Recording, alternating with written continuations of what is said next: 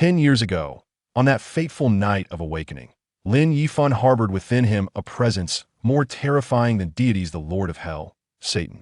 Upon acquiring the forbidden power to manipulate the hearts of men, he embarked on a path of slaughter, shrouded in mystery, consuming lives.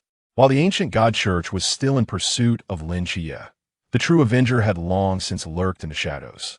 Silence or death, declared Satan's emissary, issuing a challenge to the world. Chapter 1. The Statue. Under the scorching summer sun, the incessant chirping of cicadas became a nuisance. The streets of Songnan City were sparsely populated, as if the entire city sought refuge from the blazing heat. In the shade of a tree, a young man inquired of his companion, "How do you suppose a blind person crosses the street?" Such a question piqued Lin Yifan's interest as he waited impatiently for the traffic light to change. Indeed, how could someone in such a predicament navigate the road? Typically, blind individuals have someone to assist them or are guided by a seeing eye. Dog Lin Yifan, dazed from the sun, found some merit in the young man's ramblings. However, another voice interjected, "But what if there's no one to guide them? No dog, no auditory signals, not even a cane." Before the young man could finish, Lin Yifan's gaze fell upon a figure, a boy clad in a black short-sleeved shirt, his eyes bound with thick black satin. He was crossing the pedestrian crossing, assisted by a girl of about 12 or 13. Yet, the boy's manner suggested that he was far from blind indeed. One might doubt his affliction altogether. It appeared as though he was leading the girl, casually navigating the road, effortlessly leaping over the small potholes. Lin Yifan found himself bewildered. "He's not blind. He must be able to see," the young man asserted confidently. Lin Yifan shared the thought, but a sense of familiarity washed over him regarding this supposed blind boy. "I know him. He lost his sight 10 years ago, and his mental state has been questionable," a revelation that sent a jolt through Lin Yifan, for he recognized someone akin to this description. The honking of a car behind him snapped him back, and he instinctively turned the knob on his electric bike, which began to move forward slowly. "What's his name?" "Yes, what was his name?" Lin Yifan strained to listen, nearly halting his bike. He longed to hear if it was the name buried deep in his memory. "I think it's Lin Qiye." A wave of shock washed over Lin Yifan, his scalp prickling as darkness enveloped him, causing both him and his bike to topple. He could scarcely believe it. After 10 years, he had encountered him again. A decade prior, in his hometown, a 7-year-old Lin Yifan had just finished watching a movie. His older siblings deemed him too young to accompany them to a bar, leaving him to traverse the darkened streets alone. This left him in a rather dismal state, as he harbored a fear of walking alone at night, particularly through the forested paths. Oddly enough, he often felt as though someone whispered to him in the darkness, a primary source of his dread. Yet that night, the moon shone unusually bright, alleviating some of his fear. With a heart full of joy, he even hummed a tune. Soon enough, he spotted a child lying on a rooftop, gazing at the moon. Unbeknownst to him, this child was Lin Qiye, a name he would later come to know. He intended to greet the fellow child, as there were few peers who came to escape the summer heat. Suddenly, a beam of golden light shot towards Lin Qiye, causing him to shield his eyes as he fell from the rooftop. Lin Yifan looked up toward the source of the light, the radiant moon. What he saw was an angel with 6 wings, basking in a golden aura. The angel turned slightly, casting its golden gaze upon Lin Yifan, who was gripped by terror. He did not wish to end up like Lin Qiye, blinded by the light. Retreating a step, he found himself shrouded in darkness. A black statue suddenly loomed before him, intercepting the golden light that had descended from the angel. This statue took the form of a demon, complete with sharp horns, leathery wings, and a tail. It was none other than Satan, the Lord of Hell. Stunned by this sudden revelation, Lin Yifan recalled the statue appearing to turn its head slightly, offering him a knowing smile. He fled home, unnoticed by the adults engrossed in a game of mahjong. That night, Lin Yifan succumbed to a high fever, mumbling incoherently about angels and demons. Fortunately, the fever confined him to bed for 3 days, preventing him from revealing the truth, lest he end up like Lin Qiye, confined to a mental institution.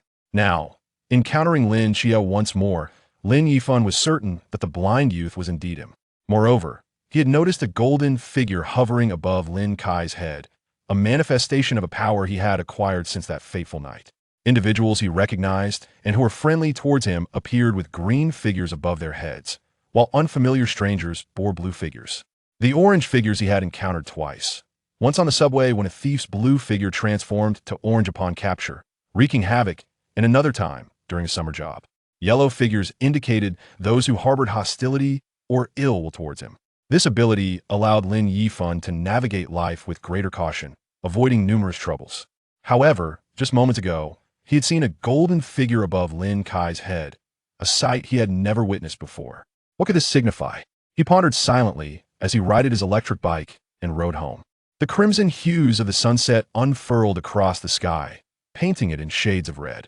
Arriving at the dining table, he found 3 dishes and a soup awaiting him.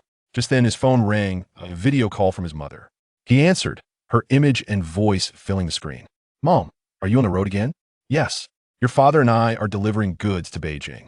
Take care of yourself for the next few days. Hurry and eat while it's hot, don't let it cool down." Her voice brimmed with concern and affection. "All right, Mom. Don't worry about me. Just make sure you and Dad rest well and take breaks on a long drive." "Did you hear that, son?" The camera shifted to his father. I heard. "How are you doing at school? You're not causing trouble, are you?" His father's gaze remained fixed on the road, yet his face was alight with joy. "Dad, I'm not a child anymore, I know. You're 17 now, nearly an adult. Son, I have to go. We're entering a tunnel, and the signal will be lost." With that, the call ended. Lin Yifan lingered at the table for a moment, feeling a twinge of emptiness. He was once again alone at home. This was an annual occurrence. His parents were often away, busy with their endeavors. He needed to hurry and get into college, find a job, so that they could finally have some rest. Yet, as he grew older, his parents only seemed to become busier, claiming they needed to earn more money for his future wife and a home. He honestly felt that wasn't necessary. After hastily finishing his meal and clearing the table, he began his homework, facing yet another pile of assignments that would likely stretch into the night. In the early hours, he finally concluded his work and lay in bed, contemplating the golden figure above Lin Qiye's head. What implications would this have for him? Yet, the thought flickered briefly in his mind before he succumbed to a deep slumber. However, upon entering the realm of dreams, the incessant sound of knocking echoed in his ears. Who could it be? He wondered. Why are they knocking so relentlessly at this hour? Lin Yifan walked through an expanse of darkness. Was he dreaming? No, someone was knocking at the door. The formidable Satan, the Lord of Hell, sat upon a stone bench. The statue remained the same as the one Lin Yifan had encountered a decade prior, and upon approaching, he found himself only reaching the calf of the imposing figure. As he scrutinized the colossal statue, he noticed it was ensnared by countless chains, rendering it immobile. The chains bore inscriptions in an unintelligible script, and when he reached out to touch them, his hand was repelled as if by an invisible force. Perhaps this endless darkness resembled a prison, determined to confine the statue until the world met its end. Yet the statue tilted its head, slightly raising its chin, as if it were disdainfully surveying all that existed. Nothing seemed capable of extinguishing its immeasurable pride. Behind it, 6 massive, fleshy wings were pierced by innumerable chains, firmly anchored to the ground. Somehow, after locking eyes with Satan, Lin Yifan seemed to comprehend the statue's message. Only through endless slaughter could its seal be broken, granting Satan liberation. Yet Lin Yifan found himself unwilling to acquiesce to such a notion. He could not bring himself to free a demon. Just as this thought surfaced, a voice mocked him. Was the righteous path but a game for the victors? What you see is merely what they wish for you to see. Release me. Lin Yifan, resolute in his defiance, turned to leave. The statue's voice echoed. You do not believe? Very well. One day, you shall return to seek me. Until then, farewell. As Lin Yifan pivoted, a crimson sphere of energy shot forth from the statue's fingertip, swiftly striking him from behind. It has been long since we last met. Allow me to gift you a charm of bewilderment to play with. This spell can control the will of any living being, and the duration of your control depends solely on your own capabilities. Before he could utter another word, more chains surged forth, silencing Satan. Lin Yifan convulsed, his body feeling as though it were being consumed by countless ants. He could not grasp what the statue had said. Gradually, the darkness receded, and the prickling sensation throughout his body faded away, only to find himself enveloped in a thick fog. Where was this? Would he ever be able to sleep soundly again? Amidst the dense mist, the persistent knocking resumed. Knock, knock, knock. This time, Lin Yifan was determined to unearth the source of the incessant disturbance. He looked up and saw, not far off, a quaint structure infused with modern elements. The knocking emanated from within. Approaching the entrance, he spotted a figure pounding on the door with fervor. The large sign above read, Divine Asylum. Chapter 2. The Charm of Bewilderment. Lin Yifan stepped forward, positioning himself behind the individual. Hey, could you please stop knocking? He placed a hand on the person's shoulder, only to discover that it was Lin Qiye. Despite a decade apart, this was merely their second encounter since then. Yet Lin Yifan had always remembered that face. Before Lin Qiye's eyesight had failed, he frequently sought him out for companionship. Lin Qiye, is that really you? Do I know you? Who are you? Lin Yifan was momentarily taken aback, but it made sense after Lin Qiye's blindness. He had sought him out, and naturally, Lin Qiye would not recognize his current visage. He quickly clarified, it's me, Lin Yifan. Lin Yifan? Yes. We played together as children. I remember. When I share my stories, no one believed me except for you. His words seemed to unleash a torrent of grievances accumulated over the years. Lin Yifan, too, harbored unspoken burdens. He had witnessed the angel Lin Qiye spoke of that fateful night. Yet he never anticipated that Lin Qiye, for revealing the truth, would end up in a psychiatric hospital. Qiye, where's this place? You ask me? I should be asking you how you ended up in my dream. Is this your dream? I don't know if it qualifies as my dream for 5 years now. Every time I close my eyes, I find myself here. You've been dreaming the same dream for 5 years. Lin Qiye nodded glumly. And for 5 years, the great door of this asylum has remained shut, unyielding to any attempts to open it. Lin Yifan gazed at the building, which indeed occupied a considerable space. Lin Qiye had tried various methods to enter, all in vain. At that moment, Lin Yifan thought he heard his phone's alarm ringing. Had he truly slept for that long? It was time to rise. He bid Lin Qiye farewell, repeatedly imploring him to cease knocking. Lin Yifan could only smile wryly, knowing Lin Qiye was jesting. Awakening from the dream, he felt sore all over, as if he had exerted himself more than during a strenuous hike. 1 week later, in the intervening days, Lin Yifan had not heard Lin Qiye's knocking. He secretly felt relieved if this continued. He was unsure if Lin Qiye would go mad, but he would certainly lose his sanity. Why were there so many people in line for breakfast today? Lin Yifan mused, murmuring, if only I could be the first in line and grab my food and go. Suddenly, an imperceptible wave of energy radiated from Lin Yifan, expanding in a 10-meter radius. Everyone in front of and behind him simultaneously gazed skyward. In an instant, the once quiet queue erupted into chaos. Honey, come pick me up. I need you to take me to work. Hey, your breakfast is ready. Don't leave. The bewildered owner of the breakfast stall watched as customers abandoned their meals. I think I want wontons. Let's go eat wontons. Another departed.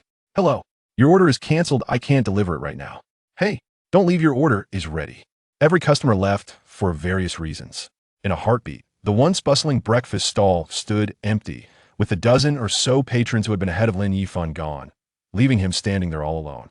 Lin Yifan stared in astonishment at the scattering crowd, feeling somewhat disoriented. The breakfast stall owner, with a forlorn expression, looked at Lin Yifan. Student come. What would you like? These just made her on the house today. Lin Yifan. They too were bewildered as to why they had left. At Sungnan Second High School, as Lin Yifan parked his electric scooter, he immediately spotted Lin Qiye, who had a golden figure perched atop his head. This little golden figure was vastly different from what Lin Yifan had seen the previous week on the street. The golden figure now had wings, plump and resembling the cherubic Cupid from classical paintings. What was that peculiar thing atop Li Yifei's head? For over a month, Li Yifei had been adorned with a reddish hue atop his head, and today it seemed clearer what it was. Upon closer inspection, it was a red snake. What on earth was this? He had never encountered anything non-humanoid of that color perched on someone's head before. The surrounding chatter interrupted his thoughts. Setting aside that strange creature, he approached Lin Qiye to greet him. He had forgotten to ask where he lived during their dream encounter, and he intended to pay him a visit. He needed to clarify whether the statue of Satan he had seen was connected to the angel on the moon. Lin Qiye, guess who I am? Lin Yifan whispered. Playing a guessing game with a blind person seemed rather convenient, as it could be done anywhere at any time. Lin Yifan. As Lin Yifan entered Lin Qiye's perceptive range, he was instantly recognized. His awareness had expanded, which explained the change in the little figure atop his head. Indeed, Qiye, you can discern that. Come with me. Your aunt has informed us, and we shall take good care of you. My aunt? Yes. Your aunt mentioned your arrival, and it filled me with great joy. Has my aunt been here? Indeed. She even bestowed 2 eggs upon each of our classmates. Lin Yifan took a few steps forward, only to realize that Lin Qiye had not followed. He inferred that Lin Qiye was taken aback by his aunt's generosity. However, Lin Yifan felt that the onlookers surrounding them were rather obstructive. Thus, he exclaimed, "What is there to gawk at? If your eyes are injured, they will heal in a few days. Clear the way, please." With that, he grasped Lin Qiye's cane and began to usher away those blocking their path. Simultaneously, a wave of energy radiated outward from Lin Yifan. Lin Qiye sensed an unusual occurrence and furrowed his brow in astonishment. His heightened perception allowed him to vividly recall the events that had just transpired. Could it be that Lin Yifan possessed some extraordinary ability? Yet, Lin Yifan remained oblivious to anything amiss, merely pondering whether his words had been unusually effective today. All the classmates promptly parted, forming a clear path, reminiscent of an emperor's procession, as they respectfully cleared the way. With one hand on the cane and the other guiding Lin Qiye, they ascended the stairs. Upon reaching the classroom door, Lin Qiye was escorted to his seat by the other students. Observing Lin Qiye's bewildered expression, it was evident that he had yet to acclimate to this warmth. Lin Yifan then approached Lin Yifan, who sat behind Lin Qiye. He scrutinized the newly manifested serpent atop Lin Yifan's head, determined to memorize its features in order to investigate its origins. While Lin Yifan focused on Lin Yifan outside the classroom, and Xingyu's gaze was fixed intently upon Lin Yifan. Chapter 3. The faceless ghost. Lin Yifan had no intention of getting involved. The direction they were heading was opposite to his home. Since Lin Qiye was now his classmate, there was no rush to learn his address. He hopped onto his beloved electric bike, which would never get stuck in traffic, and set off for home, humming a tune he had adapted. However, as he turned a corner, he noticed a sign standing in the middle of the road. Cars and pedestrians were making U-turns. Was there construction ahead? It didn't seem likely. Upon reaching the sign, he read the 4 bold characters, "No entry ahead." Just as Lin Yifan pondered this, a man lounging under a streetlight spoke casually, "Hey, this road is closed. Take another route." "But my home is just up ahead." Lin Yifan retorted, "Which department are you from? Is it legal to close this road?" As he spoke, he had already crossed into the restricted area and was considering an alternate route. "The Peace Bureau," the man replied. "The Peace Bureau? What kind of department was that?" Though Lin Yifan was puzzled, he turned back and quickly rode away from the blockade, opting for another road. The man's eyes widened in disbelief at the sight before him. He tested the blockade, which was functioning normally, wondering how it could not affect someone like Lin Yifan, who seemed extraordinary. He felt compelled to report this immediately. Just as he reached for his phone, a woman's voice crackled through his earpiece. "Old Zhao, I'm injured." Cough, cough.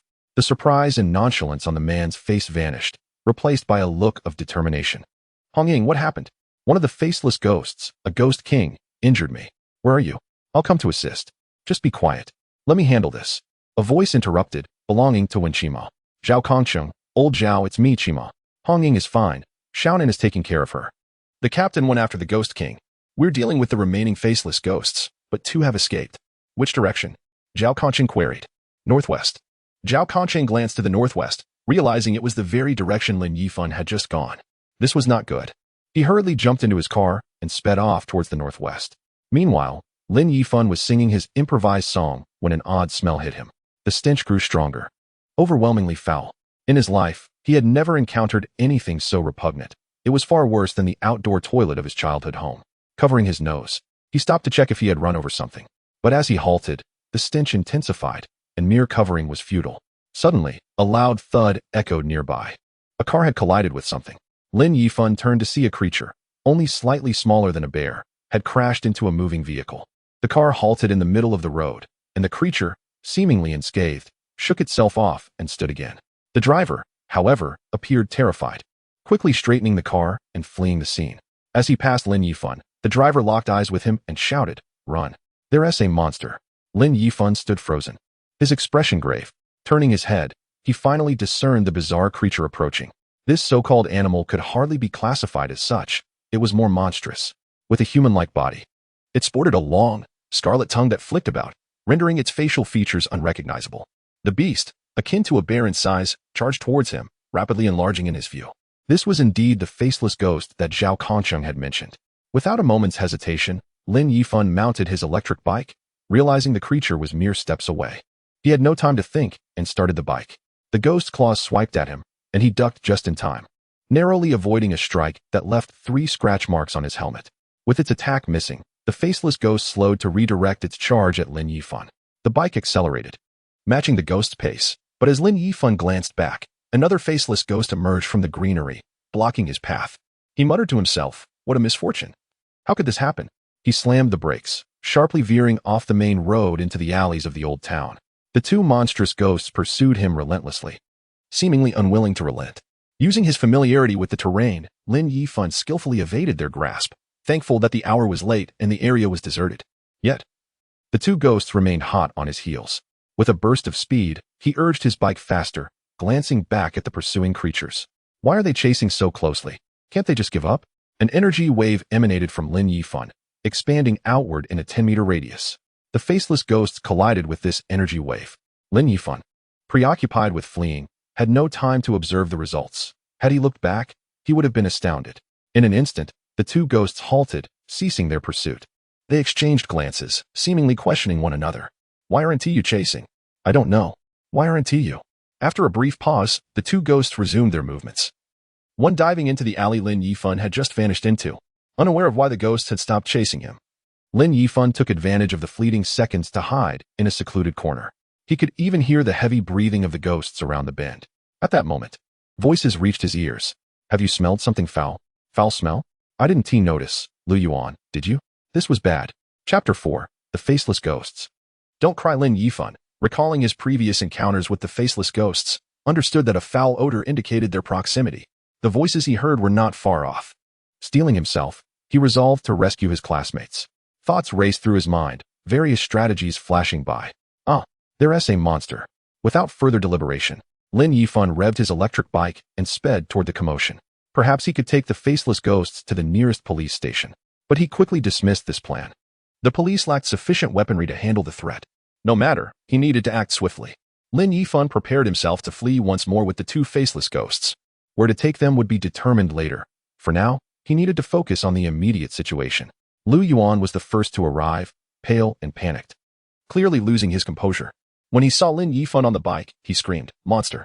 perceiving everything that moved as a threat, including Lin Yifan himself. Without looking where he was going, he dashed into an alley. "Monster!" At that moment, Lin Yifan felt as though a flock of crows had flown overhead, cawing loudly. "Run!" It was Lin Yifan shouting. "This way!" Lin Yifan pedaled furiously down the path. Turning a corner, he spotted Wang Xiao being tackled by a faceless ghost. Without a second thought, he pushed the electric bike to its limits and charged straight at the ghost. With a resounding crash, Lin Yifan seemingly collided with an insurmountable wall, leaving him dazed and disoriented, while the grotesque figure known as the demon face merely tilted its head in response. The demon face turned, its long, crimson tongue curling menacingly toward Lin Yifan. At that moment, Li Yifei dashed over, witnessing the chaotic scene unfolding before him. Without a moment's hesitation, he dropped his backpack and sprinted with all his might, shouting, "There's a monster! Run, run!" His warning, although well-intentioned, proved utterly futile. While Li Yifei's face bore an expression of sheer terror, Lin Yifan noticed a small red snake perched above his head, seemingly stifling a laugh. What could this mean? But before he could ponder further, events transpired in a flash. Lin Yifan's gaze fell upon the backpack Li Yifei had dropped in his hasty retreat. This athletic individual habitually carried all his books and study materials with him, making his backpack nearly as heavy as a set of dumbbells.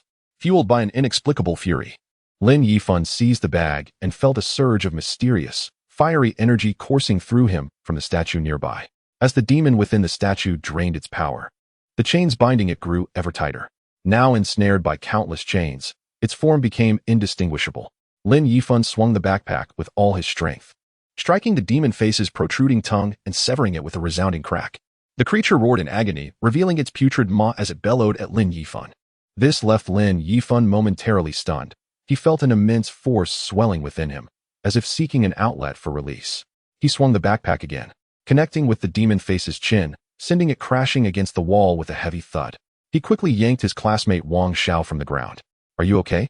But Wang Xiao stood there, dazed, his gaze fixated on the demon face embedded in the wall. He could only muster a single word, "Monster." Lin Yifan called out to him twice, but Wang Xiao remained unresponsive. With a thunderous shout, Lin Yifan urged, "Run." A wave of energy radiated from him, jolting Wang Xiao from his stupor. Though still dazed, he took off running as if propelled by the wind. Lin Yifan turned just in time to see the demon face forcefully extracting itself from the wall, not sparing Lin Yifan a glance as it plunged into the alleyway, abandoning him in its wake. This betrayal left Lin Yifan feeling profoundly disappointed, akin to a couple on the verge of separation, where one musters the courage to speak, only to find the other has already made the decision to part ways. Not good. Qiye is in danger. Having repelled one demon face, Lin Yifan felt invigorated. Bursting with newfound strength, he swiftly made his way to Lin Qiye and Jiang Qian. Jiang Qian's face was ashen, her pupils constricted, rendered speechless and frozen in place, awaiting the grim fate that loomed.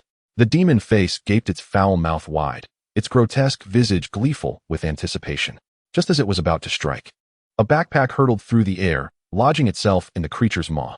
The impact was tremendous, toppling the demon face to the ground, followed by a scream of agony as it lost several of its teeth. Lin Yifan stepped forward, shielding Lin Qiye and Jiang Qian behind him. You too, run. And what about you? Lin Qiye queried, concern etched on her face, unwilling to owe Lin Yifan a debt of gratitude. Lin Yifan turned to her with a reassuring smile, clenching his fists. I wish to confront this monster. In Lin Qiye's eyes, she saw Lin Yifan's gaze transform into twin flames. Recalling the moment he had struck down the creature, it was evident that he had transcended the limits of an ordinary person. Lin Qiye had long understood that their world, shrouded in mist, had transformed into something extraordinary, far beyond the realm of normality. Having witnessed the presence of the seraph, she realized that many phenomena could not be explained by science. Thus, it was not surprising that Lin Yifan could stand against such a monster. Resolving not to dwell further, she cautioned, be careful, and tugged at the still-dazed Jiang Qian, urging her to retreat. The demon face spat blood, its savage, bloodthirsty gaze fixed on its assailant. Its razor-sharp claws scraped against the ground, producing an eerie sound. Meanwhile, Lin Yifan noticed a miniature version of the demon face atop its head, seemingly weeping, evoking a flicker of sympathy within him. Yet, confronting the terrifying reality of the demon face before him, any semblance of compassion dissipated entirely. Perhaps this was the current state of the demon face. It appeared he had truly struck a chord within its heart. Chapter 5, You Stand Still. In the eyes of the demon face, Lin Yifan had become a fiery demon, enveloped in flames as if emerging from the depths of an endless abyss, each breath exhaling fire. In this moment, the once mighty demon face trembled before Lin Yifan's formidable presence, realizing it had provoked an unwarranted foe. Noticing the demon face's hesitation to advance, Lin Yifan cautiously stepped forward. To his surprise, the creature retreated, abandoning its earlier bravado. With no further words necessary, Lin Yifan picked up the backpack from the ground, wielding it like a meteor hammer, swinging it with fierce momentum as he pursued the demon face. Taken aback by Lin Yifan's ferocity, the creature found itself cornering Lin Qiye and Jiang Qian. The demon face, intimidated by Lin Yifan's imposing aura, retreated, its earlier confidence shattered by the overwhelming presence of the entity known as Satan. Seizing the opportunity, Lin Yifan unleashed a series of strikes with the backpack, landing blows upon the demon face's head as if playing a game of whack-a-mole. Never had the demon face faced such humiliation, crushed beneath the weight of Lin Yifan's spirit. It forgot its own advantages. With each blow, the backpack disintegrated, pages scattering like snowflakes in the air. The demon face, which had once resigned itself to defeat, now glimmered with renewed determination, lunging at Lin Yifan. From initial panic to calm resolve, Lin Yifan's strength, speed, and perception had all escalated to newfound heights. He believed he could now match the demon face blow for blow. Executing a swift maneuver, he slid beneath the advancing creature, both man and monster poised for confrontation. In the distance, Lin Qiye's voice pierced through the chaos. You need to go. I'll hold it off. But you can't see it. Forget about me, just go. Lin Yifan knew he could not leave Lin Qiye alone. As the demon face lunged again, Lin Yifan deftly sidestepped, seizing the moment to deliver a powerful punch to its head, slamming it to the ground. The demon face emitted a pained howl, scurrying to a corner, cradling its head in agony, clearly wounded. Lin Yifan examined his unscathed fists, his confidence soaring. Having tasted defeat, the demon face was not inclined to remain passive. It turned and fled. If you escape, it will hinder my chance to rescue Qiye. Lin Yifan thought, shouting, stop. Where do you think you're going? A wave of energy pulsed outward, a manifestation of Satan's heart manipulation. The ghostly figure, having barely taken a few steps, obediently stood still, motionless. Why is it so compliant? I commanded it to halt, and it did so without hesitation. At that moment, Lin Yifan seemed to recall the words of Satan from the statue, bewitching mind technique. Could it be that? Lin Yifan reflected on the bizarre occurrences of the day and quickly grasped the method of employing the bewitching mind technique. 1 second, 2 seconds. 3 seconds, the ghostly figure regained its ability to move. Yet, it became still again. Lin Yifan leaped in front of the specter and delivered a powerful uppercut, sending it soaring off the ground. Another punch struck the specter's abdomen, shattering 3 or 4 ribs. In the blink of an eye, Just 3 seconds had passed, and the ghostly figure was once again eager to escape, but it was no longer in control of its fate. Halt. Lin Yifan had swiftly mastered the use of the bewitching mind technique. The specter was left with no choice but to endure the blows. Lin Yifan unleashed a flurry of punches, faster and more relentless with each strike. It was evident that the specter was doomed. Half a minute later, the once recognizable form of the ghostly figure had become unidentifiable. The bewitching mind technique had been employed 4 times in total. Yet only 2 instances had been effectively wielded to augment Lin Yifan's assault. He felt a profound sense of control over his attacks against the specter, as if every action was perfectly orchestrated. However, a sudden darkness enveloped his vision, nearly causing him to faint. The bewitching mind technique demanded a considerable toll on his mental fortitude. Initially, the specter had been terrified at the sight of a demon's emergence. Then, immobilized and unable to escape, it could only watch helplessly as Lin Yifan's fist left marks upon its body. The pain inflicted by each blow paled in comparison to the sheer horror of being dominated and unable to flee. For the ghostly figure, it was left with the abject terror of witnessing its own annihilation, all while being helpless to escape such a fate. Meanwhile, Lin Qiye had instructed Jiang Qian to retreat while he skillfully evaded the specter's relentless attacks through heightened sensory perception. The situation of Lin Yifan was too distant for him to sense directly, yet the sounds of combat assured him that Lin Yifan was still alive. As Lin Yifan wiped the blood from his fists and steadied himself against the wall, preparing to assist Lin Qiye, a transformation occurred with the miniature ghostly figure perched atop the specter's head. In the instant the specter's life force dissipated, the mini-ghost morphed into a crimson orb of light, seemingly poised to escape. Concurrently, Lin Yifan found his body completely beyond his control. 5 streams of red electricity shot forth from his limbs, ensnaring the red orb and forcing it into his own body. This was the specter's soul energy, which entered Lin Yifan and gravitated toward the vicinity of the statue. At that moment, the statue was no longer recognizable. It had been entirely enveloped by chains. The red energy orb circled the chains, seeking a way to penetrate, yet despite its relentless efforts, no passage could be found. Ultimately, it wobbled and settled upon the chains. Though they appeared unremarkable, the moment the soul energy orb made contact, a crackling sound was heard, accompanied by a wisp of blue smoke as it vanished. The eerie inscriptions on the chains flickered momentarily, as if they had been slightly depleted. Lin Yifan, now lying in a star-shaped position, returned to normal. It seemed that sufficient life energy was required to unlock the seal on the chains and thus obtain Satan's abilities. Was he truly going to unleash Satan? After all, he was a demon.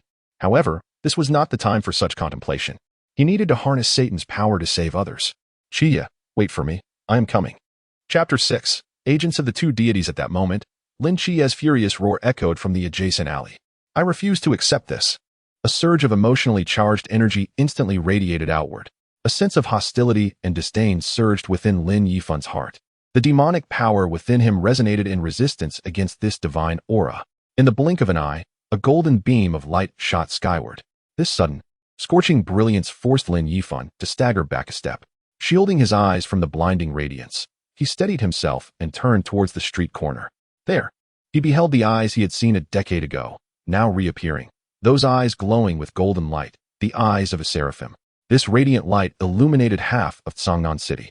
The divine brilliance seared Lin Yifan's eyes, and as he turned to evade it, the statue, along with its chains, began to tremble. A burst of red flames erupted from the chains, infusing Lin Yifan's eyes with formidable energy.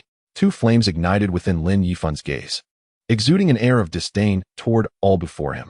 At that moment, a peculiar spectacle unfolded in the sky. The golden light emitted from Lin Qiye's eyes divided the world into 2 halves. One side was illuminated by the golden radiance, while the other remained shrouded in impenetrable darkness. In the illuminated expanse, golden waves rolled through the clouds, as if a 6-winged angel was gazing down.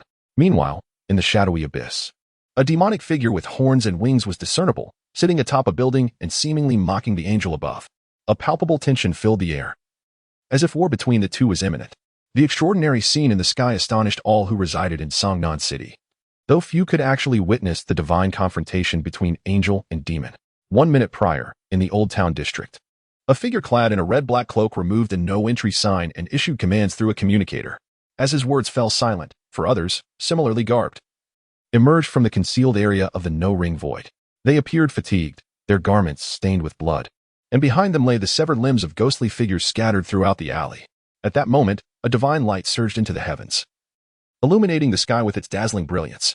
Heavens! Could this aura be? Indeed, it was the presence of divinity. A divine ruin had emerged. Wu Xiangnan could sense another potent aura alongside this divine energy, one that exuded malevolence, treachery, and deceit. Lao Zhao was also making his way toward that direction. Let us go and see which two deities' agents are at play here. Captain, shouldn't we assist the leader? The captain is pursuing the Ghost King. We cannot be of help. The world, save for the Great Xia, was enveloped in mist. The simultaneous emergence of these dualistic auras stirred the eyes of those lost in the fog. Angels? Are you going to take action? Are the angels and demons clashing once more? Splendid. Let us bring ruin to this world and welcome the arrival of the true gods. Zhao Kongqing sped through the alley, toppling numerous bottles and jars. The golden light was all too familiar to him. Records indicated it belonged to the divine agent designated as 003, Michael. Yet, the source of the opposing malevolent aura remained unknown. He felt overwhelmed, hoping that this deity, which heralded death, would not cause any further disturbances. Lin Yifan observed Lin Qiye descending from the sky to the ground. The boundless energy surging from his eyes gradually subsided, and his golden gaze met Lin Yifan's. They both bore expressions of astonishment. Lin Qiye could finally perceive the world through his own eyes. However, the first sight that met his gaze was Lin Yifan, whose eyes burned with fiery intensity. Stumbling slightly, Lin Yifan reached out to steady him. Lin Yifan, what has happened to your eyes? Lin Yifan was perplexed, unaware that his eyes were ablaze. He could only surmise that it had something to do with the statue of Satan. Taking out his phone and activating the camera, he was startled to see his own fiery gaze. He instinctively reached out to extinguish the flames, but they proved impossible to quell. At that moment, the ghostly figure that had attacked Lin Qiye was not yet vanquished. Its tail lashed out toward them with a gust of wind. Be careful, Lin Qiye shouted, attempting to pull Lin Yifan aside.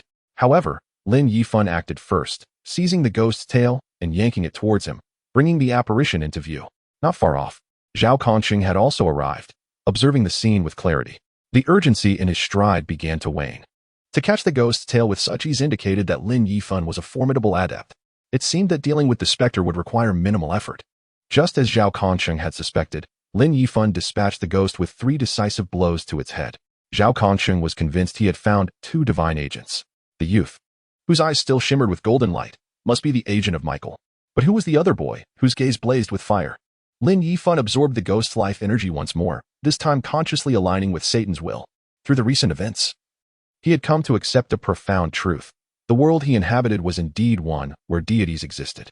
Such realizations rendered various supernatural phenomena not mere figments of imagination. If accepting this formidable power could safeguard not only himself but also protect his family and those around him, why would he not embrace it? Moreover, it seemed that Satan's sole demand was to be liberated. The chains binding him were no trifling matter. Fully liberating him would not be an endeavor to be undertaken lightly. The longer such immense power resided in his possession, the longer he could defend those nearby. With a single hand, he unleashed a surge of crimson electricity, ensnaring the dissipating soul energy of the ghost and drawing it into his being, directing it toward the chains. As the soul energy approached, strange black inscriptions appeared on the chains. Upon contact, the black text faintly flushed red and trembled momentarily, only to revert to its original state, as if nothing had transpired. Meanwhile, Zhao Kongqing had drawn his blade, furrowing his brow as he interrogated the two. Speak. Which deity do you serve? What do they demand of you? His gaze was fixed intently on Lin Yifan, who exuded a demonic aura. Chapter 7. Satan's Oath. The energy waves resonating with Klein-level intensity emanated from both youths, prompting Zhao Kongqing's instinctive caution. For an agent of any deity, such vigilance was a natural response, especially for him and his Night Watch organization. Each deity harbored differing sentiments towards humanity, and the tasks assigned to their agents were often peculiar. When encountering divine agents, the foremost priority was to ascertain the intentions and demands of the deity they represented. If hostility towards humanity was evident, it became paramount to eliminate the divine agent at any cost, regardless of their allegiance. Should any anomalies arise, he was prepared to forcibly augment his strength. Risking his life in the confrontation, Lin Yifan and Lin Qiye exchanged a glance, their eyes void of the earlier radiance and fire, even as the armed man approached them. He appeared ready to strike at the slightest provocation. Both had endured life-and-death trials and were physically and mentally exhausted. The man wielding the blade exuded an aura of lethal intent, hardly resembling a benign figure. Noticing their silence, Zhao Kongqing sensed the situation growing precarious. He was not adept at negotiation, and observing their student attire against his own weapon raised doubts that his intimidating presence might have frightened them. Taking a deep breath, He muttered to himself, "What a bother." He sheathed his blade. "All right, just come with me. We need to talk." Lin Yifan and Lin Qiye exchanged a knowing look, comprehending each other's thoughts. Neither wished to be confined again, and with a slight nod, they turned and fled, before Zhao Kongcheng could finish his sentence. As he lowered his gaze to sheath his knife, Lin Yifan and Lin Qiye vanished from sight. When he looked again, they were nowhere to be found. Just then, the sound of hurried footsteps approached. Zhao Kongcheng instinctively drew his blade once more. Lu Yuan rushed in, shouting, "There are monsters! Monsters!" A flock of crows flew overhead, calling an alarm. Lin Yifan passed by a shattered electric scooter, now beyond repair, its remnants scattered across the ground. Entering the restroom, he beheld his bloodied visage and reminded himself that everything that had transpired was no mere figment of imagination but a series of tangible events. The experience had proven far more exhilarating and intense than any science fiction film. What exactly was that monster? Were the recent serial killings perpetrated by such beings? And who was the man with the blade claiming to represent a peace office? What hidden truths lay within this enigma? The golden light in Lin Qiye's eyes resembled that of the angel he had seen a decade ago. Moreover, upon stepping forth from the golden light, he was no longer blind. Any of these revelations would be met with disbelief if shared. The flames that burned within his eyes were a reality he had witnessed himself. What was happening to him? Just as the thought crossed his mind, the flames re-emerged in his gaze. Instantly, a surge of power coursed through him, igniting a heat that caused his skin to redden. He felt his physical strength transforming, muscles swelling rapidly. The pain began as a mere prickling sensation, escalating to a heart-wrenching agony, akin to being thrust into a fiery inferno of torment. He tore away his clothing, his entire body ablaze, and even a cold shower offered no relief. The residual coolness evaporated in an instant, producing wisps of steam. His mouth opened as if to expel flames. Yet only a cloud of white mist escaped. The unimaginable pain rendered Lin Yifan unconscious. Time passed, though he could not discern how long. Upon regaining consciousness, a wealth of information flooded his mind, granting him insight into the ancient gods and the enmity between Satan and Lucifer. Before him lay a tangle of chains and an impenetrable statue bound by them. With great difficulty, he rose from the ground, still acutely aware of the lingering pain in his body. Rubbing his aching form, he circled the statue. The chains that bound it seemed to have emerged from thin air. He attempted to call out to Satan several times, but the statue remained unresponsive, as if swallowed by the depths of silence. When he reached out to touch the chains, his hand was repelled. Exiting the realm of consciousness, he stood up and caught sight of a miniature version of the statue hovering above him in the mirror. After a decade, the dark mist that had once shrouded him had finally dissipated. Did the appearance of the statue signify that his fate was now intertwined with Satan's? It must be so, for the source of his power was indeed Satan. Divine agent? That man referred to us as such. I am the agent of Satan. The utterance felt peculiar, somewhat unappealing. Is this truly the path to safeguarding humanity? Can a demon be a protector of mankind? Who would believe such a thing? Lin Yifan himself was the first to dismiss it as absurd. Could it be that, as Satan himself proclaimed, he seeks to be liberated? This notion, while far-fetched, held a semblance of plausibility. Lin Yifan's extensive experience gleaned from years of dramas indicated that demons often require various mediums to manifest in the human realm, with human bodies being their most common vessels. A sense of dread enveloped Lin Yifan. It appeared he had caught the attention of a demon. What should he do? What calamities might ensue? At that moment, Satan was amused. Lin Yifan had anticipated the sudden emergence of Satan's voice. What was his true intent? Without divulging his genuine purpose, no demands would be entertained. Lin Yifan was prepared to pay any price, even his life. He could not allow Satan to descend upon the world and endanger countless lives. There was no way that could happen. The haughty Satan was far too disdainful to offer explanations or justifications. Yet Lin Yifan managed to provoke a smile from him. Let me clarify. This world belongs to you, but it also belongs to us. Why would I seek to destroy you and thus destroy myself? Do you genuinely believe that transforming this place into hell would bring me joy? No, it would only delight those ancient gods. Through prolonged observation of Lin Yifan, Satan realized that if he did not reveal his true intentions now, he might remain sealed away indefinitely. Lin Yifan gazed into the mirror, awaiting Satan's response. Listen well, young man. I, Satan, swear by my own soul that my true desire in seeking your assistance is to punish the traitor Lucifer and to avenge myself against the ancient gods who have imprisoned me. Lin Yifan was taken aback by the secrets revealed by Satan. It turned out that the engulfing mist consuming the world was the work of the ancient gods. And the reason the Great Xia Empire had endured was due to the relentless resistance of its deities. This revelation left Lin Yifan in a state of disbelief. To persuade him, Satan displayed an unprecedented patience. engaging in conversation with a human without losing his temper. Under normal circumstances, Lin Yifan would likely have already lost his soul to Satan, reduced to ashes. My curse has already intertwined with your being. I shall now enter a prolonged slumber, and everything will depend on you. Go forth and hunt. Only the lives of the mysterious can unlock the seal. No, I do not wish to go. You have mistaken the person. In truth, Satan did not directly inform Lin Yifan that if he failed to break his seal, he would remain in eternal slumber for potentially thousands, even tens of thousands of years, or until the end of time. This dialogue with Lin Yifan was a considerable risk for him, expending the last remnants of his energy. Whether he could awaken and exact his revenge would hinge entirely on Lin Yifan. Gradually, Lin Yifan's taut nerves began to relax. With Satan swearing by his soul, Lin Yifan believed there was some truth to it. Yet, he remained cautious. After all, he was dealing with the infamous demon, the true master of hell, Satan. The blatant manipulation by Satan had become unbearable. A wave of annoyance surged within him as he repeatedly struck the wash basin. At that moment, Lin Yifan felt utterly exasperated. He regretted engaging with Satan and wished to sever any connection with him. Satan, for the past decade, or even longer, I have always heard whispers. This must be your doing, right? Lin Yifan confronted Satan, reflecting on how, at such a tender age, he had endured this torment daily. Who could possibly withstand such horror? While others watched horror films, Lin Yifan lived within one.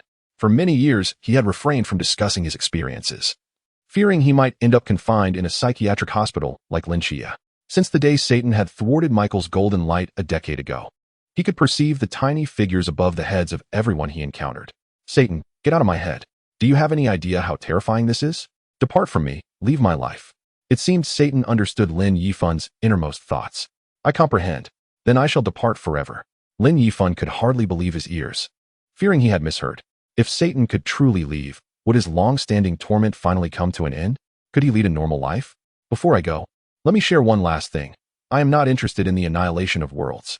You lie. I do not believe you. Even the stone figure above Lin Yifan's head vanished. But could everything genuinely conclude in this manner? Chapter 8. Bad News in the Streets. Zhao Conqing sat slumped in his car, smoking a cigarette. A knock on the window interrupted him. The window slowly descended. Old Zhao, how's it going? Have you found the divine agent? Vice Captain Wu Xiangnan pointed to a student dressed youthfully behind the car. Zhao Conqing took a deep drag from his cigarette and let out a snort. This isn't the one. This is a classmate of those two little rascals. Conqing, you seem awfully angry. How could I not be furious? One is a golden forbidden realm named Lin Qiye, and the other, a fiery forbidden realm named Lin Yifan. Both students from the second high school. He gestured towards Lu Yuan, who was seated in the back of the car. This one is their classmate. Upon hearing this, everyone's expressions turned grave. It was already rare to encounter agents of forbidden realms, and now there were two. It was uncertain whether this was a blessing or a curse. At that moment, Wu Xiangnan's phone rang. Hello? What is the matter? An attack by the ancient god church? Their parents are deceased? All right, I understand. What is the name of their child? Lin Yifan? Got it. We will notify him. Wu Xiangnan hung up, paused, then said, Old Zhao, what was the name of the student from the fiery forbidden realm again? Lin Yifan. The next morning, Lin Yifan awoke and looked in the mirror, finding no bizarre anomalies atop his head. As he walked down the street, the tiny figures above everyone's heads had vanished. Lin Yifan, unaccustomed to the absence of others' attitudes towards him, felt slightly disoriented. Upon reaching the school gate, he immediately spotted Zhao Conqing squatting on the curb across the street. Lin Yifan was taken aback by his persistence in tracking him down to the school. Tilting his head, he threw an arm around a passing classmate, feigning casual conversation. Yesterday, there was so much homework. What time did you finish? 12:30. Do we know each other? Of course we do. You're from class 6, right? Class 6? No, I'm from class 4. I knew you were not from class 6, but from class 4. Huh? Are you crazy? Crazy? Yes, I'm crazy. He released the classmate and hurried into the school, narrowly evading Zhao Conqing's gaze. Thankfully, he had not been discovered. He wondered if Lin Qiye would be caught by him. Zhao Conqing flicked the cigarette but to the ground and extinguished it with his foot, retrieving his phone. Hello. Old Wu. A divine agent just arrived. He just went in. As soon as Lin Yifan appeared around the corner, Zhao Conqing noticed him. Observing Lin Yifan's clumsy act, he decided to play along. Zhao Conqing understood that Lin Yifan would not have an easy day ahead. Lin Yifan, come here for a moment. Lin Yifan frowned, feeling unfortunate. Why was the grade director calling for him? It seemed he had unwittingly drawn the short straw on his very first day back, now facing yet another set of tasks. This is Lin Yifan. You all can chat with him. The grade director gestured towards Lin Yifan, introducing him to a tall, thin man in military attire who wore glasses. Approaching Lin Yifan, I gently patted his shoulder and sighed before departing, leaving only Wu Xiangnan and Lin Yifan together. "Follow me," Wu Xiangnan beckoned, leading to an unfrequented clearing where the other 3 members of Night Watch Team 136 were gathered. "Long Xian, is the area secure?" Wu Xiangnan inquired through his earpiece. "Secure," replied Lang Xian, his scope trained on Lin Yifan from a distant high-rise, capturing the moment with a shutter click. Wu Xiangnan scrutinized Lin Yifan in silence, causing an unsettling chill to creep up Lin Yifan's spine. Though the others appeared nonchalant, they had effectively surrounded him. Sensing the latent threat in their demeanor, Lin Yifan broke the silence. "What do you want from me? Do not be alarmed. I am Wu Xiangnan, the vice captain of Night Watch Team 136 in Songnan City." "Night Watch?" Lin Yifan echoed. "Indeed, Night Watch. You were in the alleys last night, weren't you?" Lin Yifan had already contemplated this matter, realizing it was futile to conceal the truth. Before him stood members of a unit that could be trusted. "Yes, I was." At this, Hong Ying and Wen Qima instinctively reached for their black boxes. Wu Xiangnan gestured for calm, urging them to refrain from any rash actions, for he sensed no malevolence emanating from Lin Yifan. "And which deity do you serve?" "Satan," Lin Yifan declared unabashedly. Wu Xiangnan and the others were momentarily taken aback, astonished to find themselves before the reputed agent of the Lord of Hell. "What is your task?" Wu Xiangnan's hand trembled slightly, uncertain if his abilities could contend with Satan's emissary, even one with mere shadowy presence. To lift his seal and release him. In essence, it entails slaughter. Only through relentless killing can his seal be undone. Wu Xiangnan gazed into Lin Yifan's eyes, detecting no hint of deceit or concealment. After a few seconds of consideration, he decided to trust Lin Yifan's words. What is his ultimate goal? Is it the annihilation of the world? I have posed this question to him. Yet he expressed no interest in world destruction. That cannot be true. Isn't it the nature of Satan to seek global devastation? Honging interjected, her face a mixture of confusion and curiosity. Satan does not desire to destroy the world? This is a first for me, she mused, leaning against the wall in disbelief. Gaining insight into Satan's true intentions felt like completing a mission, at least clarifying that his threat to humanity was significantly lower than that of the fanatical ancient god society. However, Wu Xiangnan felt the weight of the next words he needed to utter. Lin Yifan, come with us. Join the Night Watch and protect Songnan City. Safeguard the Xia dynasty and defend all humanity. Lin Yifan shook his head. Can I choose not to join? Of course, but why? Wu Xiangnan pressed. Aren't you curious about everything? The mysterious pursuers from last night are known as the ghost-faced men. Wu Xiangnan sought to pique Lin Yifan's interest further. Satan has disclosed much, and I hold great admiration for you and your endeavors. Yet, please understand that I have parents to care for. But your parents, Honging began, only to be silenced by Wu Xiangnan's shake of the head. For years, Lin Yifan had watched his parents toil tirelessly. He believed that if he persevered a little longer, he could relieve them of their burdens and allow them to enjoy their twilight years. Moreover, there is something I must share. I am no longer Satan's divine agent. This statement was not a lie. Wu Xiangnan found it peculiar that he could sense no trace of Satan's aura around Lin Yifan. Lin Yifan, should you encounter any difficulties, do not hesitate to seek us out. Yet, as he watched Lin Yifan retreat slowly, no further words were exchanged. Chapter 9. The Lord of Hell, Satan. Descends. Lin Yifan appeared at the classroom door, causing an abrupt hush to fall over the room. All eyes turned toward him. Why is he still attending school? Indeed, didn't his parents meet with a tragic fate? Exactly. Sure, he's coming this way. Wang Xiao sidled up to Lin Yifan, while Jiang Qian and Li Yifei approached as well. Lin Yifan, are you all right?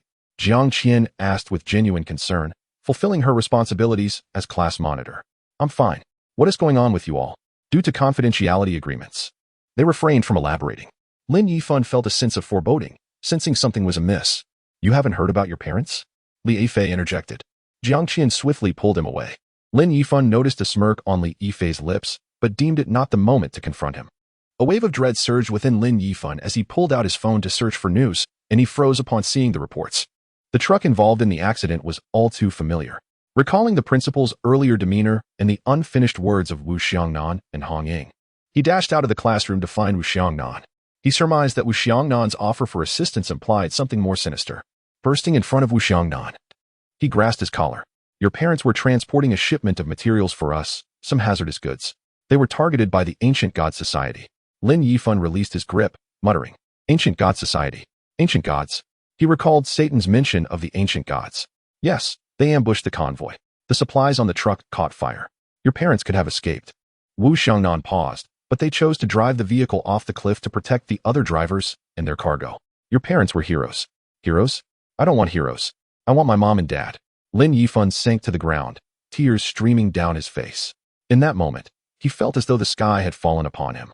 Images of his parents flashed in his mind, still under 40, just as they were about to enjoy the fruits of their labor, now lost forever. They had always been strong, never once burdening Lin Yifan with their struggles. His father, a long-haul driver, suffered from a stomach ailment due to irregular meals, while his mother accompanied him on trips, hoping to aid in his recovery. Now they were gone, leaving him with no home. You worked so hard. How could it end like this? Why? Come with us. Even if you are no longer a divine agent, we of the Night Watch will look after you. Lin Yifan kept his head down, contemplating Wu Xiangnan's words, finding something within them. You mentioned that the ancient god society attacked the convoy, right? Lin Yifan attempted to stifle his tears, recalling his father's words about men not shedding tears. Yes, the ghost-faced men were also released by them, correct? Wu Xiangnan nodded, sensing Lin Yifan's rising fury. If I join the Night Watch, can I confront them? I cannot guarantee it, but there is a possibility. Wu Xiangnan hesitated, aware of Lin Yifan's current status. His parents had perished during their mission and were posthumously honored as martyrs. Lin Yifan was now a martyr's child, beyond the Night Watch's recruitment. Even if he were still Satan's divine agent, it would not matter, particularly since he had severed ties with Satan. Yet, this notion of breaking a divine contract was a first for Wu Xiangnan. Lin Yifan wiped his tears and fixed a determined gaze upon Wu Xiangnan. I want to join the Night Watch. However, we have regulations. You are a bereaved family member, and we cannot conscript you. If you do not want me, I shall take matters into my own hands. Lin Yifan devised his own plan. Was it not the ancient god sect? What of the phantom man and his mysteries? I seek vengeance. All these damned beings shall perish. In an instant, Wu Xiangnan sensed a palpable aura emanating from Lin Yifan, one infused with bloodlust and madness, surpassing that of anyone he had ever encountered. Furthermore, this aura was expanding. If left unchecked, it could very well erupt. Very well. You may join, but only as a temporary member. Do you still wish to participate? What do you mean? We will take care of your basic needs, but will not pay you a salary. Fine, I agree. At this moment, money held little significance for Lin Yifan. There would be no benefits or insurance. Do you still wish to join? The other members of Team 136 regarded Lin Yifan with profound sympathy, believing their vice captain, Wu Xiangnan, was taking advantage of him. By agreeing, it was tantamount to selling himself to Team 136, becoming a free laborer without any responsibility. It matters not. As long as I can freely slay the members of the ancient god sect and mysterious entities, that is all I require. Wu Xiangnan was concerned that Lin Yifan might become an unstable factor within the team. Any instability could pose a measurable danger to the other members, potentially bringing calamity upon the entire unit. Now it was up to Wu Xiangnan whether to accede to Lin Yifan's request. Wu Xiangnan hesitated, failing to provide Lin Yifan with a clear answer. Lin Yifan was indifferent. All his previous aspirations had become mere echoes of the past, devoid of meaning. Only vengeance against the ancient god sect and the mysterious beings occupied his thoughts. Satan, arise. I know you can hear me. Are you satisfied now? Our fates are once again intertwined. Bestow upon me your power. I require your strength. I shall eradicate them all, annihilate the ancient gods, obliterate everything. Satan, are you pleased now? It seemed that Satan sensed Lin Yifan's call. The sky darkened, clouds roiling ominously. The wind howled in the ears of the onlookers as Lin Yifan shouted. His eyes blazed like fire, and a fierce, violent energy surged from within him, creating ripples in the air. The members of Team 136 present were forced back a step by this overwhelming force, their hearts swelling with an unprecedented fear. As though the end of the world was nigh. Divine ruin, the curse of reversal. Within the realm of the curse of reversal, no one could withstand the influence of the heart deception art, not even the divine. Behind Lin Yifan, a shadow flickered in and out of view. It was a demon, crimson all over, with massive wings sprouting from its sharp horns. The Lord of Hell, Satan, had arrived. Chapter 10. The unsettling Satan Zhao Kongsheng, lurking by the roadside. Sensed this familiar aura, yet the murderous intent within it sent shivers down his spine. In an instant, the aura dissipated, and he exhaled in relief. He activated his earpiece. Old Wu, what is the situation on your end? Nothing much. We've taken Satan's agent away. Do you wish to continue waiting? Zhao Kongsheng was quite satisfied with this outcome. Waiting was imperative, for that was the agent of Michael. He mused internally. Goodness. An agent of Satan. Next. The agent of Michael shall not escape. In Songnot City, at the Peace Bridge, within the basement of the Peace Office, the space was spacious and bright. adorned with minimalist modern decor, exuding a high-tech ambience. In the hall, 5 individuals observed Lin Yifan, who was fervently exercising alone, with concern. Their primary dilemma was how to console Lin Yifan, who had just lost his parents. Lin Yifan was doing push-ups. 75, 76. He was completely immersed in enhancing his physical capabilities. Previously, he could barely manage 30 push-ups, yet now he could perform 100 without breaking a sweat. He could continue doing sit-ups indefinitely if he desired. Now, he prepared for 100 squats. Wu Xiangnan approached, handing him a bottle of water. Lin Yifan. Pause for a moment. Lin Yifan accepted the water, opened it, and drank, then inquired of Wu Xiangnan, "May I use the fitness equipment you have here?" Wu Xiangnan nodded. Gazing into Lin Yifan's eyes, attempting to discern his inner thoughts, Lin Yifan smiled slightly at Wu Xiangnan before making his way to the fitness equipment. "I've only been to a gym once. I'm not familiar with these machines. You'll have to teach me." "Wait, Lin Yifan," Wu Xiangnan attempted to console him, recognizing that his current behavior was a form of psychological defense and avoidance. He had seen and experienced such behaviors before and understood them well. While this exercise might alleviate his grief, avoidance was not a solution. Perhaps time would heal this profound sorrow. With this thought, Wu Xiangnan altered his approach. "Lin Yifan, are you certain you want to join the Night Watchers?" Lin Yifan turned to Wu Xiangnan, his gaze unwaveringly resolute. "I am certain. Until death, without regrets." His words ignited the enthusiasm of Team 136, shattering the oppressive atmosphere. Hong Ying and Wen Qima approached Lin Yifan, pulling him to the forefront. "Come, meet the members of Team 136. Hong Ying playfully lifted Lin Yifan's chin, forcing him to raise his head. "We are the Night Watchers of Songnan City, Team 136. Our captain, Chen Mai, is currently absent. This is Wu Xiangnan, our vice-captain." Wu Xiangnan nodded and stepped forward. "She is Hong Ying, the frontline combat prowess of Team 136. Hong Ying tilted her head, smiling as she waved at Lin Yifan. "You all introduce yourselves." "Qima, you begin," she prompted. The man beside Lin Yifan responded, "Night Watchers. Team 136, frontline combat prowess, Wen Qima." Next, the young girl sitting on the sofa, slightly shy, raised her head and said softly, "Night Watchers, Team 136. Combat support part-time medic, Si Xiaonan." "Night Watchers, Team 136, long-range fire support, Lang Xian," remarked the cold man sitting on the stairs. Once all introductions were complete, Wu Xiangnan added, "And one more, whom you met last night. Night Watchers, Team 136, frontline combat prowess, Zhao Kongqing." Lin Yifan carefully memorized each name, ensuring he would not forget. Wu Xiangnan walked alongside Lin Yifan to the fitness equipment and slowly spoke. "Lin Yifan, there is something I must remind you once more." Lin Yifan grunted, listening intently, while he hoisted an 80-kilogram barbell onto his shoulders and commenced his squats. In the past, he would have never dared to contemplate such feats. "Your identity is special. I cannot guarantee whether you will be able to become a formal member." After completing a squat, Lin Yifan stood, smiling as he replied, "It matters not. Regardless of whether I become a formal member, the ancient gods and their sect will continue to exist." "Huh? What do you mean?" "As long as they exist, I shall have my chance for vengeance. Whether or not I am a formal member is of no consequence to me." Wu Xiangnan furrowed his brow. He needed to discuss this matter thoroughly with the captain, as Lin Yifan was indeed the divine agent of Satan. While he did not oppose a massacre against the ancient god sect, he feared losing control over Lin Yifan, who could become a nightmare for humanity simply because he was Satan's agent. "You wish for vengeance, but merely training your body is insufficient," Hong Ying interjected. "Vice-captain, may I request Qima to conduct intensive training with him?" Hong Ying sought to advocate for Wen Qima's involvement. "Hong Ying, you are not the vice-captain. How can you arrange my duties?" he replied, casting a glance at Wu Xiangnan, their vice-captain. All of Wu Xiangnan's thoughts were consumed by Lin Yifan. It seemed that his body had already undergone a transformation by Satan. The specific abilities of the Divine Ruin's curse of transmutation remained unclear for now. But being the creation of Satan, it was unlikely to be lacking in power. His combat skills were evidently non-existent. He required someone to instruct him. Wu Xiangnan nodded in agreement with Hong Ying's suggestion. "Hong Ying is injured. Qimo, you shall train the newcomer." Hong Ying playfully stuck her tongue out at Wen Qimo, pushing him towards Lin Yifan. This coincided perfectly with Wu Xiangnan's intentions.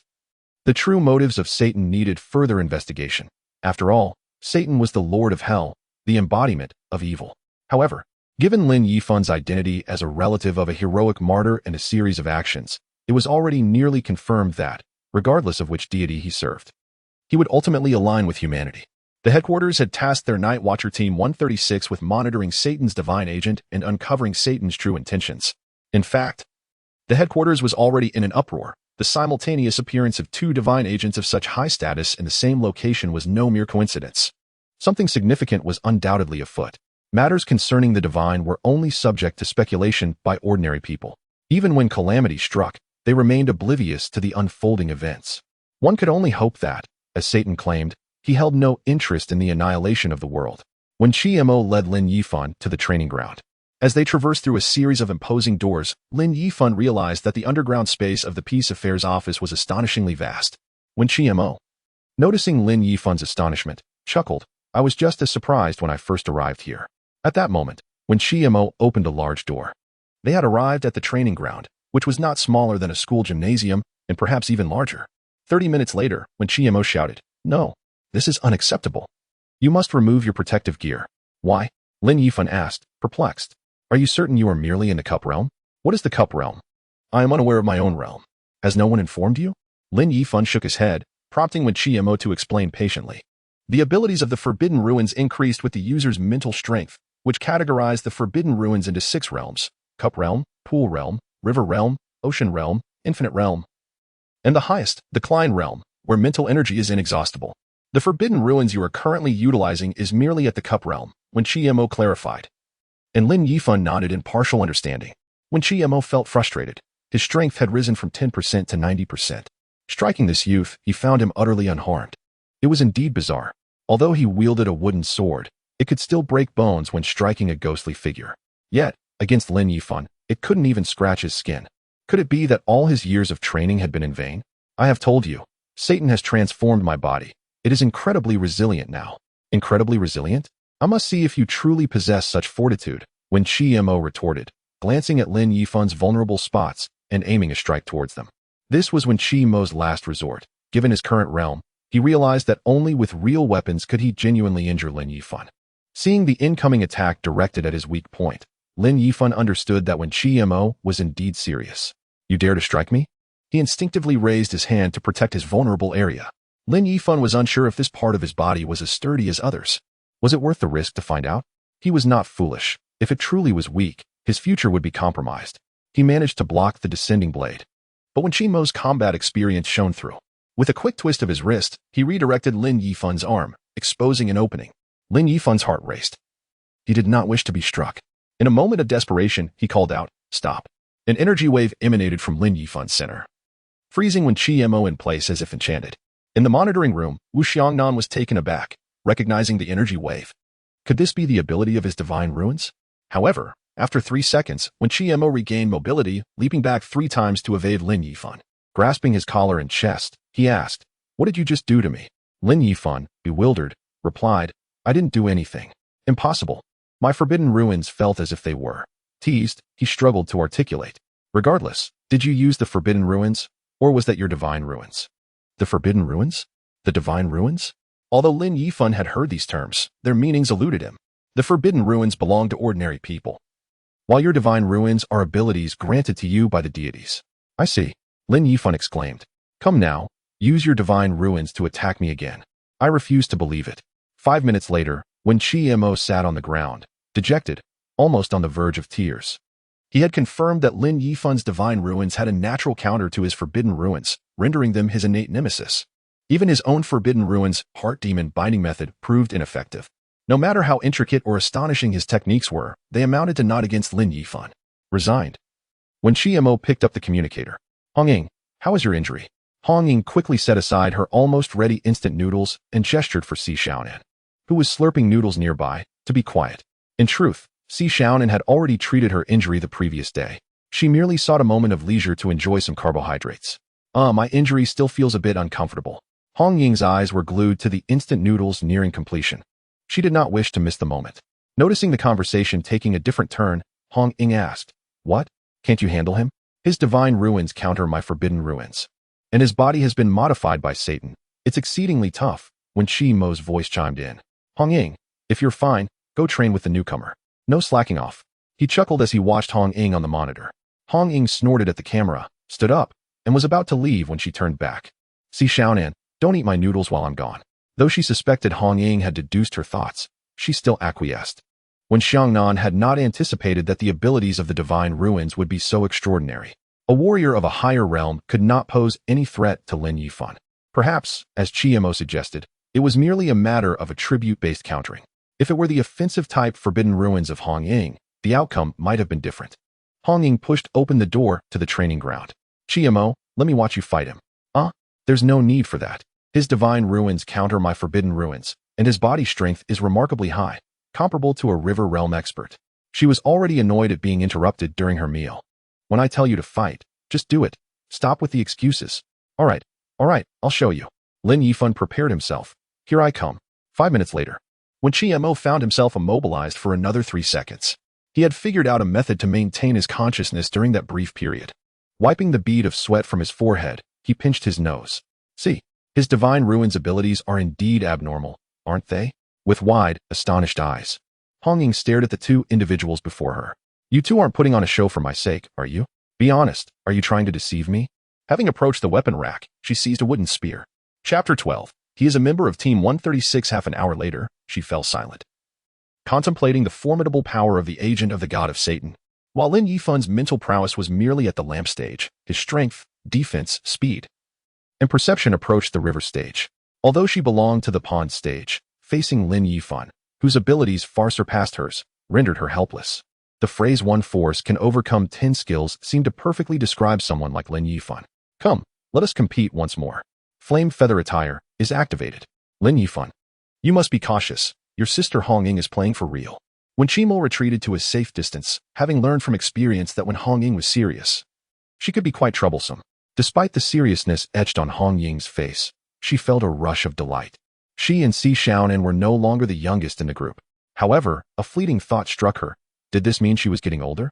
Turning her head, she shot a fierce glare at Wen Qimo, leaving him utterly bewildered as he pondered where he had gone wrong. With a flick of her wrist, a fire serpent shot toward Lin Yifan. Just as he dodged the flame, a dozen fireballs approached him. His eyes narrowed, and suddenly, 2 flames ignited within them. Instinctively, Lin Yifan activated the curse bestowed upon him by Satan. Cursed transformation. God of transformation. Wu Xiangnan gasped in astonishment while observing the monitors. The flames hurtling toward Lin Yifan appeared to slow down in his perception, allowing him to evade them effortlessly. Yet, a voice deep within urged him not to retreat. Perhaps it was Satan guiding him. Lin Yifan resolved to take a bold step. He slowed his movements, ceased to dodge, and seized a flaming orb in his hand. What?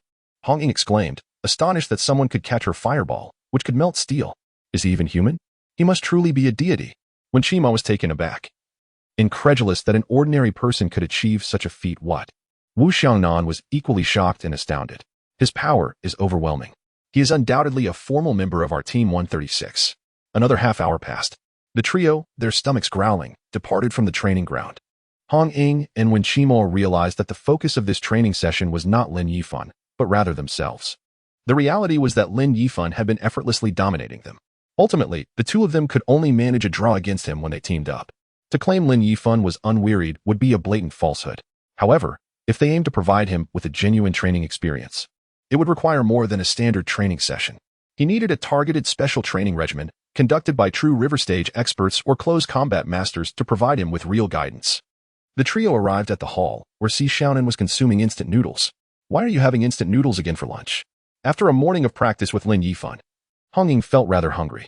Wen Qimo felt the same, but Cold Xian was nowhere to be found. Where's Cold Xian? He went out. Si Xiaonan pushed a large bag of instant noodles toward them. Oh, he drove away, so instant noodles are all we have. As she rummaged through the pile of noodles, she also grabbed 2 packs for Lin Yifan. Wu Xiangnan quietly observed Lin Yifan's every move, assessing his current state and mental condition. Lin Yifan was pulled to the stove as Wen Qimo opened the fridge and retrieved a few eggs. Hong Ying, how many eggs do you want? Old Wu, have you eaten? If not, I'll cook them all together. Lin Yifan opened the fridge, finding it brimming with various ingredients, and felt a twinge of curiosity. With so much food, why are we having instant noodles? Wen Qimo glanced awkwardly at the others in the room upon hearing Lin Yifan's question. In Team 136, aside from the captain and old Zhao, no one knows how to cook. Lin Yifan was initially surprised but soon understood. The members of Team 136 were not ordinary individuals. They were either busy training or hunting the mysterious, leaving little time to learn cooking. They indeed had it tough. Having learned to cook from his mother, who often went out, Lin Yifan decided to help. Let's not settle for instant noodles. I can cook. Allow me to prepare a meal for everyone. He retrieved a frozen chicken from the fridge. Wu Xiangnan's eyes sparkled with excitement. But he felt a pang of regret for having eaten the instant noodles that Hong Ying had prepared earlier, which had turned mushy and unappetizing. 2 hours later, a feast of 4 dishes and a soup was devoured entirely. Lin Yifan's stir-fried instant noodles were particularly delightful. At that moment, Wu Xiangnan received a message from the captain. They had a mission to execute. All right, is there anything you need? Lin Yifan shook his head. If you're feeling down, it's okay to cry or shout. We can understand that. Wu Xiangnan remained quite concerned about Lin Yifan's state. During school, a teacher once mentioned that knowledge could be locked in rooms, only to be accessed when needed. I wonder if sadness can be treated similarly, kept in a room, untouched. It can be forgotten. Wu Xiangnan listened quietly as Lin Yifan spoke. That's not good. It's too much of a burden on yourself. How about this? Once this busy period is over, you should meet the captain. He wants to see you and might help you sort through your feelings. No sooner had they stepped out of the peace affairs office than Hong Ying began urging them on. Wu Xiangnan hurried into the car, leaving Lin Yifan behind. Old Wu, is it safe to leave Lin Yifan alone?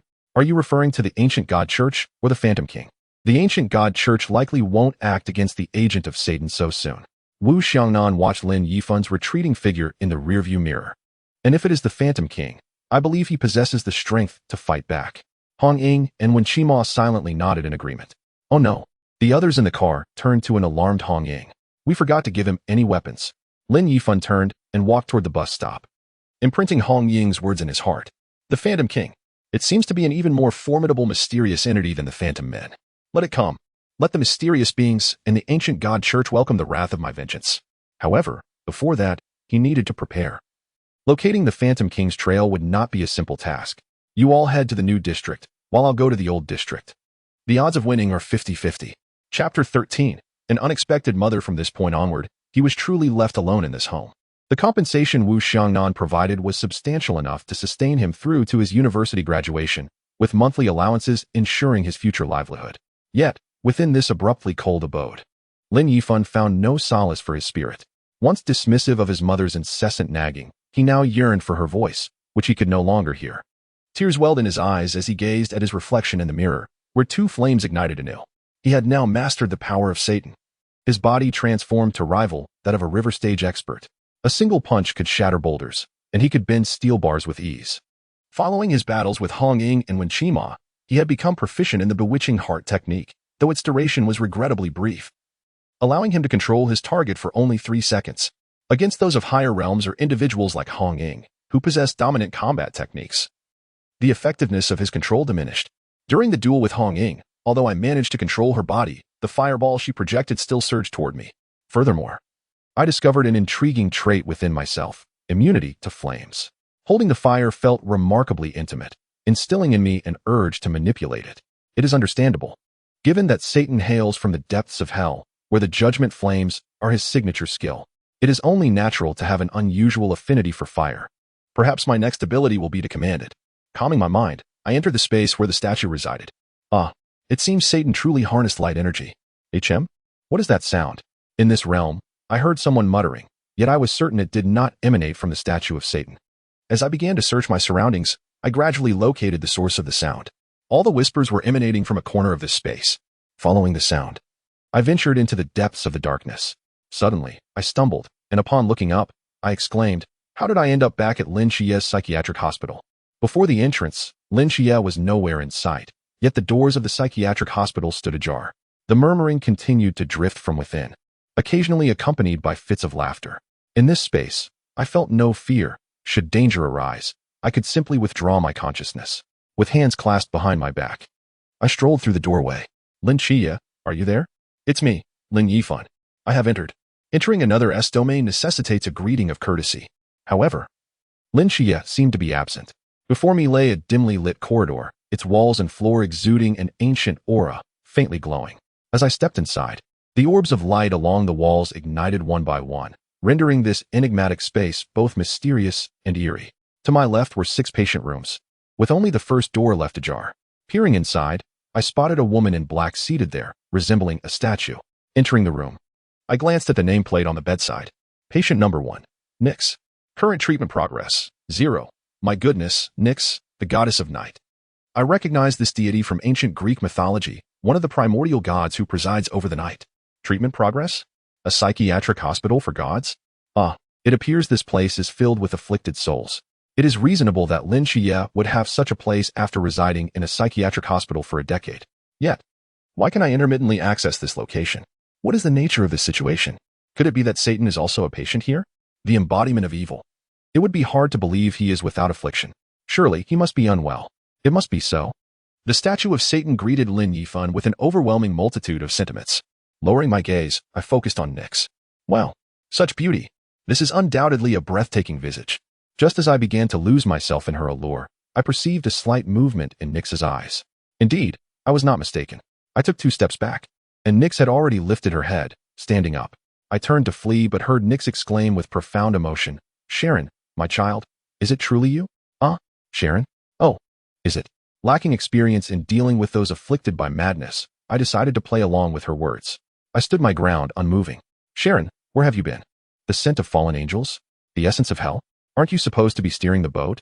At that moment, the dark power emanating from Nyx resonated with me.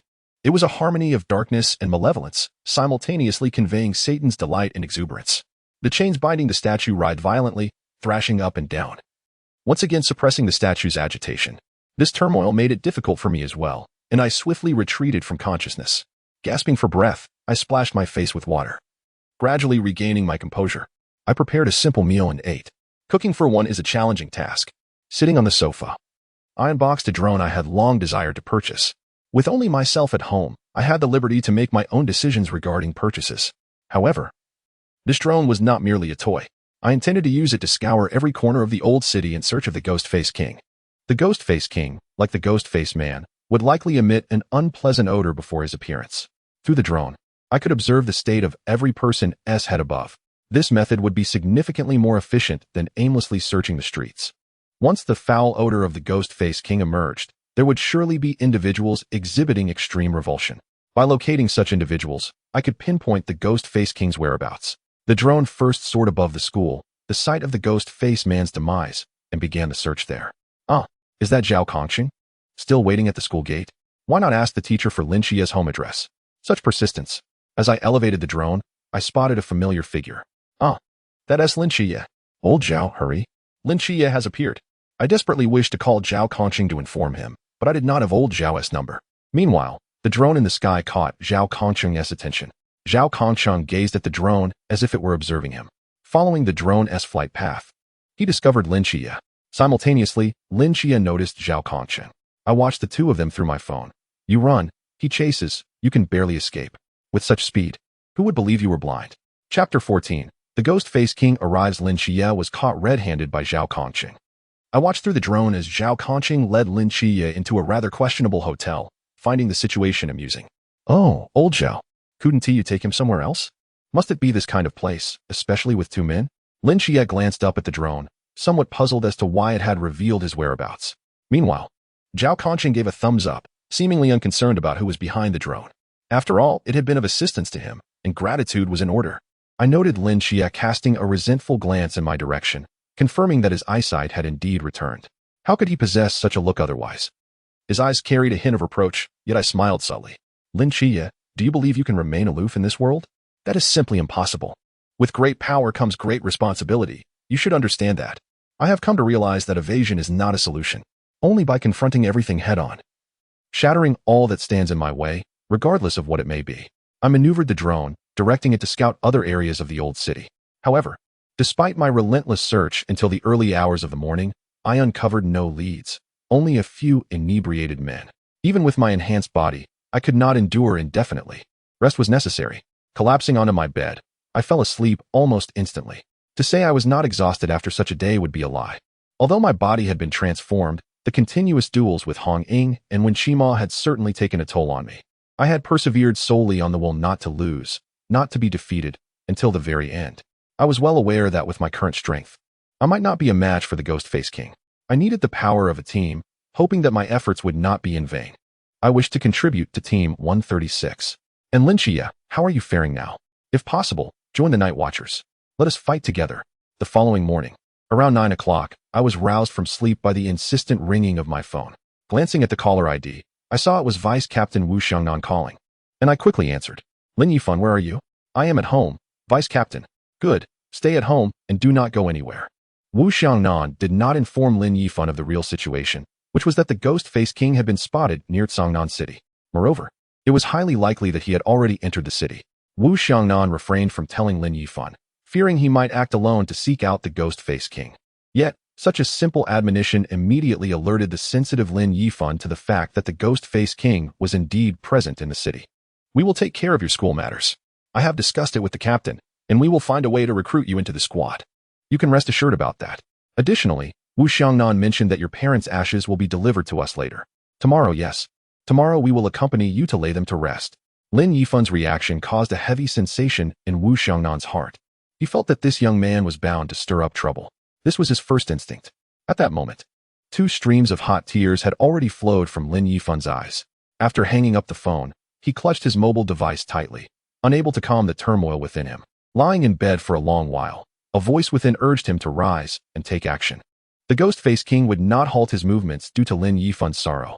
He believed that with the prowess of Squad 130 SIXS leader, Chuan Jing, escaping from him would not be an easy feat. Suddenly, Lin Yifan sat upright in bed. The ghost-faced king, huh? You wait for me. I am coming for you. I shall annihilate you. Lin Yifan hastily gathered his belongings and gently closed the door of the home he had lived in for over a decade. Just as he exited the corridor, the rain began to fall from the sky. Donning a raincoat, Lin Yifan sought out a relatively tall building nearby and ascended to the rooftop. He intended to search for the ghost-faced king's whereabouts from a vantage point. In the rain, while the number of pedestrians diminished, it simultaneously eased Lin Yifan's challenge of distinguishing the crowd. He only needed to identify individuals covering their noses. The miniature figures above their heads would react more directly than the individuals themselves, reflecting their true first responses. The rain intensified. Through the drone, Lin Yifan discovered a familiar figure on his phone screen. It was Zhao Kongqing. The miniature figure above his head was sitting cross-legged, looking rather displeased, clearly annoyed by something. As the drone passed, Lin Qiye was spotted standing on a balcony. So he was looking for Lin Qiye. It must pertain to discussions regarding joining the Night Watchers. It seemed to be less than smooth. What is happening? The mini version of Zhao Kongqing above his head began to cautiously survey the surroundings. While Zhao Kongqing ran through the rain carrying a large suitcase. This suitcase contained the props for activating the No. When Qima had introduced it to him, had he found a trace of the ghost-faced king? It must be so, otherwise, Zhao Kongqing would not be this anxious and hurried. With no time to ponder further, Lin Yifan dashed downstairs, feeling a wave of anxiety for having chosen such a high building. Descending from the rooftop consumed precious moments. Fortunately, the drone followed Zhao Kongqing, ensuring Lin Yifan would not lose his way. At that moment, Zhao Kongqing was already evacuating the people. This could only indicate one thing: the ghost-faced king was in this area. As Lin Yifan ran, he felt a mix of excitement and tension. The ghost-faced king possessed a mystique akin to Chuan Jing, and anyone capable of escaping from the captain's grasp was no ordinary foe. Yet, seeing Zhao Kongqing's resolute demeanor on the phone screen instilled Lin Yifan with a sense of confidence. Perhaps this was the composure and calmness of a seasoned warrior. At a street corner, Lin Yifan finally caught up with Zhao Kongqing. Old Zhao, what is the situation now? Zhao Kongqing, not pausing his stride, wiped the rain from his face and turned to see who was calling him. What are you doing here? Weren't you told to stay home? Your home isn't even nearby. He dismissed it, saying, forget it. Since you're here, lend a hand. Help evacuate the residents. He heard something through his earpiece and dashed toward that direction. At that moment, a foul stench assailed him. This familiar odor was etched in Lin Yifan's memory forever. The ghost-faced king had arrived. Chapter 15. The Great Battle with the Ghost-Faced King. This scent was perceptible to everyone present. Night Watcher, Lin Yifan. The sudden address took Lin Yifan aback. In the blink of an eye, he realized he was now a member of the Night Watchers, a soldier. Yes. Following this, he received his first command. Zhao Kongqing's expression was grave, and he had already placed the suitcase flat on the ground. Yes. Lin Yifan prepared himself to confront the Ghost-Faced King.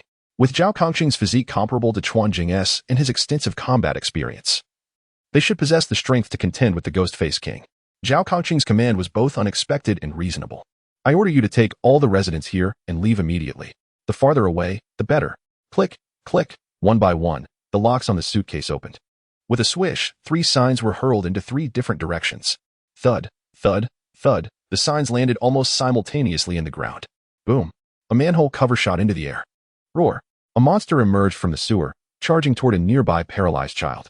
The disparity between the Ghost-Faced King and the ghostly minions was staggering, akin to the contrast between an adult and a child of 7 or 8. Standing over 3 meters tall, yet moving swiftly, its jaws bore rows of sharp teeth. The residents, who moments ago were watching the commotion, needed no further urging to evacuate and vanished in an instant. "Kid, help!" Zhao Kongqing charged forward, brandishing a knife, and tossed the suitcase. Lin Yifan finally realized the kid was referring to him as he followed Zhao Kongqing's lead. The suitcase knocked down the child standing there, who then tumbled onto the suitcase. With the momentum of the suitcase, the child slid away, narrowly evading the Ghost-Faced King's lunge. Zhao Kongqing leaped onto the Ghost-Faced King's head and propelled himself off, landing in front of the sliding child on the suitcase, halting its advance. "Kid, catch!" The child and the suitcase flew off at an angle. Lin Yifan and the Ghost-Faced King both aimed for the child, while Zhao Kongqing's focus remained on the Ghost-Faced King. As Lin Yifan and the Ghost-Faced King were about to collide, Zhao Kongqing activated the No. The Ghost-Faced King crashed into the No. Lin Yifan caught the child just in time. The child's mother rushed over and quickly took the child away. Report. Watcher Zhao Kongqing has discovered the Ghost-Faced King. His voice was remarkably calm, with a hint of joy and excitement. "Lin Yifan, you are quite capable." Zhao Kongqing's voice echoed from within the No, sounding as if it were coming from a clay jar. Though muffled, Lin Yifan could still discern what was being said. "I order you to leave immediately." Zhao Kongqing's words came in fits and starts, clearly indicating he was engaged with the Ghost-Faced King. "No, absolutely not. I cannot abandon you," Lin Yifan shouted, moving toward the No. "This mystery belongs to Chuan Jing. I cannot hold it for long." "Knowing you cannot hold it for long, are you still going to push through?" Lin Yifan entered the No without any obstruction. "Huh, how did you get in here?" Lin Yifan shrugged. He wanted to say he just walked in, but he figured Zhao Kongqing would not believe it. Yet, that was indeed how he entered. The restriction seemed ineffective against him. The Phantom King, displaying a modicum of intelligence, charged directly at Lin Yifan. Recognizing that this newcomer was unarmed and thus a more vulnerable target than the knife-wielding individual beside him, although Zhao Kongqing had resolved to perish alongside the Phantom, Lin Yifan's sudden intrusion disrupted his plans. As he rushed towards Lin Yifan, it was evidently too late. In this dire moment, Lin Yifan shouted, "Do not come any closer." A wave of energy emanated from him, expanding outward. In unison, both the Phantom King and Zhao Kongqing turned to retreat. The Phantom scratched its head, seemingly pondering its earlier intentions. Zhao Kongqing was the first to react, realizing, this must be the forbidden realm that Hong Ying mentioned. But could you restrict it to just the Phantom King and not affect me as well? Seeing a glimmer of hope, Zhao Kongqing thought that perhaps with this kid's forbidden realm, they might indeed wait for reinforcements. Forbidden realm? This does not seem to be my doing. It is a minor spell bestowed upon me by Satan. The Phantom King finally recalled its purpose and lunged at Lin Yifan once more. Lin Yifan cried out again. "Do not approach." The energy wave spread out again, causing the Phantom King to take a half step back, retracting its head and letting out a tremendous roar. The impending energy wave was instantly shattered by its powerful cry, leaving no impact on the Phantom King. Zhao Kongqing struck his straight knife repeatedly, the resonant sound effectively countering the expanding energy wave. The Phantom King charged towards Lin Yifan, while Zhao Kongqing arrived just a moment too late. One claw struck Lin Yifan, who felt as though he had been hit by a boulder, yet he was still sent flying against the wall. Although Lin Yifan emerged relatively unscathed, the impact was far from pleasant. Curiously, he noticed no diminutive figures atop the Phantom King's head. This was decidedly unusual. Zhao Kongqing swiftly engaged the Phantom King in combat. But without the Forbidden Realm, he was no match for it, despite his extensive battle experience and the numerous gashes he inflicted upon the Phantom King. These wounds were trivial against the overwhelming might of the creature. Lin Yifan watched in dread as every attack from the Phantom King forced Zhao Kongqing to exert tremendous effort, whether dodging or blocking. In another fierce clash, Zhao Kongqing stumbled back beside Lin Yifan, his knife still humming after colliding with the Phantom King. "Damn it, it's so powerful. It seems the captain has been going easy on me during our training." Switching the knife to his other hand, he noticed it trembled incessantly, not from fear, but from the fatigue of overexertion. Clearly, Zhao Kongqing was nearing his limit. With his back turned to Lin Yifan, he remained unaware of the toll it was taking on him. His trembling hand reached into his pocket for a cigarette, which he lit with a determined expression. "Kid, are you afraid of death?" Lin Yifan was taken aback by the sudden question, but inhaled deeply, responding, "No, I'm not afraid. My parents have passed away. I seek vengeance for them." Zhao Kongqing smiled with satisfaction. "When darkness descends, I shall stand before countless souls. Kid, behind us are thousands of ordinary people. We cannot allow the Phantom King to escape. Do you understand?" Lin Yifan, rising from the ground, nodded in comprehension. You're fortunate, kid. The captain may not have the chance to reprimand you. Hold on, if I fall, you take my place. With that, he gripped his knife tightly and charged boldly at the oncoming Phantom King. Lin Yifan felt as though he were witnessing the tragic ballad of a hero. Chapter 16. The 10-second war god. Though Zhao Kongqing spoke of Lin Yifan stepping in should he perish, he believed that with the right moment, the invocation of the ghostly god could slay the Phantom King. He swung his knife to shake off the rainwater. If only I had the Forbidden Realm. Capturing you would be a trivial task. Alas. With a low growl, he lunged forward. The sense of duty and responsibility as a soldier and night watchman propelled him, spurring him to persist in his fierce battle with the Phantom King. The knife in Zhao Kongqing's hand danced through the air, his lethal intent slicing through the Phantom King. The creature's massive form bore more old wounds than new. It seemed indifferent to the injuries Zhao Kongqing inflicted, akin to a hunter toying with its prey. The Phantom King reveled in the thrill of the chase, its eyes gleaming with delight. The clash of claws and blades echoed in the rain, sparks flying with every collision. Zhao Kongqing had pushed his speed to its limits. Yet the Phantom King always seemed to be a heartbeat faster. After 3 exchanges of blows, the third strike sent Zhao Kongqing hurtling back with terrifying force. Lin Yifan leapt high, bracing himself against Zhao Kongqing's back to steady his fall. Supporting Zhao Kongqing, Lin Yifan could feel the tremors coursing through him. He was utterly spent. Despite Zhao Kongqing's exceptional skills in close combat, he was outmatched against the Phantom King, which was at a higher realm. The ghostly god could temporarily unleash the potential of an ordinary person, granting them a semblance of the Forbidden Realm, but at the cost of the user's life. The Phantom King moved again. Without waiting for Zhao Kongqing to react, Lin Yifan stepped forward to confront the Phantom King. Do not go, kid. Zhao Kongqing attempted to intervene, but his legs betrayed him, buckling beneath him. As he sank to the ground, the Phantom King swiped a claw at Lin Yifan, who instinctively raised his fists in defense, only to be sent flying once more, crashing into a pile of tables and chairs by the street. Zhao Kongqing felt a pang of regret. Lin Yifan should not have been left there. The Phantom King swept its hand, splintering the wooden tables with ease, suffering no damage. Chairs flew through the air next. As the Phantom King charged towards the one who had been hurling debris at it, Lin Yifan deflected a flying chair, pushing it aside. The resounding thuds caught Zhao Kongqing's attention, and he witnessed an astonishing sight. Lin Yifan appeared to have flames flickering in his eyes, his exposed skin slightly reddened. Most unexpectedly, he had exchanged 2 punches with the Phantom King barehanded, seemingly unscathed. When Lin Yifan's fists met the Phantom King's claws, they remained locked in place for a moment before separating.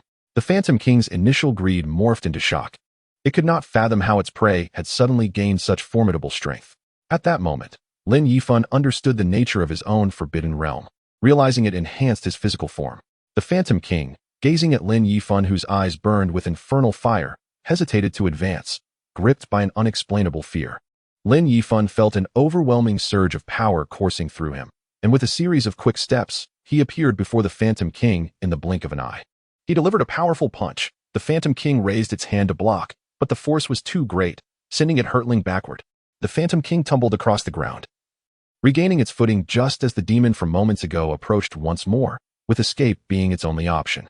Yet, before it could turn to flee, Lin Yifan's commanding roar followed. The heart manipulation technique compelled the Phantom King to remain rooted in place. Zhao Kongqing had never witnessed such madness, nor such a grotesque forbidden skill. The Phantom King from the River Realm was being toyed with by someone from the Lamp Realm. Who would believe such a disparity in realms? Lin Yifan rained down punches on the Phantom King, the creature's previous wounds reopening and becoming gory, revealing bone beneath the flesh. Zhao Kongqing silently counted, 1 second, 2 seconds, 3 seconds. In 3 seconds, the Phantom King would regain its mobility. In those fleeting 3 seconds, over 20 punches were endured. After deflecting another strike from Lin Yifan, he exchanged blows once more, yet this time, the Ghost-Faced King emerged victorious, forcing Lin Yifan to retreat 3 steps. Zhao Kongqing estimated the time that had elapsed since Lin Yifan had hurled the table, realizing it had been nearly 10 seconds. The duration of Lin Yifan's Divine Realm manifestation should only last 10 seconds. Remarkably impressive, especially for someone at the mere threshold of enlightenment, a 10-second warrior. Lin Yifan sensed the waning of his strength, but now was not the time to falter. He needed to persevere, for aid was on the way. He engaged the Ghost-Faced King once again in a fierce struggle. Zhao Kongqing, astonished yet contemplative, thought, "This kid must have awakened his divine realm just the day before yesterday." Although merely a 10-second warrior, if given time to grow, he would undoubtedly achieve greatness. With the divine realm at his disposal, how could the Ghost-Faced King run rampant here? Reflecting on what Wen Qima and Hong Ying had said, It became evident that Lin Yifan's divine realm and skills had elevated his combat prowess to a terrifying degree. Initially skeptical, it was now undeniable. Was this something an ordinary person could achieve? Lin Yifan was far from ordinary. Yet, Zhao Kongqing's elation began to wane as he observed Lin Yifan's speed gradually diminishing, struggling to keep pace with the Ghost-Faced King. The contest of strength was revealing signs of fatigue. This was troubling. The consumption of the divine realm would not allow Lin Yifan to endure for much longer. In another clash, Lin Yifan was predictably sent flying. The disparity between them was too great to be bridged by a single divine realm. Zhao Kongqing tightened his grip on the dagger, steeling himself. Thankful for the brief respite Lin Yifan had afforded him, he braced himself to confront this enigmatic creature of myth, armed only with his mortal flesh. Ghost-Faced King, come at me, he shouted, his voice brimming with fury and derision towards his opponent. The Ghost-Faced King roared in response, its fury palpable as it slammed its feet into the ground, a colossal, grotesque visage materializing beneath it. Zhao Kongqing realized, this is the Divine Realm Sequence 176. Ghost-Faced Land. Chapter 17. A true man must wield his blade and stain the skies with blood. As Lin Yifan staggered back to his feet, Zhao Kongqing called out loudly, Lin Yifan, do not approach. The Ghost-Faced King has activated its divine realm. No sooner had he spoken than a dizzying sensation enveloped Lin Yifan, disorienting him, blurring the lines between up and down, left and right, as everything around him transformed dramatically. In that moment, the flames in Lin Yifan's eyes extinguished, signaling the end of the curse of transformation state. The Ghost-Faced King vanished before him, and all Lin Yifan's senses failed to detect its presence. No matter how he strained to listen, see, or smell, he could not ascertain where the Ghost-Faced King lurked. This was the Divine Realm, Ghost-Faced Land. Sequence number 176. It distorted perception, rendering spatial awareness a chaotic mess. To his astonishment, the Ghost-Faced King could wield such power. Just as Zhao Kongqing finished his explanation, he too began to blur before Lin Yifan's eyes, ultimately disappearing entirely. Lin Yifan found himself engulfed in a disordered realm. As he closed his eyes, the Ghost-Faced King's roars echoed from all directions, suddenly falling silent. He could not discern from where it would strike. Rainwater splashed against his face as Lin Yifan wiped it away. In the instant he raised his arm, he noticed the unusual patterns of raindrops cascading around him, as if clarity dawned upon him. The Ghost-Faced Land, Divine Realm was indeed formidable. Yet no matter how powerful the Ghost-Faced King, it could not alter the truth of the rain's steady descent. Standing firm, Lin Yifan understood that the flow of rain would change here. Observing another area where the rain's pattern shifted, he deduced an image, a figure wielding a dagger. The splashes of rain hitting the dagger vividly confirmed that this silhouette belonged to Zhao Kongqing. Behind Zhao Kongqing, rain was repelled in swathes, and although it flowed backward, it could not conceal the Ghost-Faced King's form. Lin Yifan felt a surge of triumph. He had cornered the Ghost-Faced King. It was merely unfortunate for the creature that it had to contend with rain today. Lin Yifan turned and began to move behind Zhao Kongqing. In reality, as Lin Yifan had surmised, the Ghost-Faced King lurked behind Zhao Kongqing, preparing a lethal ambush. It too had noticed that the one who had just pummeled it was now approaching. This maneuver was merely to confirm its suspicions, aligning perfectly with its expectations. As Lin Yifan turned, the area presumed to be occupied by the Ghost-Faced King ceased its movement. There was no doubt now. That was indeed the Ghost-Faced King's location. It drew nearer, and Lin Yifan remained vigilant. The Ghost-Faced King paused momentarily before charging forward, rain splashing off its form, confirming its identity. Lin Yifan activated the curse of transformation, once more, bellowing towards the Ghost-Faced King. Halt. The Ghost-Faced King froze mid-stride, allowing Lin Yifan to close the distance. A flurry of over 20 punches landed on the creature's abdomen, rendering it battered and bruised. Moments later, both the Ghost-Faced King and Zhao Kongqing began to move simultaneously. Lin Yifan's fists collided with the Ghost-Faced King's claws. The surrounding rainwater and air trembled, radiating outward from the point of impact. The Ghost-Faced King let out a furious roar, its elongated tongue like a blade lunging towards Lin Yifan's brow. Zhao Kongqing arrived just in time, his dagger deftly severing the Ghost-Faced King's tongue. The razor-sharp appendage grazed Lin Yifan's scalp, taking a few strands of hair with it, before embedding itself deeply into the ground behind him. In that instant, Lin Yifan felt immense relief. Grateful for the special training he had undergone with Wen Qima and Hong Ying the previous morning, which enabled him to engage the Ghost-Faced King in combat. However, he also noticed a troubling fact. The duration of his divine realm had diminished. What once lasted 10 seconds was now reduced to 8. The flames in his eyes began to fade once more. Everything transpired in the blink of an eye.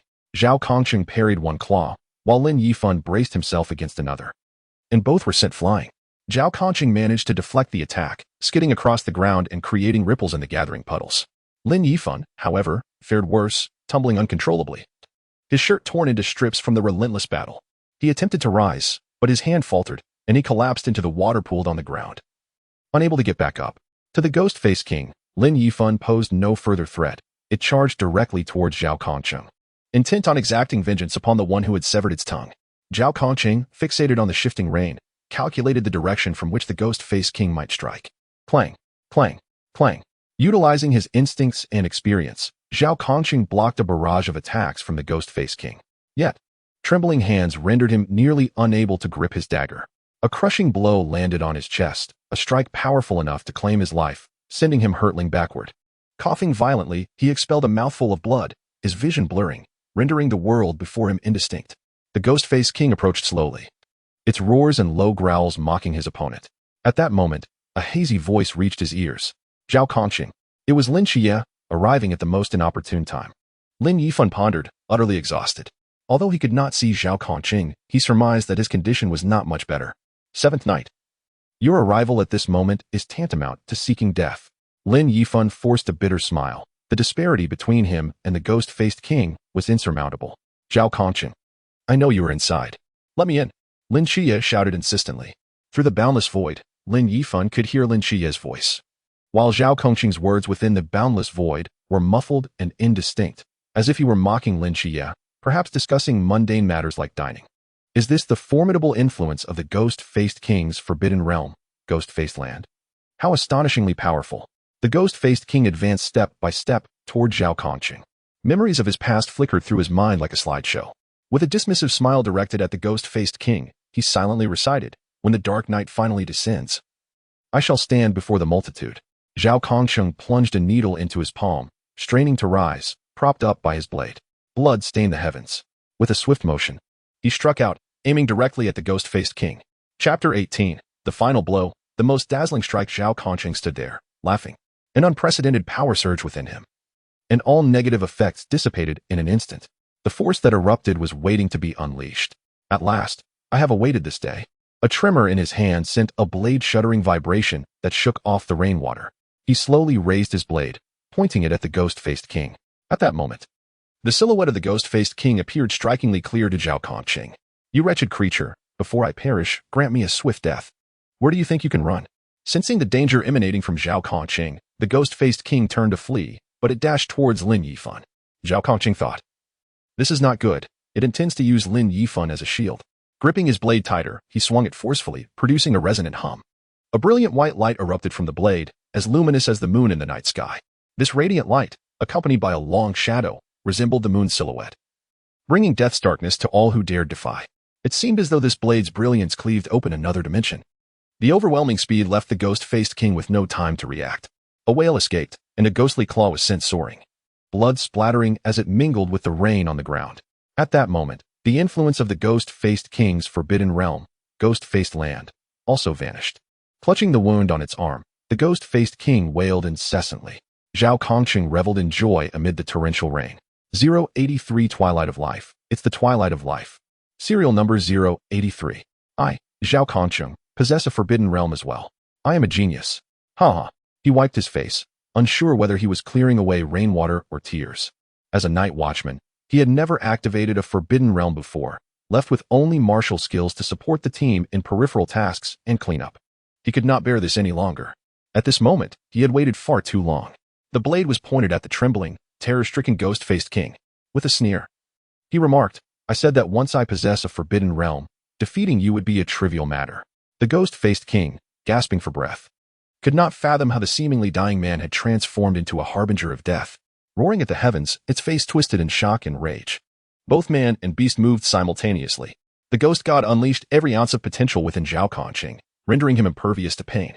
His vision was singularly fixated on the Ghost-Faced King. The Ghost-Faced King bellowed, its crimson eyes narrowing on Zhao Conqing, intent on tearing him to shreds. Zhao Conqing struck with relentless speed, each blow accompanied by a slicing sound. He was racing against time, aware that his moments were fleeting. He refused to betray the vow he had made to stand before the multitude. Moreover, if he could not vanquish the Ghost-Faced King, The next victims would surely be Lin Yifan and Lin Qiye. I wish I had just a bit more time. Time slipped away, and Zhao Kongqing felt his strength waning as the effects of the potion began to fade. The ghost-faced king also sensed the weakening of Zhao Kongqing's attack, which only ignited its fervor and madness. It seemed poised to relish the taste of flesh, its thirst for blood intensifying its onslaught. Suddenly, a deafening sound erupted. Lin Yifan turned to the boundless void behind him, where a rift had opened. A pair of familiar golden eyes appeared, belonging to a cherubic figure adorned with golden wings. Reminiscent of Cupid, Lin Qiye, having effortlessly breached the boundless void, squeezed through to Lin Yifan's side, helping him to his feet. How on earth did you get in here? Lin Yifan marveled at the sight of the two, one swaggering into the boundless void, the other violently tearing it apart. What had transpired? Was the forbidden realm, boundless void, so insignificant in the hands of divine agents? Lin Qiye rubbed his nose, casually stating, "You might not believe it. But I merely glared at it, and it opened. No time for your nonsense. Both of you get aside. I have little time left. I can help you fight."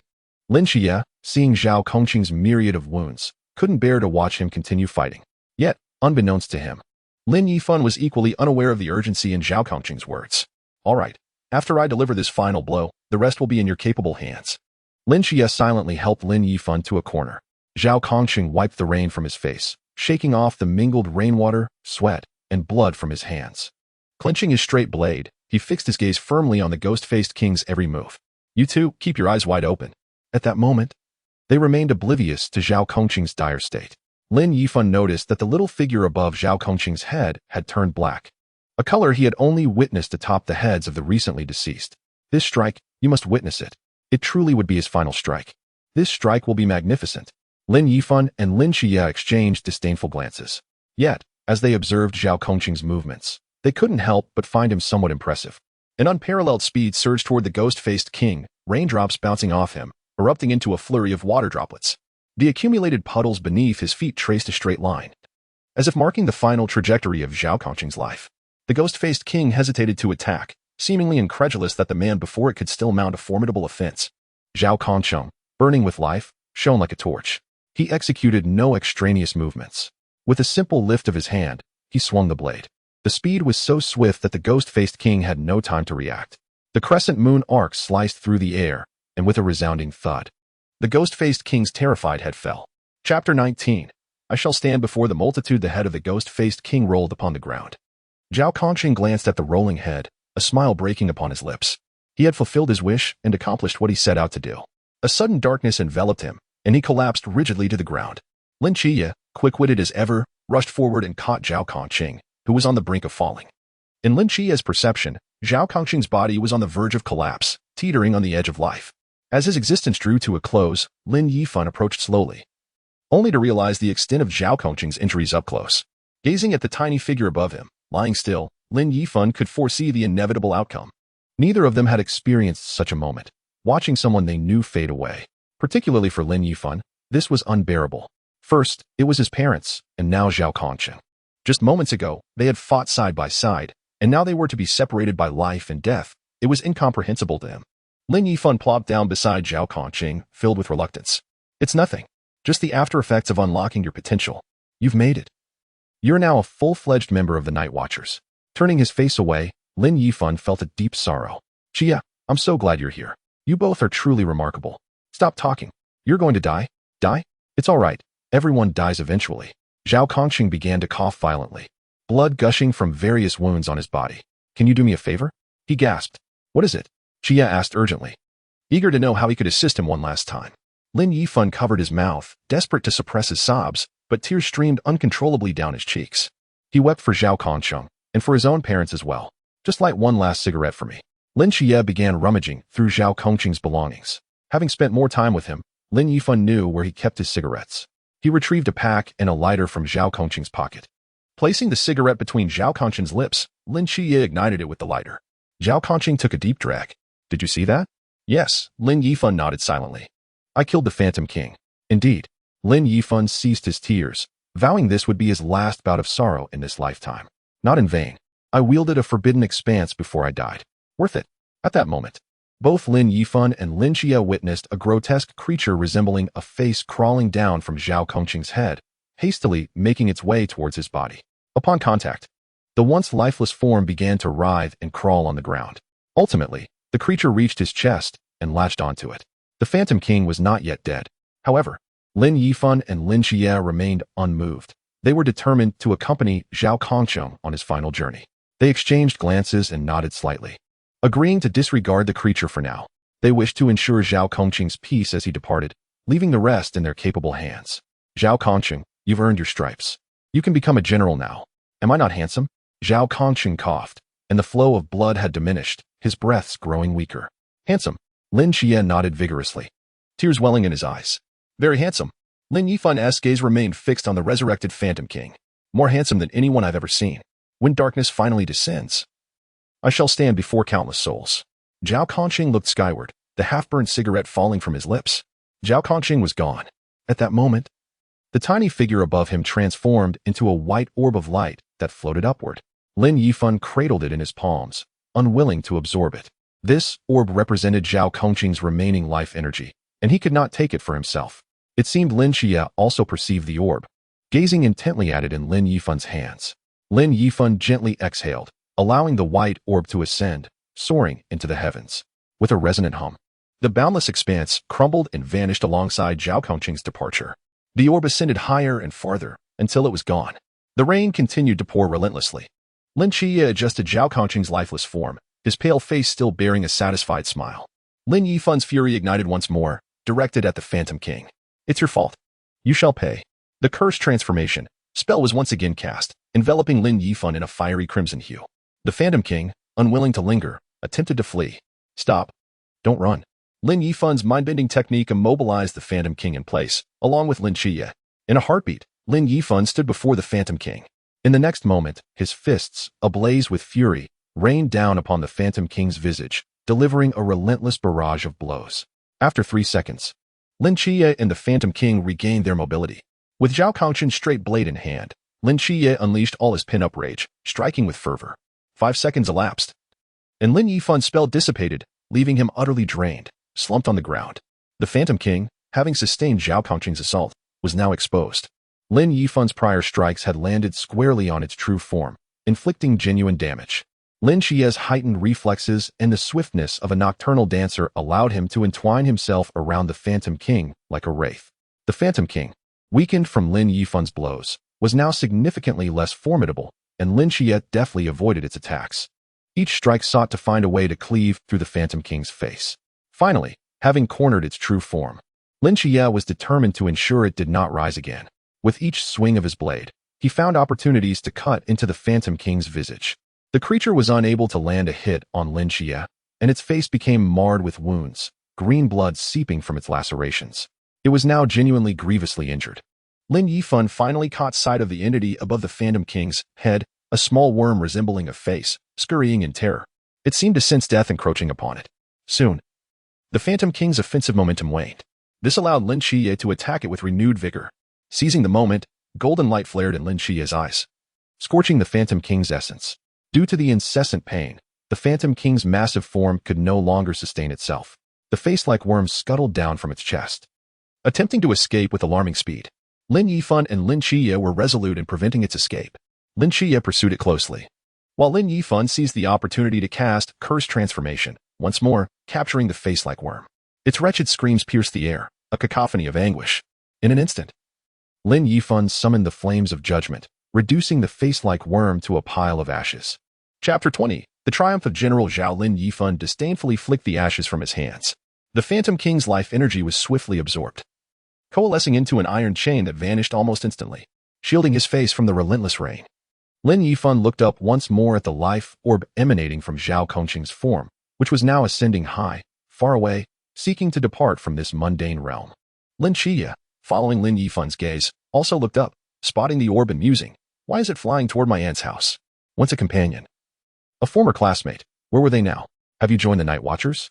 He asked Lin Yifan, who sat slumped, devoid of strength, surrendering to the cold rain that drenched his skin. In the earlier fight, the Phantom King had shredded his shirt, and the fiery redness on his skin began to fade.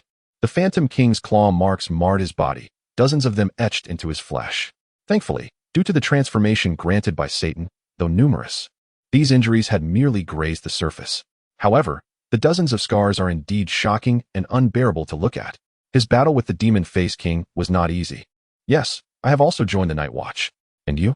Lin Qiye shook his head and sighed. Zhao Kongqing believed that my reluctance to join the Night Watch stemmed from a fear of death. In truth, I had long wished for death. As a blind person, what could I do? What could I accomplish? I was even confined to a mental hospital. Lin Yifan understood Lin Qiye deeply. Ever since that night when Lin Qiye lost his sight, he could see the little figures above everyone's heads. The golden figure above Lin Qiye always wore a sorrowful expression, never changing. He vividly recalled the day Lin Qiye was sent to the mental hospital. How he cried out in despair. From that moment on, Lin Yifan had never mentioned to anyone that he could see what others could not. My aunt and cousin repeatedly rescued me from suffering. All I wish is to protect them and safeguard my little home. Although Lin Yifan shook his head in disagreement with Lin Qiye's perspective, he understood that the pain Lin Qiye endured was beyond the imagination of ordinary people. Such thoughts were not inherently wrong, yet they did carry a hint of selfishness. You are not wrong. Take care of your little home. But have you considered that without everyone's larger family, how can one talk about a small home? These realizations dawned on Lin Yifan after his parents' innocent deaths. And with Zhao Kongqing dying before him, his understanding deepened. Lin Qiye fell silent. He comprehended the reasoning, yet applying it to his own situation was far from simple. Lin Qiye did not wish to argue with Lin Yifan, murmuring, being a hero is not an easy task. He pointed to Zhao Kongqing's lifeless body. He fought valiantly here. While those indulging in the city's extravagance, do they even know? He died silently here. Who would know? They do not know. They will never know. Lin Qiye began to shout, advocating for Zhao Kongqing's unjust fate. Lin Yifan remained silent. Zhao Kongqing, is this truly worth it? Lin Qiye began to wipe Zhao Kongqing's face with his sleeve. He gazed up at the low houses in the rain, the home he had lived in for so long. I detest owing favors. You saved my entire world. Let me guard yours for 10 years in exchange. Kneeling towards the low houses, he bowed deeply several times. Xiao Qiye is leaving. However, Lin Qiye and Lin Yifan failed to notice the many eyes watching them. At that moment, the little girl saved by Zhao Kongqing tugged at her mother and came over. The little girl looked at Zhao Kongqing lying on the ground and said, Uncle, the ground is cold. You can't lie on the ground. The three present were momentarily stunned by her words. Uncle is tired. Let him rest. Okay? Okay. Here is my lollipop. Give it to Uncle. She placed it in Zhao Kongqing's hand. Good girl, very obedient. Now kneel and bow to Uncle. He saved you. The little girl's mother choked out, tears welling up. Gently, she closed Zhao Kongqing's open eyes.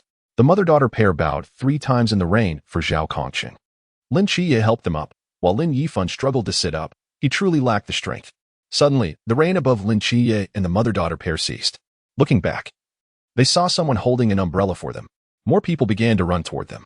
Someone draped a coat over Lin Yifan, helping him to his feet. An increasing number of people arrived, holding umbrellas for Zhao Kongqing. He was surrounded by a kaleidoscope of umbrellas. If Zhao Kongqing could see all of this, he would surely say, it is all worth it. Every sacrifice is worthwhile. Before Zhao Kongqing unleashed the unbound domain, many had witnessed the mysterious spectacle. After the unbound domain vanished, they further beheld the scene of Lin Yifan and Lin Qiye battling the Demon Face King. Although ordinary people could not comprehend the mysteries and ancient deities, how could the world, particularly the great Xia, remain oblivious? What exactly transpired in this world? They had some inkling in their hearts. Lin Qiye clutched Zhao Kongqing's straight sword. Lin Yifan was supported by 2 burly men. Behind them, Zhao Kongqing was carried by the crowd and laid upon a board, covered with his dark red cloak. They were sending the hero home. In the heavy rain, a woman cloaked in dark red and carrying a black long box stood at the street corner. She was soaked to the skin, her pupils constricting sharply, trembling all over. The sight she dreaded the most had come to pass. The straight sword of old Zhao was cradled in the arms of a young boy, while another boy she had just met was being assisted. The man, who had been lively just hours ago, was now being carried past her by the crowd. Ordinary citizens surrounded them, holding umbrellas. The man bore no signs of blood, his eyes tightly shut, his expression serene, as if he were merely asleep. The corners of his mouth turned upwards, leaving no regrets in this life, utterly content. The rain began to diminish, gradually ceasing. A beam of sunlight shone upon them, illuminating this gathering of people. Faintly, a luminous orb floated down to Zhao Kongqing, lingering for a moment before ascending. Following this beam of light, it drifted farther away, gradually revealing its form. Lin Qiye walked to the street corner, drew the straight sword, and proclaimed to the world, I, Lin Qiye, send General Zhao home in triumph. Behind him, hundreds echoed in unison, we send General Zhao home in triumph. Chapter 21. A 10-year pact. Hong Ying felt gratified to see so many people bidding farewell to old Zhao. She picked up the communication device. Xiangnan, old Zhao is gone. There was silence on the other end. Hong Ying paused for just a second. Send more logistical personnel. There are over 300 people here who need their memories erased. It's nothing. Our new recruits held a funeral ceremony for old Zhao. It seems not only Lin Yifan and old Zhao, but we need to bring one more. Beside the low building, traces of the battle were being cleared away. This was an explosion caused by an excessive accumulation of underground gas. There is no need for concern, as personnel were explaining that gas was the primary cause of this disaster. A small black dog passed through the crowd, a tiny cloth bag around its neck. It crossed the cracked ground and paused when it found itself alone. Suddenly, it spoke. The soul returns. A luminous orb floated down from the sky and was collected by the dog, who looked quite satisfied. Just as it was about to leave, a Rottweiler passed by. Sniffing the ground intently, searching for something. The little black dog perked up upon seeing its kind and was about to greet it when the Rottweiler growled and bared its teeth, warning the little black dog to stay away. Suddenly, it caught a scent and dashed off in a particular direction. The little black dog squinted in disappointment, pondering. Is my charm insufficient? At Peace Bridge, within the Peace Affairs office, a young boy sat on the sofa with his head bowed, saying nothing. His toes rubbed against the seams of the tiles, listening to the conversation of several others. You are the agent of the Seraphim, Lin Qiye? Lin Qiye sat in the chair, surrounded by members of Team 136. Yes. After a brief inquiry, silence ensued. Wu Xiangnan lightly tapped the coffee table with his fingers and slowly spoke. Do you both still firmly believe that Zhao Kongqing perished alongside the demon-faced king? Indeed. It was a mutual demise. Before Hong Ying arrived, Lin Yifan and Lin Qiye had already conferred and unified their testimony. The demon-faced king was slain by Zhao Kongqing. They aimed to attribute this accomplishment to Zhao Kongqing, for he deserved it. He was worthy of this honor. I shall inquire once more. Are you both certain? Wu Xiangnan furrowed his brow, his face betraying disbelief. The two exchanged glances and spoke in unison. Certain. Then, who among you can elucidate why the ghost-faced king bears nearly 100 fist marks all over his body? Wounds that could not possibly have been inflicted by Zhao Kongqing's blade? Zhao Kongqing activated the no, engaging the ghost-faced king alone, while we happened to pass by. Lin Yifan's explanation was succinct, yet Wu Xiangnan perceived it as riddled with inconsistencies. To say he was alone implies that when Zhao Kongqing initiated the no, you two were not inside. How then did you enter? I glared at him and simply walked in. Everyone's mouths gaped slightly, but they were not particularly astonished. They could comprehend the situation. They had witnessed formidable forbidden ruins capable of breaching the no. Moreover, Lin Qiye was the agent of the Archangel Michael, making such a feat not entirely unexpected. All eyes turned to Lin Yifan. I walked straight in, facing no hindrance. Everyone cast him peculiar looks. Not out of astonishment that Lin Yifan had entered, but rather because they suspected he was deceiving them, treating them as fools. They had never heard of such a thing. To enter a sealed forbidden ruins, you merely walked in? No one truly believed it. Even Lin Qiye felt a twinge of anxiety for him. 5 minutes later. Before the no, everyone accepted it. He had indeed walked in. Not only could he enter, but he could also exit at will. The no was utterly ineffective against Lin Yifan. It could only be said that the world is vast and full of wonders, and one might consider oneself ignorant and overly curious. There was nothing more to add. Lin Qiye recounted it once. I recounted it again. The ghost-faced king was slain by Zhao Kongqing. Lin Qiye was aware of the truth, as was I, yet he insisted the ghost-faced king was indeed killed by Zhao Kongqing. However, Hong Ying plopped down onto the sofa, her crimson eyes fixed on Wu Xiangnan. But what? Wu Xiangnan, you must understand, our comrades, our allies, have perished. Zhao Kongqing is dead. What significance does this questioning hold? Wu Xiangnan opened his mouth, as if to say something more. But a large hand rested on his shoulder. It was Captain Shenmai. Enough. Let it be. No more questions. The captain and Wu Xiangnan had long since deduced much of the actual situation. The matter of Zhao Kongqing had come to a close. Lin Qiye said, Now, let's talk about you. Why do you wish to join the Watchers now? I owe Zhao Kongqing a debt. You owe Zhao Kongqing? What do you owe him? Captain Shenmai scrutinized Lin Qiye's eyes, as if he could see into his soul. A favor. I owe him a favor. I will repay a decade's worth of favor. I will join the Watchers for 10 years, and after 10 years, I shall depart. Upon hearing this, everyone was momentarily taken aback. Impossible. Once one joins the Watchers, departure is not an option. Unless, Captain Shenmai gazed intently at the young man before him, then cast a glance at Lin Yifan. Unless your strength is formidable enough that no one can impede you. He sensed that both of these young men might one day achieve that. Very well. I shall join. Whether I can leave afterwards is my own concern. Likewise, he could. While the formalities for Lin Qiye's membership were being processed, Lin Yifan left the basement and emerged from the peace affairs office into the night. The moon hung high in the sky. As the groom saw Lin Yifan exit, he offered him a cigarette, only to be stopped by the bride, scolding him for his lack of awareness. How could he offer a student a cigarette? Instead, she handed Lin Yifan a pack of candy. Lin Yifan congratulated the newlyweds and turned to the right. In front of the peace funeral service, a family of 5 was busy under glaring lights. Even the 7- or 8-year-old child was helping, assembling various funeral supplies. Business appeared to be thriving. Lin Yifan chuckled to himself, thinking perhaps he could seek their assistance for his parents' final arrangements. He settled on the roadside, sitting on the curb, and popped a piece of candy into his mouth. Suddenly, a shadow leapt from the bushes, racing towards Lin Yifan. Chapter 22. Hellhound. The sudden appearance of the shadow startled Lin Yifan. He took a step back and then realized what it was. A Rottweiler burst forth, bounding towards him as if it had spotted its master, its tail wagging so vigorously it could dazzle the eyes. The Rottweiler's coat gleamed jet black, reflecting the light. Where did you come from, and where is your owner? Lin Yifan pondered, wondering whose dog it was, roaming freely without a leash. Such audacity. What if it bit someone? Lin Yifan, oh? Where did this dog come from? Is it yours? Lin Yifan shook his head, insisting it was not his. It had just appeared. When Qimo held out a piece of sausage, intending to feed the dog, Xiaoan trembled, warning, Qimo, a big dog. She retreated behind Hong Ying. Just as when Qimo moved closer, the Rottweiler turned, eyeing him suspiciously. It was not allowing Wen Qimo to approach, perhaps keeping him away from Lin Yifan. A chorus of barking erupted, causing Wen Qimo to drop the sausage onto the ground. All right, I won't come closer. It's on the ground now, you can eat it.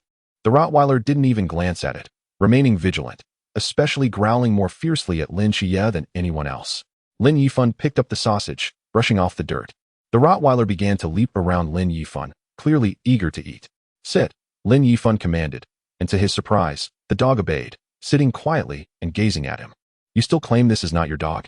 Hong Ying was utterly unconvinced. Sister Hong Ying, I truly do not own it.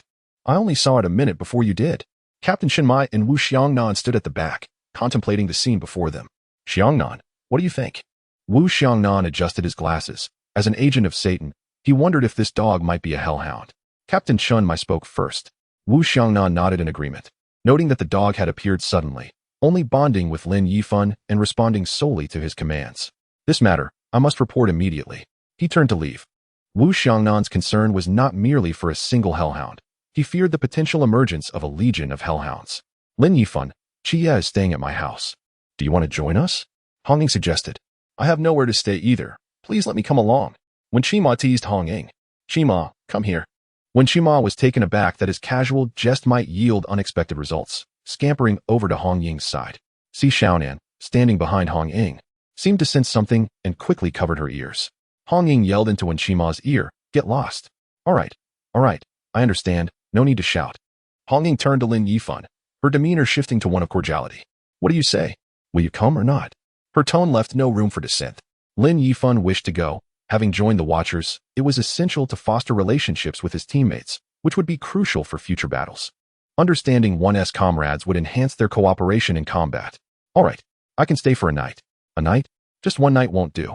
As she moved to pull Lin Yifan closer, she reconsidered upon seeing the baring teeth of the Rottweiler, changing her tune. However, your dog cannot stay indoors. The Rottweiler seemed to comprehend, barking wildly at Hong Ying, then casting a pitiful look at Lin Yifan. You must be cautious. I sense an air of conspiracy from Sister Hong Ying, when Qimo quipped, quickly stepping back to distance himself from Hong Ying, fearing a reprimand. I only wanted Lin Yifan to come over and cook for everyone. Is that not permissible? Hong Ying's eyes gleamed with a chilling intensity, causing Wen Qimo to shiver. I shall not converse further with you. I have yet to practice with my firearm tonight. The address has been sent to you. Please come on your own. In a hurried departure, the crowd dispersed, while Wen Qimo mysteriously took away Lin Qiye. Captain Shenmai approached Lin Yifan, who was being restrained by his growling Rottweiler. Lin Yifan gently stroked the dog, turning his head, tears welling in his eyes. The Rottweiler, displaying an uncanny understanding, sensed Lin Yifan's sorrow, rubbing its head against him. It seemed to offer comfort. Since childhood, Lin Yifan had longed to have such an intelligent and empathetic dog. Do you wish to accompany me? Woof, woof. Is that a yes? Woof. Shenmai gazed at the pair, feeling a mix of joy and concern. He was pleased that Lin Yifan, the agent of Satan, was under their guardianship rather than in the hands of the ancient god church. Yet he worried about the form that Satan's 7 legions of demons would take. Would Lin Yifan possess the strength to control them when the time came?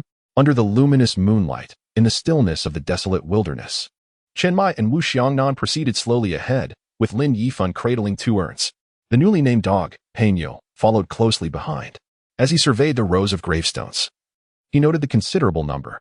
This is the place. The earth before one gravestone had been freshly dug. The inscription had already been carved and painted red. Lin Yifan touched the gravestone before placing his parents' ashes within. Come on, you take the first shovel. Captain Chen Mai handed Lin Yifan a spade. Hong Ying. Is she up there? She must be here.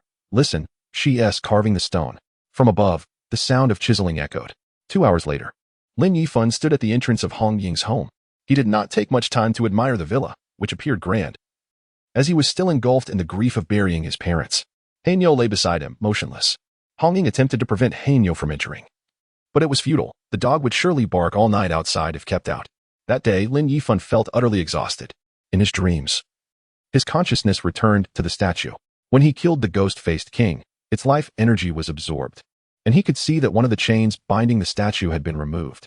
It appeared that to completely eliminate all the chains, he would need to absorb the energy of at least 100 supernatural beings from the Chuan realm.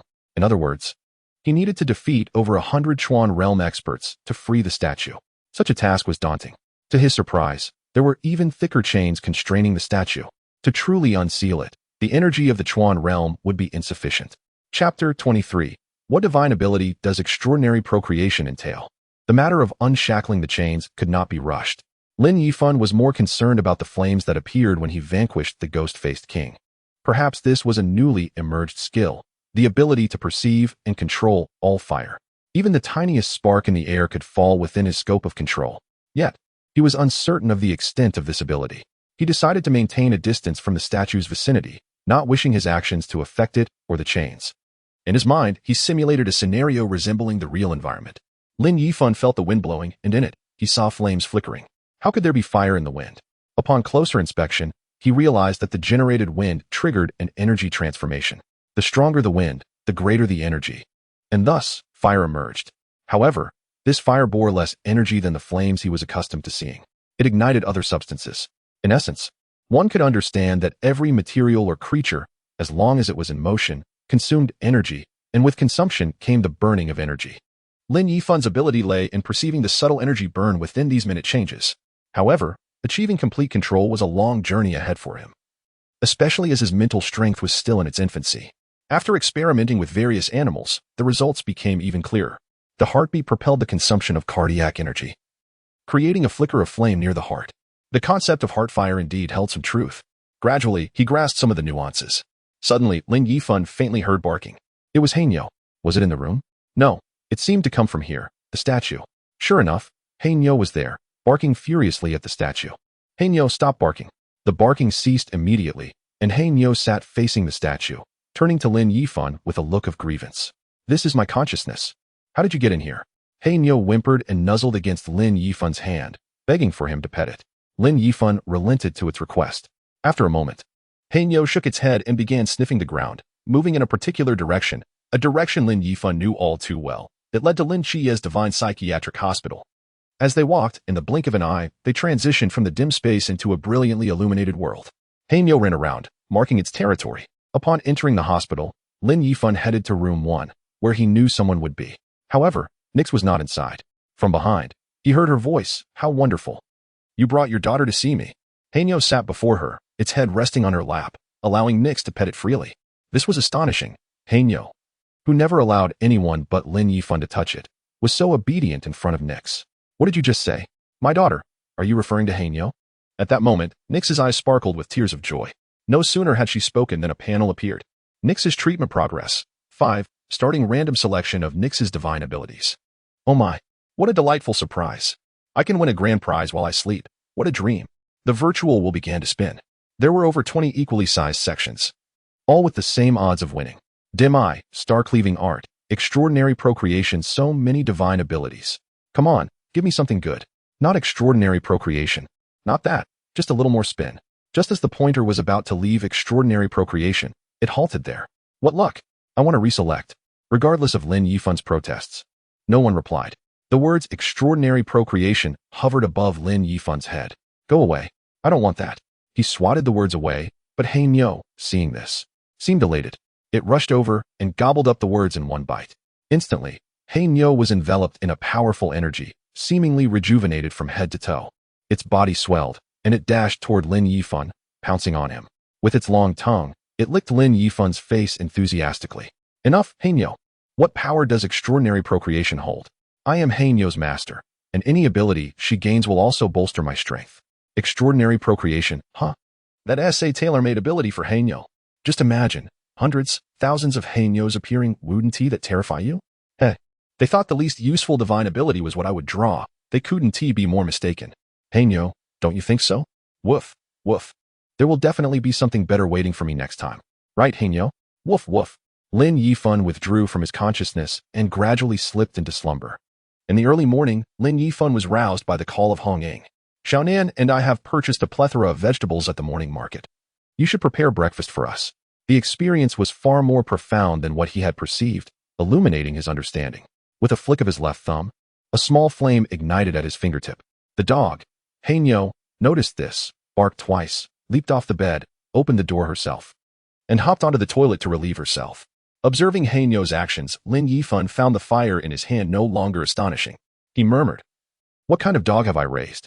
Just as he was recovering from his astonishment, Hanyo finished her business and flushed the toilet. For breakfast, Lin Yifan prepared an extensive spread. A recent battle with the Ghost-Face King had left both him and Qiye considerably drained. This meal was essential for replenishment. Hong Ying diligently served them both, encouraging them to eat more. You must eat well. Given the captain's nature, he will undoubtedly arrange special training for you today. Xiaonan chimed in. Indeed, indeed, eat up, or you might not be able to keep up. With their urging, Lin Yifan hurriedly focused on his meal. Qiye, too, did not lag behind. Your dog is quite obedient, eh? It seems to have grown a bit. Chapter 24. The Peace Agency. After Hanyo underwent her extraordinary transformation, not only did her physique expand, but her already considerable intelligence appeared to have sharpened further. Under Lin Yifan's command, Hanyo harbored no hostility toward Hong Ying and Si Xiaonan. Instead, she engaged joyfully with them. Even Si Xiaonan, who had always feared dogs, dared to pet Hanyo now. Hanyo had a knack for endearing herself. As she rubbed against Xiaonan, Si Xiaonan gradually lost her fear. However, the moment Lin Qiye approached, Hanyo would immediately bare her teeth and bark ferociously, her animosity clear on her face. Qiye, what have you done to upset Hanyo? Why does she dislike you so? Hong Ying had already come to regard Hanyo as her own pet. No matter how she teased, Hanyo would not retaliate. Qiye remained bewildered, unsure of how he had offended the dog. Yet, Lin Yifan had surmised the cause. It must be related to Satan. Hanyo could enter the subconscious and interact with him. She was undoubtedly a hellhound, searching for her master, seeking Satan. Hanyo's disdain for Lin Qiye stemmed solely from the fact that he was the agent of the Archangel Michael. Half an hour later, at the Peace Agency, Hong Ying escorted Lin Yifan and Lin Qiye into the office. Both were taken aback. When Shima was attending to a wealthy lady. Please, continue. They're all members of our agency. The lady adjusted her attire and slid a photograph across the table. Hong Ying moved closer, examining the picture. Miss, leave it to us, and you may rest assured. We will handle it with utmost care. Upon hearing Hong Ying address her as Miss, the wealthy woman beamed with delight. Her joy palpable. In truth, the lady was old enough to be Hong Ying's mother. Very well, it's entrusted to you. With Hong Ying's flattery, the agency secured this business deal. Lin Yifan and Lin Qiye remained perplexed. Behind them, Si Xiaonan led them to the back. What is going on? In the basement. Lin Qiye could no longer contain his curiosity and asked, Our primary business involves dealing with the mysterious, but such occurrences are not a daily affair. The rest of the time, we engage in side ventures. We can't remain idle every day, can we? So, you also assist in investigating infidelity? Occasionally, but it's rare. With a loud crash, Hong Ying forcefully opened the basement door. Lin Yifan, you and Hanyo come up. Huh. Lin Yifan looked perplexed. Sister Hong, you don't need Hanyo to catch a mistress, do you? Hong Ying appeared astonished. What mistress? We need a cat. Isn't your Hanyo both obedient and intelligent? Find a cat? It turned out that the lady's mention of infidelity referred to her cat's escapades. It was her cat that had been out all night. Hanyo sniffed the items the cat had used, and at Lin Yifan's command, she darted out. Sister Hong, I thought we were investigating extramarital affairs. Extramarital affairs? We don't handle that type of business. It's time-consuming and labor-intensive. Finding these cats and dogs is much simpler. Once this is settled, I'll share half the commission with you. She nudged Wen Qimo, urging his agreement. Of course, I did nothing but facilitate. All the work is done by Lin Yifan and Hein Yo, so he must receive half. Great. That should amount to several hundred, right? At that moment, Lin Yifan had yet to realize just how lucrative this business could be. Several hundred? Hong Ying looked disdainful as she presented a price list. Take a look. Familiarize yourself. You will need to work here regularly. After perusing the price list, Lin Yifan was left speechless. The fee for locating ordinary cats and dogs was 2,000, while searching for a prized breed owned by the wealthy lady cost 8,000. Lin Yifan finally understood that the endeavor of finding pets was indeed far more profitable and less laborious than tracking down infidelity. With Hein Yo, they would likely find it even easier. True to her role as a key player in the peace agency, Hong Ying had successfully collected the 20,000 wagered with the wealthy woman, yet she only charged the standard 8,000. This endeared her to the lady, who insisted on adopting Hong Ying as her goddaughter, promising to refer all her friends to her in the future should they lose anything. Hong Ying had effectively brought a significant client to the agency. As Lin Yifan descended into the basement, Wen Qimo followed him down. Yifan, wait a moment. Here is 2,000, your share. Lin Qiye was taken aback. You're giving this to me already? I was worried you might have no money to spend. The captain is waiting for you both at the training ground. Hurry. Just as they reached the training ground's entrance, they heard a series of loud thuds from within.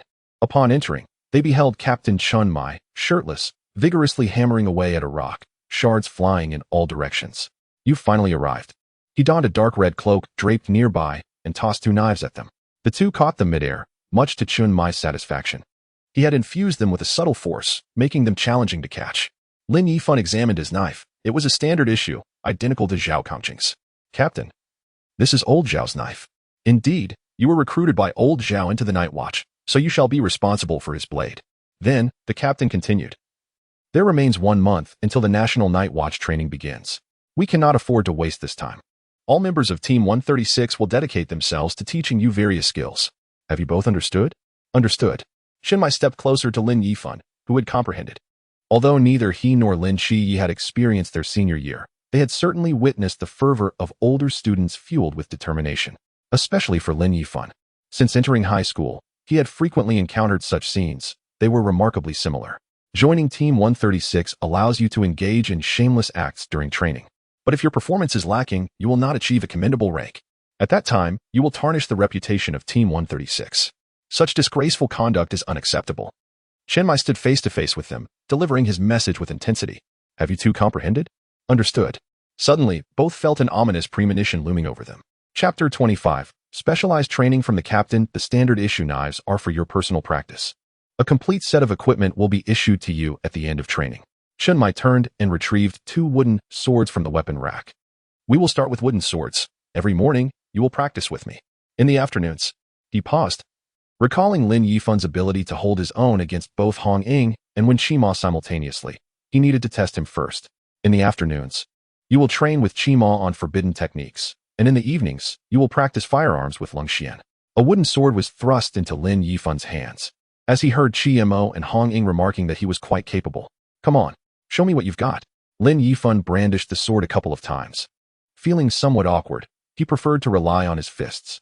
Can I fight without the sword, just using my fists? This time, that is acceptable. Chen Mai was eager to test Lin Yifan's most proficient attack at the moment.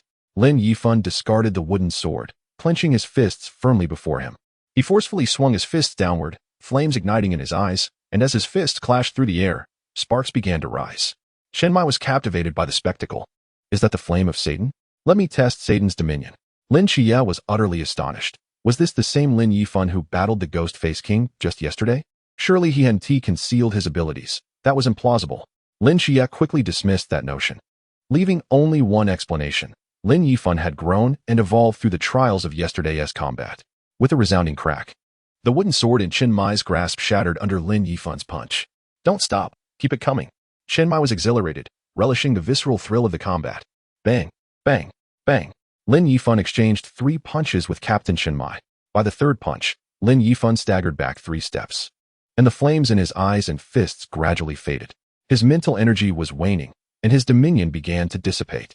Nonetheless, this time he had sustained his dominion for 12 seconds, no longer merely a 10-second warrior. Although Chen Mai was chastising Lin Yifan, his hands were tucked behind his back. Constantly moving, they had begun to feel numb. The agent of Satan. The power harnessed during Dominion is comparable to that of a formidable warrior from the Chuan realm. It's truly monstrous. Lin Qiye, it's your turn. He retrieved another wooden sword from the rack. At noon, Chen Mai personally prepared a lavish feast, beaming with joy. Boss, why so many dishes? It's far too early for the new year. I'm simply in high spirits today. His elation stemmed from the recruitment of 2 divine agents, both among the strongest of the strong. How could he not be delighted? Meanwhile, Lin Qiye and Lin Yifan sat there, utterly spent, their bodies sore and battered. They had been thoroughly dealt with by Chen Mai. Black Neo seemed to empathize with Lin Yifan's suffering, gently resting its large head on Lin Yifan's lap, growling at Chen Mai. Dig in. Especially you two. I felt quite satisfied beating you today. We'll continue tomorrow. Clatter. Lin Qiye's chopsticks fell. He was struggling to even hold them, let alone eat. The two exclaimed in unison, Is this how you treat us? Let us skip tomorrow. Although Lin Yifan was in pain, he was more fatigued from the exertion. His dominion, the curse of transformation, had been invoked 5 times that day. The first 2 times lasted 12 seconds before gradually diminishing. This was a marked improvement from the previous day. In the afternoon, at the Forbidden Dominion laboratory, the 2 bruised combatants stood before Wen Qima. She chuckled upon seeing them. Did you have enough to eat at noon? Lin Qiye shook his head, while Lin Yifan nodded. Lin Qiye could hardly open his mouth to eat. Lin Yifan, on the other hand, had no issues. Chen Mai's cooking was simply too good to resist. You two have done remarkably well. After practicing with the captain, you can still walk to eat. You're the only ones who can manage that. The members of Team 136 had all endured his beatings when they first arrived, and they were the best off. Lin Qiye and Lin Yifan exchanged glances. Is that what you call doing well? In training with the captain, Lin Yifan proved to be more resilient than Lin Qiye, enduring longer sessions. This allowed him to grasp more techniques in close combat. It was indeed true that to learn how to strike, one must first learn how to take a hit.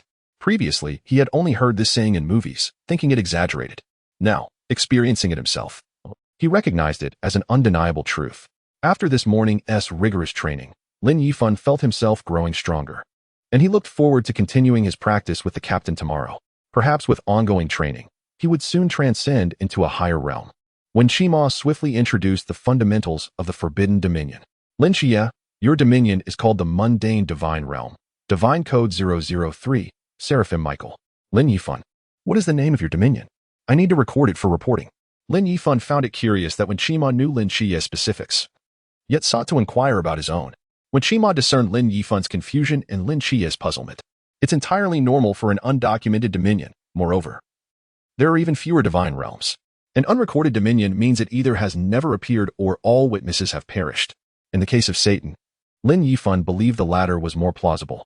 Had Satan not been trapped, he likely wouldn't have sought Lin Yifan as a divine agent. The name of Satan's dominion is the curse of transformation. This is the ability to control others' minds, similar to how it was during our previous battle? No, that was my bewitching technique, a spell granted by Satan.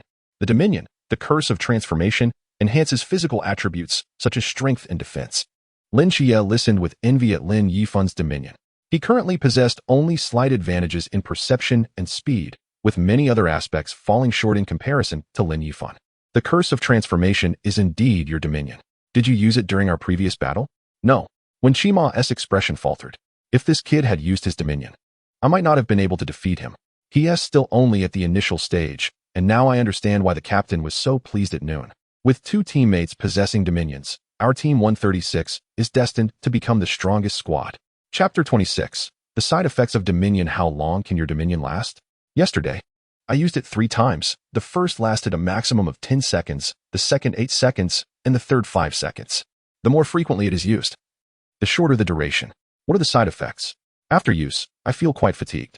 When Qima did not write this down, thinking Lin Yifan had more to say, and waited for a moment, and then, besides feeling exhausted, there is nothing else. When Qima was skeptical that there could be so few side effects, especially for a dominion. Is there anything else? Since yesterday, my appetite has increased significantly. That doesn't count. I could eat 5 bowls of rice. I'm asking if there is a need for sacrifices or the like. After all, this is Satan we're talking about. Not at all, just a bit of fatigue. There is nothing else. Submitting such a report would undoubtedly raise skepticism. Furthermore, if it fell into the hands of the ancient God Church, Lin Yifan would certainly become a prime target for capture. Thus, when Qima appended a note to the report, stating that the use of dominion required the sacrifice of internal organs as a cost, this should suffice to lend credibility to the report and deter any unwanted attention. Next, They proceeded to test the interval for the maximum duration of dominion. After the first invocation reached its limit, they needed to determine how long Lin Yifan had to wait before invoking it again. This was critical. After 12 seconds of dominion, once it automatically dissipated, Lin Yifan waited over 5 minutes for the second invocation. Thus, during that 5-minute span, he was at his most vulnerable. When facing an opponent that necessitated the use of dominion, one must ensure a decisive strike. Otherwise, the best option would be to retreat. Once failure occurs, the only fate awaiting Lin Yifan is death, leaving no opportunity for a second attempt. If approached differently, the divine realm does not operate at its maximum duration. It only requires a second to cease its function, necessitating a 5-minute wait before it can be summoned again. Moreover, the divine realm can only be utilized for 10 seconds, not a moment longer. Thus, Lin Yifan once again transforms into the 10-second war god. Ultimately, the test yields but a single phrase and a solitary word. With no guarantee of a decisive strike against the enemy, the only option is to flee. In the remaining time, Lin Yifan persistently engages with the divine realm. As soon as the cooldown period concludes, he activates it anew. According to Lin Qiye, certain forbidden realms can enhance their duration through repeated use, improving proficiency. Lin Qiye encourages Lin Yifan to explore whether his divine realm possesses such potential. Lin Yifan has absorbed the life energy of the ghost-faced man and the ghost-faced king, resulting in the enhancement of his divine realm. Thus, the method of repeated use to increase proficiency should not extend its duration. Nevertheless, mastering the proficient release of the divine realm is essential and not merely a redundant endeavor. Simultaneously, during the upcoming process of skillfully releasing the divine realm, Lin Yifan must devise how to maximize his attack damage within a mere 12 seconds. After countless attempts, a sequence of combos gradually takes shape. During dinner at the office, apart from Lin Yifan and his 2 companions in the basement's Forbidden Realm laboratory, only Si Shaoran remains upstairs to keep watch. She orders 5 pounds of dumplings and a portion of rice noodles, which should suffice. Additionally, the dog food for Black Neo has arrived in the afternoon. When the takeout arrives, Si Shaoran uses the intercom to instruct Guanyin to check on Chen Mai. Keeping an eye on the simmering ribs, swallowing hard in anticipation, and muttering in annoyance, "Captain, you're so biased." "Wow, it smells amazing, Shaoran. What takeout did you order that smells so delightful?" When Qima is the first to appear in the activity hall, Lin Qiye and Lin Yifan support each other as they approach, with Black Neo trailing behind Lin Yifan. "Of course it smells good. It's the captain's rib soup." "Oh my.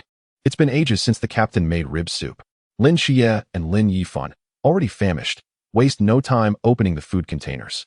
Even foregoing chopsticks to grab the dumplings with fervor, they choke and take a sip of the rib soup to ease their hunger. Qima and Shaonan stand to the side, hesitant to approach. The 2 ravenous individuals resemble hungry wolves, creating an atmosphere of danger. When Qima nudges Si Shaonan with her elbow, "Let's order something else. I feel like it's not enough."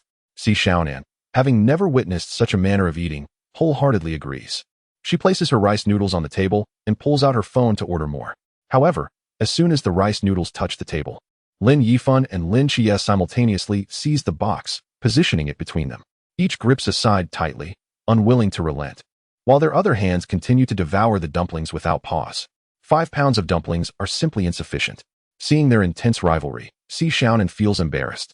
"I'll order another 5 pounds of dumplings. The 2 I just ordered might not be enough." When Qima looks on in astonishment, pondering how long they must have been starving.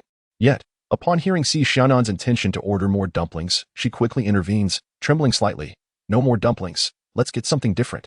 At that moment, the large door to the basement hall swings open, revealing Hong Ying. "Wow, it smells incredible. Has the captain finally decided to make soup?" When Qima and Si Shaonan block her view, "What are you looking at?" "Unfortunately, I've already eaten.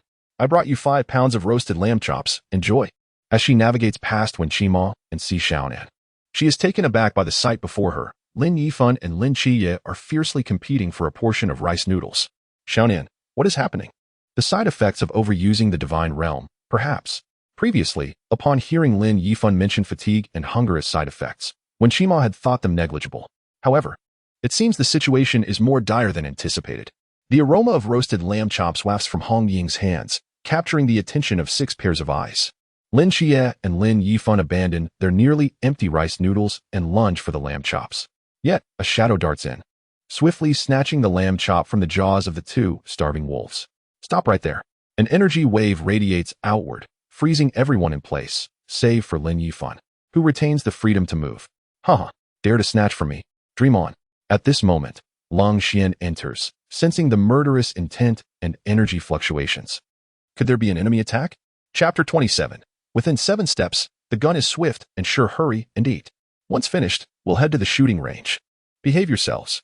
Lin Qiye, with 2 handguns in hand, circles behind Lin Qiye and Lin Yifan. During the earlier chaos, he fired a shot, which brought Lin Qiye, Lin Yifan, and Black Neo to a halt. Fairly, he distributes the lamb chops and the 2 pounds of dumplings that were delivered afterward, ensuring even when Qima and Si Xiaonan, who had been starving, are taken care of. Once you're done eating, come to the shooting range, he states with a stern visage before departing. Lin Qiye and Lin Yifan immediately follow, slightly intimidated. Just moments ago, that bullet had grazed the tips of their noses. Their dynamic perception and Lin Yifan's newly acquired fire control ability both sense the powerful energy wave. Firearms, a testament to human ingenuity, instill fear even in the agents of the divine. The shooting range is adorned with an array of light and heavy firearms. With a towering machine gun resting on the table, the high-tier mystical beings have a minimal impact on their effectiveness. Lin Qiye places his hand on the machine gun, cautioning the 2 not to overly rely on firearms. He shifts his tone. However, for low-tier and numerous mystical beings, firearms are indeed the most effective. Remember, beyond 7 steps, the gun is swift. Within 7 steps, it is both swift and precise. Until you possess absolute strength, keep your firearms close. Indeed, sometimes, a gun is more effective than a knife, Lin Yifan muses, reflecting on his battle with the ghost-faced king. He contemplates how the outcome might have differed had he possessed a firearm. Perhaps he could have prolonged the fight. Firearms represent truth, rendering all beings equal before them. Lin Yifan, you go first. Try this pistol. A handgun is handed to Lin Yifan, who is directed to a target 10 meters away. Take a deep breath, raise the gun, aim, and fire. Bang!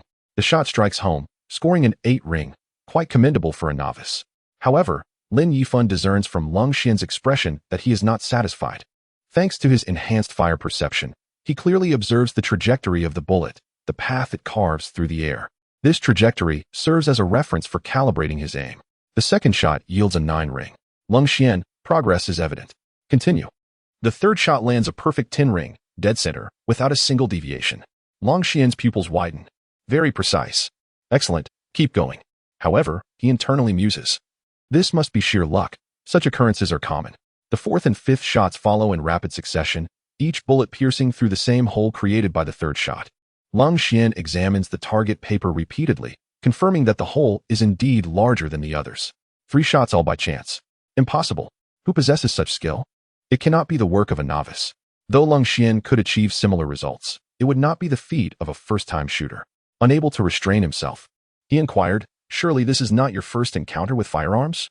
Having fired 3 rounds during high school military training, he responded, Reload the magazine and fire again from 30 meters.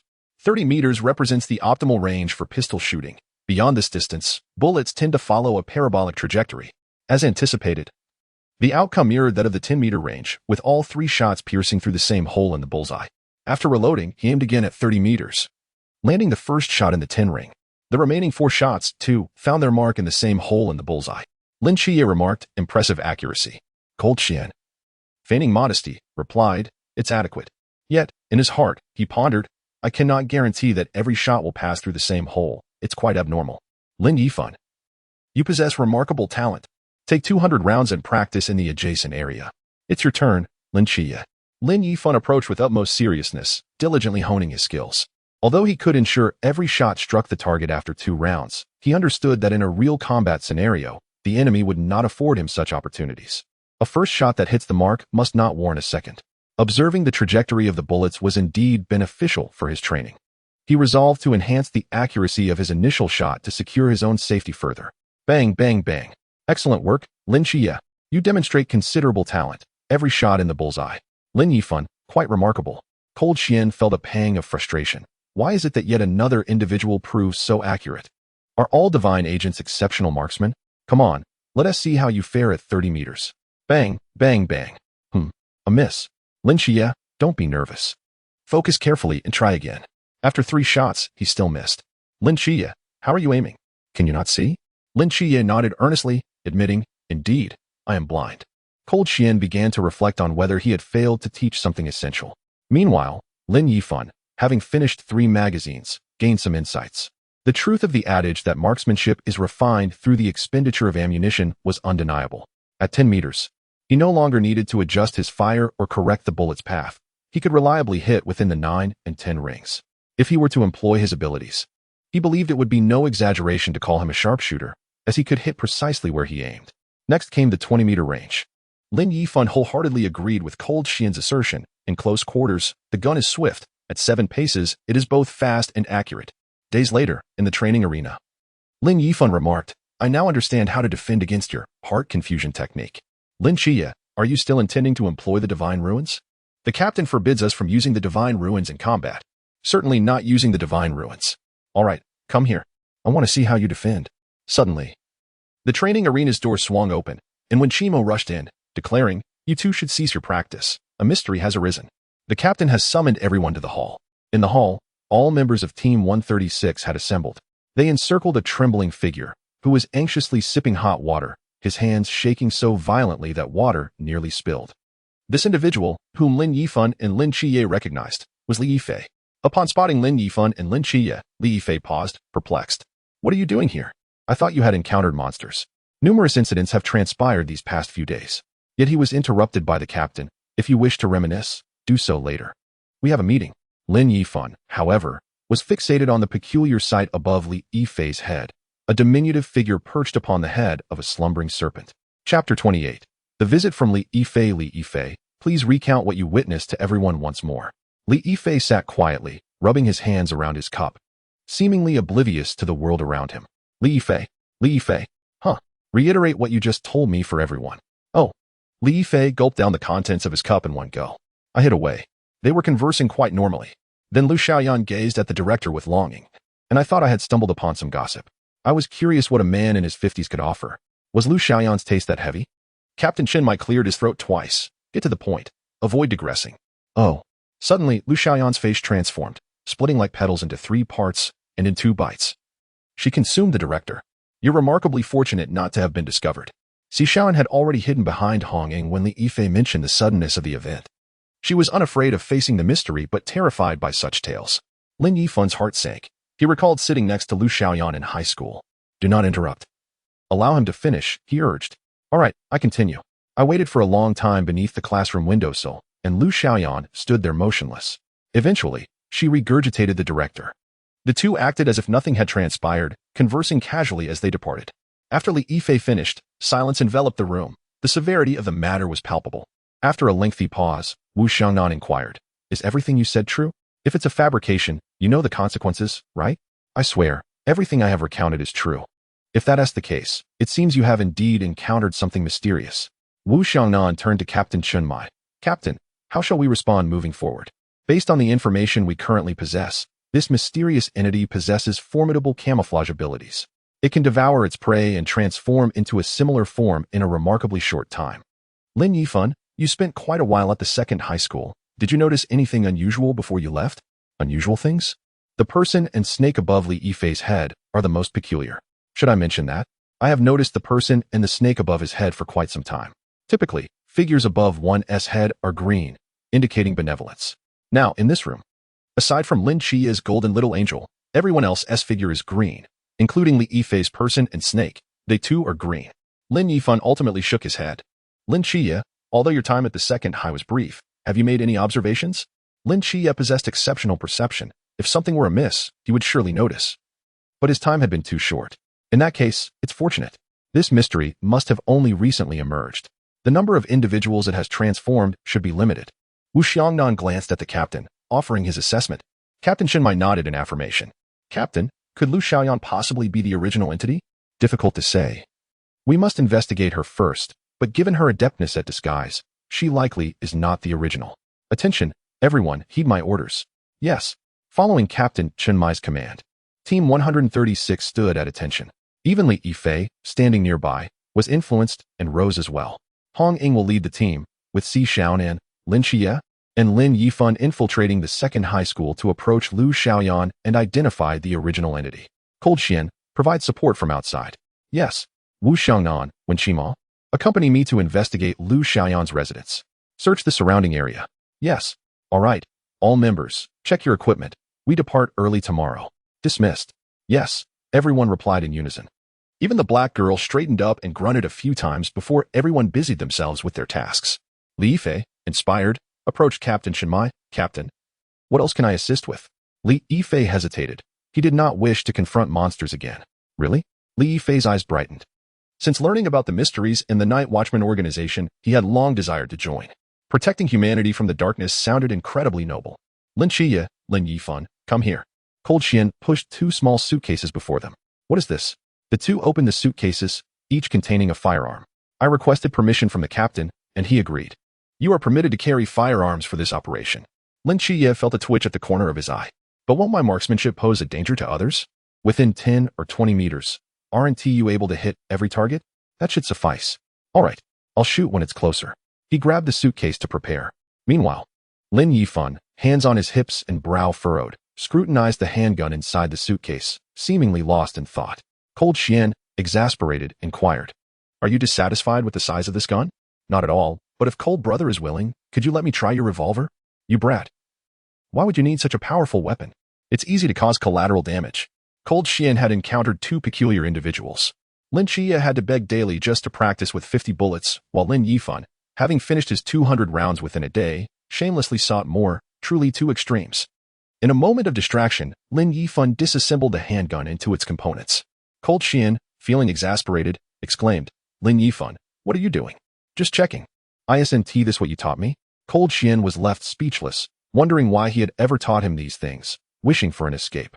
Consequently, Lin Yifan spread his hands, blocking Cold Xian's path. What now? Cold Xian found Lin Yifan increasingly irritating.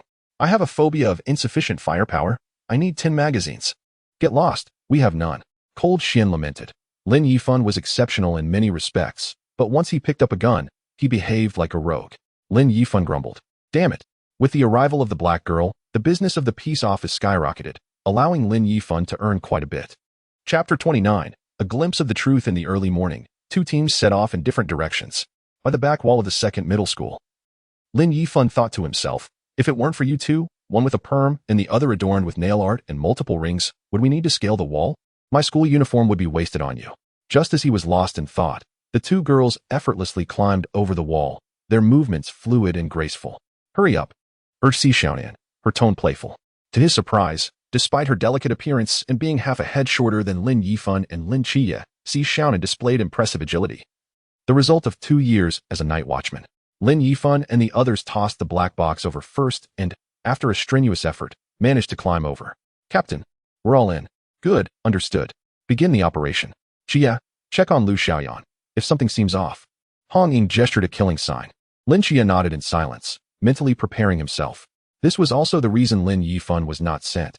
He was too familiar with Lu Xiaoyan and might hesitate to act.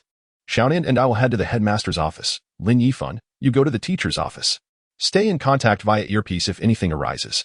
Lin Yifan proceeded towards the teacher's office, holding the black box, which contained the standard long knife of the night watchman, while the handgun was already secured in his holster. Compared to the long knife, Lin Yifan preferred using a gun and his fists. A gun felt like an extension of his arm, directing his strikes with precision. In close quarters, the sensation of landing a punch was exhilarating. The teacher's office was eerily quiet, as it was class time, and most teachers were in their classrooms. While Lin Yifan wondered, a voice called from behind, Student, what are you looking for? The voice sounded somewhat familiar. However, all he saw above him was a small red snake, poised as if ready to pounce. In Lin Yifan's long life, red symbolized the highest level of danger. Instinctively, he felt the urge to flee. Teacherly, I'm looking for my homeroom teacher. You must be Lin Yifan. Your homeroom teacher is currently in class. Oh, I'll go find him in the classroom. Lin Yifan felt an ominous sensation as the geography teacher's gaze mirrored that of the red snake above him. Lin Yifan, don't rush off. Come help the teacher with something. Lin Yifan's heart sank, fearing what he dreaded the most. At this moment, he was increasingly certain that the small snake above him was indeed something sinister. Lin Yifan entered the office with the geography teacher, who promptly locked the door behind them. Lin Yifan, I've been watching you for a while, did you know?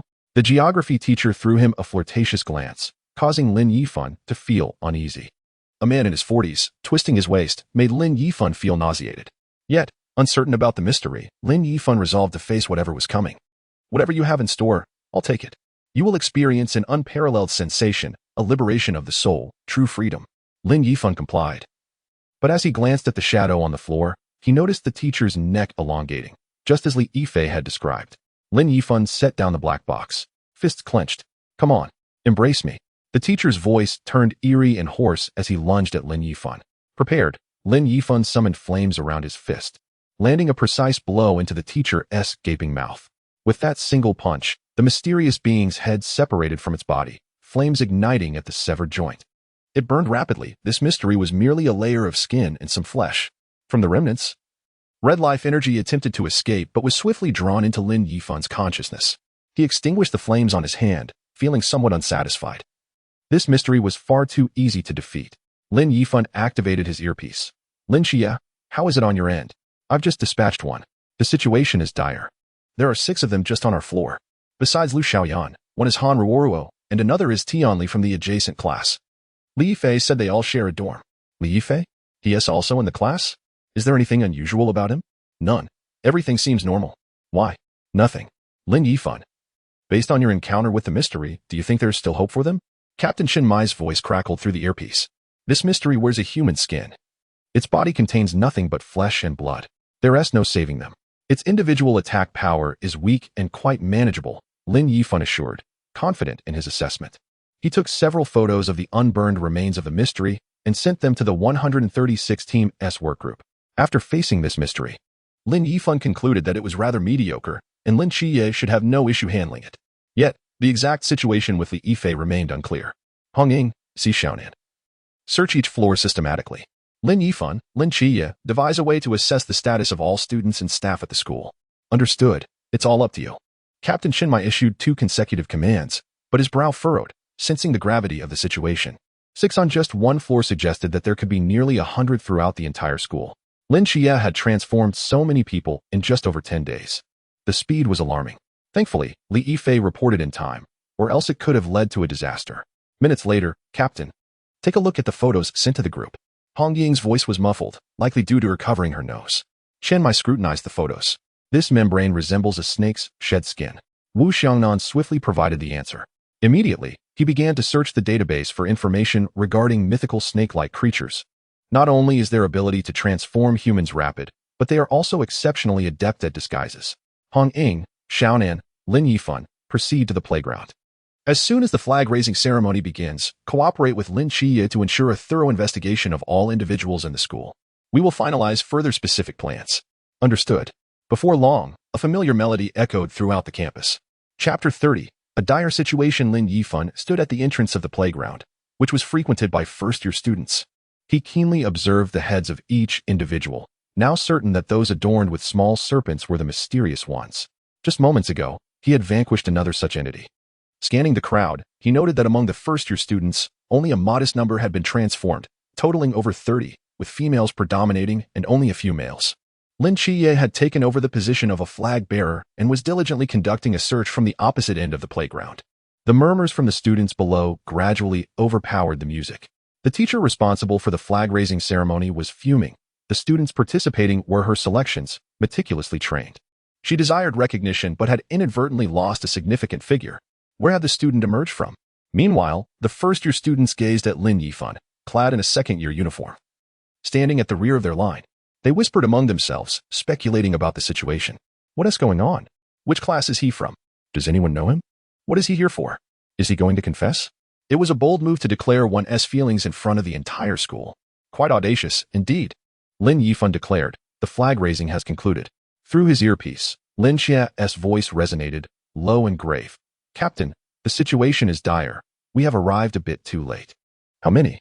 Chen Mai felt a sinking sensation in his heart, praying it was not as grim as he feared. Across the school, the first and third-year students were fewer, with each grade comprising over 40. The second-year students numbered more than 200, with some classes almost entirely transformed.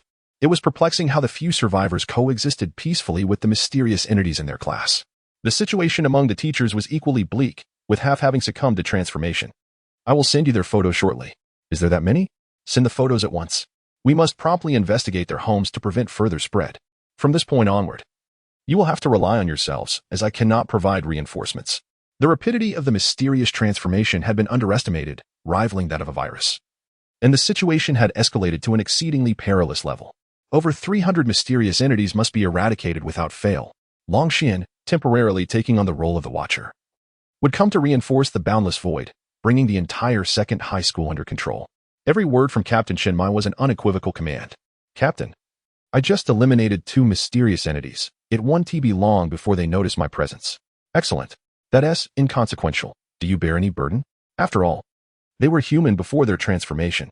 I bear no burden. I slay the mysterious, not humans. Very well said. 7 Night, repeat Lin Yifan's words. Lin Qiye felt a jolt through his body. To claim he bore no burden was a falsehood. I slay the mysterious, not humans. Good. Remember that. Chunmai wiped the blood off his blade, acknowledging that Lu Xiaoyan, Han Nonyuo, the family of the director, and their neighbors had all been transformed. You all should commence the eradication of the mysterious in the school promptly. Otherwise, more innocent lives will be lost. The 4 present at the school listened to the captain's calm tone through their earpieces, yet his urgency was palpable in every word spoken moments ago. Outside the girls' dormitory, 2 figures stealthily peered inside. Having hidden for a while, they found the dormitory supervisor absent. Just as they were about to enter the dormitory building, Si Xiaonan looked up and noticed something draped on every balcony, flesh-colored garments. Grabbing Hong Ying's arm, she exclaimed, Hong Ying, did the school distribute lingerie when you were a student? As Si Xiaonan gazed in the direction she pointed, a chilling sight made her scalp tingle. Almost every balcony was adorned with human skin, some with 3 or 4 pieces, others with 1 or 2. Hong Ying, we're in deep trouble. Lin Yifan observed a large group of girls, each with small serpents atop their heads, chattering as they made their way toward the girls' dormitory. Hong Ying and Si Xiaonan were there, ready to collaborate with Hong Ying to eliminate this wave of the mysterious. In front of the girls' dormitory, Hong Ying and Si Xiaonan found themselves blocked by a small group of mysterious entities and the dormitory supervisor. Hong Ying hesitated, unable to discern who among them was mysterious and who was ordinary, delaying her attack.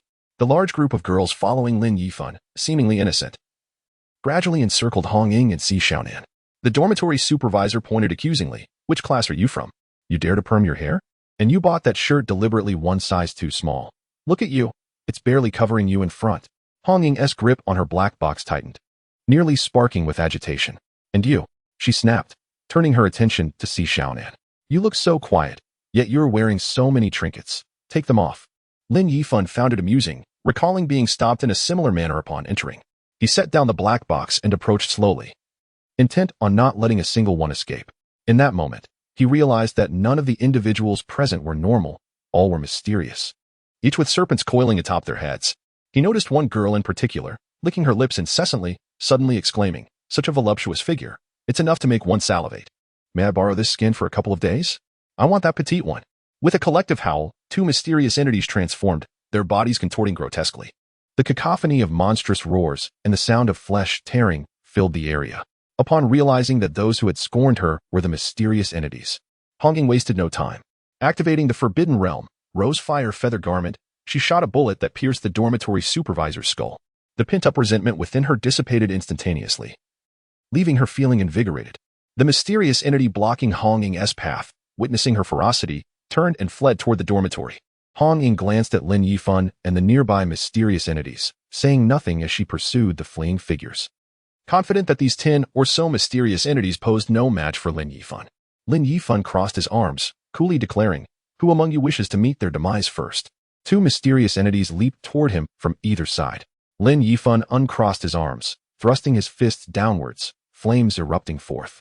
He took a decisive step forward, executing a swift jump, and unleashed a dual punch upward. The heads of the 2 airborne mysterious entities detached from their bodies, spiraling away.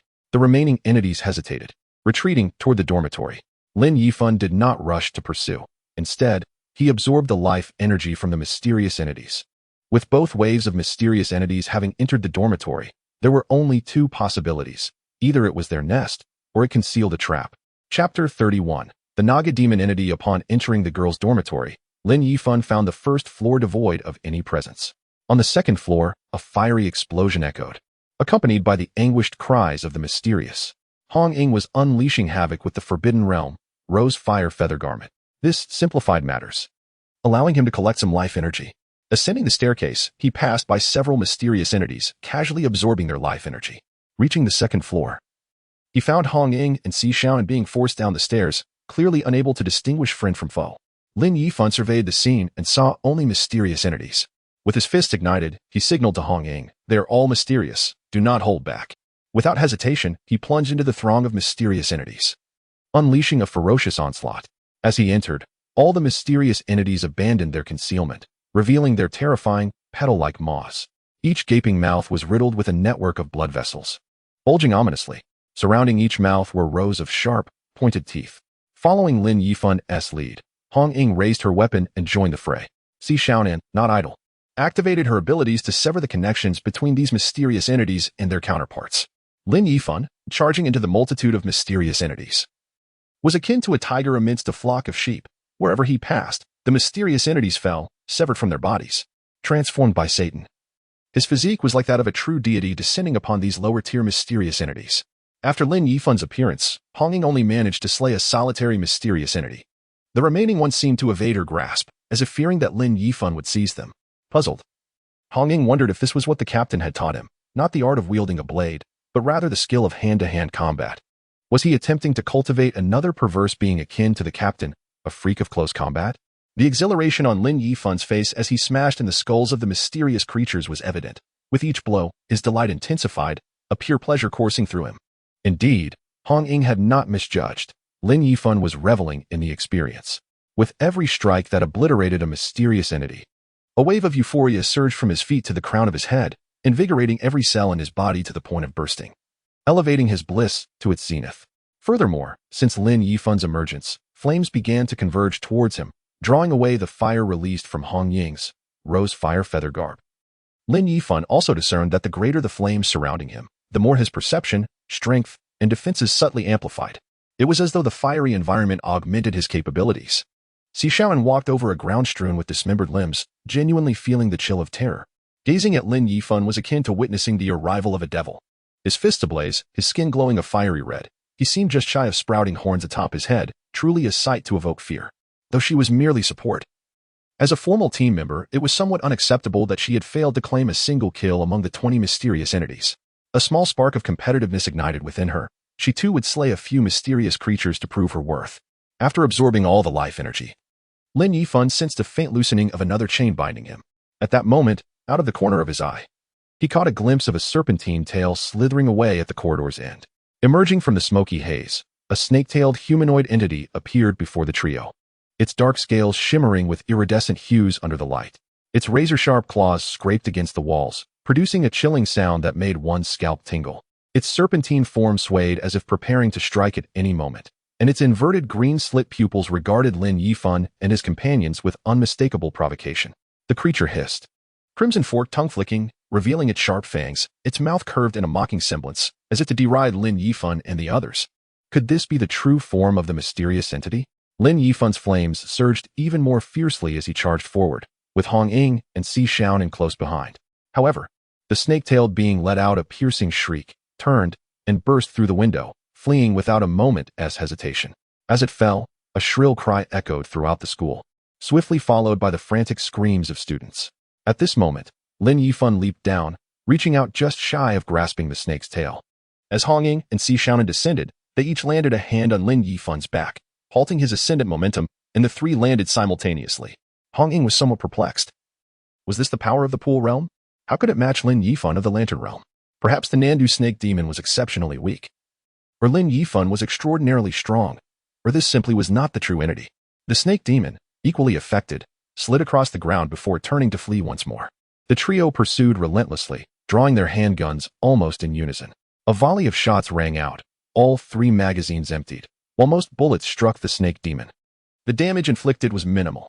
Just as they stowed their weapons, Lin Yifan sensed movement above him. Looking up, he noticed several mutated creatures silently leaping from the classroom windows, poised to ambush them. Upon Lin Yifan's warning, Hong Ying activated the Forbidden Void once more. She hurled her spear, and in an instant, 2 descending mutants were pierced mid-air, pinned against the wall. With a swift motion, a rose-red flame akin to a whip emerged, freeing her spear. Hong Ying wielded the flaming whip, guiding the spear through a series of deft maneuvers. The mutants still airborne were swiftly impaled in succession, their bodies falling lifelessly to the ground. Meanwhile, the rapidly fleeing snake demon appeared to diminish in size before ultimately vanishing from sight. Wu Xiaonan's voice crackled through the earpiece. This snake demon is the Nandu snake demon, possessing formidable camouflage abilities, able to inherit the memories and intellect of its victims. It sows the serpent seed within its prey, transforming them into mutants to control their actions. The Nandu snake demon can produce one seed daily, while its matured mutants take 3 days to yield another. Both the entity and its mutants possess relatively low combat prowess. Lin Yifan pondered, recalling the punch exchanged with the snake demon. It seemed to align with this. The emergence of so many mutants indicated that this snake demon had likely been lurking within the school for an extended period. A sudden realization struck Lin Yifan. He thought of Lin Yifan. He might have also been implanted with the serpent seed. Hongying, Lin Yifan, how are things on your end? Lin Qiye's heavy breathing echoed clearly through the earpiece. We are pursuing the suspected true form of the snake demon. How about you? Hongying inquired as she retracted the forbidden void, rose fire feather garb. Concurrently, the flames on Lin Yifan's fists diminished. Just moments before, a shriek had caused the mysterious entities to enter a frenzy, seemingly responding to commands. Over the earpiece, the sounds of gunfire, cries of anguish, and terrified screams from students resonated. Chapter 32, God of Death Lin Yifan. Unexpectedly, these mutants had laid an ambush here, providing cover for the true entity's retreat. At this moment, several students rushed to the school gates, desperate to escape the boundless void. Lin Yifan scanned the area, finding no mysterious entities in sight. Hongying, Xiaonan. Contact Lin Qiye and facilitate the evacuation of these students. There are no mysterious entities among them. I will provide support to Qiye. The two exchanged bewildered glances. Yet seeing Lin Yifan's serious demeanor, they sensed his determination. Trust me, I can differentiate between the entities, and there truly are none among these people. I will explain your doubts later. Hongying and Xiaonan shared a glance before choosing to trust him. All right. We will contact Lin Qiye to manage the evacuation of these students while you support Qiye. Wait, what about me? If you encounter the true form of the Nandu snake demon, don't go alone. Remember to call me. I want to face it too. Understood, I promise, Hongying. Lin Yifan nodded with a smile. The group then began to disperse. Qiye, what is your current situation? Lin Yifan re-established communication with Lin Qiye through the earpiece. The mysterious entities are roaming outside the classrooms. The students have organized their defenses and are holding up for now. What about you? The true entity has fled and is hiding. Be cautious. However, I exchanged blows with it earlier. Oh, how is it? I can at most match it. Together, we would surely defeat it. The two secretly rejoiced, hopeful of soon vanquishing the Nandu snake demon. Qiye, hold on. I'm coming to assist. Lin Yifan could hear that the snake demon's attacks had not ceased for a moment. The crisis had not yet abated. As he turned a corner, 2 snake demons crashed through the window. Lin Yifan raised his hands and fired 2 shots, hitting his targets directly, beginning with the first-year classrooms. He began to clear them out, reducing the number of students to leave the snake demon with nowhere to hide. With a gun in hand, the world is mine. In a classroom, they disassembled the mop handles, binding 3 together with tape and propping them against the door. A slender, bespectacled boy calmly directed his classmates in fending off the snake demon's assaults. And Qingyu, remove the nails from the chair. All right, use those nails to secure the mops to the ground. Thanks to Qingyu's leadership, they successfully repelled the snake demon's relentless attacks. At that moment, Lin Qiye and Lin Yifan ascended to the 3rd floor via rope, arriving precisely at Qingyu's classroom. They intended for the students here to use the rope to reach the 5th floor, where the serpent demons had already been vanquished. However, Qingyu dismissed their suggestion with a simple rationale. We are students, not special forces. No one can climb up. Additionally, the rope was not sufficiently sturdy to hoist everyone up. Just as they concluded their discussion, the rope was severed by the serpent demons, rendering any escape via the rope impossible. Qiye. Lin Yifan's voice echoed in Lin Qiye's earpiece. Yifan, how's it going? I'm on the 1st floor. Which floor are you on? Lin Qiye hurried to the window and waved to Lin Yifan. 3rd floor. I see you. I'm coming up. Qiye. Didn't you say you cleared out the monsters from the 1st to the 3rd floor? How come there are still so many? They must have come back after I arrived. Just watch. Watch me. The mysterious Lin Yifan is here. With fists ignited in flames, Lin Yifan prepared for battle. Lin Qiye turned to the others in the classroom, assuring them, don't worry, help is on the way. Meanwhile, Qingyu, standing by the window and witnessing Lin Yifan, skeptically asked, are you sure he alone can save us all? He can. He truly can. And Qingyu was taken aback. He acknowledged Lin Qiye's prowess, knowing that dealing with a dozen or even 20 serpent demons was well within his capabilities. Yet, with 50 or 60 serpent demons now between the 1st and 3rd floors, he doubted one person could manage it. His skepticism was understandable. There were matters he was not privy to. Did Lin Qiye share his doubts? Certainly not. He had faith that Lin Yifan would carve a path to them. After all, he had trained diligently for over 10 days. It was evident that he had put in the effort, yet he still fell short in comparison to Lin Yifan. Initially, during training with the captain, both had refrained from using their abilities. The captain had engaged Lin Yifan solely on foot. However, by the second day, he had to resort to one hand. And by the third day, both hands. On the fourth day, he had to take Lin Yifan seriously. One day, the captain had activated his abilities just to withstand Lin Yifan's full-force strike. In retrospect, Lin Yifan had seemed terrifying, almost inhuman, as if he were the very embodiment of the devil himself. Bang, bang, bang. A series of gunshots erupted. Lin Yifan had begun his fierce battle. Hearing the gunfire, Lin Qiye struggled to articulate his thoughts on marksmanship. He would forever remember Lin Yifan's first day of firearms training, where he had fired just a few shots and was excused from further practice. This left Lin Qiye in a state of despair, pondering his own inadequacies. Cold Xian had assessed Lin Qiye as exceptional within 20 meters, but utterly ineffective beyond that distance. Lin Qiye envied Lin Yifan's precision, knowing he had his own strengths, including the psychiatric hospital of the gods. Progress may be slow, but as long as he continued to strive to heal the patients, countless skills awaited him. And Qingyu also heard the gunfire from the first floor. Judging by the commotion below, he could accurately deduce Lin Yifan's current location. No way. Is he already moving up? Has he really cleared the first floor of serpent demons so swiftly? In his eyes, Lin Qiye resembled a cinematic Captain America. Could it be that Lin Yifan surpassed Lin Qiye in skill? If that were true, then Lin Yifan was indeed a Superman. He resolved to inquire whether Lin Yifan could fly. In a matter of moments, the noise below subsided, with only the sound of footsteps approaching the stairs. The serpent demons on the third floor were drawn to the commotion and rushed toward the staircase. And Xingyu peered through the gap created by the serpent demons at the door. He could not see Lin Yifan's figure, but witnessed the heads of serpent demons either soaring or rolling across the ground. Blood splattered across the corridor's ceiling, walls, and floor.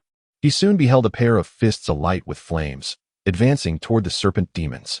The creatures retreated, terrified, as a lone figure intimidated a dozen of them. The serpent demons could only hiss in a desperate attempt to bolster their courage, none daring to approach.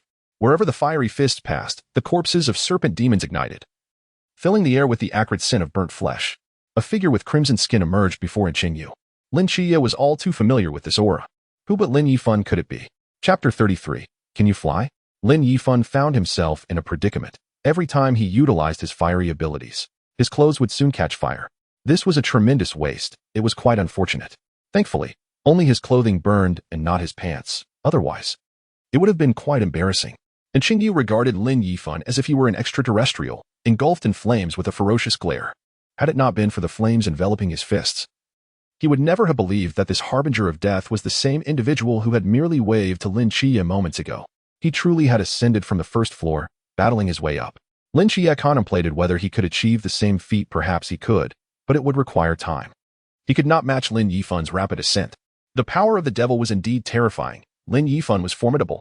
Lin Qiye firmly believed that Lin Yifan was not merely a proxy for the devil. He was the devil incarnate. Serpent demons fell at his feet, and finally, Lin Yifan halted at the classroom door. And Qingyu exchanged a brief glance with Lin Yifan through the door's crack. Lin Yifan's eyes blazed with an inferno. As his fiery hands pressed against the door, the mop propped against it spontaneously ignited. With a snap of his fingers, the mop broke, allowing the door to swing open. And Qingyu had cleared away the furniture that had been blocking the entrance. As everyone beheld Lin Yifan, ablaze with fury, their hearts sank.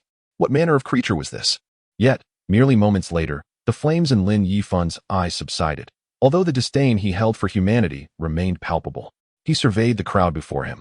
No one dared to meet his gaze, as if a mere glance could expose their deepest secrets. The weight of their past transgressions and inner demons bore down upon them, inviting an unrelenting judgment. Some began to weep, pleading for forgiveness, unwilling to descend into the abyss of damnation. Others, pure of heart, felt a profound reverence for the figure before them, perceiving him not as an ordinary man, but as a judge from the depths, an entity that would condemn all evil. Only through sincere supplication could they escape the torment of their souls. And Qingyu, however, regarded Lin Yifan with excitement and curiosity, a thirst for knowledge igniting within him. A shiver ran down Lin Yifan's spine. He sensed the danger of becoming mere fodder on Qingyu's chopping block. I apologize for the intrusion. Lin Yifan's gaze returned to normal, the crimson hue fading from his form. He gave Lin Qiye a thumbs up, signaling, mission accomplished. Lin Yifan attempted to step forward, but faltered, nearly collapsing. His heart raced in a manner that left him bewildered. He could not comprehend why Lin Yifan's earlier demeanor compelled him to kneel. It felt as though his life hung by a thread in Lin Yifan's hands. Was this the advantage of Lin Yifan's affiliation with the Night Watchman? If so, he had made the right choice in joining them. He resolved to demonstrate his worth and leave a favorable impression. Yes, I will strive to become part of the Night Watchman. I can do this. And Xingyu scrutinized Lin Yifan's current state. The flames had extinguished. The fire in his hands had vanished, and the crimson hue of his body was fading. All of this warranted investigation and documentation. As he spoke, he grasped Lin Yifan's hand, bringing it to his nose for a sniff. He then caressed Lin Yifan's fiery red skin, murmuring, "There's no burnt smell on your hands. The texture of your skin is quite pleasing. What are you doing?" "I'm not interested in men." Lin Yifan shuddered, gazing at the somewhat eccentric Xingyu. "Nothing, just curious. Conducting a little research." Just as Xingyu released Lin Yifan's hand, a sudden thought struck him, and he pulled Lin Yifan closer. "Can you fly?" Lin Yifan. And Xingyu turned to Lin Qiye. "Do you still need people?" With Lin Qiye and Lin Yifan joining forces, assisted by Lin Yifan and his axe-wielding team, the fourth floor was swiftly cleared.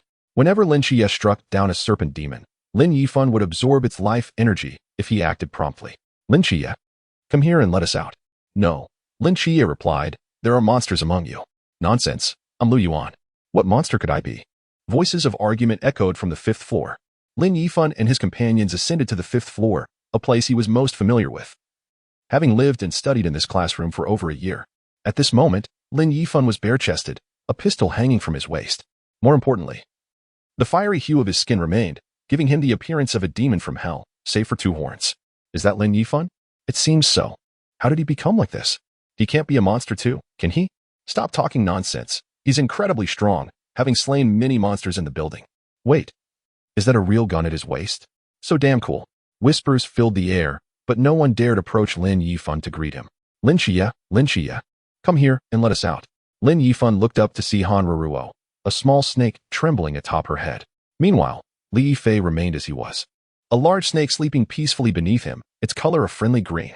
"Let them go." Though reluctant, the axe team parted to allow the two to pass. Lin Yifan approached Lin Qiye and asked, "Are we going for the big catch?" Lin Qiye shook his head. It's hard to persuade a ghost that is determined to die. Lin Qiye signaled to everyone, "Let us go." Li Yifei called for Xingyu and the others to gather in the auditorium. "Huh, Qiye, didn't you say there was?" "There isn't. The only monster in the building was taken away by Lu Yuan." Lin Qiye whispered to Li Yifei. "Huh, no way. Impressive. Yifan, it's our turn. Let us go see." The two quickly departed, leaving behind a group of astonished and envious classmates. They could not comprehend that when the two missing individuals reappeared, they had already become figures they could no longer aspire to equal. They too hoped that one day, they would be favored by fate and become beings like Lin Yifan and Lin Qiye. Along the way, they encountered Xingyu again. Upon sighting him, Lin Yifan instinctively distanced himself, and Xingyu whispered to Lin Qiye about something, but as they were leaving, Lin Qiye handed his pistol to Xingyu. A voice crackled through the earpiece. "Lin Yifan, Lin Qiye, how's it going on your end?" "All cleared, just one left." Lin Qiye glanced at the departing Lu Yuan. "And one in the art building." "The art building?" Xiaonan, Weve discovered traces of the Nantua serpent demon in that area. Chapter 34. The Nantua serpent demon reappears. The appearance of Lu Yuan and Han Ruo, along with traces of the Nantua serpent demon, was no mere coincidence. Lin Yifan formed his own judgment upon this realization. "Sister Hongying, where are you now?" "In the cafeteria." "Come to the art building. The Nantua serpent demon's main body should also be there." "How can you be so sure?" "All survivors are in the auditorium, and the only variant is in the art building. The traces of the Nantua serpent demon have also appeared in this area, indicating that it is likely hiding near the variant. Then we should first eliminate this unstable factor, the only remaining variant." Upon hearing Lin Yifan's analysis, Hongying deemed it quite reasonable. "Lin Yifan, the Nantua serpent demon I faced before was not quite right. I suspect that was not its true form. So, if the two of you encounter the main body of the Nantua serpent demon, do not act impulsively. Wait for Xiaonan and me to arrive." She truly feared that these two, who were merely at the Candlelight Realm, would recklessly engage the Nantua serpent demon at the Pool Realm. However, she seemed to have forgotten that they had previously confronted the Ghost Face King at the River Realm. Lin Yifan and Lin Qiye exchanged glances, a subtle smile passing between them as they recognized each other's thoughts. They both yearned for a battle against the Nantua serpent demon. The two hastened toward the art building. Upon entering, the art building was shrouded in darkness, devoid of any light. On the second floor, Lin Qiye sensed something. Just as they reached the second floor, they heard voices. Ruo, we should leave. It's too dark here. Lu Yuan, cradling Han Ruo, surveyed the surroundings, genuinely feeling a bit frightened. Too dark? Darkness is good. Some things are easier to handle in the dark, don't you think? Her alluring demeanor and captivating voice entranced Lu Yuan. As he gazed at the beauty in his arms, he swallowed hard. What do you mean by that? What do you think? One hand rested on Lu Yuan's chest, sending a wave of tingling sensation throughout his body. Isn't that a bit inappropriate? There are monsters outside. As she spoke, she began to shed her outer clothing. Don't you find this even more exciting? From within, sounds indicated that something unusual was unfolding. Lu Yuan closed his eyes, anticipating something. Han Ruo's face began to open, her mouth positioned above Lu Yuan's head, ready to devour him in the next instant. With a resounding bang, the door burst open. Just as he intended to shout, he was met with a terrifying maw looming above him, rendering him speechless. As he attempted to step back and flee, the serpent demon swiftly knocked him down, crushing him beneath its foot, nearly breaking his spine. The intense pain elicited a scream from Lu Yuan akin to that of a slaughtered pig. Apologies for the interruption. At the doorway stood two figures, wearing mischievous smiles that suggested they were intruding on a private moment. The bare-chested Lin Yifan said in a languid tone, though it remained uncertain whether they were disturbing Lu Yuan's affair or the serpent demoness. In that moment, Lu Yuan was filled with regret. It's Lin Qiye and Lin Yifan. Save me. From the depths of darkness, Lu Yuan recognized their voices, but the excruciating pain soon caused him to lose consciousness. The two youths stepped inside together. One bore a standard-issue knife resting on his shoulder, as if a pair of ethereal wings were unfurling behind him. The other clenched his fists, flames flickering atop, with a pair of muscular wings ready to emerge. Lin Yifan and Lin Qiye fixed their gaze upon the serpent demon before them. Mules are born from horses and donkeys, yet ultimately, they remain hybrids. Lin Qiye jested, glancing at the crumpled Lu Yuan, and then at Han Ruo, now transformed into a serpent demon. Are you mocking me for being a hybrid? Han Ruo's voice emerged, as if shouted from her throat. Not lacking in intelligence, I see you understand. We know you are not the true form. We seek the main body. Come out, and let us converse. Lin Qiye sheathed his knife, while Lin Yifan's flames gradually extinguished. Night Watchman, we have nothing to discuss. It seems we do, Lin Qiye replied. After engaging for so long, we've noticed your extensive knowledge of the human world. You must have been among humans for quite some time. If you wish, what kind of life could you not enjoy, even if you don't wish to partake? You shouldn't resort to transforming so many variants and drawing the attention of the Night Watchman. What is your true purpose? Listening to Lin Qiye, Lin Yifan couldn't help but admire Qingyu's insights. His analysis was indeed profound, mirroring the conjectures that Qingyu had shared. Reproduction is the instinct of all living beings. What is so strange about that? Han Ruo spoke softly, betraying not a hint of emotional fluctuation. Moreover, once you have savored the sensation that follows the consumption of flesh and blood, it is a feeling that mere mortals cannot comprehend, an indescribable exhilaration and delight that eludes your understanding. While there may be some truth to this, I remain unconvinced. You are not an ordinary enigma. You possess desires that you cannot suppress. Surely, you harbor secrets, merely undiscovered by us at present. Ha ha ha, you humans are truly laughable. You could regale tales at a tea house, and perhaps I would even consider tossing a few coins your way. With a carefree laugh, Han Ruo's face animatedly shifted. Suddenly, her laughter ceased, and her gaze fixated on Lin Yifan.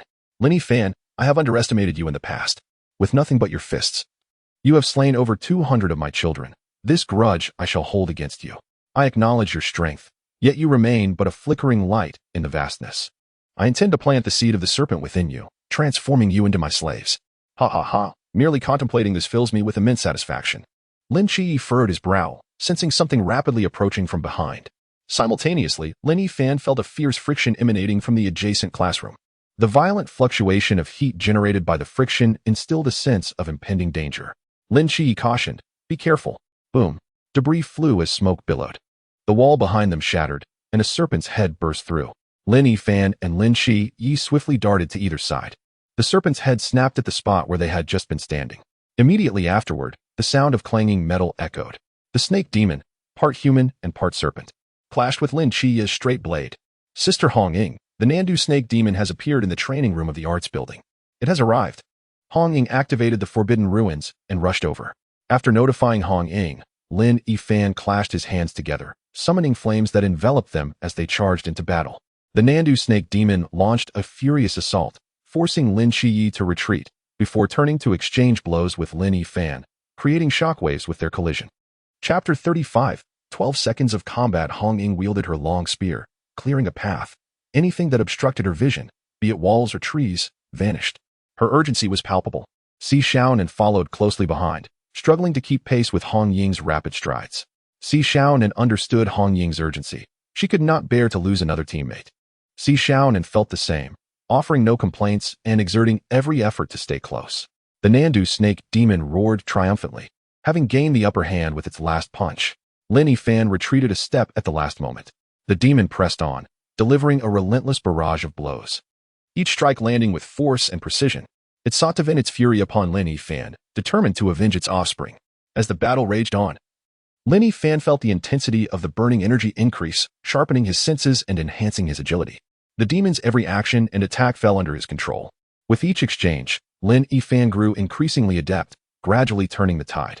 The Nandu snake demon twisted its body, unleashing its tail like a spear in a swift, deadly thrust. Boom! The ground shook as the powerful strike missed its target, the serpent's tail embedding itself in the earth. Enraged, the Nandu snake demon lunged forward, clawing at Lin Yifan with a flurry of strikes, each claw threatening to demolish the furniture in its path. Yet Lin Yifan remained elusive, evading its grasp. The demon's frustration mounted as its attacks consistently fell short, prompting it to swell in size and escalate its ferocity. Lin Qiye found himself locked in a fierce struggle with the demon's tail, unable to assist Lin Yifan. Observing the Nandu snake demon's relentless assault, Lin Yifan realized it was time to unleash the divine ruins. He shouted, "Curse transformation spell, activate." As his fists collided, a shockwave erupted, forcing the Nandu snake demon back. Flames ignited in his eyes, engulfing his entire being and illuminating the room. In the distance, Hong Ying and Si Xiaonan noticed the transformation and quickened their pace. "Hold on, I will be there soon." The Nandu snake demon stared in shock, momentarily forgetting its aggression. Upon witnessing the flames in Lin Yifan's eyes, it felt an instinctual urge to kneel, overwhelmed by fear of a true apex predator. To it, all else appeared insignificant, and it recognized the implications of this moment. This was the Forbidden Ruins, and within it lay the Divine Ruins. At this moment, a flicker of retreat crossed its mind, but a sudden clarity reminded it of its resolve. What was a mere flickering light to fear? It charged forward once more. But as it drew near, Lin Yifan raised his gaze, casting a dismissive look that caused it to hesitate. The Nandu snake demon bellowed, channeling all its strength into a claw strike. Yet, once unleashed, it was perplexed to find its opponent standing still, showing no intent to evade. Moreover, the serpent demon detected a hint of amusement on Lin Yifan's face. A smile that suggested a dire fate if it did not submit in that moment, perhaps its final chance for survival.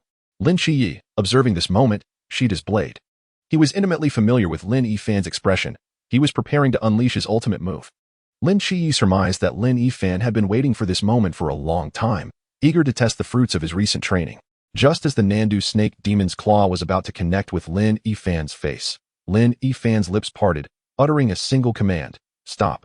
The energy wave radiated from him, causing all beings within its reach to comply with the command. He approached the Nandu snake demon, locking eyes with it for half a second. As he moved, countless afterimages of his fists appeared, raining down like a tempest upon the demon. The strikes landed on the Nandu snake demon with such swiftness that the events seemed almost imperceptible. However, if one focused on a specific point, they would observe the demon's form gradually deflating.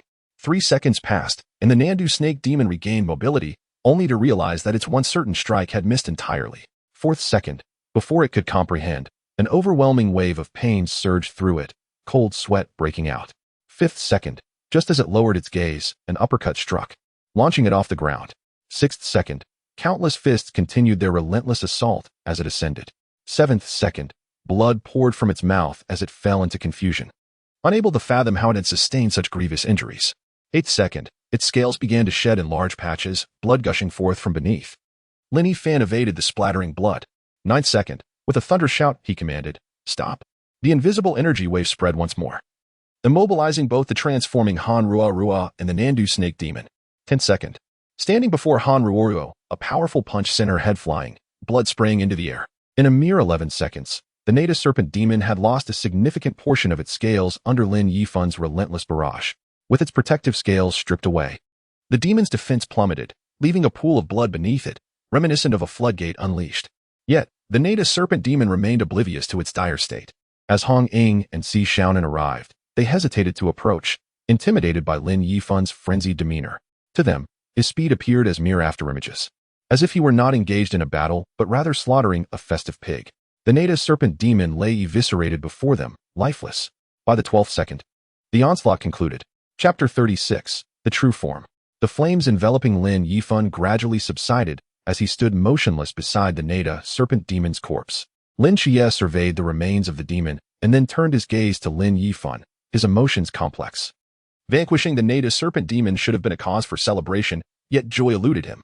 He recognized the formidable power of Lin Yifan's divine ruin spell but could not fathom its extent. Everything had concluded in 12 seconds. He felt a flush of heat on his face, pondering whether the disparity was too immense. Both were divine agents of the same realm.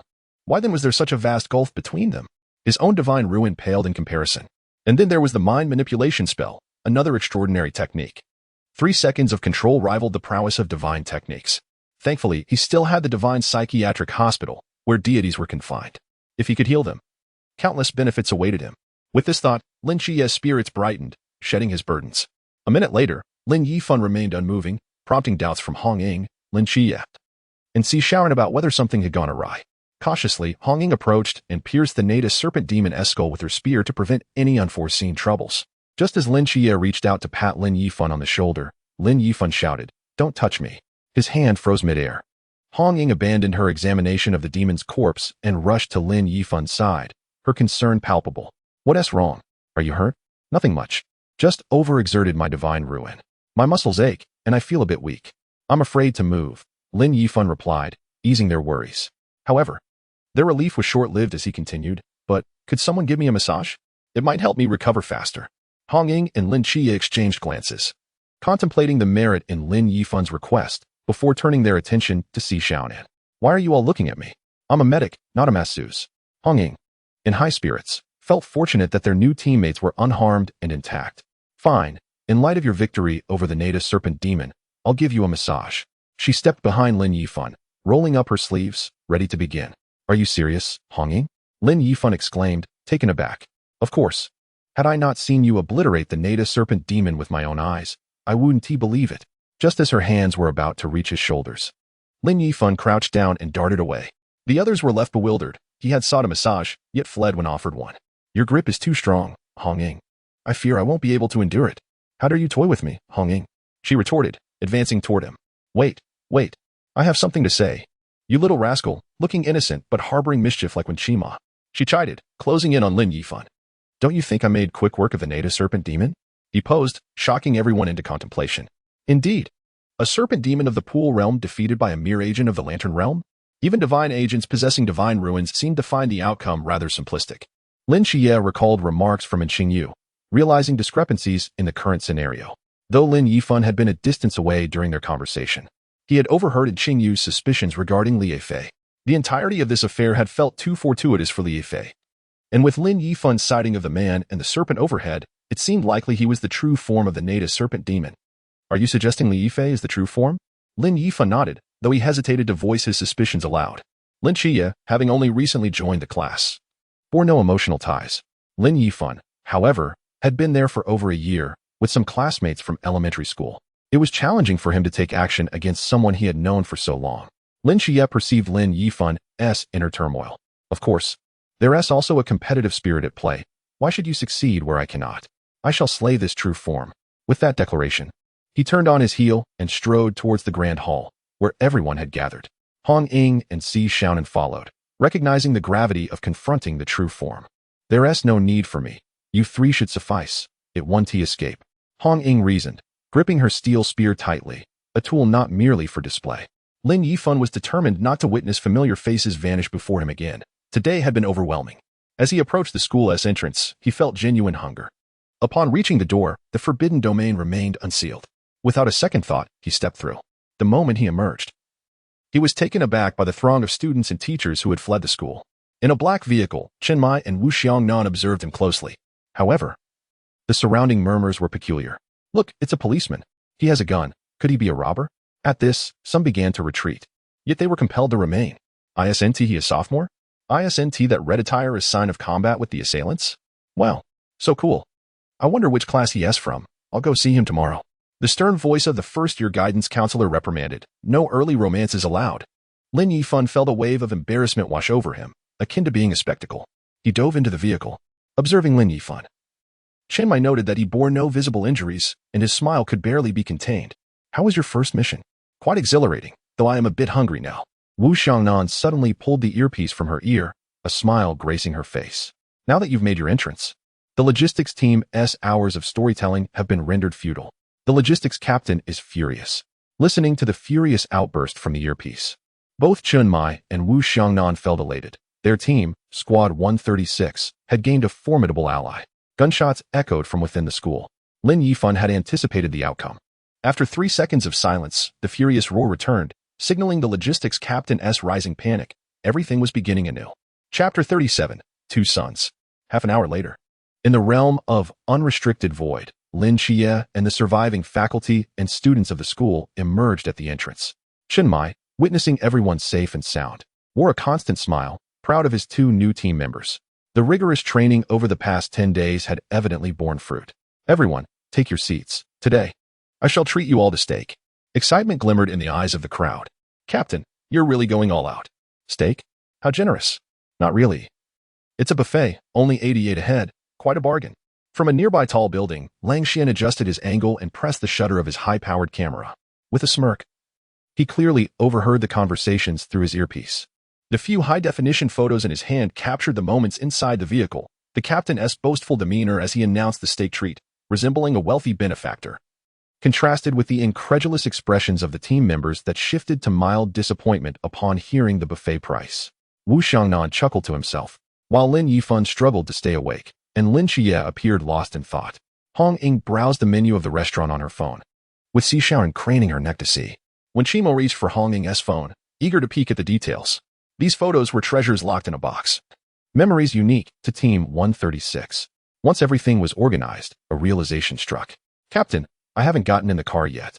Chen Mai glanced at the back seat. Send me the address. I'll take a taxi. Remember to reimburse me. Inside the steak buffet restaurant, the team members sat side by side at 2 tables. Soothing music wafted through the air, relaxing their spirits. A stream of patrons perused the self-service area, selecting a variety of dishes. The manager was puzzled, wondering why they were constantly running out of food today. Chen Mai took on the role of a waiter, as Lin Yifan and Lin Qiye's appetites were astonishing. Suddenly, a vibration from his phone in his pocket interrupted him. It was the logistics captain, and he quickly answered. Aware of the troubles they had caused today, Captain Shun, could you ask your team where the severed head of the Nantua serpent demon ended up? We have yet to locate it. The head is missing? Someone must have taken it. That person can't leave the unrestricted void. He glanced at Lin Yifan, reasoning that it wasn't him since the Nantua serpent demon was still alive when he exited. The rescued faculty and students had been recorded. It must be among them. And he couldn't escape responsibility. And Qingyu, enduring the foul stench, sprinted through the sewer with a bulging backpack. He had attempted to escape at various locations, but invisible walls blocked his path. The energy fluctuations in the air transmitted the effects of the forbidden dreamscape, dream whisper, crashing over him. Drowsy. He felt the whispers beckoning him to sleep, but clarity surged through his mind, keeping him awake. Leaning against the filthy wall of the sewer, he felt an exhilarating thrill as he opened his backpack, unveiling the severed head of the Nantua serpent demon. Drawing a fruit knife from his pocket, he made a decisive cut, ready to begin his research. The truth would soon be unveiled. In the villa belonging to Hong Ying, the black dog was brought in and immediately showered with affection from its owner. It eagerly tried to please Hong Ying while still maintaining its familiar demeanor of growling at Lin Qiye. The oppressive summer heat and the incessant chirping of cicadas did little to hinder their rapid descent into slumber, for they were utterly exhausted. Lin Yifan lay on his bed, entering consciousness once more, arriving at the space locked by chains and stone statues. In this dim world, only the chains were vaguely visible, but this time, more edges of the statues emerged from the shadows. One of these edges bore a distinct color, contrasting sharply with the others. As he reached out to touch it, he felt a metallic texture. Suddenly, flames ignited before him, revealing a series of fiery characters. Blade of Flame Judgment. This line of fiery text flickered before Lin Yifan's eyes and entered his body. As he opened his palm, a holy red blade materialized within it. Grasping the blade, it surged with the intensity of magma, illuminating the dark realm around him. Its power manifested as judgment. Lin Yifan savored the information regarding the blade of flame, growing increasingly excited. Any life form harmed by the blade of flame would face judgment, and their life force would be siphoned away, converting into energy to enhance the user's recovery speed.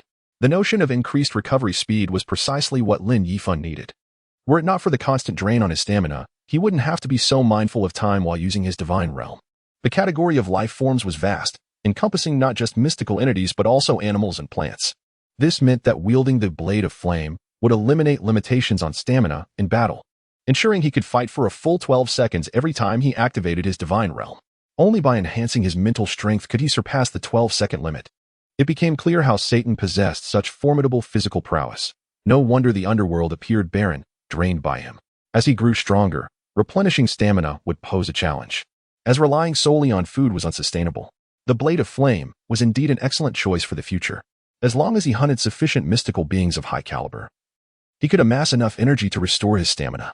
He also gained new insights into heart enchantment, enabling him to bewitch a specific target or to deploy it over a broader area, offering greater flexibility. Lin Yifan moved towards the fixed location, his surroundings brightening as he arrived at Lin Qiye's Asylum of the Gods. Upon entering, a familiar voice reached his ears. These medications should be administered 3 times a day. 2 pills each time. Mother, I found you a companion who can keep you company every day. Lin Yifan discreetly observed, needing time to digest the scene. Li Yifei was present, and Lin Qiye referred to Nyx as mother. Nyx seemed quite fond of claiming her offspring. Grandson, come here for a hug. Li Yifei wore a petrified smile, and Lin Yifan found it amusing. Nyx turned her gaze towards Lin Yifan's hiding spot, saying, Son, why not come out? Why do you like lurking in the shadows like I do? Lin Qiye, puzzled, watched as Lin Yifan stepped forward. He wasn't surprised, as he had encountered Lin Yifan here before. However, Li Yifei was the most astonished of all. Lin Yifan, you're here too? Have my 2 sons arrived? I'm overjoyed. Son, hello. The 2 exchanged greetings, both amused by the situation, both being sons. Chapter 38. Preparations before training camp. Since Lin Yifan could appear in Lin Qiye's Asylum of the Gods, there were no longer any secrets to conceal. Even if Lin Qiye chose not to speak, Lin Yifan, who could freely enter, had no need for secrecy. He could learn everything at his own pace without needing to inform Lin Qiye. It would be more sincere to lay everything bare. Lin Yifan did not hold back, sharing how he had come to his Asylum of the Gods with Lin Qiye. However, even though Lin Qiye knew the exact location of Lin Yifan, he could not enter Lin Yifan's space. This passageway was exclusively accessible to Lin Yifan and Haniel. After their conversation, both fell into a peaceful slumber. Days passed, and following the resolution of the Nantua snake demon incident, no further mysterious invasions occurred. In the training arena, 2 figures, one red and one black, were engaged in a continuous clash. Their silhouettes could only be discerned during the moments of their collisions. Bang, bang, bang. A series of strikes echoed. The sound of fists meeting flesh reverberated through the air. Waves of intense energy emanated from the point of impact, and after an exhilarating exchange, both combatants opted to retreat and separate. The training ground gradually returned to tranquility, revealing the 2 figures of Lin Yifan and his captain, Chun Mai. Well done, lad. You can keep up with my speed now. He clasped his hands behind his back, feigning nonchalance, though his hands trembled, devoid of sensation. Captain, you haven't gone easy on me, have you? That wouldn't be wise. Chun Mai cursed inwardly. You brat, if I eased up, you'd probably beat me to a pulp. Clearing his throat, he announced, the new recruit's training is about to commence. You and Lin Qiye need to procure some supplies. The capital is not like Songnan. It's considerably colder there. Understood. The trio made their way out of the training arena. As Chun Mai observed the 2 leading the way, he marveled at how swiftly time had passed. A month had slipped by in the blink of an eye. Within that month, Lin Yifan's progress had been remarkable. His skills in close combat and proficiency with weapons and firearms had nearly equaled those of the formal team members. Without activating the divine ruins, he could already hold his own against them.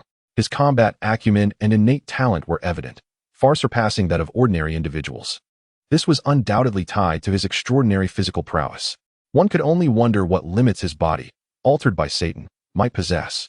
Furthermore, Chun Mai noticed that since the conclusion of the Nantua snake demon incident, Lin Yifan's stamina improved day by day, akin to a deep well, seemingly inexhaustible and ever-flowing. Upon entering the Peace Affairs office, Wu Xiangnan was busy repotting flowers. Recently, for reasons unknown, his plants had been wilting unexpectedly.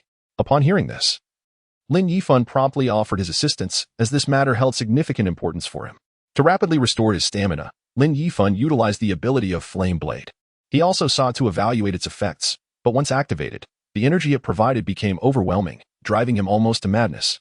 However, he understood that everything has its limits. Additionally, he realized that one cannot always exploit a single source. Benefits should be shared equitably. Thus, he had also drawn from the greenery within a 100-meter radius, leaving the once thriving flora in a state of malnourishment. After assisting Wu Xiangnan with the plants, Lin Yifan basked in the sun at the entrance, contemplating his accomplishments over the past month. The mind enchantment technique enabled him to release spells at will, targeting either individuals or groups. This technique served as a valuable aid in his attacks. Its range had also expanded, capable of affecting all sentient beings within 30 meters. His control over fire elements fell within this range, while his perception of fire elements extended over 100 meters. The enhancement of such range was largely attributable to Lin Qiye, whose daily training had sharpened Lin Yifan's mental acuity. Within this 30-meter radius, the presence of abundant fire elements could bolster all attributes of his body, a commendable ability indeed. The Flame Blade Judgment, as a weapon, inherently bore the essence of fire. Its manifestation could envelop Lin Yifan in a zone of flames. Anyone who dared enter this area would suffer relentless burns. Owing to these unique attributes, Lin Yifan had refrained from utilizing the Flame Blade. In practical combat against Chun might validate its capabilities. In Lin Yifan's hands, the Flame Blade was versatile and adaptable. Alongside its skill, judgment, the blade allowed him to absorb life energy within a 30-meter radius, replenishing his stamina. This would render Lin Yifan an unyielding engine of combat, capable of fighting indefinitely. Suddenly, the screech of tires interrupted the moment as an SUV halted beside Lin Yifan. Hong Ying and Si Xiaonan leaped from the vehicle. Lin Yifan, get in, Hong Ying exclaimed, her face alight with excitement. What is the matter? Lin Yifan surmised that being summoned to the vehicle could only spell trouble. Hong Ying quickly corrected herself, inadvertently revealing her true feelings. I'm not going. Everything I need is at home. I can just gather it. That's out of the question. Come on, sister will buy you all new things. The captain said it's all on the company's budget. Lin Yifan genuinely wished to avoid shopping with the two. They not only shopped but also bought in abundance. He had experienced this before. Being dragged along meant he would be burdened with carrying their purchases. Moreover, their excursions were accompanied by relentless snacking. Regardless of whether they had tasted the treats before, they bought them all, sampling a bite while leaving the rest for himself and Lin Qiye. Such indulgence could easily satiate their considerable appetites. The thought of it was exhausting, and Lin Yifan adamantly resisted the idea. Ultimately, under the captain's orders, Lin Yifan and Lin Qiye found themselves seated in Hong Ying's car, their faces reflecting their discontent in the back seat. Chapter 39, Training Without Cease. The sudden notification caught everyone off guard. The new recruits' training, originally set for the capital, was now relocated to Changnan City, eliciting mixed emotions among Team 136. The farewell ceremony was abruptly cancelled. What was there to send off on home turf? Hong Ying had intended to buy down jackets for Lin Yifan and Lin Qiye, but was dissuaded by Lin Yifan. In retrospect, both Lin Yifan and Hong Ying had made a wise decision. It was best to purchase such items locally. Firstly, it was convenient, avoiding the hassle of lugging numerous bags while traveling. Secondly, experience taught him that no matter how well prepared one might be, nothing surpassed the accuracy of buying locally. This was a lesson Lin Yifan had gleaned from his travels in northeast China. The only loss incurred was the train ticket. Canceling it before departure would result in a 20% fee. While it was not a significant amount, it meant sacrificing a meal of barbecued meat and hot pot, which he could begrudgingly accept. Wu Xiangnan drove the SUV, escorting Lin Yifan and Lin Qiye to the designated location. Situated on the outskirts of Changnan City, they were halted upon arrival and instructed to walk 5 kilometers to the training base. Reflecting back, Lin Yifan was grateful for his foresight when purchasing luggage. Instead of opting for a suitcase, he chose a large outdoor backpack, which comfortably accommodated his belongings. Conversely, Lin Qiye faced a more challenging situation, burdened with a school backpack and dragging a suitcase behind. On the rugged dirt path, the suitcase became a liability, while carrying it on his shoulder emerged as the more practical solution. Ultimately, Lin Yifan and Lin Qiye trudged forward, wheeling the suitcase towards the base 5 kilometers away. Beneath the blazing sun, the sweltering heat invigorated Lin Yifan. He moved forward with ease, his senses heightened by the temperature. He could discern that they were being monitored at all times. Lin Yifan was acutely aware. Every time he glanced in a direction, he sensed a sniper observing them. Concurrently, in the monitoring room, an individual was jotting down numbers on a form corresponding to where Lin Yifan was looking, recording the number of snipers discovered by Lin Yifan. A figure resembling a commanding officer entered the room. I never expected students to report so early. How are the monitoring conditions of these two? Report, sir. Both of them possess keen perception, especially the student named Lin Yifan. Oh, bring me the report. Perception of traps underfoot, skillfully avoided. This is quite normal, and what he should be capable of. All ambush points within 150 meters exposed. What is the situation? Can he perceive such distances? The officer glanced at the recorder, suspecting a possible error in the records. These two newcomers are exceptionally gifted. Yifan, along your journey, how many snipers have you identified? 30? It seems I underestimated by one. Lin Qiye and Lin Yifan had arrived at the entrance of the training base, where a sentinel blocked their path while reporting to the interior.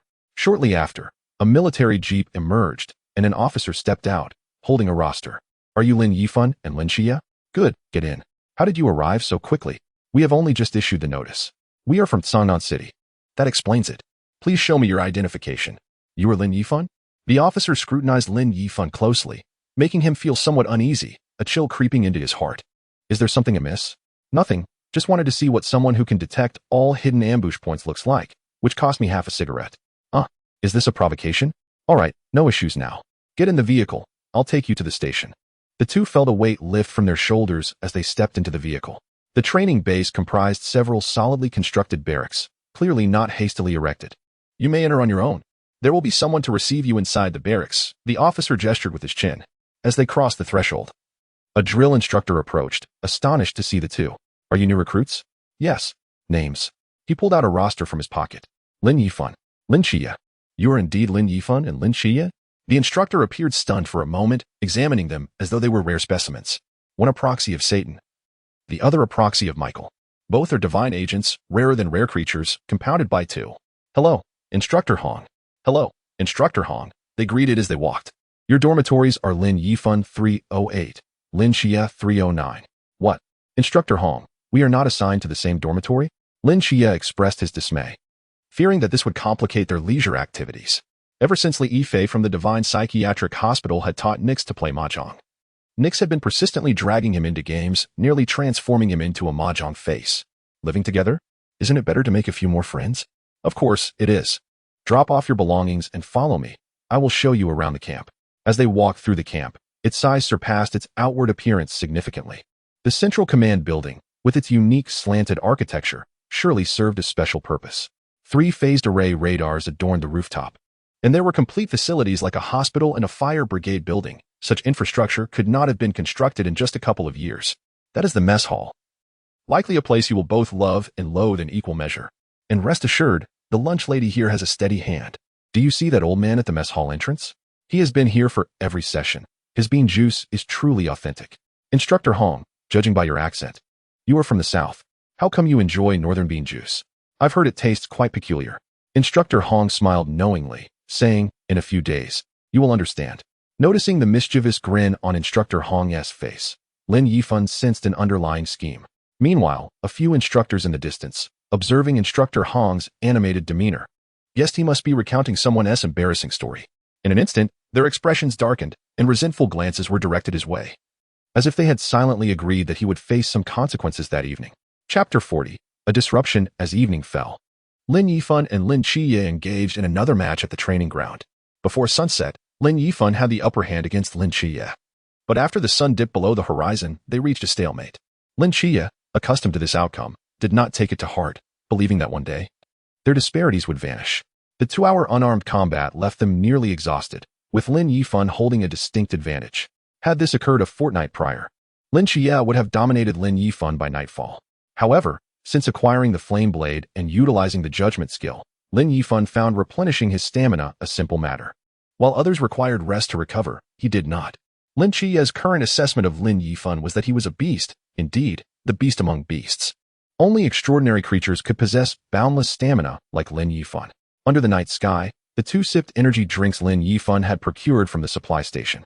Meanwhile, Yuan Gang, monitoring from afar, felt a surge of emotion. Are these two even human? How would you evaluate their recent battle? He inquired of the surrounding instructors. The instructors exchanged glances, pondering how to assess individuals who surpassed their own capabilities.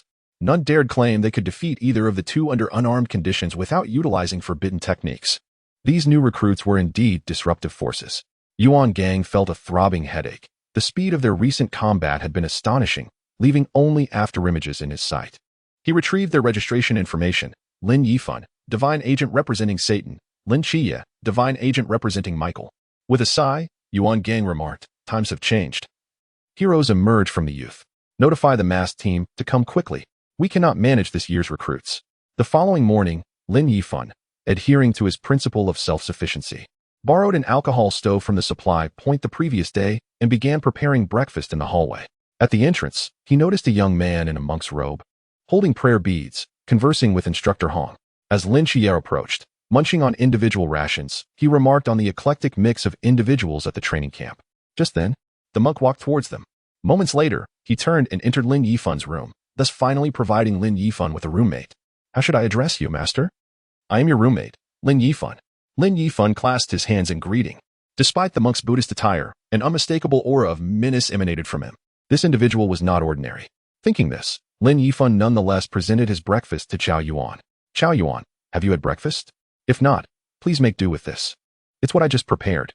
At that moment, the roar of helicopters echoed overhead as 3 helicopters landed nearby.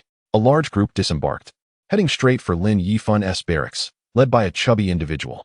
A throng surged into the barracks, and Instructor Hong was unable to halt them. The chubby individual, flanked by his entourage, arrived at Lin Qiye's door. "Drop your things and leave. This is a camp, not our home.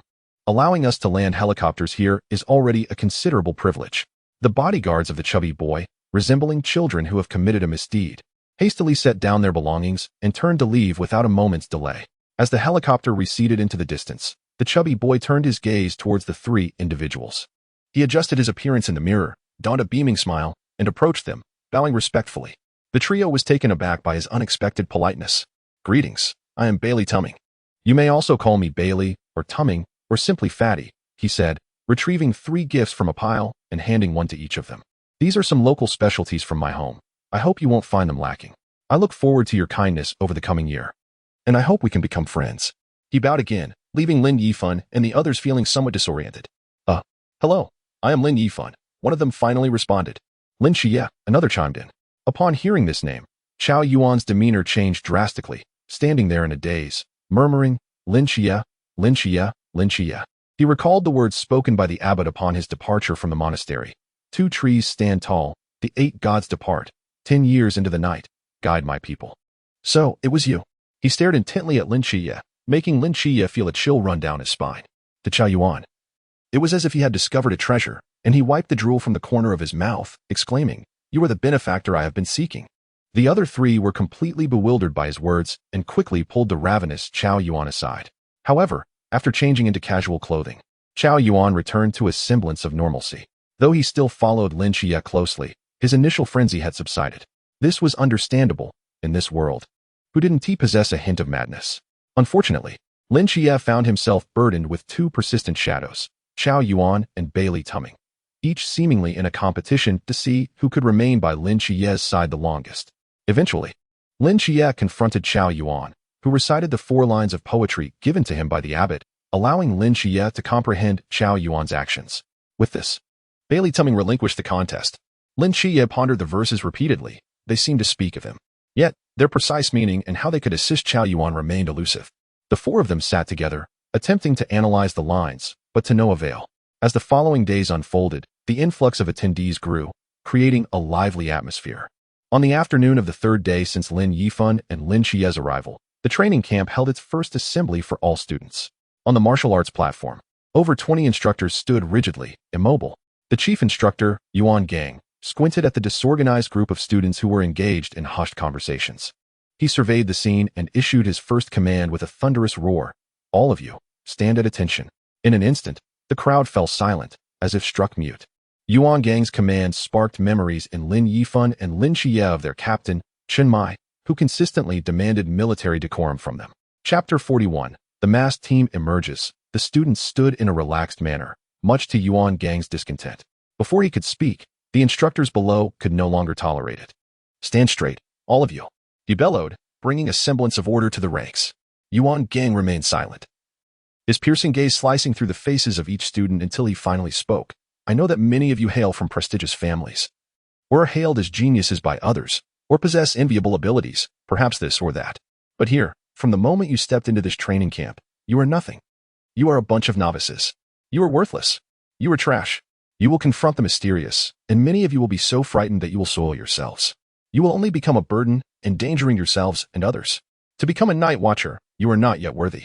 Yuan Gang's voice crescendoed to a near howl. Lin Yifan glanced around.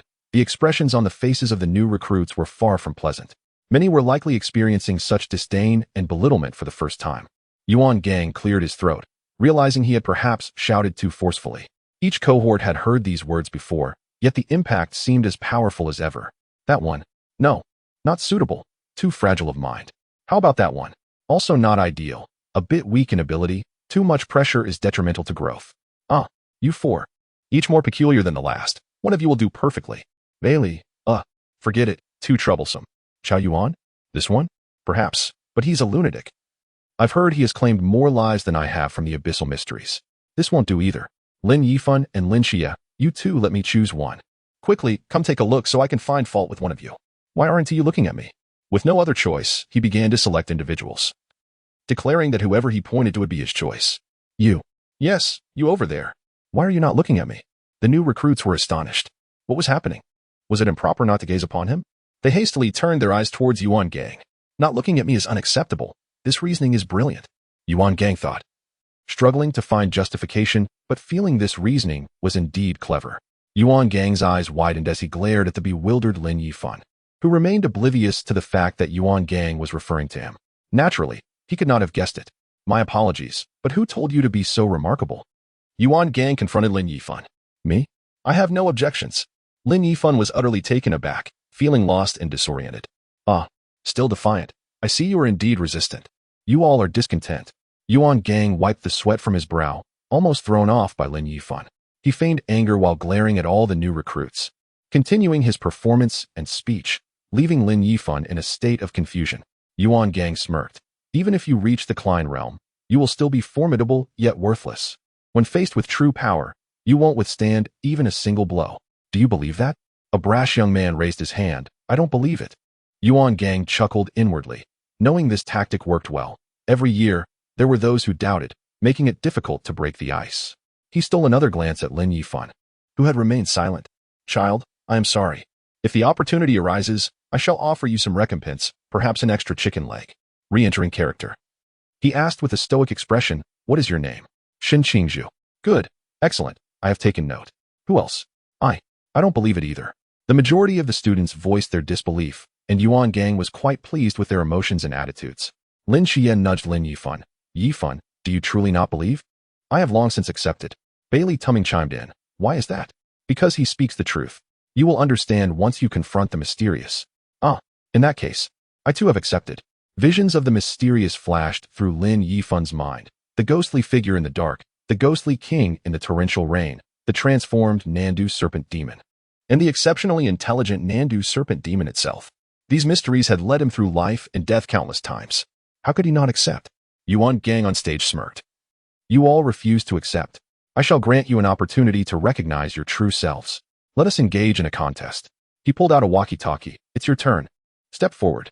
Yuan Gang shielded his eyes from the sun, scanning the sky as if searching for something.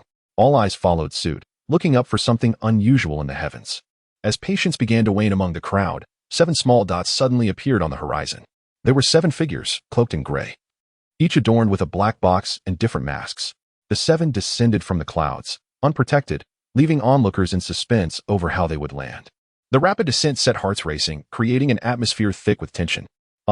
Help me. I can't take it anymore. Somebody save me. I'm afraid of heights, cried a man wearing a swirling mask, desperately calling for aid from his companions. In the blink of an eye, the features of the 7 became clearer, and many recognized them. No way. It's the masked squad. Incredible, it truly is them. One of the 4 elite squads, the masked squad. Is it possible? My opponent is a member of the masked squad. Is this for real? Amidst such revelations, many were more concerned about how they would land. Just as they were about to hit the ground, the man with the scales mask flipped his wrist. Suddenly, the 7 seemed to defy gravity, pausing midair before gently settling on the ground. Their gray cloaks billowed in the wind, sunlight glinting off their masks, which reflected dazzling brilliance. The stage became a battleground of sorts, with an immediate confrontation brewing, and the tension escalated dramatically. The captain of the masked squad, Wang Mian, surveyed the crowd, poised to speak, when a thud interrupted him. The man with the swirling mask suddenly faltered, collapsing to his knees before the throng of new recruits. The atmosphere fell into a sudden silence, as if time itself had frozen. Chapter 42. Confrontation with the masked squad. There is perhaps no more awkward moment than the desire to make an impression before an audience, only to misstep spectacularly. The member of the masked squad, Swirl, managed to exemplify this perfectly. The recruits were bewildered, unsure of what was occurring. The instructors, initially taken aback, stifled their laughter. Chief Instructor Yuan Gang turned his face away, feigning ignorance of the scene. Wang Mian's lips twitched, his heart filled with a mix of sympathy and exasperation for Swirl. After a brief moment of contemplation, Swirl devised a plan. I am Swirl from the masked squad, wishing everyone an early Happy New Year. One could only wonder what expression lay hidden beneath his mask. Yuan Gang had intended to make a grand entrance that would intimidate the recruits and pave the way for their future growth. However, Swirl's blunder had thoroughly disrupted the serious atmosphere. Truly, the name Swirl was fitting, as he had stirred chaos wherever he went. Among the crowd, Lin Yifan was observing Wang Mian, who wore a mask bearing the character for king. The moment Wang Mian appeared, Lin felt a divine aura wash over him. A collision of the deity he represented and the essence of his own Satan. This might have been a unique form of greeting between deities. Wang Mian too, sensed the presence of two divine essences in the air, creating an impression of three distinct pillars of fire, radiant and vibrant. Lin Yifan's crimson hue represented the infernal Satan, Lin Qiye's golden hue symbolized the heavenly Michael, and Wang Mian's transparent essence embodied Kronos, the essence of time. Yet, the ordinary onlookers perceived nothing. The eyes of Wang Mian and Lin Yifan locked, a gaze that spoke of the Lord of Hell's disdain for all, including other deities. It sent a shiver down Wang Mian's spine, deepening his understanding of Satan and his representative. Lin Yifan had already made a name for himself as the Lord of Hell, a figure known to all, yet he had not made an appearance for an eternity. The arrival of him and his divine representative sent shockwaves through the higher echelons. Satan, the embodiment of evil, posed a danger akin to the surrounding mists. Lin Yifan's descriptions of Satan's intentions still left the higher-ups in disbelief. Many harbored thoughts of directly eliminating Satan's representative. Ultimately, it was the highest commander who, against the tide of opinion, spared Lin Yifan. Even though he was a demon displaying his fangs, the enemy of one's enemy is a companion and ally. The decision regarding Lin Yifan was to let nature take its course, without interference or assistance, which was an impossibility. Lin Yifan's survival to this point was indeed a testament to the commander's grace, whose vision and perspective were far beyond that of ordinary individuals. We are the special squad, the masked squad. The recruits had already guessed their identities, but hearing it from the captain brought a different weight. The commanding aura radiated an undeniable fear. Yuan Gang intended precisely this effect. Since the recruits were defiant, he would grant them an opportunity to prove themselves. From now until 9 o'clock tonight, no matter the method, if you can unmask any member of the masked squad, you win. However, if no one succeeds, you will obey every command and fulfill every requirement without question. Remember, use every resource at your disposal. As long as you can remove their masks, you win. Understood? Yuan Gang's words hit like cold water splashing into boiling oil, igniting a frenzy among the crowd. Doubts arose. After all, their adversaries were of a higher realm. Fear not, they will suppress their abilities to your level, he assured them. In a fair fight. 240 against 7. Are you intimidated? Not at all. Bring it on. The overwhelming shouts filled the air, a testament to their resolve. Yuan Gang had achieved the desired effect and approached Wang Mian to impart a few words. Among these new recruits, there were indeed those capable of unmasking members of the masked squad, namely, the two divine representatives, Lin Yifan and Lin Qiye. Wang Mian seemed to have anticipated this as well.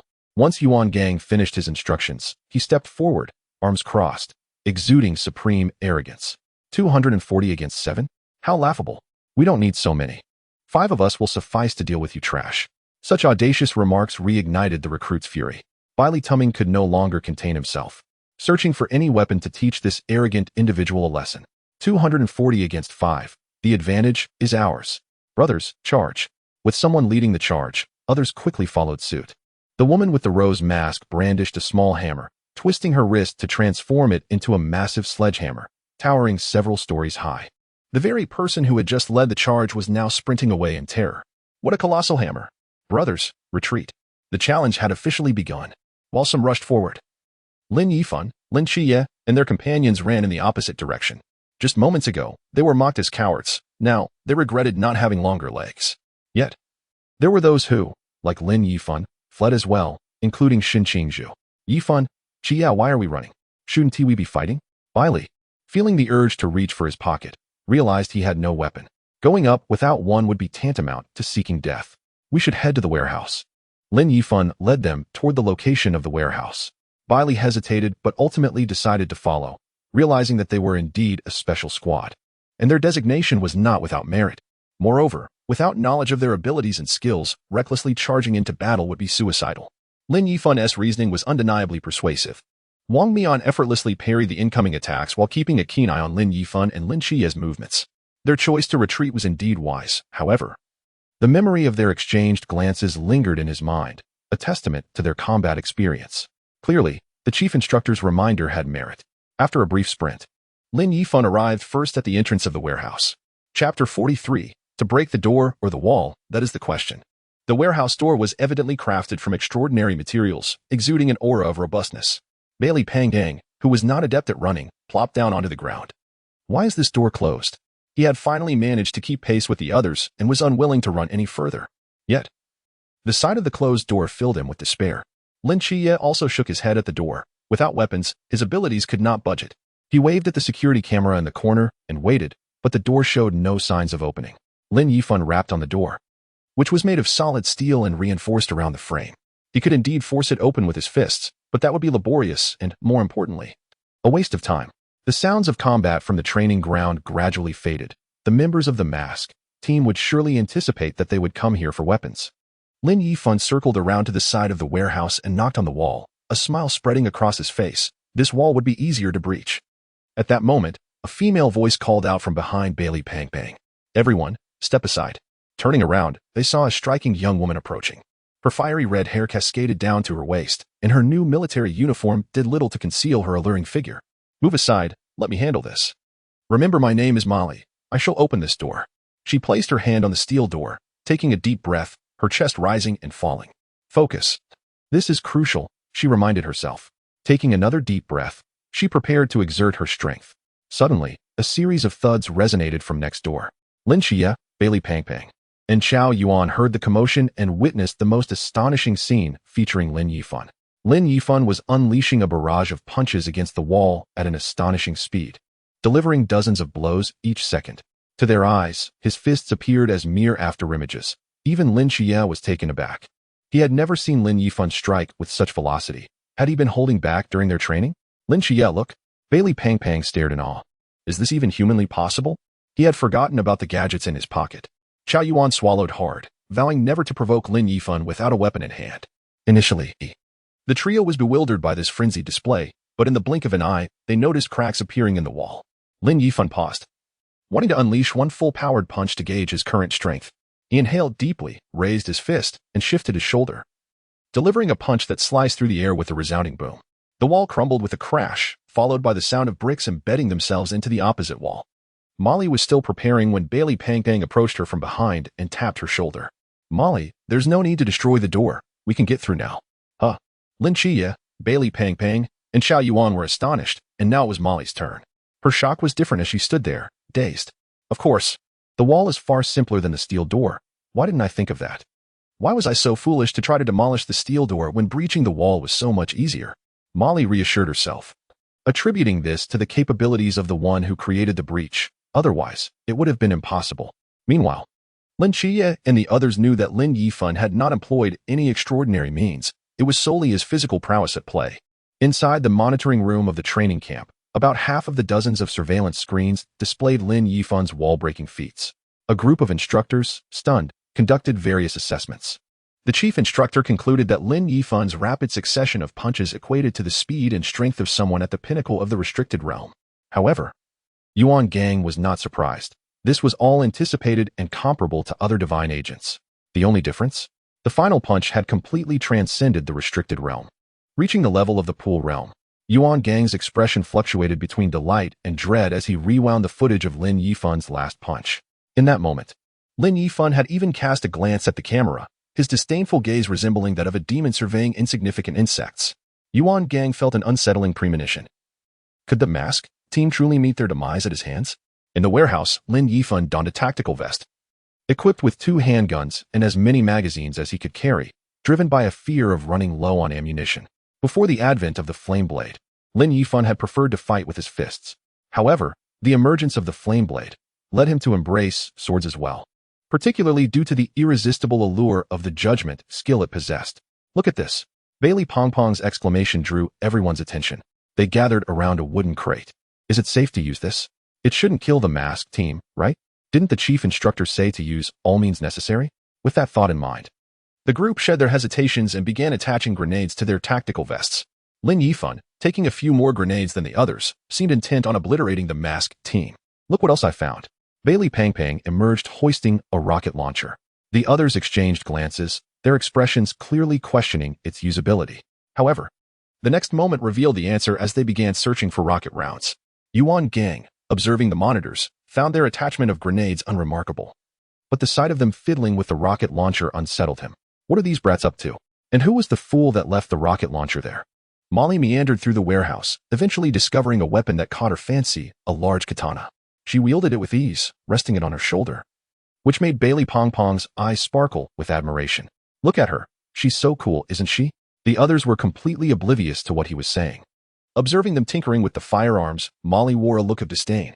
Nonetheless, she approached Lin Yifan. Did you break this wall? My name is Molly. May I join you? Lin Yifan understood her implication. She meant for just the 2 of them to team up, excluding the others. We can work together, but it must include everyone here. Molly lost interest upon hearing this and turned to leave. From the moment Molly appeared, Lin Yifan had been observing her. The choice of a katana hinted at her formidable skills and potential mastery of the restricted realm. Having an additional ally would be preferable to being alone. Are you truly just going to walk away? Do you not even regard divine agents? Molly abruptly halted. She turned around, her expression a mixture of shock and amazement as she regarded Lin Yifan. You are a divine agent? Indeed, but not just me. There is another. Chapter 44. This is how a rocket launcher is used. Molly's astonishment lingered, unable to dissipate. She had not anticipated encountering a divine agent, let alone 2. Being in the company of 2 divine agents significantly increased her chances of survival. Observing their apparent camaraderie, her confidence in their collaboration soared. As for Bailey Pangpang and Xiao Yuan beside her, they were merely glanced at, with no further attention given. If we are to act together, count me in. For individuals began to emerge through the breach in the wall.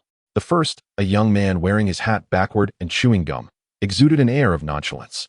Lin Yifan recognized him as the one who had initially expressed disbelief, one of the first to run alongside him. This individual was Lin Qiye. Molly, recognizing Lin Qiye, immediately spoke up. His restricted realm is extremely hazardous. Having him here will be beneficial. Lin Qiye also recalled him as the first to voice disbelief, a true troublemaker. Evidently, Lin Qiye belongs to the former category, or perhaps both do. Lin Qiye glanced at Lin Yifan, seeking his opinion. Lin Yifan nodded in agreement. Having as many formidable allies as possible was advantageous. None of the members of the mask team could be easily dealt with by just a couple of people. The warehouse door swung open from within, allowing a tide of new recruits to pour in. Brothers, are you all armed and ready? Let us confront the masked team. Encouraged by Lin Qiye, a group of individuals seized their weapons and prepared to march out. However, Lin Qiye noticed Lin Yifan's unwavering gaze upon him, one imbued with an inexplicable sense of disdain that irked him deeply. An innate arrogance stirred within him, prompting him to utter the classic retort, "What are you staring at?" At the same time, he rolled up his sleeves, preparing to strike as soon as that retort was thrown back at him. Nevertheless, Lin Yifan's reaction to this provocative remark was somewhat exaggerated. He reached for the handgun at his waist. What the hell? A gentleman fights without drawing a weapon. Observing Lin Yifan reach for his gun sent Lin Qiye into a state of panic. This was a ruthless individual, ready to draw his firearm at the slightest provocation. Bang! Just as that thought crossed his mind, Lin Yifan fired his gun. In that instant, Lin Qiye reacted, but rather than dodging Lin Yifan's bullet, he ducked his head as a gust of wind swept past him. Almost simultaneously, Lin Qiye unsheathed his straight blade and charged forward. A crisp sound echoed beside Molly as she swiftly rolled to the side, standing up with her sword raised defensively. Bang! Bang! Bang! Lin Yifan fired 3 more shots. But to the onlookers, it appeared as if he had missed entirely. Yet, despite the apparent inaccuracy, the metallic clinks resonated, leaving everyone puzzled about what had been struck. After evading whatever danger had been present, Lin Qiye leaped to the side, drawing his own blade, but his focus was not on Lin Yifan. All 3, Lin Yifan, Lin Qiye, and Shen Qizhu remained vigilant towards a particular vacant area. In that space, a flickering light revealed a figure donning a crescent moon mask. The moon ghost regarded the trio with astonishment. What manner of beings are these? One can consciously evade my attack, and another can withstand my full power. I shall not question that. But to fire 4 shots aimed directly at my head, what is the meaning of that? Am I so conspicuous in your eyes? In truth, he was. The distribution of fire elements was apparent to Lin Yifan, akin to perceiving one's visage. When the moon ghost appeared within Lin Yifan's range of fire element perception, it was as if he had audibly announced his presence. Qiao Yuan was left in awe of the trio's perceptive abilities, particularly Lin Yifan, who had previously been an agent of the divine. And yet he had been so focused on Lin Qiye that he was oblivious to the fact that he shared a dormitory with another formidable being. Wily Fatty was well aware of the prowess of the special team, the Moon Ghost. It was entirely reasonable that he, lacking access to the restricted area and any magical artifacts, could not detect the Moon Ghost. The Ghost's stealth capabilities were indeed remarkable. Neither Molly nor Qiao Yuan, both of whom possessed access to the restricted area, had detected him. Yet, in Lin Yifan's eyes, such a master could not hide. The divine agent was truly impressive. Lin Yifan, you are quite adept at concealing your identity. You nearly deceived me into believing you were merely an ordinary inhabitant of the restricted area. You are insufferable. Upon our return, I shall prepare a grand gift for you. I have firmly resolved to keep you as a friend. Ah, you are the divine agent. The Moon Ghost realized moments later. Enough of this chatter. Let us take him down. Shen Qizhu charged forward with his blade drawn. His assertion was correct. 2 divine agents alongside him, a high-risk individual, and they had no reason not to gang up on him. Qiao Yuan seized an iron rod and rushed forward as well. With so many people present, fueled by Shen Qingzhu's fervor, everyone rushed ahead, leaving Lin Yifan and Lin Qiye with little opportunity to intervene. Wily Fatty was equally unable to lend a hand. Upon catching sight of a rocket launcher, he became instantly exhilarated. Everyone, clear the way. Allow me to fire a shot. Wily Fatty bellowed, and the moment everyone glimpsed the rocket launcher in his hands, they recoiled in fear. The Moon Ghost staggered back a few steps, stammering, "What are you planning to do?" In the monitoring room, Yuan Gang shouted, "Notify the fire brigade and the medical team to prepare for fire suppression and rescue operations. Wily Group, if there are casualties, I will hold you accountable." Lin Yifan and Lin Qiye had already covered their ears. Click, click, click. Wily Fatty pressed several buttons in succession, but the anticipated spectacular display never materialized. Haha. So you don't know how to use it. The Moon Ghost seized this opportunity to retreat. Lin Yifan fired several shots, merely slowing the Moon Ghost's escape. Lin Qiye pursued with his blade drawn, and the majority of those present followed in haste. Why won't it fire? Wily Fatty's face fell in disappointment as he continued to fiddle with the rocket launcher. Approaching him, someone took the launcher and said, "You forgot to disengage the safety. Look, you need to activate this here. Aim, and you can fire." In that exchange, a rocket soared forth, trailing a long plume of white smoke. "Damn it. I accidentally triggered it," Wily exclaimed. "You truly are something." The two dropped the rocket launcher and sprinted towards the warehouse exit, hoping the chaos they had inadvertently unleashed would not be too catastrophic. Chapter 45. The comedic whirlpool as fate would have it. The rocket propelled directly towards the fleeing Moon Ghost. He cursed under his breath, "Did I step in something unlucky today? This is some terrible luck." The rocket collided with his form, yet a bizarre occurrence unfolded. The rocket passed right through the Moon Ghost's body, soaring away into the distance. A large hole was left behind, but the Moon Ghost, unperturbed, continued to flee and fight.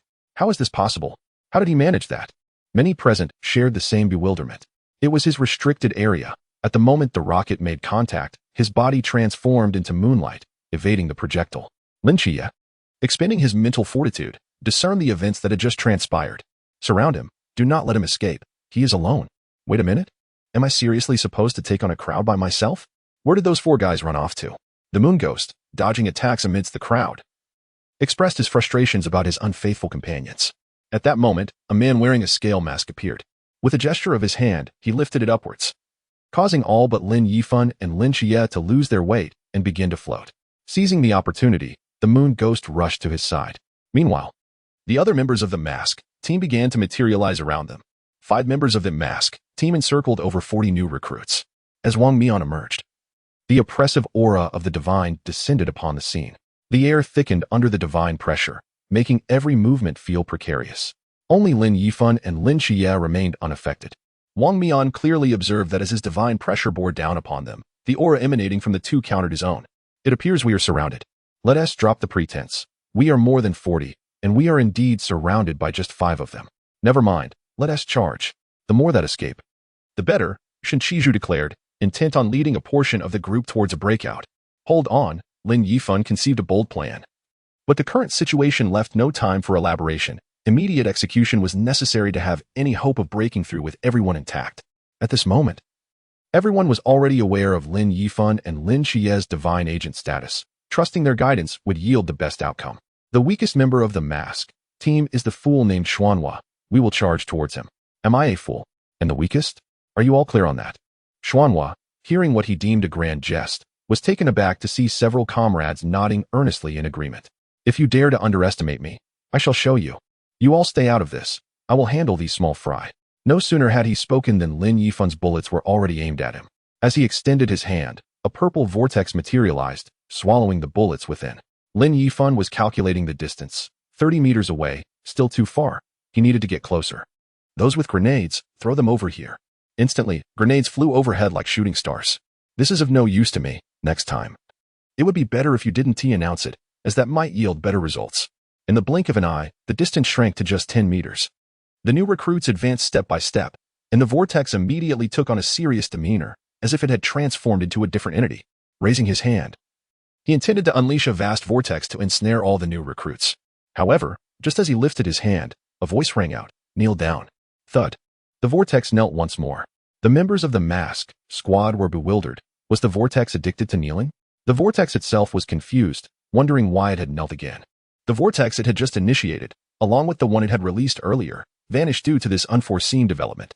One by one, the new recruits ran past the vortex. Wang Mian immediately sensed something was amiss. This was bad. The vortex had fallen for a trick. The members of the mask squad began to notice the signs. Their awareness heightened by Wang Mian's warning, and they sprang into action. 3 seconds later, just as the vortex was about to deploy its power to block the fleeing recruits, another command echoed, "Bow your head." The vortex began to bow repeatedly. It deduced that it was under some form of control, a highly skilled manipulation, and it still had not identified the source of the trap. Who was it? Bang. It knelt again. What a mockery. Bang. Another bow followed. Just wait for me. Bang. Another head bowed down. It lay on the ground, anticipating another command.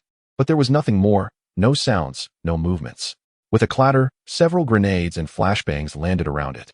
The vortex widened its eyes, conjuring up a purple vortex for protection. Boom, boom, boom. After a cloud of dust settled, coughs erupted. The vortex sprang to its feet. Who was it? Yet, there was no one around. Wang Mian passed by, urging, "Quick, chase after them." The vortex rubbed its head, wincing at the pain from 3 large bumps.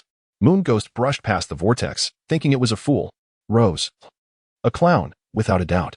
The scales of balance shook their heads. I must capture the one who placed the curse on me. Yelling toward the sky, it turned to follow its teammates. Bailey Pangdang, panting heavily, trailed behind Lin Qiye and Lin Yifan, utterly exhausted. Where to next? Lin Qiye pondered. Indeed, where to? Let us head to the dormitory building, Lin Yifan suggested. Lin Qiye mentally reviewed the dormitory building. It was certainly a better option than others. The nooks and crannies of the dormitory made it an excellent hiding spot. Let us go to the dormitory. There are plenty of places to conceal ourselves. As soon as Lin Qiye finished speaking, Bailey Pangpang felt a wave of relief. Wonderful. This way, I can rest a bit, just lie down for a while. Xin Qingzhu and Molly, along with their group, had no objections. The strength of the 2 divine agents was evident, consistently guiding them out of peril, showcasing their keen judgment. In the monitoring room, one instructor marveled. Is it truly that simple to break through the encirclement? What happened to the vortex? The presence of 2 divine agents could naturally yield such results. The reports only mentioned their prowess in close combat and physical fitness, but nothing about any spellcasting abilities. Do you actually believe in such reports? Which divine agent does not shroud their capabilities in secrecy? Come on, let us continue betting. The loser has to wash a month's worth of smelly socks. Firstly, to wash their subordinate's stinky socks is a matter of pride. Secondly, he was fixated on the figure in the surveillance monitor, sitting quietly, cradling a knife wrapped in cloth. That person was none other than Qiao Yuan. Yuan Gang was particularly apprehensive about this. He could only hope that Qiao Yuan would refrain from unsheathing his blade, though even he had doubts about that.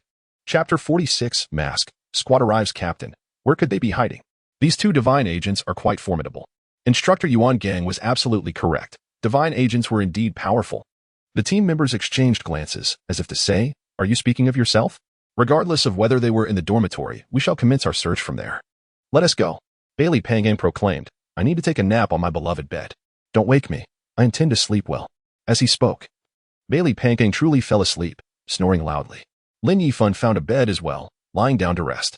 Meanwhile, the fire elements surrounding the vortex were overwhelming, directly entering Lin Yifan's perception. With a thunderous noise, the new recruits in the dormitory peered outside cautiously. However, there were still two individuals unperturbed. One was Bailey Pangang, who remained blissfully unaware of the commotion, and the other was Lin Yifan, who, through his perception, could see clearly those accompanying the vortex. The dormitory wall crumbled, smashed by a colossal hammer. The hammer grew larger, crashing down once more, accompanied by a seismic roar, obliterating half of a building. Ah, an earthquake.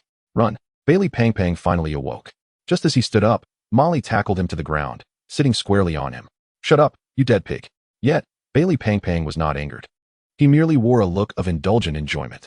The new recruits were secretly astonished, both in awe of Rose's strength and skills, and terrified at her capacity for destruction. Truly, when it's not your own house, you feel no sorrow in its demolition. The giant hammer, towering several stories high, showed no signs of stopping. Another dormitory collapsed under the relentless assault. In the instant it crumbled, several new recruits managed to escape. They had hardly exchanged blows with the mask squad before suffering defeat. This cannot continue. We must act. Shen Qingzhu could no longer remain seated. Just then, another building succumbed. Leave Rose to me. Molly's combat spirit surpassed even Shen Qingzhu's. With that parting remark, she dashed away. I will handle the vortex. Chao Yuan, clutching the knife wrapped in cloth, began to descend. Are you capable? Shen Qingzhu questioned, having never witnessed Chao Yuan in action since their time in the warehouse. His doubts about Chao Yuan's abilities were entirely reasonable. As he made a slight movement, the cloth around the knife handle unfurled. Just this motion revealed that Chao Yuan was indeed a master of the blade. Don't know? What do you mean by that? Shen Qingzhu retorted. I meant, I don't know if he can survive. The latter part of his statement went unspoken. He did not wish to unleash a massacre. Damn. You really can talk big. I'm not boasting. May Almighty bless you. The two exuded a palpable tension, a distinct odor of gunpowder in the air. After Chao Yuan finished speaking, he moved toward the exit, his gaze colliding with Shen Qingzhu's. That single glance sent a chill down Shen Qingzhu's spine, compelling him to yield the obstructed path. Let him go. Lin Qiye, in that brief exchange, grasped the essence of Chao Yuan, as long as the blade was in hand. Beneath the divine, none could rival him. Lin Yifan detected an aura emanating from Chao Yuan, one that seemed to belong to the demons of hell. There was a similar essence associated with death itself, leading Lin Yifan to conclude that Chao Yuan was not exaggerating. Beneath his blade, all beings were treated equally, equal in death. That balance is now entrusted to me. Shen Qingzhu directed his gaze downstairs. Lin Yifan perceived Wang Mian, whose arrogance as a demon did not allow him to bow to any divine being. Wang Mian stood valiantly atop a pile of rubble, exuding an air of triumph. Yet, he too sensed the provocative gaze directed at him and raised his head to look. Wang Mian is entrusted to me. Without waiting for Lin Qiye's consent, he leaped from the building, the flame blade gripped firmly in his hand. Without further ado, the exchanged glances earlier conveyed everything. Bang! The two collided, creating a gust of energy. Upon landing, they locked eyes, refraining from immediate aggression. The battles involving Molly and her companions unfolded simultaneously. Yet the two remained solely focused on each other. Your sword is quite remarkable. Wang Mian felt discomfort within the fiery domain of the flame blade, struggling against the persistent burns, which took a considerable toll. It's my first day using it. I'm uncertain of its effectiveness. This was indeed his first true combat with the flame blade. While the statement seemed simple, to Wang Mian, it exuded an air of dominance and arrogance. Behind the mask, Wang Mian's gaze grew resolute as he gripped the hilt, gradually leaning forward. Everything in the world began to slow in his perception, the black blade in his hand appearing like a flash of lightning. Within the 30-meter fiery domain of flame blade, Lin Yifan could effortlessly track Wang Mian's movements. He had to concede that Wang Mian was remarkably swift. Yet, what did speed matter? Within my realm of flames, I am the fastest. Wang Mian's divine skill, the Time Marauder, was rendered ineffective in Lin Yifan's fiery domain. Each clash of blades only deepened Wang Mian's astonishment. The weapon in his grasp was no ordinary blade. It was a forbidden artifact named Yuan. When paired with his divine skill, Time Marauder, it significantly enhanced his speed. Why, then, was it ineffective against Lin Yifan today? It was known that Yuan could amplify power, and each swing already reached the level of a river realm. How was Lin Yifan managing to withstand it? Was he even human? As the duration of Time Marauder dwindled to mere seconds, Wang Mian, confined to the Lantern Realm, could not maintain the divine skill for long. After executing a 12-hit combo, his divine skill reached its limit. Although his divine skill vanished, the effects of Lin Yifan's fiery domain persisted, with the burning damage intensifying. Following Wang Mian's 12 strikes, Lin Yifan distinctly sensed his movement slowing. He was fatigued. Yet, Lin Yifan knew that merely this would not secure victory over Wang Mian. The true purpose of this contest was to allow the recruits to recognize their own limits, paving the way for the training ahead. At this moment, Lin Yifan felt an inexhaustible reservoir of power within the domain, an almost limitless sensation. Victory or defeat mattered not to him. His sole desire was to engage in battle, a truly exhilarating battle. The clash between Molly and Rose, if one could even call it a battle, hardly did justice to the term. It resembled more a game of cat and mouse, with Molly pursuing and Rose evading, both seemingly unable to capture the other. Shinchiju was evenly matched with Tianping, with neither able to gain the upper hand. The Whirlpool, however, suffered considerably, becoming the comic relief of the arena, pursued relentlessly by Chao Yuan. Lin Qiye pressed on against the Moon Ghost, but securing victory in such a short time was unattainable. In the monitoring room, the instructors watched the combat unfold, each more exhilarated than the last. They had placed bets on every match between Lin Yifan and the masked team. Some had already lost half a year's worth of cigarette rations, while others had won a half-year's reprieve from laundry, including undergarments and socks. Yet, the largest stakes were placed on this final showdown. Wang Mian and Lin Yifan battled fiercely, a contest that kept the instructors on edge, uncertain of the outcome. Unaware of who would emerge victorious, Yuan Gang felt a sense of unease regarding Lin Yifan. Though Wang Mian seemed to be the aggressor and Lin Yifan the defender, Wang Mian did not appear to hold the advantage. Could it be that Lin Yifan had not exerted his full strength? This seemed implausible, as he faced Wang Mian of the masked team. Certainly not. It must be his imagination. Meanwhile, Wang Mian sensed something amiss, feeling an overwhelming sense of foreboding. His divine was that of the god of time, yet Lin Yifan could foresee his actions. Could his divine, Satan, possess the foresight of time as well? Such a notion had never crossed his mind. Why then could he not breach Lin Yifan's defenses? Bang, bang, bang. The incessant bullets from Lin Yifan were a nuisance, regularly disrupting the flow of Wang Mian's divine skill, Time Marauder. Additionally, there was another skill at play, one that consistently delayed his divine skill by 3 seconds. Wang Mian referred to Lin Yifan's hard enticement, which, while not capable of compelling Wang Mian to remove his mask, effectively neutralized the time after Wang Mian activated his divine skill, thereby reducing its duration, a commendable strategy. Wang Mian's greatest concern remained his dwindling stamina. It was depleting far too quickly, particularly amidst the fiery chaos. In stark contrast, Lin Yifan showed no signs of fatigue, an undeniably formidable opponent. As time passed, the other battles concluded, drawing everyone together to witness the final confrontation between the two. No one could unmask the masked team members. Notably, Lin Qiye's struggle with the Moon Ghost extended for quite some time. Had it not been for Chao Yuan's rampage, their battle would not have concluded so swiftly.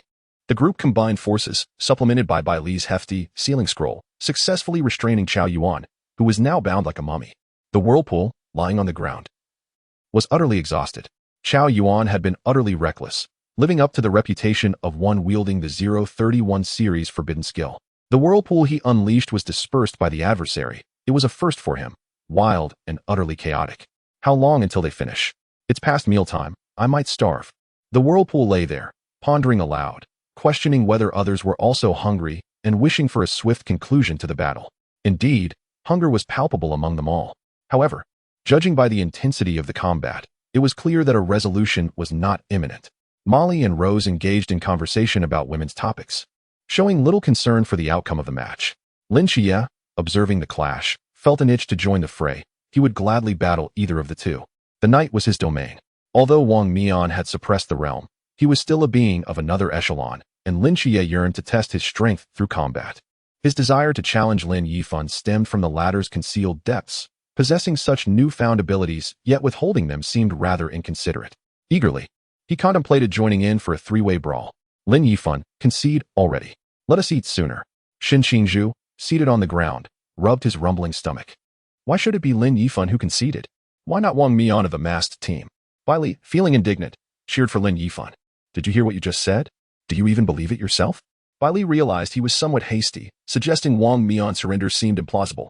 If he were genuinely inadequate, the forbidden weapon, Yuan, would not have been bestowed upon him. At that moment, Wang Mian leaped out of the combat zone. Exiting the fiery domain, Lin Yifan's expression reflected confusion and disappointment.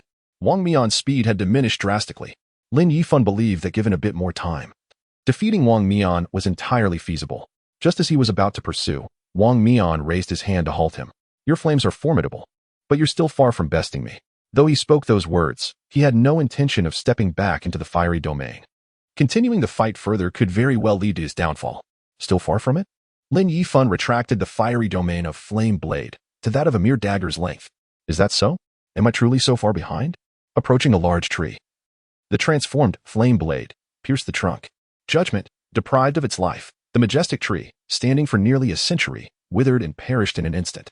The flame of Lin Yifan's life blazed fiercely. How long until the end? 5 minutes remain. 5 minutes? That should suffice. Suffice for what? The realm of flames unfurled once more, the Flame Blade, restored to its former glory. At the same time, Lin Yifan's eyes erupted with dazzling flames, his entire being enveloped in fire.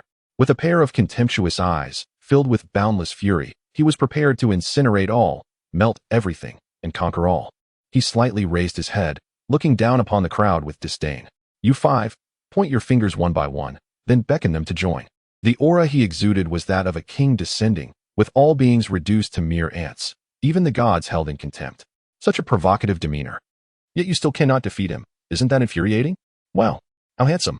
I wish I could do that. How magnificent it must be. Bailey Pongpong's eyes brimmed with envy. Yet his body was honest. Such divine might was beyond the capacity of an ordinary person to bear, and he was on the verge of collapsing. The golden light surrounding him steadied his form, preventing him from falling to the ground. Hey, hurry up and engage. I'm pressed for time. No one remained to challenge him. He arrogantly maintained his insolent demeanor. However, not everyone in the mask squad wished to continue fighting. At least Vortex did not. He had been pursued by Chao Yuan all night and now felt utterly exhausted. Moon Ghost felt the same. He had battled Lin Qiye for far too long. Moreover, if it hadn't been for Chao Yuan's rampage, which inadvertently saved him, the outcome of his fight with Lin Qiye was uncertain. Thus, he too withdrew from the battle. Lin Qiye caressed the hilt of his blade, where the name Zhao Kongcheng should have been inscribed. However, those characters were absent. Observing Lin Yifan's provocative actions, Lin Qiye suddenly understood why Lin Yifan had become so frenzied. Challenging the limits, indeed. The mysteries they would encounter in the future would only grow stronger. Only those with absolute power could survive until the end. Very well, allow me to take the lead. A beam of golden light illuminated the darkness. Chapter 48. Angering everyone is simple. Lin Qiye, like an angel descended from the heavens, with radiant golden light dispelling all darkness, leaped high, aiming to cleave Lin Yifan, who was engulfed in flames. Clang, clang, clang. The speed was such that the human form could only be perceived as a wisp of golden light, dancing around Lin Yifan. The figures only appeared when they paused. Boss, why are our comrades fighting amongst themselves? Vortex finally had the energy to watch the spectacle. Wang Mian chuckled. They were warriors. True warriors. After speaking, he too brandished Yuan and joined the fray, for the enjoyment of this battle should not be reserved solely for two recruits. In the blink of an eye, countless blades of light surged toward Lin Yifan and Lin Qiye. Lin Qiye had long desired to fight Wang Mian. After fending off the onslaught of blades, he abandoned Lin Yifan and rushed toward Wang Mian. Lin Yifan retracted the realm of flames, following closely behind. Eager to join the melee, the giant hammer and the great sword came crashing toward him, with Molly and Rose also entering the fray. The two joined forces to confront Lin Yifan. The disparity in strength between Molly and Lin Yifan was too great. After 3 exchanges, Molly's great sword was knocked from her grasp, and she exited the battle. Though the conflict was brief, she felt she had gained much. Shen Qingzhu snapped her fingers, and bubbles appeared above the heads of everyone present. These were bombs concocted by Shen Qingzhu using air in precise proportions. Even the slightest tremor could trigger an explosion. The explosions occurred immediately after the bubbles appeared, with a deafening roar, yet the expected aftermath of the blast did not materialize. Looking again at Lin Yifan, his flame blade absorbed all the fiery energy from the explosions. This caused the energy within Lin Yifan to surge, and the realm of flames erupted once more, affecting everyone present. Lin Yifan once again found himself the target of all, as their attacks converged upon him. With a press of his hand, the scale of gravity bore down upon Lin Yifan, making his body feel as if it weighed 1,000 pounds, while Rose's giant hammer descended upon him. Wang Mian and Lin Qiye struck from either side. Lin Yifan struggled against the weight, finding movement exceedingly difficult. It appeared this was the end. All spectators shared this sentiment, as did the attackers, Lin Qiye and the others. Suddenly, a voice echoed in their ears. Stop! A ripple of sound waves clearly spread from Wang Mian and Lin Qiye. Everyone present was affected, as if immobilized, standing still and silent. Although Wang Mian and Lin Qiye were not restrained, the summoned deities vanished entirely. Clink. With a casual motion. The attacks of Wang Mian and Lin Qiye were effortlessly neutralized. Both Wang Mian and Lin Qiye were momentarily bewildered, unsure whether to continue their assault or observe Lin Yifan's performance. However, instinctively, they both chose the latter, eager to witness Lin Yifan's next move. Lin Yifan took 2 light steps to evade the descending giant hammer, standing still, awaiting its arrival. Yet, that moment of waiting felt interminable. Wang Mian believed that in this fleeting second, if Lin Yifan so desired, he could effortlessly remove Rose's mask. Yet he did not do so. He merely sidestepped Rose's giant hammer, patiently waiting for it to fall again. He was? Wang Mian suddenly comprehended. Lin Yifan was relishing the battle, savoring the process of combat. He cared not for victory or defeat, nor for masks. He simply sought to hone himself, to forge himself through relentless combat, to challenge his limits. Indeed. As Wang Mian surmised, Lin Yifan sought only to enhance his abilities. Everything else was inconsequential. The tragic deaths of his parents and the loss of comrades had long made him aware of his insignificance. If he were powerful enough, none of this would have transpired. This realization struck him as he lay in bed. In that moment, he reconciled with himself, understanding that sorrow held no meaning. Fate must be grasped in one's own hands. All injustices, evils, and the damned mysteries with the gods behind them could perish.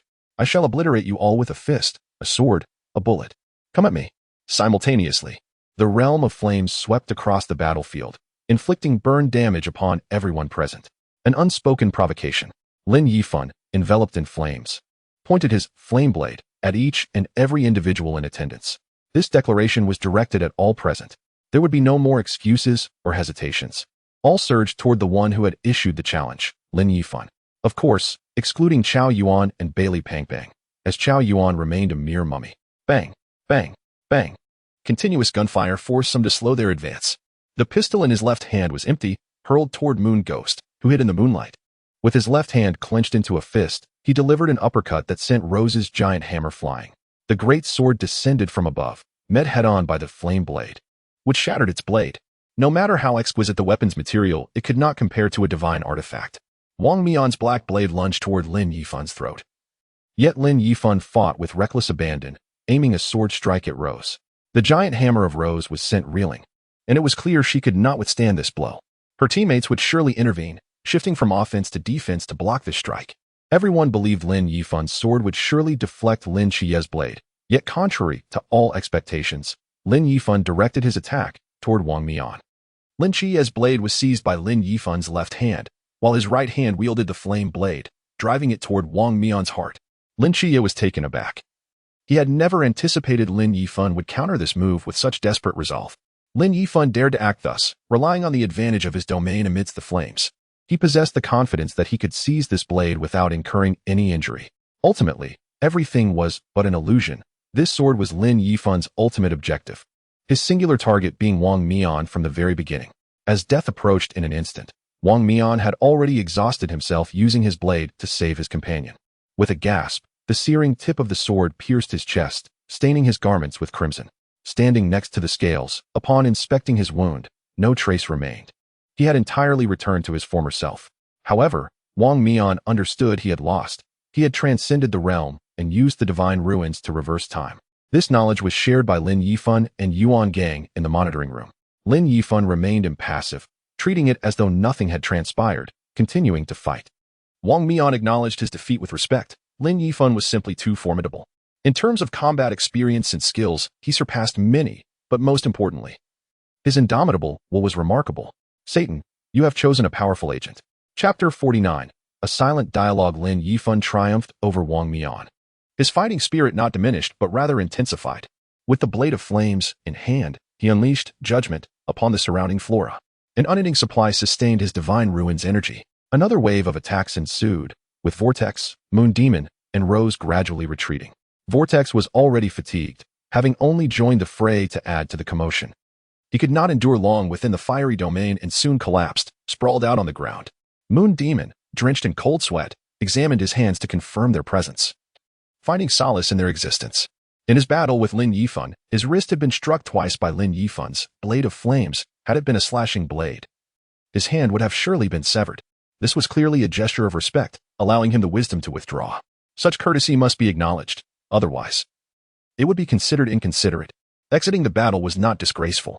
Rose clutched a strand of her hair and hurriedly retreated behind Wang Mian, gripped by fear. Lin Yifan's sword grazed her neck without leaving a single mark, merely severing a lock of hair. At that moment, she felt the specter of death approaching, as if the Grim Reaper were brandishing a scythe towards her. In that fleeting instant, their eyes met, a gaze she would never forget.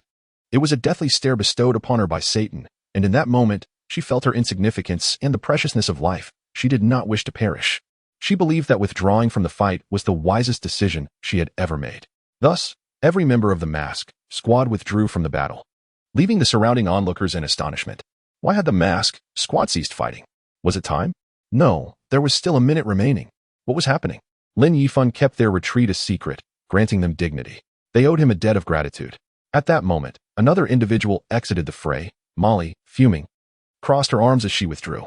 After her katana broke, she hastily retrieved a straight sword to continue the fight.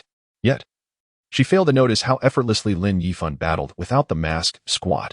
Each time she attempted to utilize a forbidden skill, her straight sword was seized by Lin Yifan. After enduring this 3 times, her pride could no longer bear it. Then, she too chose to exit. Leaving was not disgraceful, after all, as the entire mask squad had withdrawn.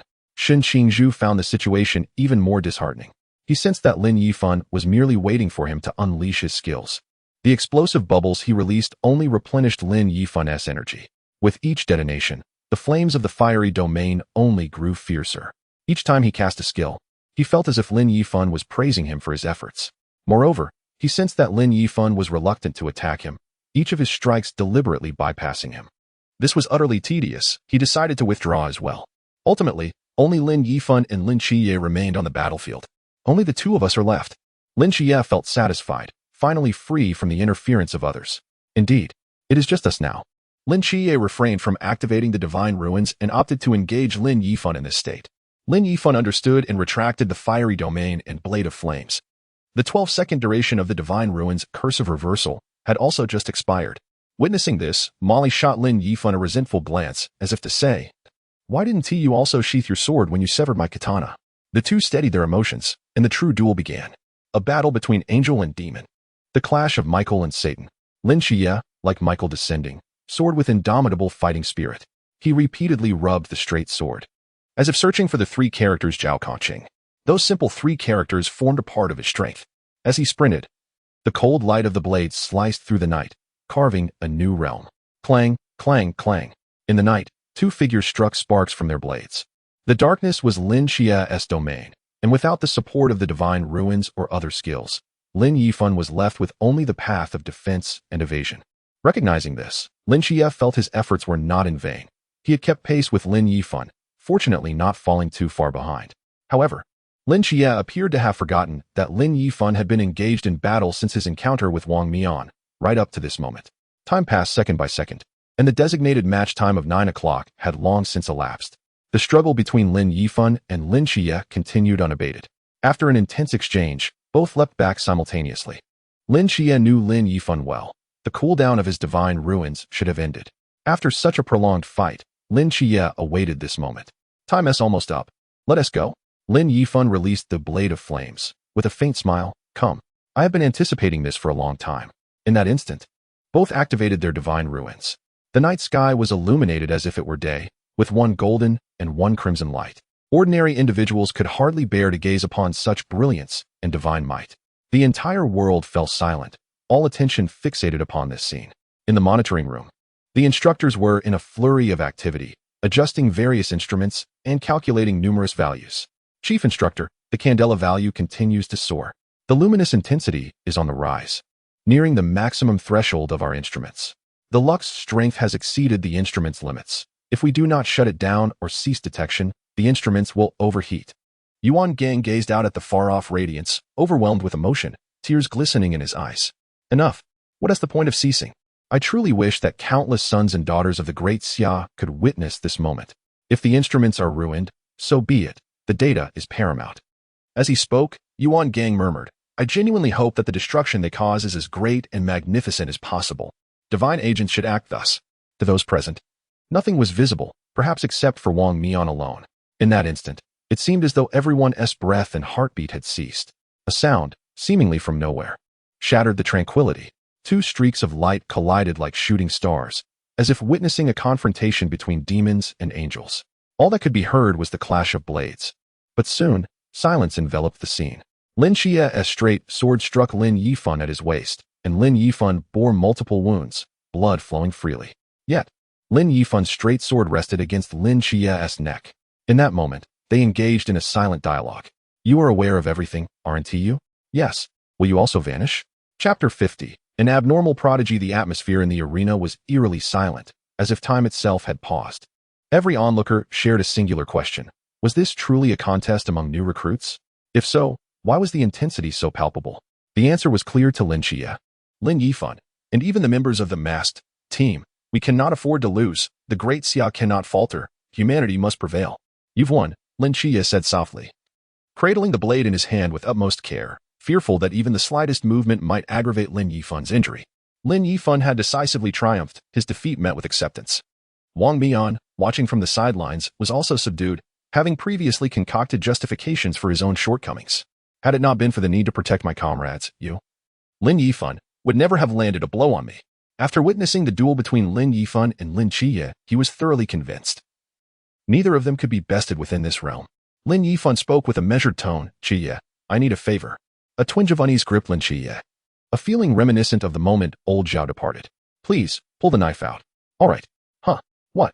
Are you out of your mind? Lin Qiye exclaimed, incredulous. Removing it will cause excessive bleeding. I struck rather deep. Guilt washed over Lin Qiye as he recalled the moment he had delivered that blow. Believing Lin Yifan would have at least attempted to defend himself. Yet, here they were, facing the consequences of that moment. Lin Yifan smiled faintly, reassuringly. It's all right. The flame blade manifested in his grasp, igniting the surrounding area with a fiery aura. With a swift motion, he reversed his grip on the sword and thrust it into the ground, kneeling as blood gushed forth like a fountain. Lin Qiye stood frozen for a brief moment, then shouted, call for a medic. Doctor. In the meantime, Lin Yifan drove the flame blade into the earth, kneeling with determination. The skill, judgment, activated, siphoning the life force from all living beings within 100 meters, save for humans. Lin Qiye, enduring the searing heat, reached out to help Lin Yifan rise. He felt an overwhelming urge to strike Lin Yifan again for his reckless behavior. He was far too worrisome. Are you trying to get yourself killed? As his hand brushed against Lin Yifan's body, he sensed an immense life force surging into Lin Yifan. The medical team dispatched by Yuan Gang had arrived, but they were halted by Wang Mian. The moment Lin Yifan had removed the knife, Wang Mian instinctively wanted to rush forward. But the wave of life energy that followed made him pause. In the monitoring room, Yuan Gang was beside himself with frustration over Lin Yifan's reckless actions, nearly pulling his hair out in exasperation. But then, as he watched Lin Yifan rise, he saw Lin Qiye in a fit of rage, seemingly cursing. After the medical personnel assessed the situation, they shrugged at the camera, indicating that everything was fine. Yuan Gang leaned over the monitor, as if he could devour it, utterly perplexed by the unfolding events. Yet, he couldn't help but feel joy akin to a child receiving a coveted gift. Lin Yifan's upper garments had vanished, revealing a nearly flawless physique, devoid of any visible wounds. Lin Qiye repeatedly examined the injury on Lin Yifan's waist. Had he not witnessed it with his own eyes, he would never have believed it. The visible cessation of bleeding and rapid healing was nothing short of miraculous, unbelievably surreal. After an initial surge of excitement, Lin Qiye pondered the vast gulf between individuals. Just as he felt the distance between them narrowing, reality struck him like a hammer. You wait. If you don't honestly confess everything tonight during Mahjong, I'll have Li Yifei cheat and ensure you can't win a single hand. I'll drive you mad.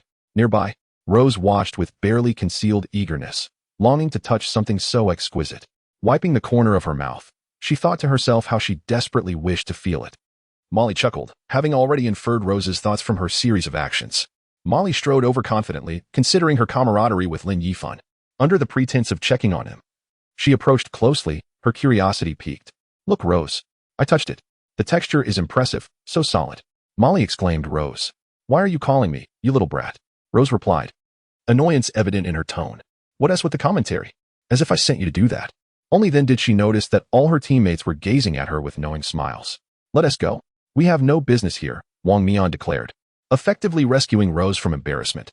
Yet, Rose, still irate, yelled, "You little brat, just wait. I'll tear your mouth apart." Molly stuck her tongue out, unperturbed. Under the scrutiny of their peers, she finally withdrew her hand from Lin Yifan's injury. Bailey, gazing at his goddess, felt a pang of sorrow. Qiao Yuan, how about you stab me a few times? I feel pain too. I want to be injured. No, I am already wounded. He clutched his chest, feigning injury. Qiao Yuan rolled his eyes, thinking sure.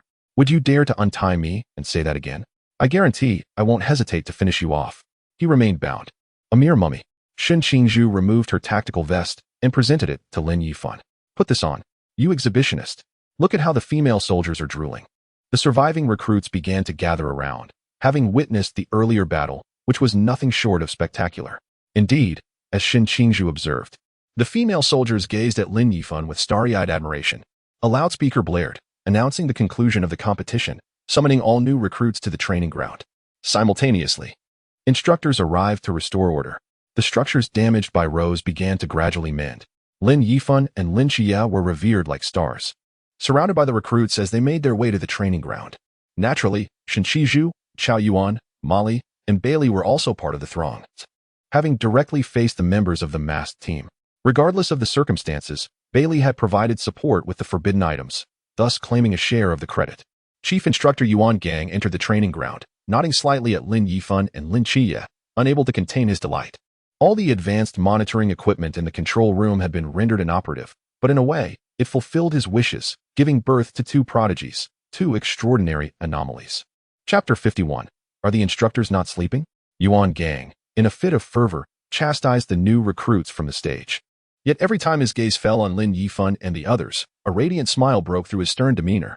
In a peculiar twist, he uttered the harshest words while wearing an exuberant grin that would make anyone question his sanity. The members of the masked team were acutely aware of the events that transpired. The fleeting discomfort they experienced stemmed from the faint traces left behind only by their captain's use of the divine ruins. While they understood that these actions were ultimately for the benefit of the recruits, each harbored their own disquiet. Bailey grew increasingly unsettled. Didn't Lin Yifan win? No. Wait. Just then, Lin Yifan and Lin Qiye held him back, one covering his mouth. Lin Qiye whispered something to Bailey, who nodded repeatedly, abandoning the idea of revealing the truth. Indeed, as Lin Qiye had told Bailey, these recruits could not simply be released into the world without proper training. It would be detrimental to all. Bailey's body trembled, staring blankly at Lin Yifan and Lin Qiye. No wonder they were chosen as agents of the divine. This was true vision. Once Yuan Gang concluded his admonishments, he kept Lin Yifan behind for a moment. He took a thorough look at Lin Yifan, genuinely fond of this young man. Of course, he also cherished Lin Qiye. His affection extended to both. You possess remarkable insight and a commendable perspective. This refers to the fact that he did not mention his victory over Wang Mian, nor did he express his grievances about being wronged. Yuan Gang, no longer concealing his thoughts, openly acknowledged, I witnessed your triumph over Wang Mian, and he also spoke of it to me. Therefore, feel free to voice any request you may have. Whatever I can accommodate will be considered your compensation or reward. Let us put your victory over Wang Mian behind us. Shall we? What do you desire? Suddenly prompted to make a request, Lin Yifan found himself momentarily at a loss. After some contemplation, he considered his most pressing needs. I would like a fan installed in the dormitory, a softer mattress, and a higher pillow. Yuan Gang was amused by this torrent of demands and quickly interjected, fearing Lin Yifan might ask him to relocate entirely. Hold on. That is not what I meant. Give it some thought. Perhaps something like a forbidden artifact? Is that possible? Of course. Take your time to consider it, and whenever you are ready, feel free to approach me. He patted Lin Yifan on the shoulder before departing. Hooray! As Yuan Gang walked away, Lin Yifan leaped with enthusiasm, his excitement evident. You guys need to grow and mature quickly. The world needs you. The more the better, he thought, gazing at the new recruits who had yet to fully disperse. The recruits quickly ate a modest meal before collapsing into slumber, utterly exhausted. In their earpieces, an authoritative voice declared, It is only 3 in the morning. We just finished the competition yesterday. Do we really need to assemble now?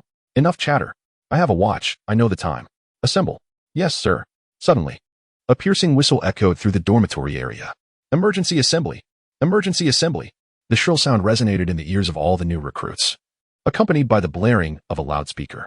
The noise was akin to fireworks on New Year's Eve, waking one from a deep slumber with an unbearable startle. What is happening? What time is it? All the recruits appeared bewildered, questioning the necessity of an emergency assembly. Lin Qiye and Lin Yifan had previously experienced Captain Chun Mai's form of emergency assembly, but never at such an ungodly hour. Thankfully, under the captain's guidance, they were not strangers to such drills and quickly dressed to head outside. Bai Li, the rotund recruit, did not awaken at all. He would remain oblivious even if fireworks exploded beside him. Lin Qiye simply hoisted him onto his back. Arriving in the courtyard, Lin Yifan, Lin Qiye, Xiao Yuan, and the carried Bai Li were the first to gather. Gradually, the other recruits assembled before the dormitory. Standing in the cold wind, the recruits slowly shook off their drowsiness. However, the absence of any instructors created a strange atmosphere. They began to glance around impatiently.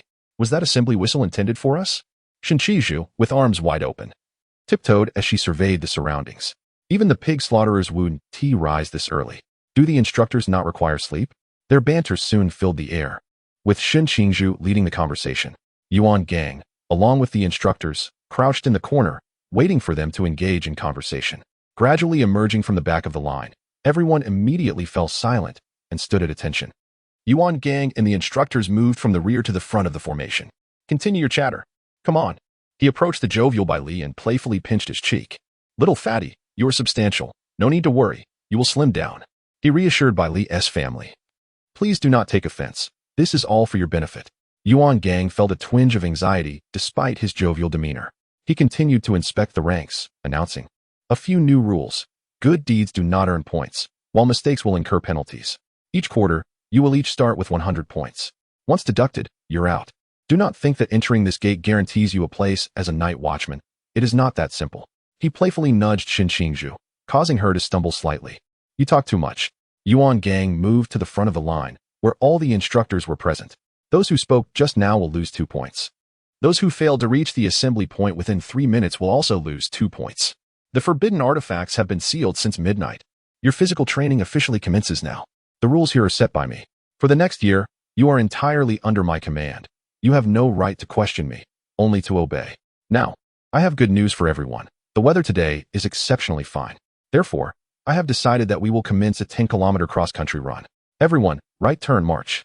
Lin Yifan felt dazed. Was this the same individual who had been so amiable just the day before? How had his demeanor changed so drastically? Bai Li, upon hearing the announcement, felt despair wash over him. This was a task he deemed impossible. Lin Qiye, my brother, Lin Yifan, my friend, save me. Do not worry. Even if we must drag you, we will get you to the finish line, Lin Qiye reassured him. Lin Yifan, sharing a rueful smile, nodded in agreement. Chapter 52. Is this food meant for humans? Lin Qiye, Yifan, and Lao Chao, do not worry about me. I truly can't run any longer. You all go ahead. As Lin Yifan and Lin Qiye pulled Bai Li along, Chao Yuan lagged behind. Let's talk. Even if we must drag you, we will get you to the finish line. With that, Lin Yifan and Lin Qiye felt a surge of confidence. Although the forbidden artifacts had been sealed, everyone had reverted to being ordinary individuals. Yet, it seemed the impact on the 2 divine agents was minimal. The divine realm had merely faced some restrictions. They could still utilize their abilities. And their physical prowess showed no signs of weakening. Their strength had undeniably increased, independent of the divine entities or the sealed realm. The sealing of the forbidden artifacts had limited effects on Lin Yifan and Lin Qiye, serving only as a minor restraint. Dragging Bai Li was akin to weight training. Nothing more. While the recruits had lost the forbidden realm, their physical capabilities still surpassed those of ordinary individuals. They were comparable to the athletes in a class, but not to the extent of superheroes. However, a 10-kilometer cross-country run posed a significant challenge for them. While running, Bai Li suddenly broke free from Lin Qiye, Lin Yifan, and Xiao Yuan, propelling himself forward. Had the little fatty awakened some hidden skill? But in the next moment, they understood. Molly was running ahead. What a coincidence. You're running too. Bai Li, straining with all his might, managed to say a complete sentence without losing his breath. Molly, without uttering a word, didn't he even glance back, merely stealing a sidelong glance. Bai Li wore a comical smile, yet Molly's pace quickened, leaving him behind, gasping for breath. Lin Qiye and the others stifled their laughter as they continued to pull Bai Li forward. At that moment, Yuan Gang was driving a jeep, approaching them, his voice sounding somewhat cheeky through the loudspeaker. The last 10 to arrive will lose 5 points and will not have breakfast. Yes, indeed, run faster. The last 10 will miss their meal. Look, do you still have energy left? Catch up to those ahead of you, and you will have food. His words spurred everyone to hasten their pace involuntarily. The absence of a meal was a serious concern for many. Without food intake, there would be no energy. And without energy, there would be no stamina to complete the training, leading to point deductions and potential elimination. No one wanted to face elimination. What began as a standard 10-kilometer cross-country run quickly transformed into a fierce competition. By the end, everyone was unaware of how it had escalated. All sprinting as if in a 100-meter dash. A significant number fell behind, exhausted and breathless. If one believes that being carried away can allow them to escape from this grueling cross-country run, they are sorely mistaken. Regardless of where one collapses, even if it is just a meter from the finish line, the entire 10 kilometers must be completed anew.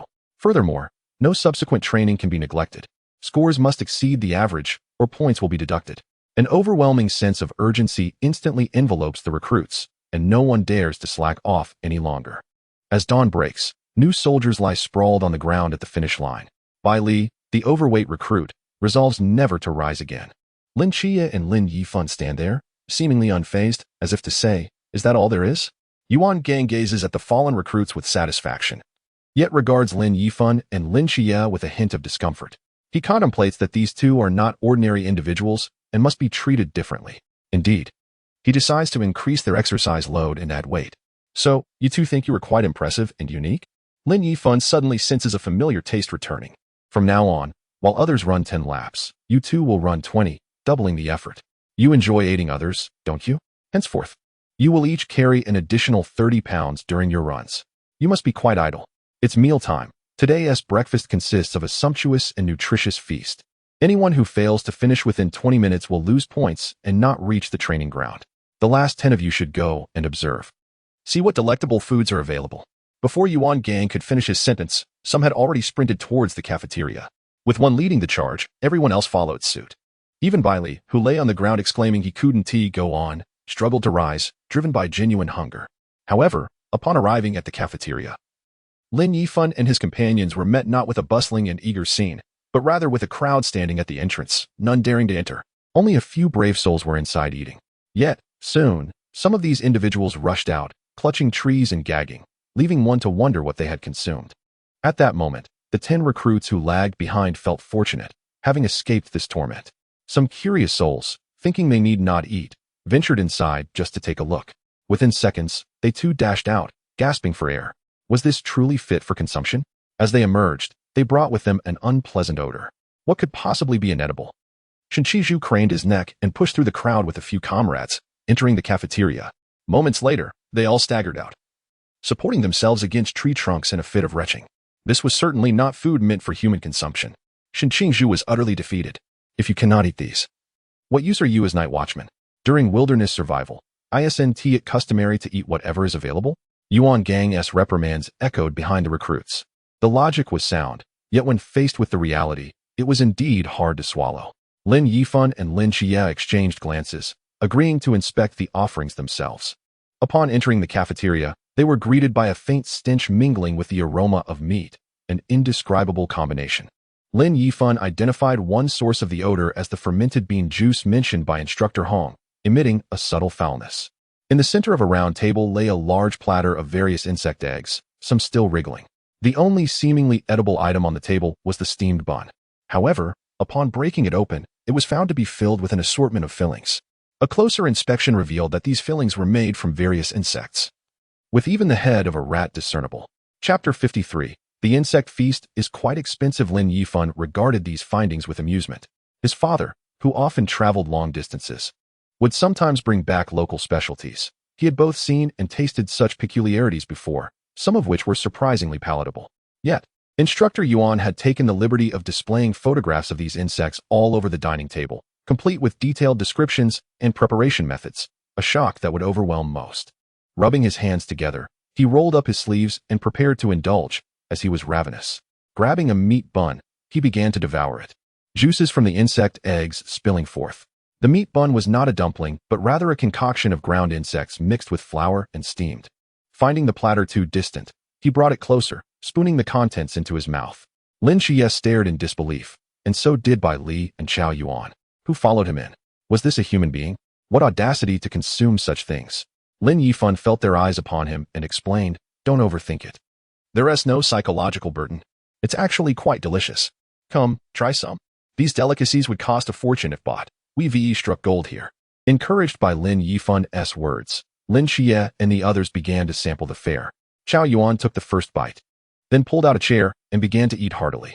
Bailey remained silent, genuinely enjoying the taste. They ignored the photographs on the table and the accompanying explanatory text, rendering themselves illiterate from that moment on. The four of them dove in, competing with one another. Once they overcame the psychological barrier, the food was hardly daunting, and indeed, much of it was quite tasty. However, one item remained off-limits, the fermented bean juice. With these four leading the way, others began to venture forth as well. Gradually, the cafeteria filled with patrons. The 10 recruits sent to observe were now genuinely hungry, their stomachs growling. Meanwhile, instructors in the second-floor rooms busily recorded the recruits' performances, which would serve as reference standards for future evaluations. Indeed, the majority were eating far more than the previous year. The presence of so many diners was largely thanks to Lin Yifan. Without his initiative, the situation might have mirrored that of last year. The elderly man leaning against the back door of the cafeteria felt a sense of relief. Finally, a batch of recruits who recognized value had arrived. This insect feast was not for just anyone.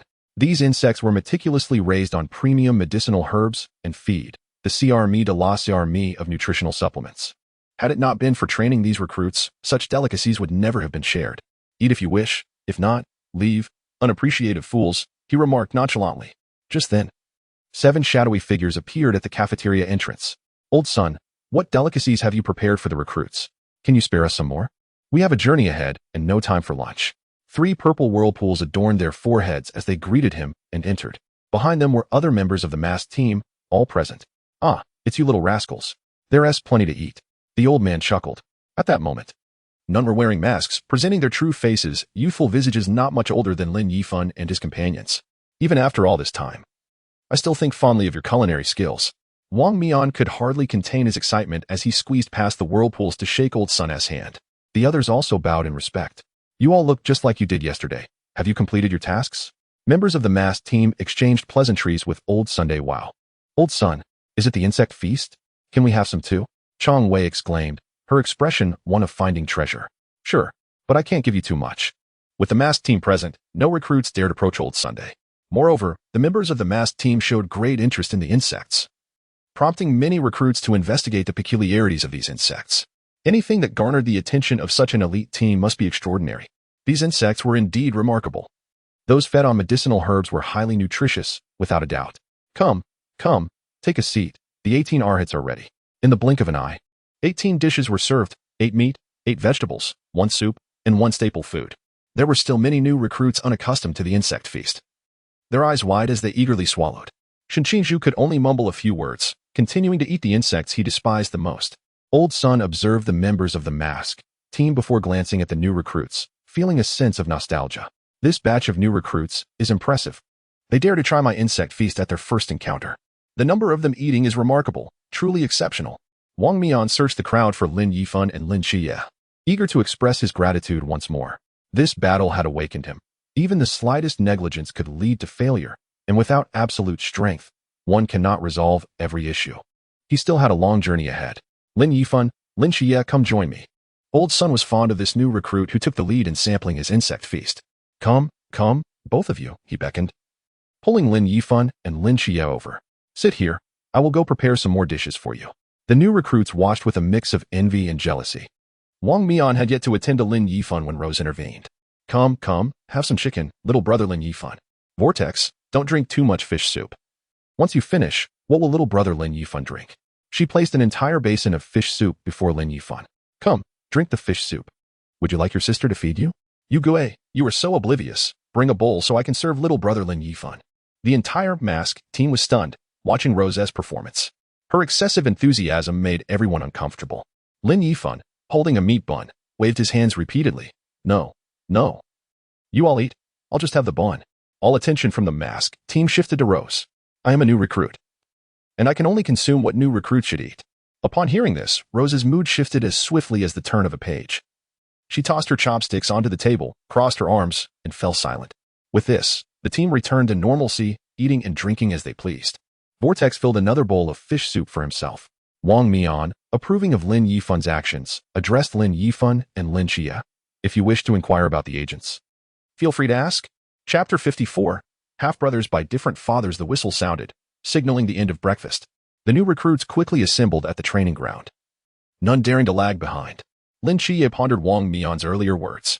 According to him, the relationship between deities and agents is contractual. To become a deity's agent, one must possess something of value that the deity cherishes, something irreplaceable by others. It could be said that the agent holds a unique position. The essence of the contract between the deity and the agent lies in exchange. The agent accomplishes tasks that the deity cannot undertake personally. In return, the deity bestows a portion of divine power upon the agent. Yet, he could not recall when he had forged a contract with Michael. As he reflected on Lin Yifan's contract with Satan, which involved rescue and liberation, he wondered if freeing Satan would pit him against Lin Yifan as Michael's agent. How would he reconcile this? His comrades, his friends, he only hoped their goals would remain aligned. At present, they shared a common objective, to eliminate the mysterious entity. And that was sufficient. Lin Qiye set aside his mental burdens and gazed at the instructor on the platform. At the training station, an instructor was imparting fundamental knowledge of cold weapons. This was familiar territory for both him and Lin Yifan. They had not only heard Chenmai discuss it, but had also experienced it firsthand. Can you rely solely on the forbidden ruins to resolve all issues? Combat skills and robust physical condition are the keys to victory. It is impossible to think one can resolve the mysterious merely by flicking a finger. Shen Qingzhu raised his hand. Instructor, I can. You can? You can do what? I can flick my finger and resolve the mysterious. The instructor felt his previous statement lacked rigor. What is your forbidden ruins? Forbidden Ruins Sequence 068. The instructor cleared his throat. Very well. Even if there are a few who can simply flick a finger to eliminate the mysterious, they are a mere minority. The vast majority of us must focus on combat skills and physical conditioning. A slight flush appeared on the instructor's face, but he bore the little interruption well. In a corner of the training ground, Instructor Hong stood with two other instructors. Instructor Hong, this new instructor Han seems capable. He handled that rambunctious recruit well. Is he not a close combat expert dispatched from headquarters? He must possess considerable skill. I think he is quite competent. Let us wager on the cigars on Director Yuan's desk. The loser will fetch two for the others to try. All right, let us wager on that. Yuan Gang interjected. Can you not wager your own items? Besides, wagering anything that harms others or oneself is unwise. At the training station, the straight knife used by the night watchman, known as the Star Blade, is one of the most commonly used weapons among standard armaments. Today, I will teach you the techniques for wielding this weapon. Instructor Han said with focused intensity, as everyone listened with rapt attention. Bowing his head, Lin Yifan absent-mindedly rubbed the stones beneath his feet, contemplating the connections between his flame blade and the straight knife. Hey, you there, the one playing with stones. Qiao Yuan nudged Lin Yifan. I'm talking to you. Finally, he lifted his gaze to Instructor Han. Yes, you. Stop playing with stones and come up here. Let us spar. The new recruits exchanged impressed glances, recognizing that Instructor Han had chosen one of the strongest among them. It seemed he was no ordinary instructor, possessing substantial ability. Lost in his thoughts about the flame blade, Lin Yifan remained oblivious to Han's displeasure. As Han handed him a wooden sword, Lin Yifan took it and began to mimic a sword's movements. Very well, everyone observed. Some mysteries lie in his current demeanor. He has no idea how powerful we night watchmen truly are. At this moment, it would be best to deliver a decisive blow. Suddenly, Han struck downwards with the wooden sword, intending to teach Lin Yifan a lesson for not paying attention. The wooden sword sliced through the air with a whoosh, descending swiftly. Instinctively, Lin Yifan swung the wooden sword to block. The sound of a loud crack echoed as Han's wooden sword snapped in two. Han stood frozen, his mind swirling in turmoil. The new recruits were largely shocked, as they had seen little of what transpired, only Han leaping and swinging down, followed by the sword breaking. Among them, however, only Lin Qiye, Bai Li, and Xiao Yuan managed to perceive the entire sequence of events. Of course, Bai Li's insight was enhanced by his forbidden object. In that brief moment after Han leaped, he executed 6 moves: chop, slice, cut, slash, thrust, and point. All were deftly blocked, and on the final strike, Lin Yifan merely tapped the back of the wooden sword with 2 fingers, causing it to break. This led Han to conclude that the wooden sword must have a quality issue. He refused to believe a mere recruit could achieve such a feat. He retrieved another wooden sword, this time checking its quality, finding no fault. This time, he was serious about teaching. Here it comes. Be careful. With strength from his legs transferred to his waist, he twisted his body, swinging the sword with a flourish. A crack resounded as the sword broke once more. Han had intended to execute a graceful finishing move, but after much effort, he was left with nothing but air. A flock of crows swooped overhead, flying past him. Instructor Han, The new recruits, one by one, gathered around Lin Yifan, who was still lost in his own world. Whom did you learn this swordplay from? Lin Yifan muttered. The knife is as much a sword as the sword is a knife. Instructor Han?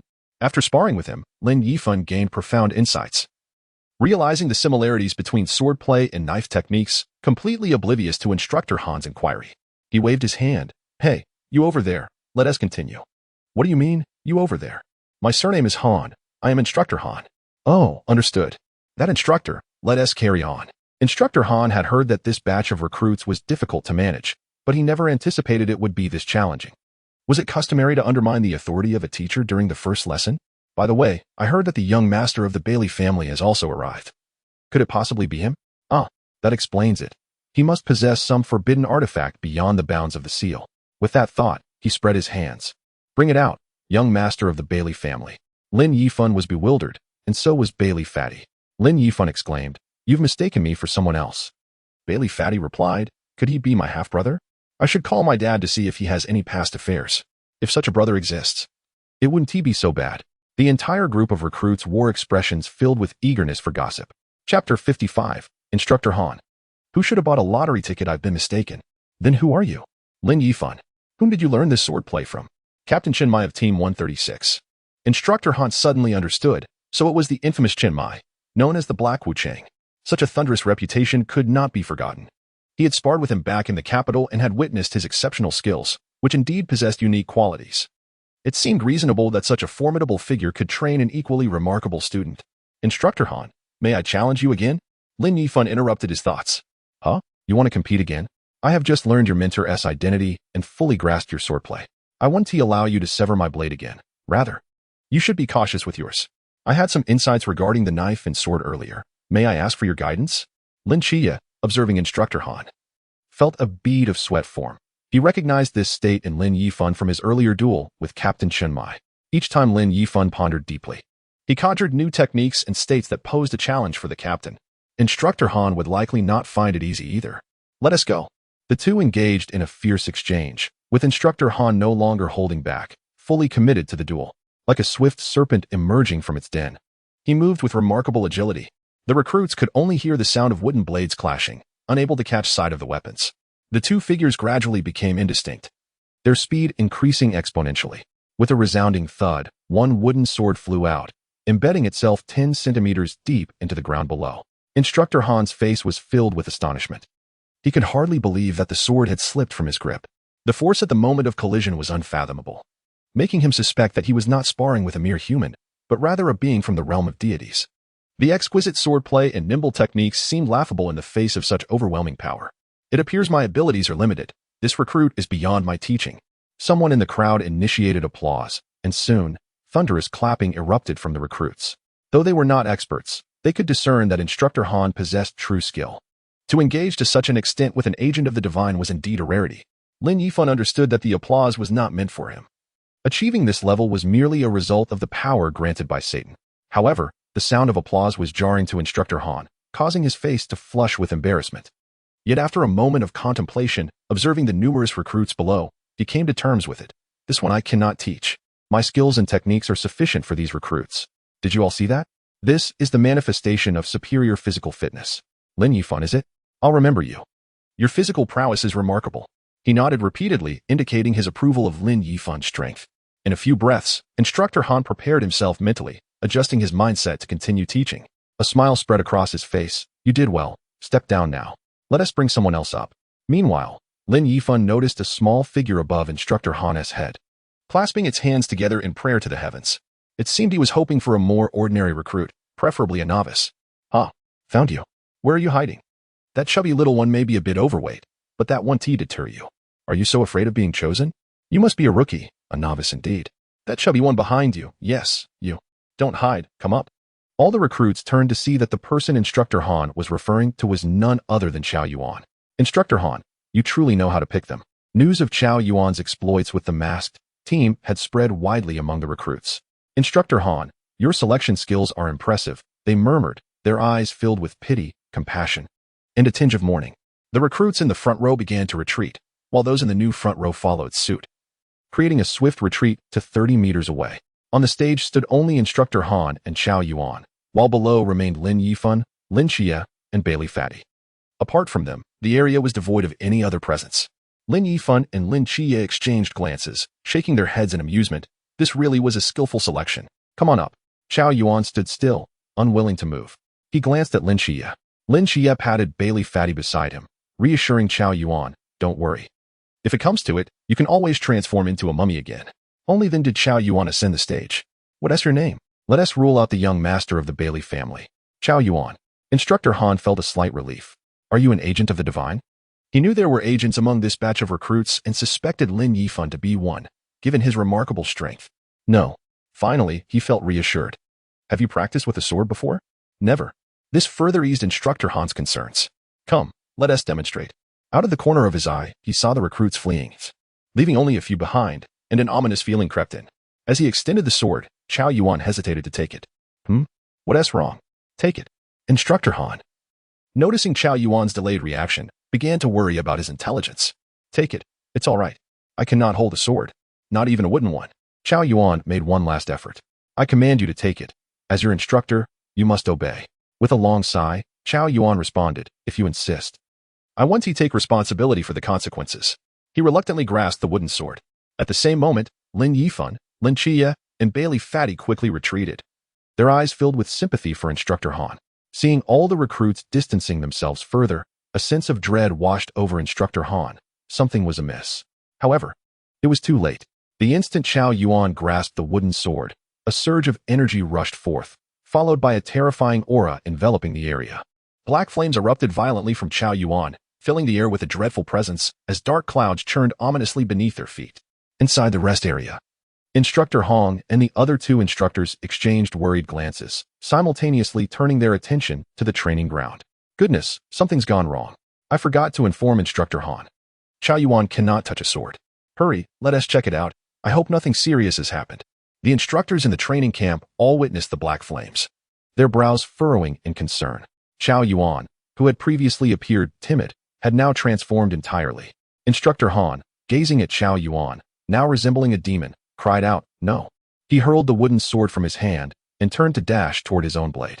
Chapter 56. Who will prevail, the misfortunate Instructor Han or Qiao Yuan? Qiao Yuan flashed a peculiar smile, delight evident on his face, as he parried the wooden sword hurled by Instructor Han with a wooden blade enveloped in black flames. The malevolent fire danced around him, as a melodious theatrical tone escaped his lips, urging him to charge at Instructor Han. Instructor Han, taken aback, wondered what was transpiring. Was it truly so difficult to impart the art of swordsmanship? After a series of acrobatics, he seized a straight sword from the weapon rack. With the sword in hand, confidence surged within him, enhancing his composure.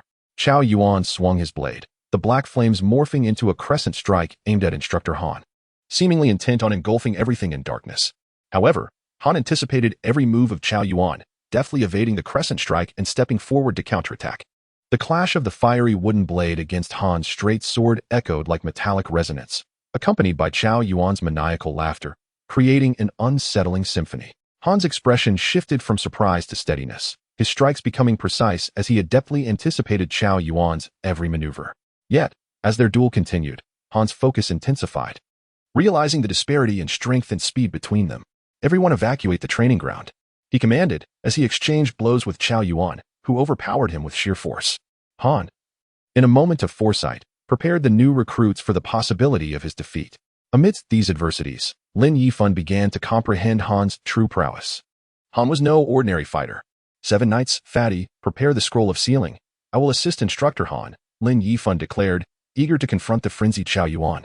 Knowing that true strength is forged through relentless challenges. Rushing towards Qiao Yuan, Lin Yifan summoned the flame blade, which expanded within his grasp. In a state of madness, Qiao Yuan wielded his sword, the black flames surging violently, transforming the wooden blade into a colossal weapon over 3 meters long. The intensifying black flames forced Han to retreat defensively, barely managing to protect himself. The flames resembled a dark dragon, swirling and devouring everything in their vicinity, while Han appeared as a flicker of light amidst the encroaching darkness. Suddenly, a surge of crimson flames illuminated the dark expanse. As Lin Yifan's fiery domain intruded upon the black inferno, the two flames clashed, testing and eroding each other, just as they reached a stalemate. A towering pillar of red fire erupted, dispelling much of the black flames and its shrouded darkness. With the awakening of Lin Yifan's divine realm, his eyes blazed with fiery wrath, imbuing the red flames with a sentient spirit. Like a reckless brigand, he plunged into the black flames, ferociously tearing through them. Seizing this opportunity, Han finally extricated himself from peril, though his attire was reduced to tattered remnants, reminiscent of a gossamer cloak, offering little protection. Chao Yuan, witnessing Lin Yifan's arrival, erupted into frenzied laughter, extending his tongue to lick the wooden blade, revealing its abnormal length. Ha ha ha. Chao Yuan struck a pose, preparing for a theatrical performance. Heroes bleed red upon their battle garb. Who dares to challenge the sun? With a swift motion, Chao Yuan vanished, only to reappear behind Lin Yifan, gripping his blackened wooden blade, eyes gleaming with a ferocity that promised destruction. Stop! The female soldiers cried out in alarm, unwilling to witness such a tragic fate. Yet Lin Yifan stood motionless, seemingly unfazed. With a resounding clang, Lin Yifan did not crumble. Instead, Chao Yuan was sent flying, his blade consumed by the crimson flames, reduced to ash. As he landed, Chao Yuan sprang back into action, singing, "Ahead lies the dark den of thieves. I shall advance and cleanse it thoroughly." Even without the wooden blade, Chao Yuan's madness persisted as he lunged at Lin Yifan with bare fists. Lin Yifan relished the prospect of a fistfight. "Bring it on," he exclaimed, stowing the flame blade and leaping high to engage Chao Yuan in combat. The two began an intense exchange of blows, yet the tide swiftly turned in Lin Yifan's favor as he unleashed merciless strikes upon Chao Yuan. With each punch, the black flames surrounding Chao Yuan diminished. Nevertheless, no amount of punishment could dampen Chao Yuan's laughter, as if he reveled in the torment. By the time Instructor Han and the others arrived, the black flames had nearly vanished. Lin Yifan dusted off his hands, declaring the skirmish concluded. Chao Yuan gazed at Lin Qiye with tearful eyes, as if a melodramatic scene were about to unfold. Chao Yuan wore a woeful expression, silently pleading for retribution. It was as if Lin Qiye were to embrace him and demand, "Who did this?" However, such theatrics did not materialize. Lin Qiye turned to Bale Fatty, requesting, "The scroll of sealing, please." Bale Fatty retrieved a roll of tape from his pocket and handed it over. Lin Qiye tore off a segment and affixed it to Chao Yuan's forehead, reminiscent of sealing a zombie. Instantly, Chao Yuan regained consciousness, locking eyes with Lin Qiye. "It is indeed you," he murmured. "Lin Qiye, you can absolve me of my sins." "What are you talking about?" Lin Qiye, while familiar with Chao Yuan's tale, remained perplexed. Within 3 seconds, Chao Yuan succumbed to slumber once more. Lin Qiye furrowed his brow, unable to decipher Chao Yuan's words. Instructor Han discreetly slipped away, seeking to change attire. For his clothing had become a mere collection of tattered strips, exposing much more than intended. "I must find General Yuan. I cannot continue. Teaching does not suit me. It is far too challenging. Truly, it is too arduous. I wish to fight on the battlefield. Send me to the most perilous locations, or the harshest conditions, without complaint. Engaging in combat is far simpler than this. Here, I nearly created an immense debacle." Instructor Han lamented, hair singed away, eyebrows scorched, his smooth, egg-shaped head gleaming. Chapter 57. Wilderness survival training at its limits. Under the persistent persuasion of Yuan Gang and Instructor Han ultimately chose to remain. Particularly upon learning that his selected companions included a divine agent and a designated high-risk individual, he found solace in his decision. Days later, he addressed the new recruits. "Your techniques are commendable, yet can anyone discern what is amiss in his swordplay?" Having recently battled Lin Qiye, Han identified a flaw in Lin Qiye's technique. It was overly formulaic, easily deciphered, lacking flexibility and fluidity. Han nodded. While these were indeed shortcomings, they were not the crux of the issue. The soul was missing. Just as humans possess a soul, so too must a sword embody one. Some individuals, despite never having wielded a blade, become one with it upon first grasp. It flows as effortlessly as an extension of their own hand. Instantly, the recruits turned their gazes to Chao Yuan, recognizing that Han's words seemed to resonate with him. Chao Yuan shook his head at the new recruit sitting on the ground, certain that he was not the one being referred to. Once he grasped the sword, he became a different person. "What I mean is, you may not be suited for a straight sword. Perhaps you should consider other weaponry." Lin Qiye deeply resonated with this sentiment, having questioned himself whether he should switch to a different weapon. At times, he felt quite awkward wielding the straight sword. "Instructor, what weapon is suitable for me?" Lin Yifan raised his hand, seeking confirmation from Instructor Han.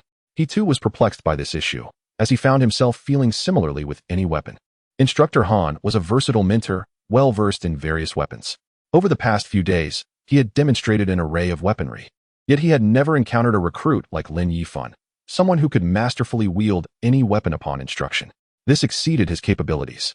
He felt he could not teach this recruit anything. This was reaffirmed time and again, even without any weapon. Instructor Han believed that sheer strength could yield miracles for Lin Yifan. Do as you wish. You have found your path.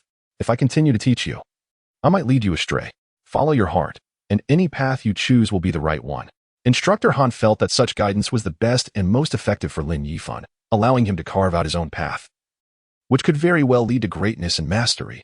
In Lin Yifan, one could sense the complexities of life and death, blood and fire, love and hate, joy and sorrow. All these intricate emotions intertwined yet balanced within him, embodying a natural harmony. Since he had attained such understanding, it was best to let him proceed on his own. The rest was no longer significant. However, Instructor Han felt the need to remind Lin Yifan of one important point. Although he was proficient with various weapons and had imparted all he could to Lin Yifan, he himself was not skilled in hand-to-hand combat. And Lin Yifan must seek out an expert in that area. Clearly, the captain of his 136th squad, Chen Mai, would serve as an excellent mentor. Lin Yifan. Hand-to-hand combat is not my forte. To fortify your weaknesses, you should seek out a few masters in unarmed combat for training. This will enable you to master various techniques more comprehensively, allowing you to handle various situations with greater ease in the future. I will arrange for the hand-to-hand combat experts in the training camp to assist you. Once the camp concludes, it would be wise to consult your captain, who possesses more practical experience. Such meticulous guidance from Instructor Han was a blessing for every recruit. Lin Yifan absorbed it all, expressing his gratitude. Thank you, Instructor Han. I will remember everything. Upon hearing about hand-to-hand combat, a spark ignited within Lin Yifan. Although he had the flame blade and was eager to delve into swordsmanship, he preferred the visceral thrill of using his fists. The sensation of each punch was undeniably invigorating. He hoped to vanquish more mysteries and liberate even greater powers from Satan, perhaps enhancing his physique once again. His extraordinary physical prowess had already been proven through battles with the Demon Face King, the Naga Serpent, and Xiao Yuan. It indicated that his current physique was nearly on par with the mysteries of the River Realm. If he could continue to grow stronger, he might even rival the mysteries of the Sea Realm. During lunch, they once again attended a wilderness survival training session. However, this was fairly standard, as the food provided consisted of various dishes made from wild vegetables. There were boiled, stir-fried, steamed, and cold dishes, all meticulously demonstrated for identification and foraging in the wild. Each table displayed actual wild vegetables, and every recruit was diligently recognizing them, fully aware of the lesson's significance. It was no small feat for Sun Lao to gather such a variety of wild vegetables for the recruits' training. In wilderness survival, finding food is paramount. With food security, one can ensure combat effectiveness and complete missions. At that moment, Instructor Hong burst into the room with fervor. Everyone paid attention, realizing that identifying wild vegetables was insufficiently engaging. Thus, the instructors unanimously decided that the first wilderness extreme survival training would officially commence after lunch. Tell me, are you excited? Are you thrilled? Yes. The recruits shouted in unison. Quickly eat up. We will gather at the training ground in 10 minutes. It was wilderness survival. Any extra food would be a boon. The next meal's timing was uncertain. However, Lin Yifan noted that several former Special Forces members were eating sparingly. He approached them humbly and inquired, I see you brothers aren't eating much. Is there a reason related to the wilderness extreme survival training? These individuals, selected from the military, were among the top performers among the recruits, but they still paled in comparison to Lin Yifan. As a divine agent, he was a prominent figure in the training camp, and consulting them warranted clear explanations. They offered him a chair, saying, as the instructor mentioned, wilderness extreme survival training means you won't be in the training camp. Survival. After all, you likely won't be provided much food. A former Special Forces member continued, the crux lies in the word extreme. Running 10 or 20 kilometers cross-country is quite normal. Eating so much now would only lead to discomfort later. Upon hearing this, the surrounding recruits began to set aside their wild vegetable buns. Meanwhile, Bai Li, who was a bit rotund, devised his own plan upon seeing the pile of buns. Chapter 58. Special Treatment. Why aren't you happy? The recruits hastily assembled at the training ground. All the training packs were neatly arranged, with two particularly large and strikingly conspicuous packs among them. Instructor Hong stepped onto the platform, smiling as he surveyed the crowd. Today, with the crisp autumn air, is perfect for a hike. We have prepared a training backpack for each of you, weighing 30 kilograms, containing everything you need. Those who reach the designated location will be exempt from penalties. Those who fail to arrive on time will not only lose points but will also face punishment. Remember the landmark. Upon exiting the camp, head southeast to the edge of the grassland where there is a water hole. Beyond that, there is a mountain. and beyond the mountain lies a pine forest where we will await your arrival. However, as he mentioned penalties, the instructors wore peculiar smiles. Instructor Hong cast a glance at Lin Yifan and Lin Qiye, eagerly anticipating the scene after placing the ring of truth on the divine agents. They had even prepared questions to pose. There are 3 rules you must adhere to. First, the weight you carry can be exchanged or borne by others, but it cannot be discarded. Second, you must not attack or touch the drones, nor attempt to control them, nor obstruct the drones from firing paintballs. Third, it is advisable to form teams and act together, but you must not attack one another. Do you all understand these rules? Understood. The recruits shouted in unison. Each began to collect their gear, shouldering the 30-kilogram packs. Instructor Hong approached Lin Yifan and Lin Qiye. To our divine agents, we have prepared a special load for you, which we hope you will appreciate. He gestured towards the 2 oversized training backpacks. These are custom-made for you, weighing 120 kilograms. You should have no issues with this, right? Lin Yifan and Lin Qiye exchanged glances, both wearing expressions of bitter amusement. Instructor Hong joked, "If you choose to give up now, it wouldn't be a problem." They still harbored doubts about the true intentions of the 2 divine agents they represented.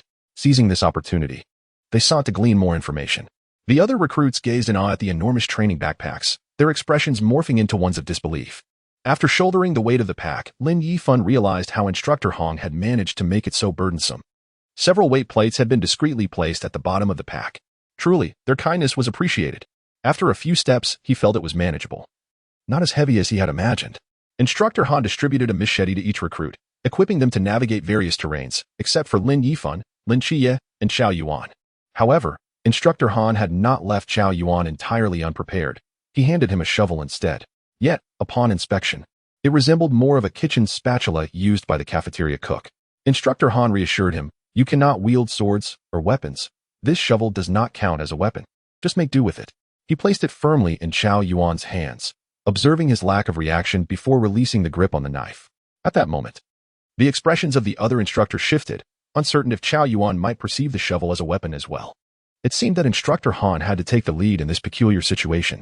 Approaching Lin Yifan and Lin Qiye, he remarked, "There are no more machetes.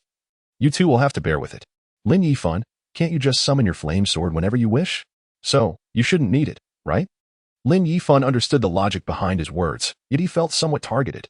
After jumping a few times and running a couple of steps, he found it bearable. However, his antics left the others, including Lin Qiye, utterly astonished. The weight they bore was a struggle for them, let alone moving.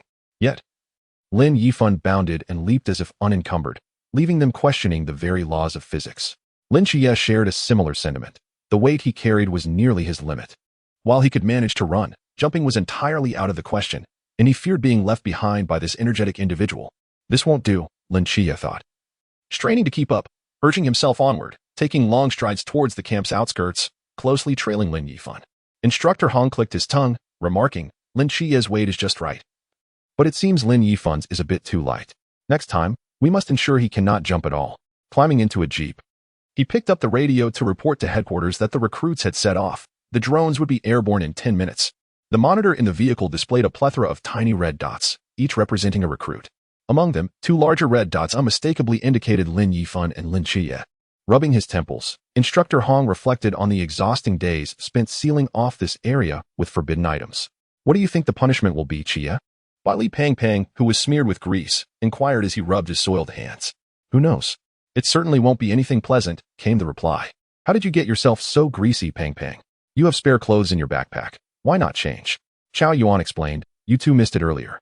The instructors confiscated all of Pang's forbidden items." Li Pang's expression soured. "I had put away the leftover buns from lunch in my forbidden space, hoping for a midnight snack tonight, but all of it was taken. When the instructor seized my forbidden items, he accidentally spilled everything, leaving me in this state." Just then, a buzzing sound erupted from behind them. A mere glance back was enough to deter any desire for a second look. Drones of various shapes filled the sky. Be they quadrilateral, triangular, heart-shaped, or diamond-shaped. Everyone began to sprint towards the southeast. The drones did not immediately fire upon their appearance. Rather, they served to instigate everyone into fleeing. Even those who lagged behind were merely subjected to a few symbolic shots, meant to intimidate rather than eliminate, truly a masterclass in boundary drawing. Initiating the elimination of recruits from the outset clearly contradicted the purpose of their training. The focus remained on training. After several relentless pursuits, Lin Yifan and his companions discerned that the drones merely aimed to hasten their entry into the forest. Looking up, Lin Yifan recognized their surroundings. He had fished here before. This was indeed Jinan Mountain. Chapter 59, the new recruits reality show radio station after a 15-kilometer cross-country run. All the recruits were herded into Jinan Mountain. Lin Yifan and his trio, burdened with their weights, navigated through the woods, occasionally evading passing drones. I can't go on. Wait for me. Bai Li Pang Pang, in an attempt to lighten his load, had already swapped into new training gear from his pack, though the reduction was minimal. Wait, aren't those Molly and her group up ahead? Lin Yifan pointed casually. Bai Li Pang Pang sprang to life, as if pricked by a needle, exclaiming loudly. You're all too slow, follow me. He sidled up to Lin Yifan, asking, Yifan, where are Molly and the others? Straining his gaze forward, he saw no sign of them. Lin Yifan glanced at Lin Qiye and Xiao Yuan, their faces barely concealing their amusement, yet they remained silent. Lin Yifan suppressed his smile. They must have turned around the bend ahead. Xiao Yuan gave Lin Yifan a thumbs up, acknowledging the clever idea. However, Lin Yifan scrutinized their current position and the terrain before him, sensing something was amiss. It did not align with his memories of the place. Buzz, buzz, buzz. 3 drones approached them, and Lin Yifan dismissed any further thoughts. Pang Pang, slow down. Don't let the drone spot you, Lin Qiye cautioned. Bai Li Pang Pang was determined to forge ahead, unwilling to relent until he spotted Molly, creating distance between him and the others. Yet, not long after, he found himself crouched in a tree pit, unwilling to move. Fatty, can't you keep going? Xiao Yuan teased. Shoo. Bai Li Pang Pang gestured for silence, prompting the others to hurry over. They observed a lone recruit engaged in a frantic chase with a drone, one fleeing and the other in hot pursuit, neither willing to relent. This recruit exhibited decent agility, managing to evade the drone's ammunition, which had run out without landing a hit. Just as he reveled in his success, another drone appeared behind him. A paintball struck him from behind, and before he could utter a cry, a jolt of electricity coursed through his body, causing him to collapse in silence. What the heck? Isn't this a paintball gun? Its power is excessive. Quiet. Someone's coming. The menacing chuckles of 2 instructors echoed nearby. This sent a shiver down Bai Li Pang Pang's spine, conjuring unsettling thoughts. He feared the instructors had something perverse planned. Could it be a repeat of the Lolita Island incident? Surely, they wouldn't stoop that low. Report, report. The first unfortunate soul acting alone has been captured. Excellent. Hurry. Bring him down. I can hardly wait to administer his punishment. I propose we record the entire ordeal and send it to each of them upon graduation, ensuring they never forget. Wow, you're truly something else. That's quite devious. But I agree, came Instructor Hong's voice from the other end. The unfortunate recruit was hastily lifted onto a stretcher, and the instructors departed in a hurry. Lin Yifan and his companions observed a moment of silence for their fallen comrade. At this juncture, Lin Qiye turned to Lin Yifan, who nodded and extended 4 fingers. Bai Li Pang Pang and Xiao Yuan exchanged puzzled glances, wondering what the two were up to. Who are you? I am Lin Qiye. Lin Qiye shouted into the forest ahead, while both he and Lin Yifan stood up. Bai Li Pang Pang, upon rising, caught sight of Shen Qizhu and his 3 companions, making a total of 4. The arrogant brother maintained his haughty demeanor as he greeted Lin Yifan and the others. Suddenly, voices emanated from the burdens on everyone's backs. Hey, hey. The new soldier reality show radio is officially on air. What is your name? Chen Ergu. Huh. Why is your name Chen Yi on the registration? Chen Yi is the name I chose myself. My ID says Chen Ergu. That's my real name, given to me by my great-grandmother. She wasn't very educated and thought it would be easier to raise me with that name. What is the most embarrassing thing you have ever done? In middle school, I stole the liquor brewed by Grandpa Wang next door. I got drunk during evening study hall and ran around the school naked for a whole night. Is it all recorded? It is. All right, Chen Ergu, have you done anything else embarrassing? Initially, the new recruits were eager to hear gossip, but in the next moment, their laughter faded. They finally grasped what punishment entailed. Elimination meant a public disgrace and open execution. How despicable. Just moments ago, they had overheard the instructors discussing the recording. Retaining evidence. Shameless. Utterly shameless. The instructors must have used some forbidden item that compels people to speak the truth, no matter how one resists or hides. Breaching the psychological defenses takes mere moments. Bai Li Pang Pang trembled as he spoke. It's the forbidden item, Ring of Truth. A ring that forces one to reveal the truth. We must leave quickly. We cannot be caught. Shen Qingzhu gestured for his subordinates to leave swiftly. He absolutely did not want to become the next victim. From that moment on, the anguished cries of those unwilling to be caught did not cease. What is the most embarrassing thing you've done? During a meeting with over 300 people, I was supposed to play a video for the leaders, but mistakenly aired my personal film for over a minute. Anything else? When I was in elementary school, the new language teacher was stunningly beautiful. She always wore lovely dresses, so to find out how many dresses she had, we smeared her dresses with boogers and splashed ink on them. You're truly despicable. That's too much. All right, take him away. Next. Name? Nalili. What spectacular deed have you accomplished?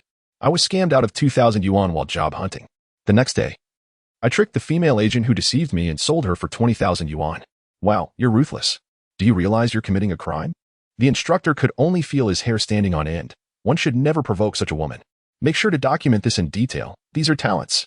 It's all about how you utilize people like this. As night fell, listening to the stories of the recruits, Li Pangpang no longer felt fatigued. However, Lin Qiye seemed to be engaged in a dialogue with a bat. Observing his tightly furrowed brows, Pangpang inquired, Qiye, what's wrong? We've been going in circles without making any progress. Now that you mention it, that should be the case. I've been here before, and many things are amiss. At this rate, we won't just fail to escape. We'll exhaust ourselves first. Li Pangpang tossed his backpack aside and collapsed onto the ground. No longer wishing to move. I'll lead the way. Lin Qiye stepped ahead, determined to guide everyone. Pangpang, let me take some of your burden. I'll help lighten the load. Lin Yifan opened his backpack, waiting for Li Pangpang to remove some weight. No need. I'll carry it myself. I've noticed that those who faint aren't punished. I want to faint quickly. Public disgrace must never befall me. I may die, but I cannot suffer social death. Li Pangpang adopted a fearless demeanor and resolutely hoisted his tactical backpack onto his shoulders. How many secrets are you hiding that compel you to push yourself so hard? I'm starting to become curious about the mysteries you conceal. Chao Yuan clenched his fists, ready to interrogate. Chao Yuan, don't act recklessly. Team members cannot attack each other. Or how about this? I could knock you out with a shovel. That would certainly be more convenient. Chao Yuan brandished a shovel in demonstration. Hey, the new Soldier reality show radio welcomes another guest. The loudspeaker in the burdens has commenced its public disgrace broadcast again. Although the victim is Shen Qiju's subordinate, the tales recounted are all about Shen Qiju's actions on their behalf, due to stepping in to fight for someone else. He won the brawl, but was expelled, thus missing the opportunity to take the college entrance examination. In this light, it seems the one truly punished is Shen Qingzhu, as his exploits were laid bare by his subordinate. Those are the harshest words spoken, the most human deeds done, and the most vulgar insults hurled, all in the name of loyalty. This is the assessment of Shen Qingzhu by his subordinate, the arrogant brother. Who would have thought Shen Qingzhu was such a person? Just as Li Pangpang finished speaking, darkness enveloped him, and he collapsed, finally achieving his wish. Lin Yifan and the others hadn't even had time to place Li Pangpang in a comfortable spot when the medical team arrived early, lifting him onto a stretcher. At the foot of Jinan Mountain, inside a jeep. Old Hong, come take a look. The direction those three are heading seems off. What seems off? Which three? It's Lin Yifan, Lin Qiye, and Chao Yuan. They've been moving towards the edge of the forbidden area for half an hour. Instructor Hong examined the electronic map and indeed noted this occurrence. If given a bit more time, the three might truly become the first team to complete the extreme wilderness survival training. Considering these three, no one would be surprised if they managed to escape. Each one is more extraordinary than the last, each a prodigy in their own right. They must have discerned the forbidden items and the tricks played with the terrain and orientation. Every cohort has such new recruits. But discerning the way and actually escaping are two different concepts. Once found, one must possess the stamina to exit. Instructor Hong wasn't overly worried about their escape. Rather, he hoped they would succeed, becoming victors of this extreme wilderness survival training. Another half hour passed, the sky was completely dark, and the forest was shrouded in utter darkness. Lin Yifan had no choice but to draw the blade of flame for illumination. Lin Qiye, Lin Yifan, aren't you two exhausted? Though Chao Yuan had enhanced strength due to the forbidden item, he too was nearing his limits. I'm all right. Lin Qiye's recovery rate doubled in the darkness, and his stamina was now comparable to when he first entered Jinan Mountain. Not tired at all, Lin Yifan wielded the blade of flame, signifying that within this forest, he possessed an inexhaustible source of life energy, rendering his stamina virtually limitless. He truly felt no fatigue. At that moment, the loudspeaker in the burdens resumed broadcasting. To those still persevering, guess who has joined us as our next guest? Shen Qingzhu, please take a seat. You dare to attack our drone? You have quite the audacity. Your punishment time has doubled. Upon hearing that Shen Qingzhu had been caught, Chao Yuan plopped down on the ground, surrendering. He had given up. There was no point in continuing. Sooner or later, he would face the same outcome, so why not abandon the effort now? He couldn't guarantee that if he fainted, he could control his body from going berserk. It was solely for this reason. He genuinely wanted to stick with Lin Yifan and the others a little longer. However, the safest choice was to surrender while still conscious. Lin Yifan and Lin Qiye respected Chao Yuan's decision and did not force him to continue. They too were hesitant to gamble on whether they could fully control Chao Yuan without Li Pangpang's seal scroll. Listening to Shen Qingzhu's heartfelt confessions, Chao Yuan nearly laughed himself unconscious. I have heard that you are an emotionally rich individual, and we all wish to know. Have you ever penned a love letter? Indeed. I have. How many have you written? 114. You remember such a precise number? All addressed to the same person. Impressive. Did she agree? No. I suppose she wouldn't. At that moment, dozens of drones flew overhead, heading towards Lin Yifan and Lin Qiye. Goodness, so many drones just to pursue two individuals. Is it really necessary? You two deviants, run. Don't disgrace us. After Chao Yuan shouted, he was caught red-handed. Lin Yifan and Lin Qiye sprinted through the darkness. The night belonged to Lin Qiye, and equally to Lin Yifan. With Chao Yuan absent from the group, Lin Yifan sheathed the flame blade. As wielding it in the night would only serve to direct the drones towards them, victory was within reach. They had escaped the restricted area and could sense the disorientation dissipating. The two navigated through the mountains, neither willing to fall behind. After traversing several peaks, 3 hours later, they finally arrived at the location described by Instructor Hong, a grove of pine trees. Both were drenched in sweat and utterly exhausted. Under Lin Qiye's guidance, they had taken a near direct route across the southern to the northern end of Jinan Mountain. Just as they reached the foot of the mountain, the headlights of the vehicles flickered to life. They sensed over 20 individuals rushing towards them. They could no longer hold on and gradually collapsed onto the ground.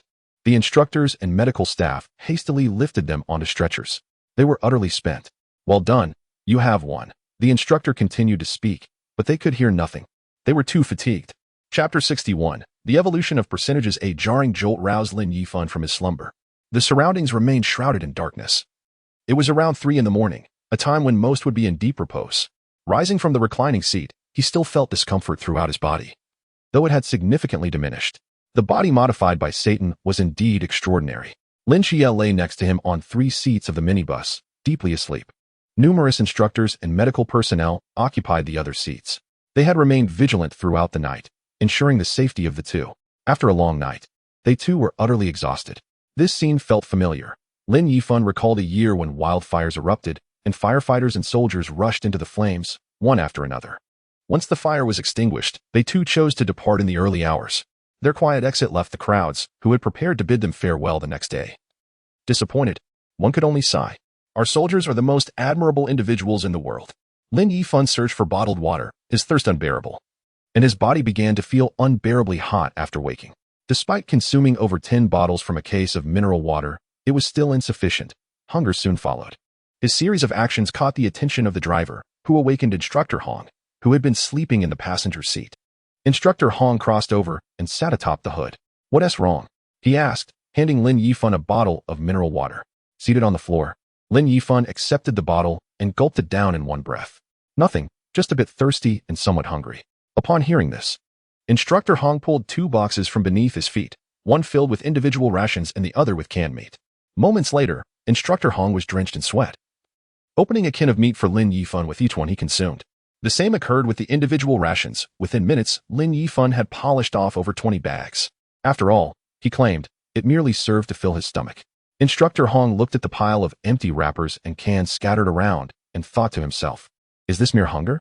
Upon returning to the barracks, Lin Yifan's discomfort intensified. He rushed into the washroom, turning on all 8 faucets, and lay directly in the basin. The cool water streamed over him, and within moments, it evaporated, transforming into a white mist. The washroom quickly morphed into a steam-filled chamber. Lin Yifan gradually acclimated to the searing heat. Emerging from the basin, his once damp clothes were instantly dried, enveloped in a veil of white vapor. In the next moment, flames engulfed his entire being. His clothing became superfluous, crumbling to ash. The fire in his eyes intensified, and a splitting headache surged, a violent pain radiating throughout his body. The agony was excruciating, the very essence of torment. His bones expanded, creaking and grinding against one another, undergoing a profound transformation. It felt as if he were being ground and reshaped anew. The chilling sound of friction sent shivers down the spines of Instructor Hong and the other instructors observing from the doorway. The extreme heat rendered them unable to approach, leaving Lin Yifan to endure the ordeal alone. The relentless pain assaulted his mind, every nerve feeling as though it were being sliced repeatedly with a razor. It was more torturous than the drill of a dentist. The agony left Lin Yifan trembling and convulsing. In a moment of desperation, he struck the mirror on the wall with his palm. Suddenly, the scene before him shifted, time froze, and the unbearable pain vanished in an instant. When Lin Yifan opened his eyes again, he was surrounded by a post-apocalyptic landscape. The devastation was evident, ruins lay scattered, and flickering flames danced freely, consuming everything in sight. Taking a few steps forward, the only sounds he could hear were the crackling of the fire and the deafening roars of collapsing structures under the intense heat. The crimson sky and thick smoke obscured the sun and stars, permeating the air with a pungent mixture of burnt and sulfurous odors. Scorching waves of heat crashed against him repeatedly. Finding any semblance of life here was a futile endeavor. Yet, the flames enveloping Lin Yifan felt at home. Devoid of any discomfort, the flames on his body leapt with excitement. Continuing onward, he felt the seething magma beneath the surface, radiating a scorching warmth through the fissures. From these cracks, he could almost hear the wails of countless cursed spirits beneath his feet. In the distance, he faintly perceived a palace. Here, Lin Yifan sensed the pain and fury of every inch of the land. Time, which had just halted, resumed its flow. He realized where he had just ventured, to hell. The abode of Satan. The flames in his eyes gradually receded, and the fire enveloping his body began to diminish as well. He felt a transformation within him, a change in the structure of his bones. This alteration enhanced his defensive capabilities. Moreover, after his journey to hell, Lin Yifan sensed significant improvements not only in his defense but also in his speed, strength, and all facets of his physical abilities. He had unlocked the divine ruins bestowed by Satan, a sensation unlike any he had experienced before coursed through him. His eyes burned like two embers, deep and cold, emanating a chilling aura that seemed capable of piercing the weaknesses of any soul. His skin turned a dark red, resembling molten lava, covered in cracks. As he gently clenched his fist, a domineering power surged forth. If he were to face the Demon King or the Naga, he could obliterate them effortlessly. Yet, the pain surged again. It appeared his bones had yet to fully adapt to the new changes. This transformation and evolution could not occur instantaneously. It required time to adjust and evolve. The transformation process of the entire skeletal structure is nearing completion, with only a few changes remaining. What marvels await once the entirety of the skeleton has undergone its evolution? Lin Yifan's excitement makes it difficult for him to continue contemplating the possibilities. Although the duration of the Divine Realm's activation has been extended, the accompanying pain renders it impossible for Lin Yifan to endure for long periods. He believes that once every bone has evolved, the Divine Realm may remain open indefinitely, unhindered by any limitations. At that moment, he wonders if he will still resemble his current self. He casts a glance towards Instructor Hong and several other instructors at the doorway. The moment they meet his gaze, they appear to be petrified, as if their souls are sinking into an eternal abyss. His eyes, cold as a chasm, yet burning with fervor, seem capable of igniting the deepest fears within their hearts. An invisible pressure fills the air, making each breath laborious and causing their hearts to falter under his watchful gaze. This is not merely fear, but a profound tremor of the soul. The flames of anger flickering in his eyes reflect the visage of himself in the mirror, where he perceives Satan smiling back at him, that smile laden with significance. Chapter 62. Lin Yifan, I have succeeded after experiencing enhancements in various aspects of his being. A brilliant light shines down from above, piercing through the chaotic fog of his mind and illuminating his spiritual realm in an instant. This is an experience that transcends the self, a metamorphosis from within. His spirit and intellect have ascended to unprecedented heights. Lin Yifan has experienced a breakthrough, entering a new realm of existence. He senses his spiritual world expanding infinitely, transcending its previous boundaries and entering an entirely new dimension.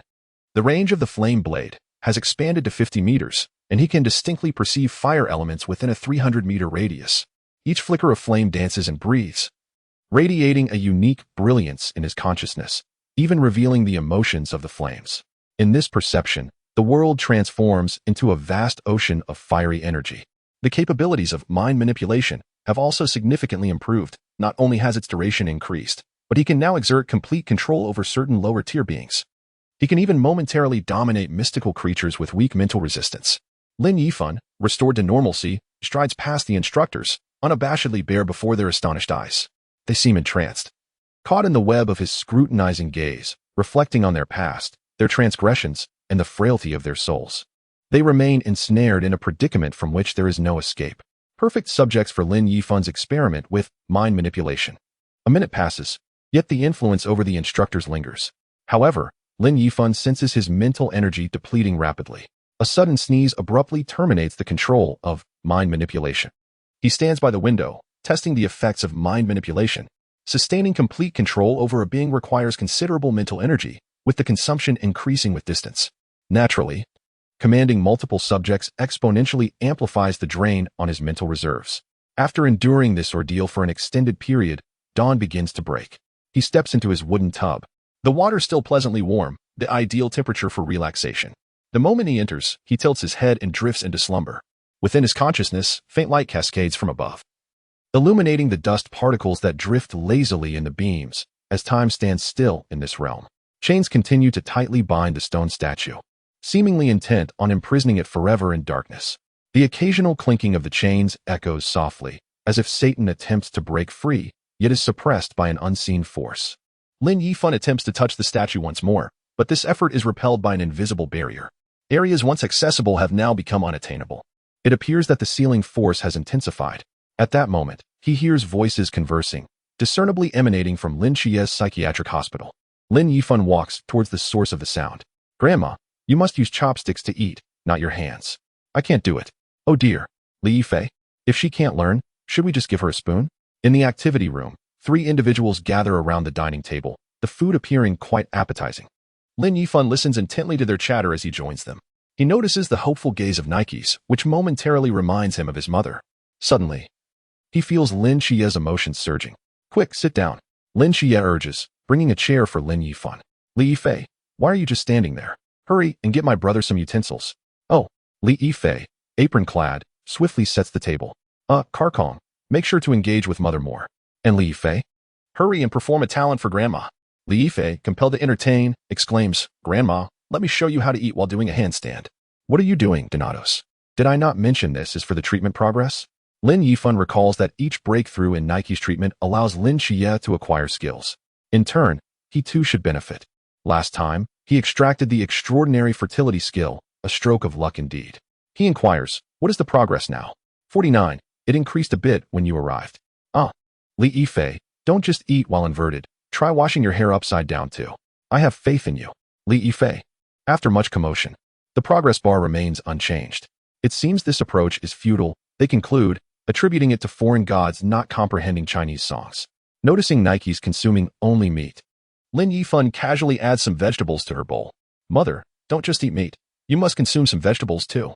Nike's gazes at Lin Yifan, her eyes never straying, tears welling at the corners. "Donatos, you and Carcong have matured." Lin Qiye suddenly leaps from his chair, shaking Lin Yifan. 50.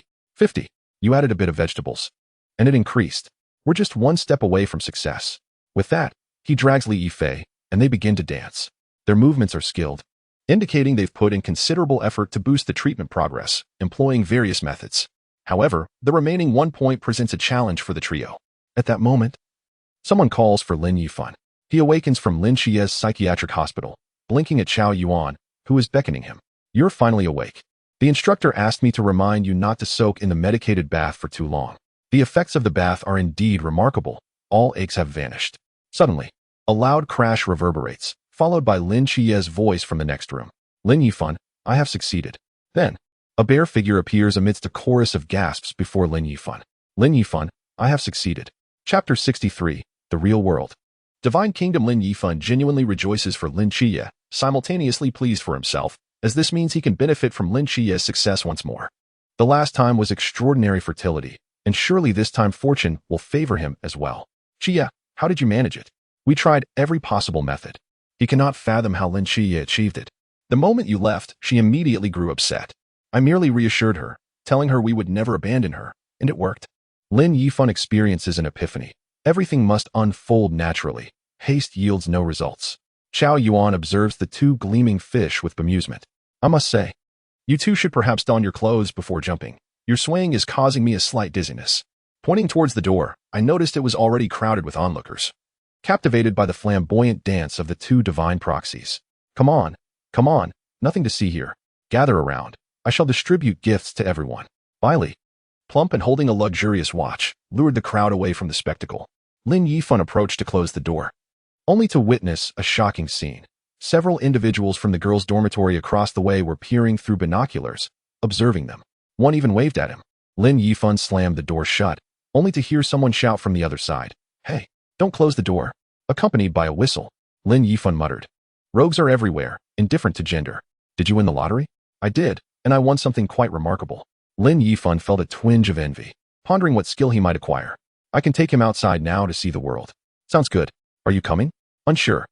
This left Qiao Yuan with a head full of questions as he donned his jacket to head out. He added, "This morning, I had soy milk, fried dough sticks, and congee with soup dumplings, so you best hurry." Xin Qingzhu's group has already rushed to secure a spot. The mere mention of food made both feel odd. Their stomachs were indeed hungry, yet their minds were not. This was likely due to the fact that they had been dining with Nix all night. Their consciousness engaged in feasting, while their true bellies had yet to receive a morsel. With Qiao Yuan's reminder, their hunger surged dramatically. "Wow, I'm so hungry." "Me too." Bai Li and the crowd surrounding him, who were awaiting gifts, appeared utterly bewildered, huddling together in fright due to the multitude of crazies in the training camp. Lin Qiye, dressed in his pants, held his clothes in one hand and shoes in the other, then kicked open the door, leaping from the third floor directly toward the dining hall. "Isn't that a bit excessive?" Lin Yifan called through the newly created hole in the wall, beckoning to Bai Li. "Fatty, let us go grab breakfast." Observing the cluster of men huddled together was quite incongruous, a bunch of grown men embracing one another, absurd. He glanced again at the newly formed hole, realizing it was quite convenient. After dressing, the trio proceeded to the dining hall in search of Lin Qiye. At that moment, chaos reigned in the dining hall, stirred by Lin Qiye. Most of the new recruits loitered at the entrance, hesitant to enter and provoke the frenzied Lin Qiye. Shen Qizhu and his crew stood atop a table, banging their bowls to cheer for Lin Qiye, reveling in delight. Lin Qiye cradled a bowl of rice porridge in one hand and a platter of soup dumplings in the other, boasting with fervor. He appeared ready to bite anyone who dared approach. Old Sun, not far off, wielded a colossal spatula, eyeing Lin Qiye with caution. The spatula bore a striking resemblance to the one Qiao Yuan had used when entering the mountains. Sun tiptoed and shouted at Lin Qiye, "Eat all you want, but don't waste." Lin Qiye's crimson eyes glanced at Sun, seemingly acknowledging him. In that moment, Lin Qiye resembled a fierce hound, ready to pounce. This was merely a minor episode. After devouring 500 soup dumplings and 2 bowls of porridge, Lin Qiye returned to his normal demeanor. With no training scheduled for the morning and only some restorative exercises planned for the afternoon, the day's activities concluded. The sky shifted from warm hues to cooler tones, the moon already peeking through. Lin Yifan lay on his bed, gazing at the girls' dormitory across the way, preparing to employ his heart manipulation to influence them.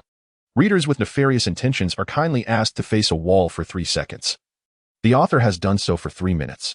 He aimed to identify who had been spying with binoculars that morning, who had shouted not to close the door, and who had emitted the final whistle. He considered this a unique practice for enhancing his skill. Just then, Lin Yifan sensed a divine aura suddenly materialize. Peering through the hole in the wall, he spied Lin Qiye holding Nix's hand, standing in the center of the dormitory.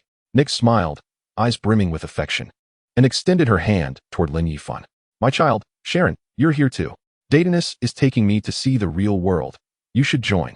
With nothing else to occupy his time, Lin Yifan grasped Nix's hand. The 3 of them vanished in an instant. How beautiful! Lin Qiye and Lin Yifan were indeed fortunate. Bai Li gazed at the image of Nix on his phone, marveling aloud. "Fatty, how about that stunning lady as your girlfriend?"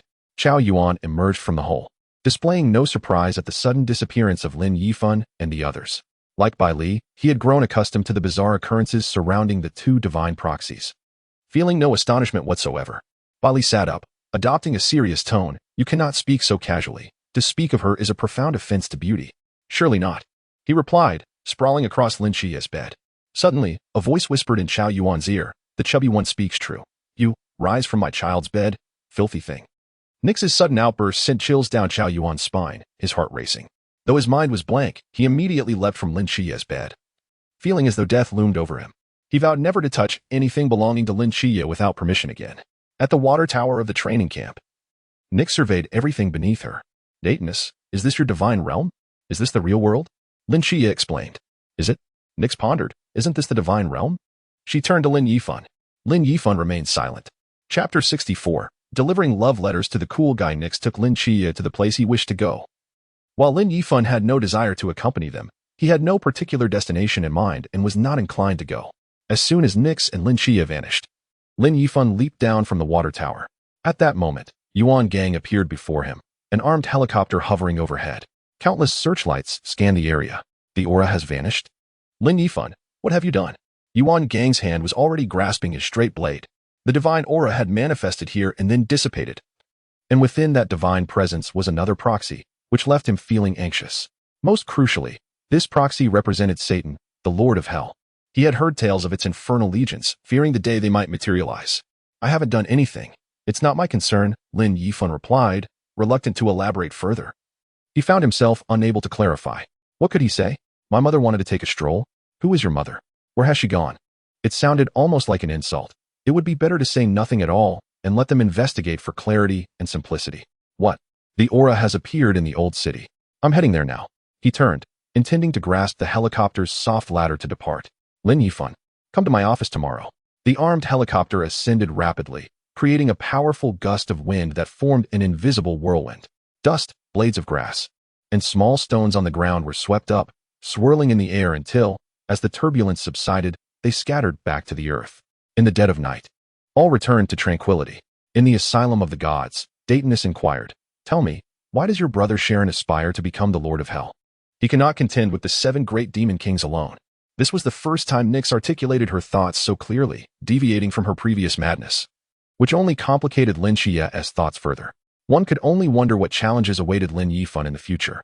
Nyx felt the ominous presence of Satan lingering upon his child, Sharon. He was perplexed as to why the wrathful demon lord had chosen Sharon. His mother, Lin Yifan, had mentioned that Satan sought his assistance to break his seal and release him. Lin Qiye relayed all he knew to Nyx. Was Satan sealed once more? Why did he use the term once more? He couldn't recall. His memory eluded him. Nyx's mental state began to waver again. Li Yifei, come quickly. Help Grandma to rest. We shall perform another talent show for her shortly. Li Yifei was bemused, thinking to himself why he should be the one to perform. At that moment, he still wore a black silk suspender miniskirt. With Nyx's treatment progress only at 51, he could comprehend at most half of what was said. Satan, one of the 7 demon lords of hell, was the ruler of his own legion of underworld demons. I am the agent of Michael, he recalled, who seems to be the commander of the angelic legion. An army of angels wielding colossal swords would soar above, while various demons scurried below. What a spectacle it would be to witness their confrontation against the mysterious. Would these 2 forces not engage in battle upon meeting? It was uncertain, yet highly probable. Nevertheless, Lin Qiye continued to envision such a scene. Perhaps one day it might come to fruition. A flicker of excitement ignited within him. The more Lin Qiye contemplated, the more exhilarated he became, unable to compose himself. Qiye, you've been staring at me and smiling for the entire morning. Is something amiss? Lin Yifan observed, feeling a chill from his persistent smile. Was it Nyx who had taken Lin Qiye to some forbidden place last night? Indeed. Qiye, if you keep smiling like that, we shall have to take you to see a doctor. Bai Li, plump and jovial, reached out to touch Lin Qiye's forehead. I'm fine. I'm merely smiling. An agent of a demon and an agent of an angel sitting together. What's so unusual about that? Aren't you also a dual deity agent, a unique existence in this world?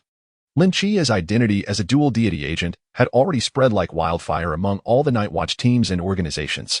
Qiao Yuan approached, contemplating sitting beside Lin Yifan, yet hesitated and refrained. Lin Yifan, you seem off today too. Qiao Yuan leaned closer to Lin Yifan's ear, glancing towards the female dormitory across the way. Hey, Lin Yifan, are you watching the girls in that dormitory? Let us help you with the task. Lin Yifan rolled his eyes. What nonsense. I am practicing skills. Practicing skills? Does one need to do so while gazing at the girls' dormitory? Lin Yifan found himself unable to counter Qiao Yuan, as he indeed had been observing the female dormitory, testing how many individuals he could control at once with the heart enchantment technique. However, the number varied each time. Even with the same group, one could not always control them all. This depended on his mental strength, as well as the mental states of those being controlled and the attributes of their forbidden grounds. The greater the mental fluctuations of an individual, the more mental energy it consumed to control them, and the harder it became. Don't be shy. If you like someone, just say it. We'll help you formulate a plan. With a glance, Lin Yifan activated heart enchantment technique. At such a close distance, he didn't need to utter a word to initiate it. Qiao Yuan, animatedly discussing where to procure love letters, suddenly slapped himself. Bai Li was bewildered. Why did he slap himself? Was that Lin Yifan's doing? Lin Qiye was astonished. Is that the power of Lin Yifan's heart enchantment technique? But he didn't say anything. Can he activate his skills without speaking now, merely through thought? Lin Yifan rose from the couch, adjusted his clothes, and pointed at Qiao Yuan and then the wall, prompting Qiao Yuan to face the wall in silence. Unable to control himself, Qiao Yuan panicked. Anyone would be alarmed in such a situation. Fan Ge, Fan good. I was wrong. Don't leave me. I promise I won't speak nonsense again. Please release me. Lin Yifan pretended not to hear as he made his way to Commander Yuan Gang's office. He should be free at this hour. Chapter 65. Rewards. Commander Yuan Gang's office, while located within the control center building, was not situated on the top floors, but rather 10 levels underground. This was Lin Yifan's first venture into the subterranean realm of the control center. He passed security with his access card and entered the elevator. However, upon exiting, he realized his perception of the place had been far too limited. The two adjacent high-speed elevators ascended to over 100 and 200 floors, respectively. The corridors were a labyrinthine network, with countless rooms hidden away, rendering the vastness of the facility unfathomable. Considering the expansive underground space of his own Team 136, it was clear that a military base would possess even more extensive subterranean facilities, far beyond what one could imagine. When contending with the mysterious, any preparations, no matter how extravagant, would be justified. Following the directions on his access card, he arrived at the office of Commander Yuan Gang. Knock, knock, knock. Reporting. Come in. Lin Yifan stepped into the office, where Yuan Gang didn't look up, engrossed in his documents. Sit down. If you want water, serve yourself. I'll be done shortly. Lin Yifan took a seat on the sofa, surveying the office, which was simply furnished, akin to a standard office.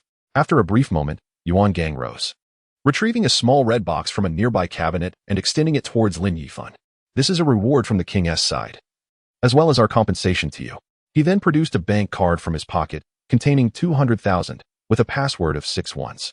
Lin Yifan shook his head, declining the card, instead accepting the red box. The moment Yuan Gang presented it, Lin Yifan could sense a fiery essence pulsating within. I do not desire the money. I have no need for purchases.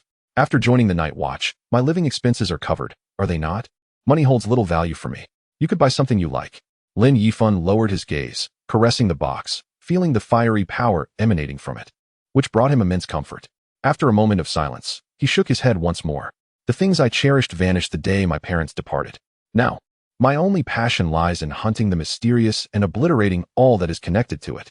Yuan Gang was somewhat aware of the circumstances surrounding Lin Yifan's parents. They had been transporting a special material, which, when integrated into ammunition, could pierce the defenses of the boundary of the mysterious, even some of the more potent threats. This allowed ordinary individuals to wield firearms against the mysterious. However, a significant oversight during transport had resulted in irreparable losses. Once more, a heavy silence enveloped the room, thick with an air of suffocating tension, leaving only their breaths audible. Lin Yifan broke the oppressive atmosphere by opening the box in his hands. Instantly, it felt as if a fire dragon, having broken free from its restraints, surged into the air. Scorching air currents, laden with searing heat, rippled through the confined space. Lin Yifan sensed a powerful flame energy resonating within him. The crystal was extraordinary, transcending the ordinary to exist as a singular entity. This filled Lin Yifan with immense curiosity. Fiery Heart, this forbidden relic, discovered decades ago from a volcano in the northeast, could provide the fiery guardian, forbidden sequence 208, capable of resisting most mental attacks. The extent to which it can withstand mental attacks is intimately connected to the user's mental strength. Attacks far exceeding your own capabilities will only serve to weaken its effects. After decades, you are the first to resonate with this crystal. It rightfully belongs to you. You are its master. However, Lin Yifan sensed that matters were not so simple. This crystal, resembling a radiant red gem, imparted an extraordinary sensation in his grasp. It not only offered resistance against mental assaults, but also seemed to enhance all his fire-based abilities in the divine realm. Lin Yifan continuously employed the mind enchantment technique, reaching the pinnacle of mental prowess within the same realm. Even a formidable transcendent from the boundary of rivers could not surpass Lin Yifan's mental strength unless they specialized in it. This forbidden item was akin to wings for Lin Yifan. Thank you, Commander Yuan. This item is precisely what I needed. I'm pleased you find it suitable. We selected it with care. There was still one matter to address. Why did Nix take you up to the water tower last night? What did you discuss? I said it was simply because he was in high spirits and wanted to show me around. Surely you don't doubt that? Yuan Gang smiled knowingly, realizing that the young man was reluctant to divulge further details. He and Lin Qiye seemed to have conspired, offering similar justifications. Both were rather untrustworthy and not particularly reassuring. Following last night's events, the entire nation is aware of you two as divine agents. While we have no issues here, the ancient God Church may take action against you. Starting today, both you and Lin Qiye must remain vigilant regarding your safety. We have also heightened security here. but do not let your guard down. Report any anomalies immediately. Lin Yifan nodded and departed. Once Lin Yifan left, Yuan Gang activated the television screen behind him. Chief, do you believe he and his deity, Satan, pose a threat to us? A remarkably composed young man, who should not possess such poise at his age, sat on the other side of the screen, contemplating while tapping the table. Suddenly, he ceased his tapping and spoke slowly. He is steady, resilient, kind, upright, responsible, capable of controlling his emotions, and remains calm and rational under pressure. He possesses a clear vision of his goals. I believe the threat he poses to us is minimal. Initially, Yuan Gang nodded in agreement, but soon he began to ponder. Can one truly discern so much in such a short time? Should we lower our surveillance? No. It should be intensified. Our focus has shifted from mere observation to protection. He represents a minimal threat to us, but a significant one to our enemies. We must ensure both he and Lin Qiye are safeguarded. Let today's events remain unreported. Those at headquarters are already on edge after yesterday. Understood, Chief. Chapter 66. A suspicious holiday time raced forward like a wild steed, heedless of where it might halt. 5 months of training had swiftly passed. The recruits had shed their youthful navet and appeared more like seasoned veterans. Winter in Songnan City was colder indoors than outside. The new soldiers preferred the biting winds outside to the chilling draft within. Consequently, they trained diligently in the training grounds to maintain their body heat, clad in summer uniforms while enduring various drills. When asked when winter uniforms would be issued, the instructors replied that Songnan City, being in the south, was not cold enough to warrant such purchases. Furthermore, the instructors exhibited no special treatment, donning no more than the recruits. Just as the recently concluded training session settled, the urgent call for assembly echoed. The recruits had grown accustomed to such summons. Standing tall and resolute, their gazes fierce and unwavering, they embodied determination. Instructor Hong observed the recruits arriving within 3 minutes, feeling a surge of nostalgia. The arrogance that once flickered in their eyes had faded, replaced by a quiet yearning for the impending rise. Listen closely, you are not permitted to leave Songnan City. Those who violate this rule will forfeit their training eligibility and shall not join the night watch. After the dismissal, they were instructed to gather their belongings and assemble at the entrance for transportation to the city. Good. All present, attention. Dismissed. With that command, a thunderous cheer erupted, reminiscent of the joy of a school break with no homework assigned. Qiye, may I stay at your home? I dislike hotels. Chao Yuan pleaded pitifully behind Lin Qiye. His eyes filled with hope. Lin Qiye intended to suggest that he stay at Lin Yifan's home due to a lack of space, yet the words never left his lips. Lin Yifan quietly listened, saying nothing. His home had space, but it was merely because his parents were no longer present. How about I book a hotel? We can all stay together. What do you think? That would be no different from staying at the training camp. Ah, I see. You're not trying to get closer to Molly, are you? Chao Yuan exclaimed, embracing the chubby Bai Li, attempting to force him to confess his feelings. It seemed something was amiss with Lin Yifan, who had remained silent. What's wrong? Is it about Molly? The moment her name is mentioned, Bai Li's eyes light up with her image. I meant this sudden holiday feels off, almost too abrupt, Lin Yifan mused, growing increasingly suspicious. It should be normal to have a break before the new year, right? Bai Li dismissed the concern. There is indeed something unsettling. The instructors advised us to be cautious. Yet we have not experienced any attacks. Could this holiday be aimed at us? Lin Qiye detected an unusual scent in the air. There is a possibility. 2 divine agents, one of whom is a dual divine agent never before seen, would certainly pique the interest of nefarious individuals. A splendid strategy, though we have become mere bait, he remarked. Perhaps it would be wise for us to keep our distance from you two to avoid collateral damage. As he spoke, Bai Li halted and tugged at Chao Yuan. My dear Bai Li, do you believe that those targeting us would spare you? Lin Yifan, the agent of Satan, could instill fear with just a glance. Huh? What do you mean by that? Bai Li retreated a step. Chao Yuan, strangle Bai Li and demand $1 billion from him. Let's see if he complies. It was uncertain whether Chao Yuan was under the influence of Lin Yifan's mind enchantment or not. Do you believe that leaving us will ensure your safety? You are gravely mistaken. Chao Yuan gathered a few changes of undergarments, while Lin Yifan and Lin Qiye each only managed to pack a few clothes. In contrast, Bai Li remained unbothered. Bai Li, are you not taking anything with you? No need. I'll have someone buy and deliver it. Lin Yifan and his companions had long ceased to be surprised by Bai Li's nonchalance. Ever since he joined the training camp, they had not witnessed him wash socks or undergarments. He had 4 large boxes of such items stored beneath his bed, enough to last him 3 or 4 years. Moreover, he was not diligent enough to remember to change them daily. Ah, the wicked capitalist. I no longer wish to be a night watchman. Lin Yifan and Lin Qiye exchanged puzzled glances at Qiao Yuan's exclamation. Training is over. I intend to capture this fellow and demand 3 billion from you two. What do you think? Qiao Yuan said, wrapping an arm around Bai Li's neck. Lin Yifan and Lin Qiye both smiled as they turned to leave, with Lin Yifan quipping. Damn that monetary power. I concur. I second that, responded Lin Qiye. Bai Li hurried after them, protesting, You can't do this. We are comrades, friends. I merely possess a tiny fortune. Upon arriving at the designated gathering point, the sight of black boxes neatly arranged beside the bus affirmed Lin Yifan's earlier speculation. The recruits were well aware of the contents within. This holiday was anything but ordinary. Bai Li, with arms akimbo, stood beside the black boxes, delivering a summary that seemed directed at Molly. The star blade is bestowed upon you, but it must not be wielded unless absolutely necessary. And if you must use it, find a secluded place. Do I make myself clear? Understood. The recruits began to collect their star blades, each strapping the black boxes onto their backs as they boarded the bus. For Lin Yifan, the star blade felt somewhat superfluous. His flame blade was far more effective. They truly let us go out armed. Qiao Yuan clutched his black box, visibly the most anxious among them. Fear not, old Qiao. I still have plenty of sealing scrolls. Enough to bind you several times over. Besides, isn't Lin Yifan here? What does that have to do with Lin Yifan? Chapter 67. Ambushed. Displaying might 6 buses proceeded out of the training camp's gates in succession. Each bus that exited was met with a chorus of astonished cries from the recruits. Ah, I've broken through. I've reached the pool realm. Oh my. Damn, I've broken through too. At the very moment the bus departed the training camp, Lin Qiye felt a sudden lightness. The restraints that had bound him vanished.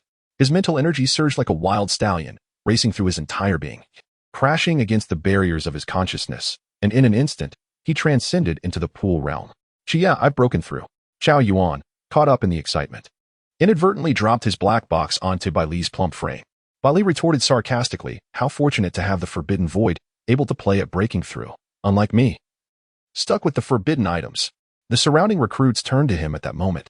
Time seemed to freeze. The small area fell into an eerie silence as they collectively thought. Damn wealthy people. The forbidden items had long suppressed their spirits, and once released, they would naturally surge forth. Instructor Hong was explaining ahead. Lin Yifan nodded slightly, feeling his mental energy swell. Lin Qiye glanced at Lin Yifan, puzzled by his calm demeanor. Lin Yifan, why do you seem unchanged? I broke through to the pool realm months ago. Lin Qiye inwardly cursed himself for asking such a foolish question. Yet, in comparison, Lin Yifan's advancement was far greater. The moment the restraints lifted, a powerful surge of mental energy coursed in, pushing him towards the pinnacle of the pool realm. His perception of fire expanded dramatically in an instant.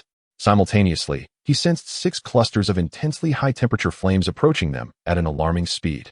Instructor Hong, seated in the co-pilot's seat, also sensed the change. With a single glance, he was taken aback, shouting frantically, "Get down. It's missiles." Get down? Missiles?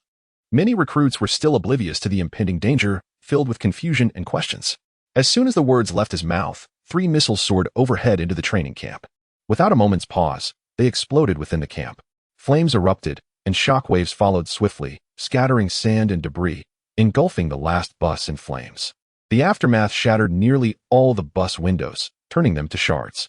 The flying debris cut into everyone, though Lin Yifan remained unscathed, his formidable physical strength rendering such harm trivial. Without a moment to contemplate, he unleashed his flame domain, causing his upper garments to vanish one by one. The recruits lay on the ground, watching in astonishment as Lin Yifan, enveloped in flames and resembling a deity of fire, valiantly endeavored to save them. Shock and awe filled the air as they recalled his identity as an agent of the devil. With a sweeping motion, he covered the bus engulfed in flames with his flame domain. A further gesture removed the flames from the bus, rendering it unharmed in the blink of an eye, providing relief to the terrified instructors and recruits. However, the shockwave from the explosion still injured some recruits, while the remaining 3 missiles now clearly targeted the bus they occupied. Closing in swiftly, Lin Yifan, having just absorbed the energy from the flames, found the timing of the missiles fortuitous. The flame domain expanded within a 100-meter radius, directly intercepting the advancing missiles. The 2 forces clashed momentarily before the missiles detonated. 3 fireballs erupted in midair, and the overwhelming heat and flames were consumed by Lin Yifan's flame domain. Yet, the debris generated from the explosion rained down like a torrential storm, hurtling towards them with deadly velocity. In Lin Qiye's view, the blinding light vanished instantly, while countless shards threatened to shred them. The domain of the dark goddess Nyx should be able to control these minute fragments. Yet, there was insufficient time to unleash the domain of darkest erosion. At that moment, a firewall surged forth from in front of Lin Yifan. Gritting his teeth, Lin Yifan urged, Qiye, stop dawdling and help. This firewall bought Lin Qiye the time needed to activate darkest erosion.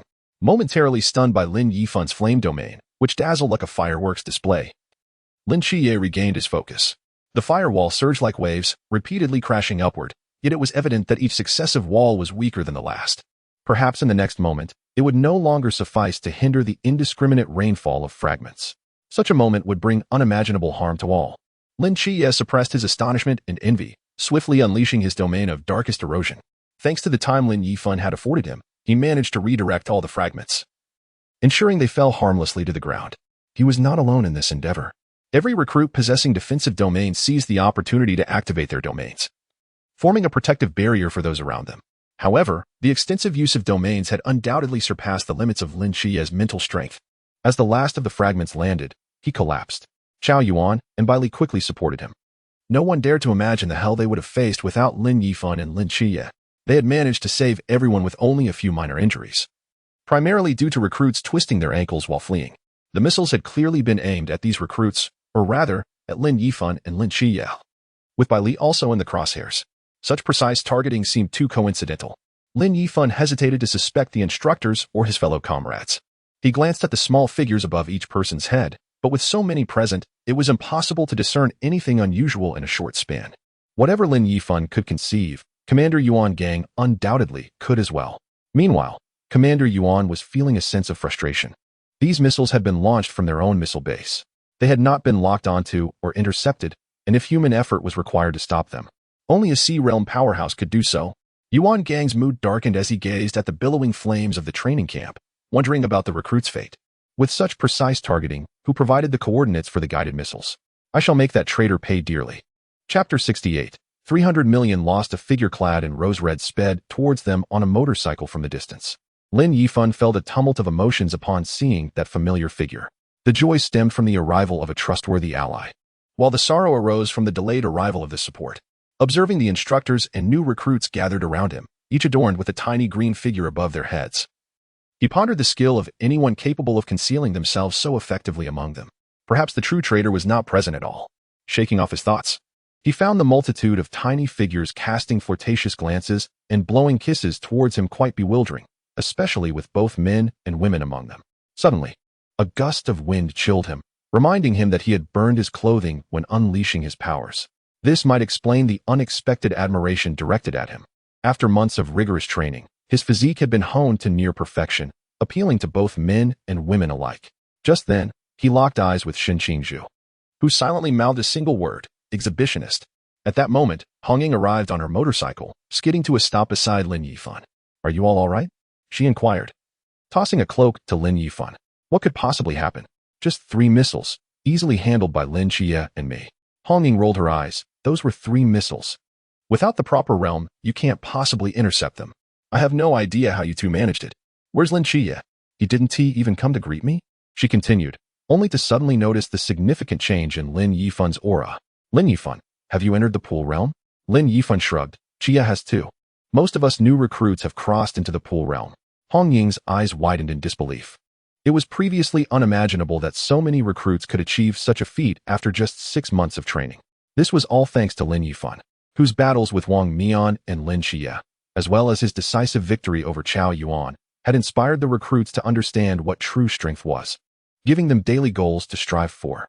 Consequently, Lin Yifan's cohort had achieved the best results ever.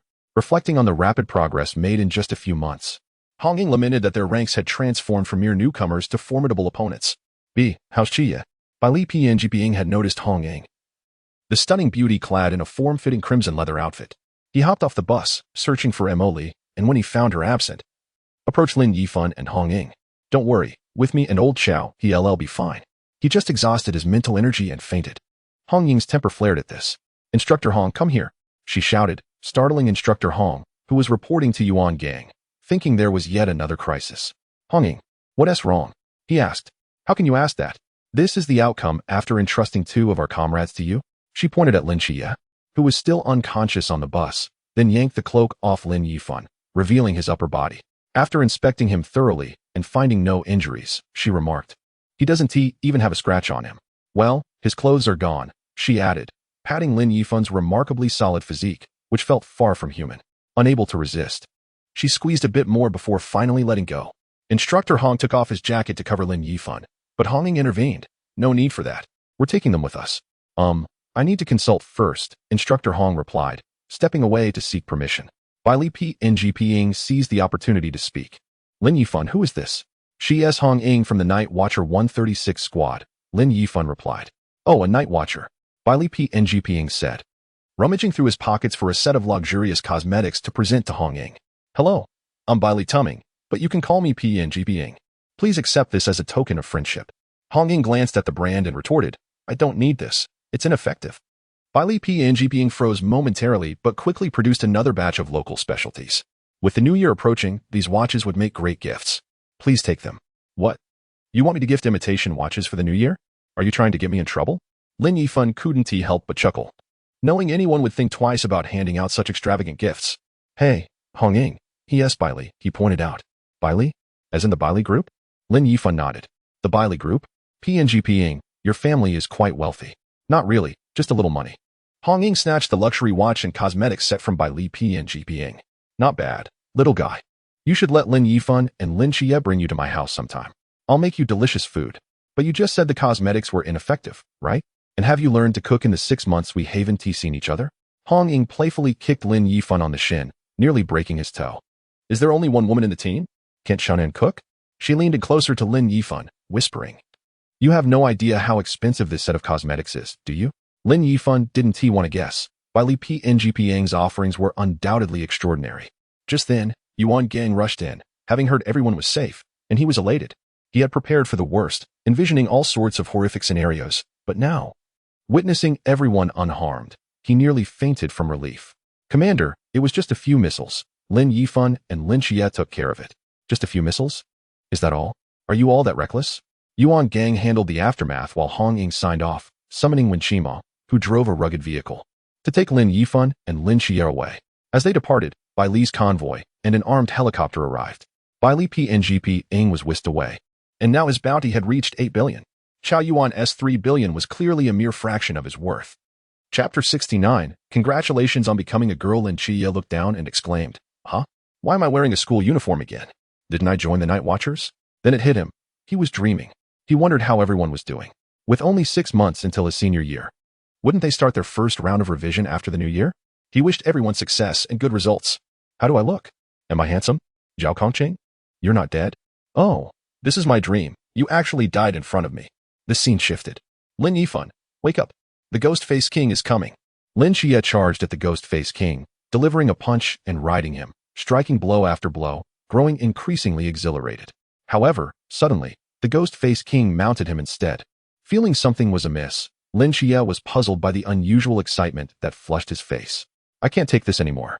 With a shout, he opened his eyes to find a large face just a fist's distance away. The owner of that face was straddling him. As he shifted slightly, he finally recognized it was Hong Ying, but unusually, she had on heavy makeup. Am I in Hong Ying's house? Am I lying in her bed? Feeling both awkward and shy, Lin Qiye asked, Hong Ying, what are you doing? See? I told you your makeup is wrong. It looks too seductive. Like a fox spirit meant to entice. As Si Xianan's large face came into view, she approached with a brow pencil in hand, beginning to adorn Lin Qiye's face. Si Xianan, too, was heavily made up. Oh, the beautiful lady is awake. Congratulations on your transformation into a girl. Lin Yifan presented a mirror. Who on earth is this? Lin Qiye stared at the reflection, unable to believe it was him, utterly feminine and strikingly like a woman. Qiye, I think you look quite lovely like this. Hong Ying, having descended from Lin Qiye, perched on the bed and leaned toward the mirror. In that moment, the trio before the mirror, Hong Ying, Si Xiaonan, and Lin Qiye, could easily be mistaken for 3 sisters. Sister Hong Ying, why have you painted me like this? Lin Qiye sat up, attempting to mask his embarrassment. Lin Yifan chuckled, having already noticed the tent Lin Qiye had pitched. If not for Hong Ying and Si Xiaonan's presence, he would have been tempted to poke at it. Qiemo and Xiao Fan both refused to be our models. You happen to be lying here, perfectly still. It would be a shame not to use you. What do you think? Sister's art is quite impressive, isn't it? She pushed the mirror back toward Lin Qiye, who sat on the bed, admiring her handiwork. I want to die? Lin Qiye's expression was one of utter despair. Don't be like that. Your roommate and comrade gifted me a set of top-tier cosmetics. You can't let that go to waste, can you? Where's Bali Pandwa right now? I want to go and kill him for sending such a gift. Hong Ying and Si Shaon flanked Lin Qiye, playfully prodding his chin, their intentions unmistakable. Just then, when Qima entered, and upon witnessing the scene, he felt the urge to weep. The two beauties in the team were draped over Lin Qiye, and he was consumed with envy. Had he known such treatment awaited him, he would have certainly accepted the offer to be a makeup model. Regret. Regret. Regret. The captain said if Qiye wakes up, everyone should head down for a bit. With that, he dejectedly retreated. Lin Qiye sprang up, eager to rush to the bathroom to wash his face. However, Hong Ying and Si Shaonan were quicker, seizing him before he could escape. What's the rush? Let the captain provide his feedback first. No, I genuinely want to die right now. Yet, when Lin Qiye appeared before everyone with this new visage, he garnered unanimous praise from Captain Chun Mai, Instructor Hong, and Wu Xiangnan. Qiye, if you disguise yourself like this, no one will recognize you. Lin Qiye retorted, Instructor Hong, please be quiet. I want to die? If you donned a wig and a full set of women's clothing, no one would ever identify you. Lin Qiye shot back, Wu Xiangnan, shut your mouth. Do you hear the nonsense you're saying? His desire to escape intensified, and he implored, please, don't hold me back. However, what purpose would hiding in such a guise serve in luring out the serpent? Shouldn't I wash my face? Lin Qiye felt as though he had been granted a reprieve. Captain, oh, my beloved captain, my most illustrious captain. He gazed around at everyone else with disdain, akin to a gust of wind rushing toward the bathroom. Qiye, wait, that makeup won't come off easily. Si Shaoan chased after him. Meanwhile, Lin Yifan stood by the curtains, lifting a corner to peer outside at several distant vehicles. Among those vehicles, he spotted, atop their heads, the long unseen red figures. Lin Yifan needed but a single thought to eliminate the dangers lurking outside. Their every move was within the purview of his fiery perception, should they act out of line. His confounding heart technique would swiftly send them to their demise. Their levels were quite low, the highest among them merely reached the three-lamp realm, while the others were ordinary folk. Yet, he refrained from acting. He would not allow them to escape. In his eyes, they were already dead. He merely awaited the opportune moment to harvest their life energy. Lin Yifan lowered the curtain. For these individuals to find their way here was no small feat. They must have followed Instructor Hong. It seemed unlikely that Instructor Hong was a mole. Lin Yifan had already tested him using the figures above his head. Upon encountering Instructor Hong, he had posed a question potent enough to expose any traitor. Are you a spy? Such a query, with Lin Yifan able to see the figures above the other's head, was more accurate than any lie detector. The figure above Instructor Hong revealed his thoughts to be absurd and nonsensical. That knowledge sufficed. Instructor Hong's expression darkened. The missiles were controlled by the ancient God Church from the launch site of Missile Base Euro 39. The missiles, which had dual security protocols, were coincidentally due for maintenance today, and with this incident, it's clear we have a traitor within the base.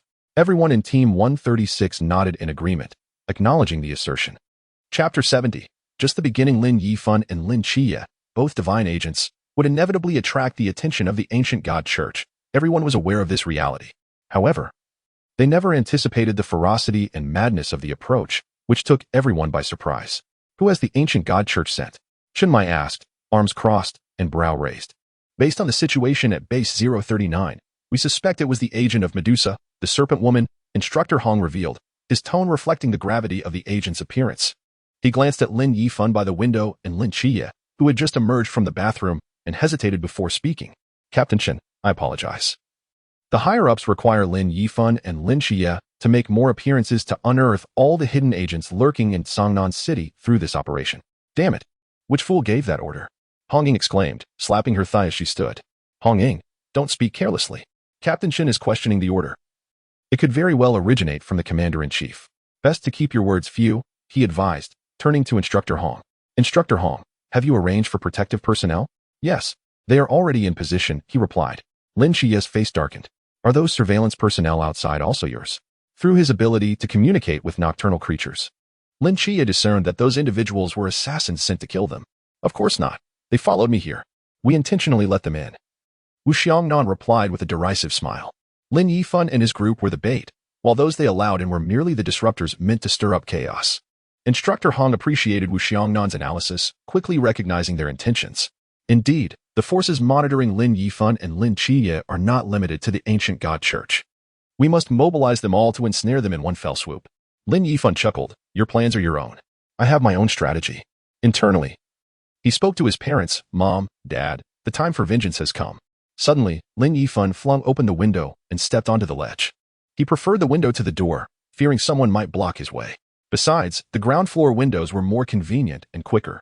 You must have exhausted your resources. They should be of no further use. With that, he leaped from the window. Everyone in the room was filled with confusion, unsure of his intentions. Wu Xiangnan suddenly stood, apprehensive that Lin Yifan was about to signal for a kill. The members of Team 136 shared that suspicion. He leaped forward, sprinting toward the first black sedan. The two individuals inside the car caught sight of a phantasmal figure emerging from the monitored building before them. The individual before them was precisely the target they sought, causing both to visibly lose their composure, standing there in a daze as the youthful figure passed by. In that fleeting moment, they forgot their duties as assassins. Lin Yifan, observing the diminutive figures above their heads, noted the hints indicating where the firearms were located. With an impassive expression, he uttered two simple words: open fire. Under the influence of the confusion technique, they drew their weapons and began to shoot at each other. At the street corner, an onlooker wielding a high-powered camera captured the scene, documenting everything from the moment they spotted Lin Yifan to the ensuing gunfire. The observer trembled in fear, astonished that the boy seemed utterly indifferent to the chaos unfolding around him. Was this the reaction one would expect from a normal person? Even an assassin would not maintain such apathy. In the next instant, he found himself inexplicably starting the car.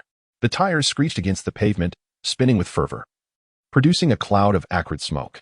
As Lin Yifan walked past the vehicle, the passengers unfastened their seatbelts and released the handbrake. The car shot forward like an arrow, crashing directly into the opposite wall. The driver was propelled through the windshield, colliding with the wall and slowly sliding down, with more exhalation than inhalation. He likely would not survive for long. In the distance, Long Xian recorded every moment through his powerful binoculars, wiping the cold sweat from his forehead as he suddenly felt a sense of unfamiliarity towards Lin Yifan. This sensation was not unique to him. The other members of Team 136 shared it as well. Inside a van, 5 individuals, 3 of whom possessed remarkable abilities, witnessed the bizarre scene and realized they were facing a master capable of controlling others. They knew they were no match and attempted to flee. However, as soon as the vehicle started, it barely moved 10 meters before Lin Yifan issued an exceedingly simple command: get out. The 5 individuals in the van became entranced, their gazes vacant. Almost simultaneously, they opened all 5 doors and stepped out of the moving vehicle, falling to the ground in a disheveled heap. Yet not a single one uttered a sound. The onlookers were struck with terror, all harboring the same question: was this the true power of Satan? They crawled towards Lin Yifan like dogs greeting their master. The members of Team 136 understood why Lin Yifan acted so ruthlessly. He was enacting revenge. Yet Instructor Hong was left dumbfounded, asking Captain Chun if they should intervene. No need to interfere. This is quite beneficial. Once he vents his anger, everything will be fine. Lin Qiye's phone rang, the caller ID displaying the nearby Kalen Hotel. Hello. Who is this? It's me, Peng Peng. If you're free, come visit. I'm in the presidential suite, which includes an esports room. Come play games with me. Old Chow has already arrived. Please wait a moment. Lin Yifan has some matters to attend to first. Alright, I'm in room 9039, just come up. Understood. Before Lin Yifan, 5 figures knelt in submission. Are you members of the ancient god sect? Instructor Hong and Chun Mai arrived behind him, only to witness Lin Yifan brandishing the blade of flames. Chun Mai's heart raced. The aura of the flames was overwhelming, compelling him to take a step back. Since you belong to the ancient god sect, you shall all perish. With a swift motion, he swung the sword, and 5 heads rolled across the ground. The lifeless bodies collapsed, and Instructor Hong stifled his warning, too fearful to voice it. He felt as if he were witnessing the devil, Satan himself. In truth, he intended to lead the other team members to a nearby high-rise building. Chapter 71, Residents of Hell, the Demon Legion. Instructor Hong fled as if from a nightmare, placing Lin Yifan on a list of individuals he could never provoke again. He was far too brutal. Lin Yifan used the blood of the 5 to inscribe murderer, agent of Satan Lin Yifan beside their corpses, impaling the severed heads on a roadside iron railing, lifting them high so that they pierced the ground. This was a warning and a challenge to all members of the ancient god sect. The agent of Satan has arrived. Those with courage may come forth. Chun Mai disapproved of such actions, not out of a sense of cruelty, but because it would undoubtedly provoke retaliation from the ancient god sect. Perhaps this was Lin Yifan's true intention, to draw more members of the sect to him. Their blood was the only means to assuage his inner turmoil. Lin Qiye could scarcely believe this was Lin Yifan's doing, yet it unfolded before his eyes, unimpeded. He pondered whether he should eliminate him on behalf of Michael from the moon. However, it seemed even Michael tacitly approved of this madness. Once the ostentatious deed was completed, Lin Yifan exhaled the pent-up resentment within him, feeling significantly lighter. Within the confines of his domain of flames, 8 spheres of life energy were firmly ensnared, unable to escape or depart freely. Yet these 8 spheres, infused with human souls, entered his consciousness space but could not be absorbed. The chains rejected their life energy. Clutching the 8 spheres of energy, Lin Yifan suddenly found himself in a familiar realm, a desolate scene of devastation, with ruins and flames dominating the landscape. The only sound was the crackling of fire, and the acrid scent of charred remains mingled with sulfur was all too familiar. Instantly, flames engulfed his entire being, the flickering flames dancing with anticipation. With each step, the pace of a demon resonated within him. The 8 spheres of life energy trembled in his grasp, fully aware of their surroundings. With a flick of his wrist, the spheres dropped to the ground, transforming into 8 ethereal human forms. Upon seeing the 5 members of the ancient god sect, Lin Yifan was filled with disdain as he bellowed, "Get away from me." The 5 soul entities retreated, visibly passing through an energy barrier. In the next moment, the 5 souls underwent a transformation. They took on corporeal forms, their skin turning a deep crimson. A single horn sprouted from their foreheads, and fiery wings unfurled from their backs, accompanied by long tails. Their yellow eyes glowed ominously, exuding a fierce demeanor. Yet, upon seeing Lin Yifan, they obediently flew to his feet, kneeling before him in submission, awaiting his commands. These 5 had become members of the Demon Legion, specifically the Legion of Evil Spirits. Lin Yifan found the situation amusing. The Demon Legion was beginning to take shape. These evil spirits were denizens of hell, aggressive and inclined to sow chaos and suffering, adept at deceiving and tempting humanity. Observing the other 3 soul entities, he lightly waved the blade of flames, enveloping them in flames. In an instant, they too transformed, their skin turning red, though their forms were diminutive, merely half their original height. One bore a single horn, while the other 2 were entirely bald. All possessed tails, some ending in arrowheads, others in forked tips. Their wings were so small they were hardly noticeable, barely larger than the plucked chicken wings sold in supermarkets. With their large, red eyes, they exuded a certain adorable menace, instilling a sense of fearlessness. Yet they remained members of the Demon Legion, classified as the Legion of Lesser Demons. Lin Yifan felt a nostalgic sense of gaming.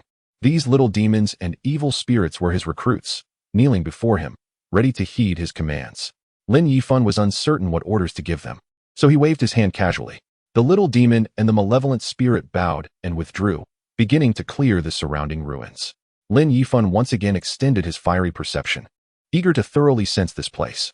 This should be the dominion of Satan's hell. He first focused his perception behind him, on the land engulfed by flames. Lin Yifan's sensory ability expanded far, reaching an impressive 10 kilometers, yet it still had no end in sight. However, within that 10 kilometers, he beheld an endless battlefield littered with remnants of war. Mountains of corpses of various demons lay scattered, with the occasional dragon bones visible, and broken swords and shields strewn about, vividly depicting the ferocity of the battles that had transpired. Turning around, the palace, once shrouded in obscurity, gradually became clear. The palace perched atop the castle, encircled by towering walls. From atop the walls, one could only discern mere specks of those below. As Lin Yifan pushed his fiery perception to the edge of the walls, he sensed a demonic aura, one comparable to that of Satan. This was the presence of one of the 7 great demons, though it was currently in slumber. With his current strength, he was not yet prepared to confront such an entity. In that instant, Lin Yifan comprehended that Satan had suffered a devastating defeat here, and had been sealed within. The demon resting within the castle was certainly not a companion or ally. Henceforth, he must exercise caution when entering hell again. Lin Yifan withdrew from hell, and it seemed as though not even half a second had passed in reality. Among the 5 corpses, one individual clutched a conspicuous folding knife. Lin Yifan bent down to retrieve it, pulling out the blade to reveal a blood-red folding knife. This was likely a forbidden item, as Lin Yifan could sense it absorbing power from the corpses around him. He secured the folding knife and approached. Fatty had just called for them to come over. "Let us go together." This would also fulfill the orders and tasks assigned by the higher-ups. "Sure, let us see how the wealthy live." Suddenly, several mice scurried past their feet, prompting them to dodge hastily. "At the Kalen Grand Hotel, why must we dine in the restroom?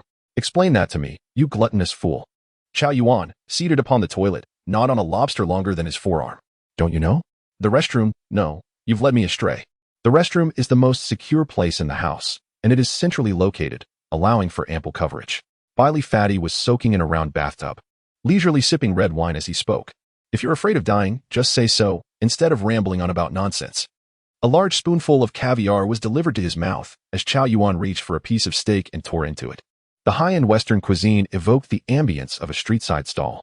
I tell you, being with me is perilous. Do you have any idea how many people wish to take my life? I regret calling Qiye over. No, I must inform them not to come.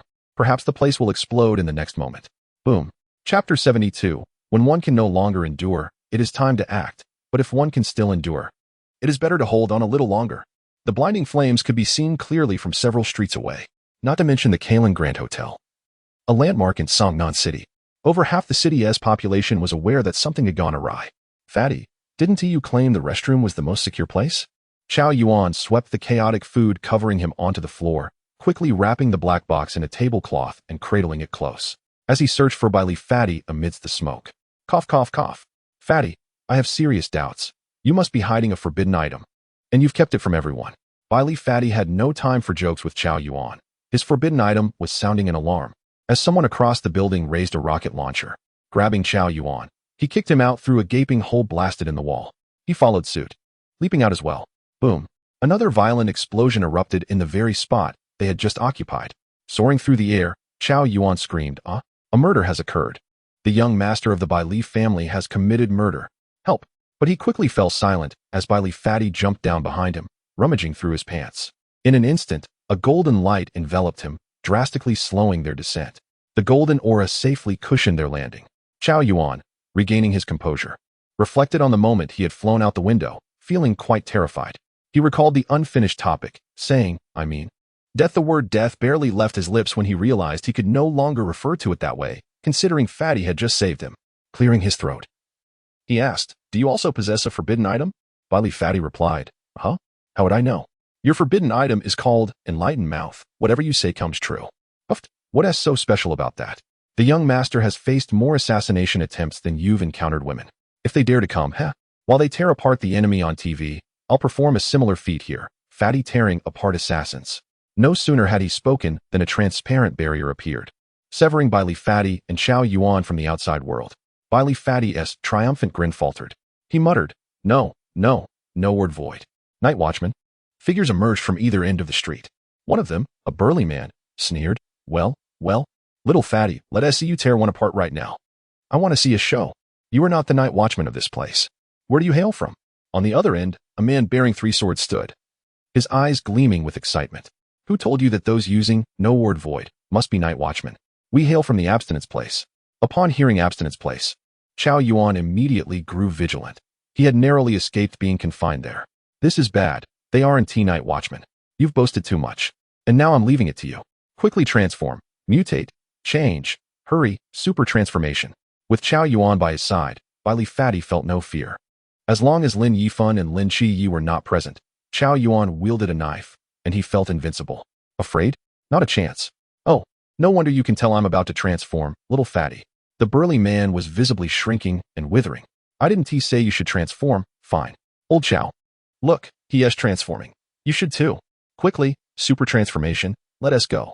Bailey Fatty, in a hurry, sensed his forbidden item was blaring an alarm. These two were not to be trifled with. Forbidden item sequence 214, body restructuring, compressing muscle, enhancing speed and strength. Chow Yuan recognized this forbidden item. Then hurry up and transform. It's not like we're drinking. I'm not going to keep you company. I refuse. Chow Yuan decisively declined. Huh?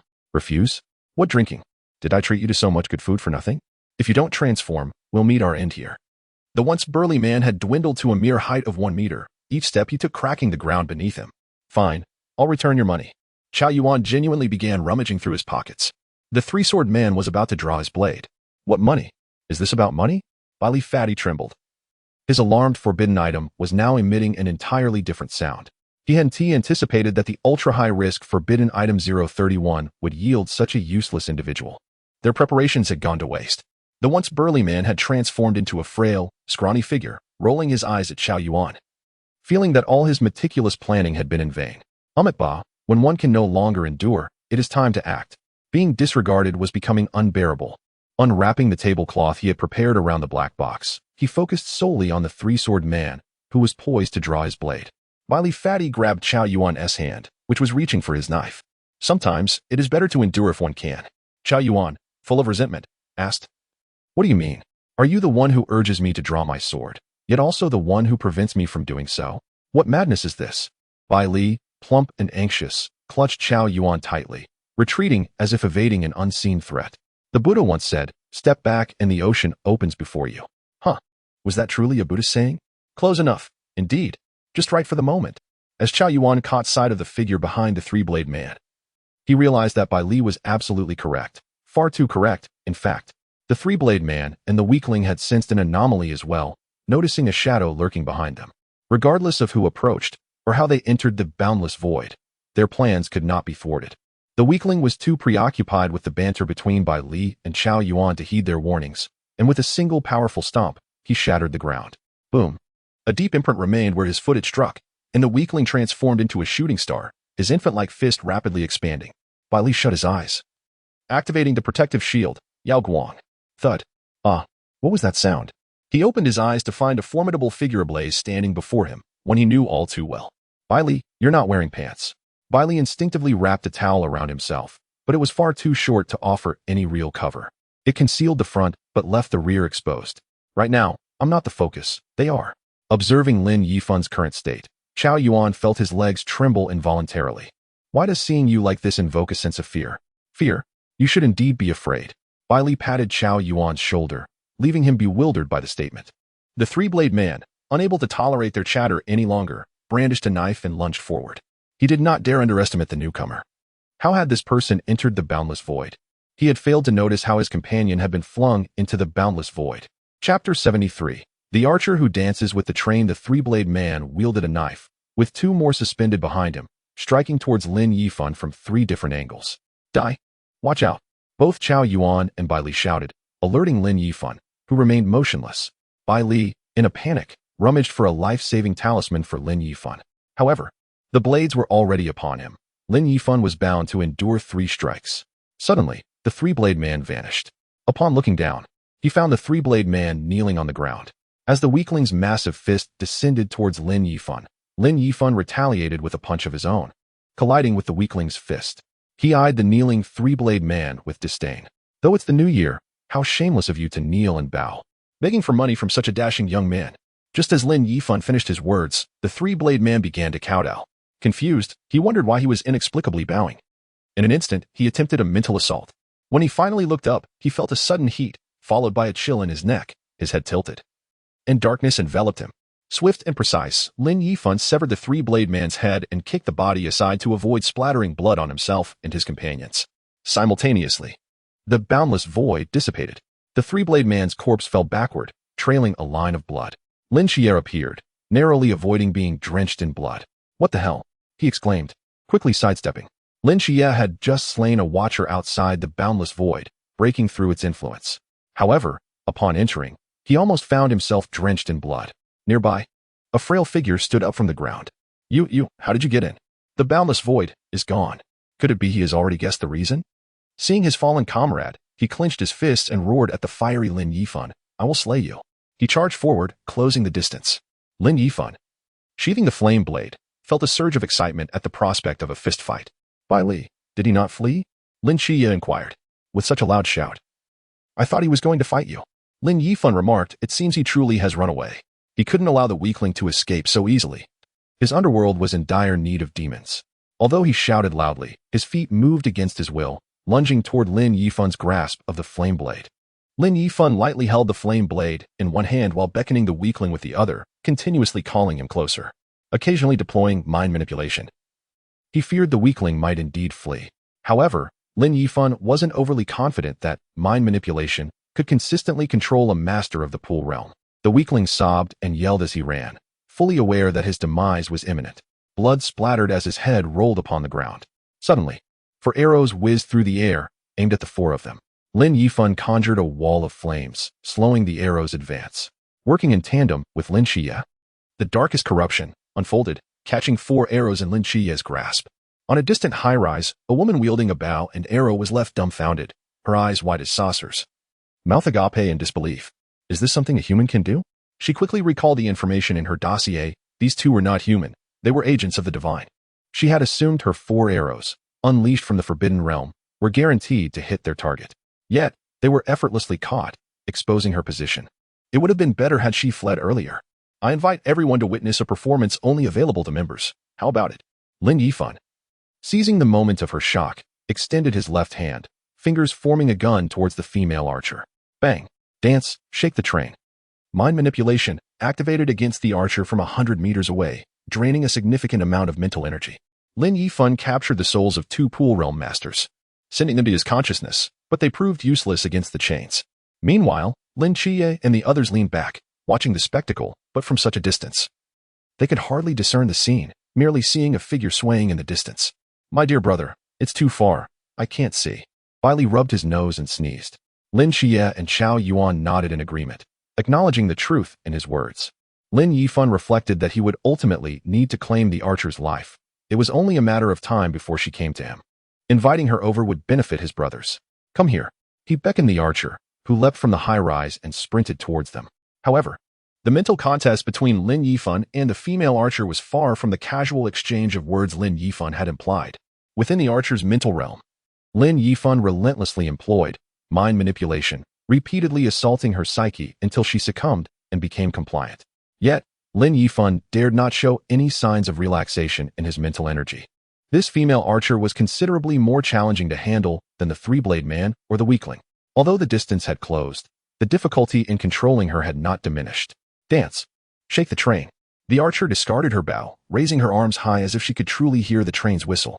She began to sway her hips, surprisingly dancing quite well. Bailey joined in, swaying alongside her. Lin Qiye and Xiao Yuan regarded the scene with disdain, labeling it as lewdness.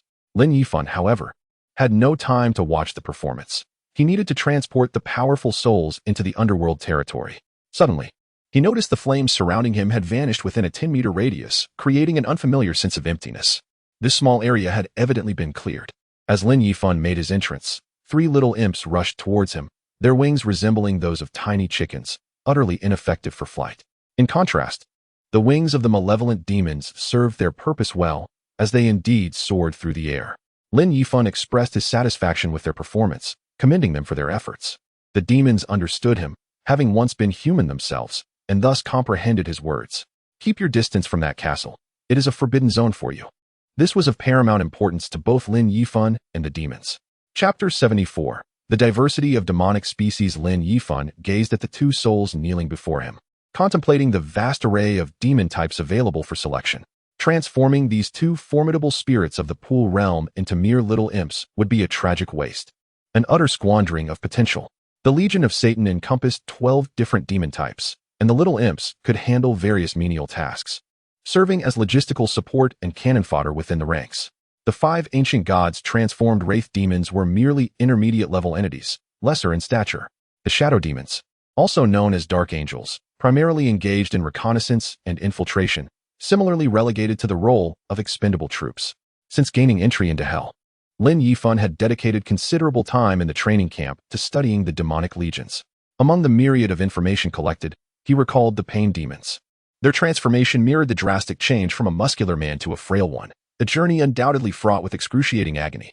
I shall summon a pain demon. He unleashed a fireball from the flame blade. The flames, noticeably diminished, indicated that the pain demon possessed a measure of strength requiring energy, unlike the little imps, who demanded little to no expenditure. The flames enveloped the muscular man's soul, reshaping it as heart-wrenching screams echoed in the air. In an instant, a grotesque, distorted mass of flesh, swelling to 2 or 3 times its original size, emerged. It resembled a culinary disaster, meat overcooked to the point of charred ruin. Upon witnessing this abomination, Lin Yifan felt as if he could forego dinner entirely. It was simply repulsive. He kicked it aside, unwilling to gaze upon it any longer. Circling the 3-blade man at his feet, Lin Yifan recalled his appearance wielding 3 knives. This was somewhat reminiscent of the 6-armed fire demon. 3 knives seemed inadequate. Let us provide you with 3 more, he declared. With another burst of flames, he was surprised to see the fireblade's flames being absorbed by the 3-blade man's soul. Ultimately, the fire extinguished completely. Reluctantly, the 3-blade man's soul rose, engulfed in flames. He appeared famished, as the flame blade's energy proved insufficient for his needs. Clapping his hands, he siphoned flames from a 30-meter radius. In an instant, his form expanded 3 meters, 5, then 8, culminating in a towering demon nearly 10 meters tall. with 6 powerful arms, a pair of fleshy wings, a massive chest, and thick skull adorned with giant horns. He bore a striking resemblance to a true demon. Lin Yifan felt a sense of satisfaction upon witnessing the emergence of his fire demon, finally a worthy specimen. As Lin Yifan exited hell, it felt as if a new chapter was just beginning. Li Pang was just behind the female archer, dancing. Lin Qiye and Chao Yuan simultaneously remarked, "Pervert." Lecher. Lin Yifan considered the 2 corpses before him, feeling it a shame to leave them there, attempting to draw them into hell. All right. It truly worked, he mused, as the demons eagerly devoured the bodies, seemingly aware they had once belonged to them. The disappearance of the corpses only caught Lin Qiye's attention.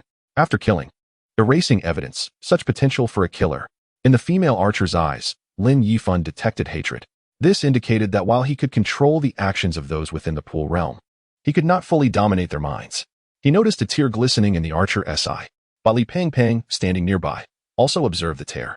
He felt that his disheveled appearance, dancing behind her, bordered on inappropriate. Suddenly overwhelmed by sympathy, Li Pang exclaimed, "She looks so pitiful. Let us set her free." Lin Yifan, not one to yield to false displays of pity, remained resolute. When Li Pang suggested this, Lin Yifan caught a fleeting glint of cunning in the woman's eye. He chuckled inwardly, "I'm sorry, but the moment you made your move, you became a dead woman." Feigning indifference, he replied, "All right, let her dance a few more times before we release her. You all encourage her to perform." Upon hearing this, Lin Qiye frowned slightly, feeling that releasing her was too reckless. It was wiser to leave it to the captain and instructor Hong. In that moment, Lin Yifan noticed a fleeting expression of contempt on the archer's face, as if she were mocking a group of inexperienced youngsters. Lin Yifan smiled silently, thinking, "Soon, I will take you to a place you shall never forget." Drawing forth the flame blade, the archer's panic swiftly transformed into a smile, displaying her understanding of self-preservation. Lin Yifan, disinterested in her performance, sought to have the flame blade absorb some life energy. The previous absorption by the fire demon had drained it significantly, rendering the sword a dark crimson hue, devoid of flames. To the environmental guardians, "I apologize," Lin Yifan lamented. Within 100 meters, all greenery suddenly withered as if afflicted by an extreme weather phenomenon, visibly decaying. Yet it still wasn't enough. He continued to strip the vegetation in the vicinity, ensuring the blade regained some flames. Feeling the time was ripe, Lin Yifan declared, "It is time to conclude this." "Qiye, did you bring the gun?" "I did. There are 2 in the black box." Lin Qiye was puzzled by the inquiry. "I have one in my black box as well," Chao Yuan said, passing the box to Li Pang, wary of accidentally retrieving a knife. "What is the purpose of this question?" Li Pang queried, having taken hold of the gun. However, he began brandishing it carelessly, causing fear in anyone who witnessed it. Startled, Chao Yuan crouched down. Pang, weren't you going to let her go?"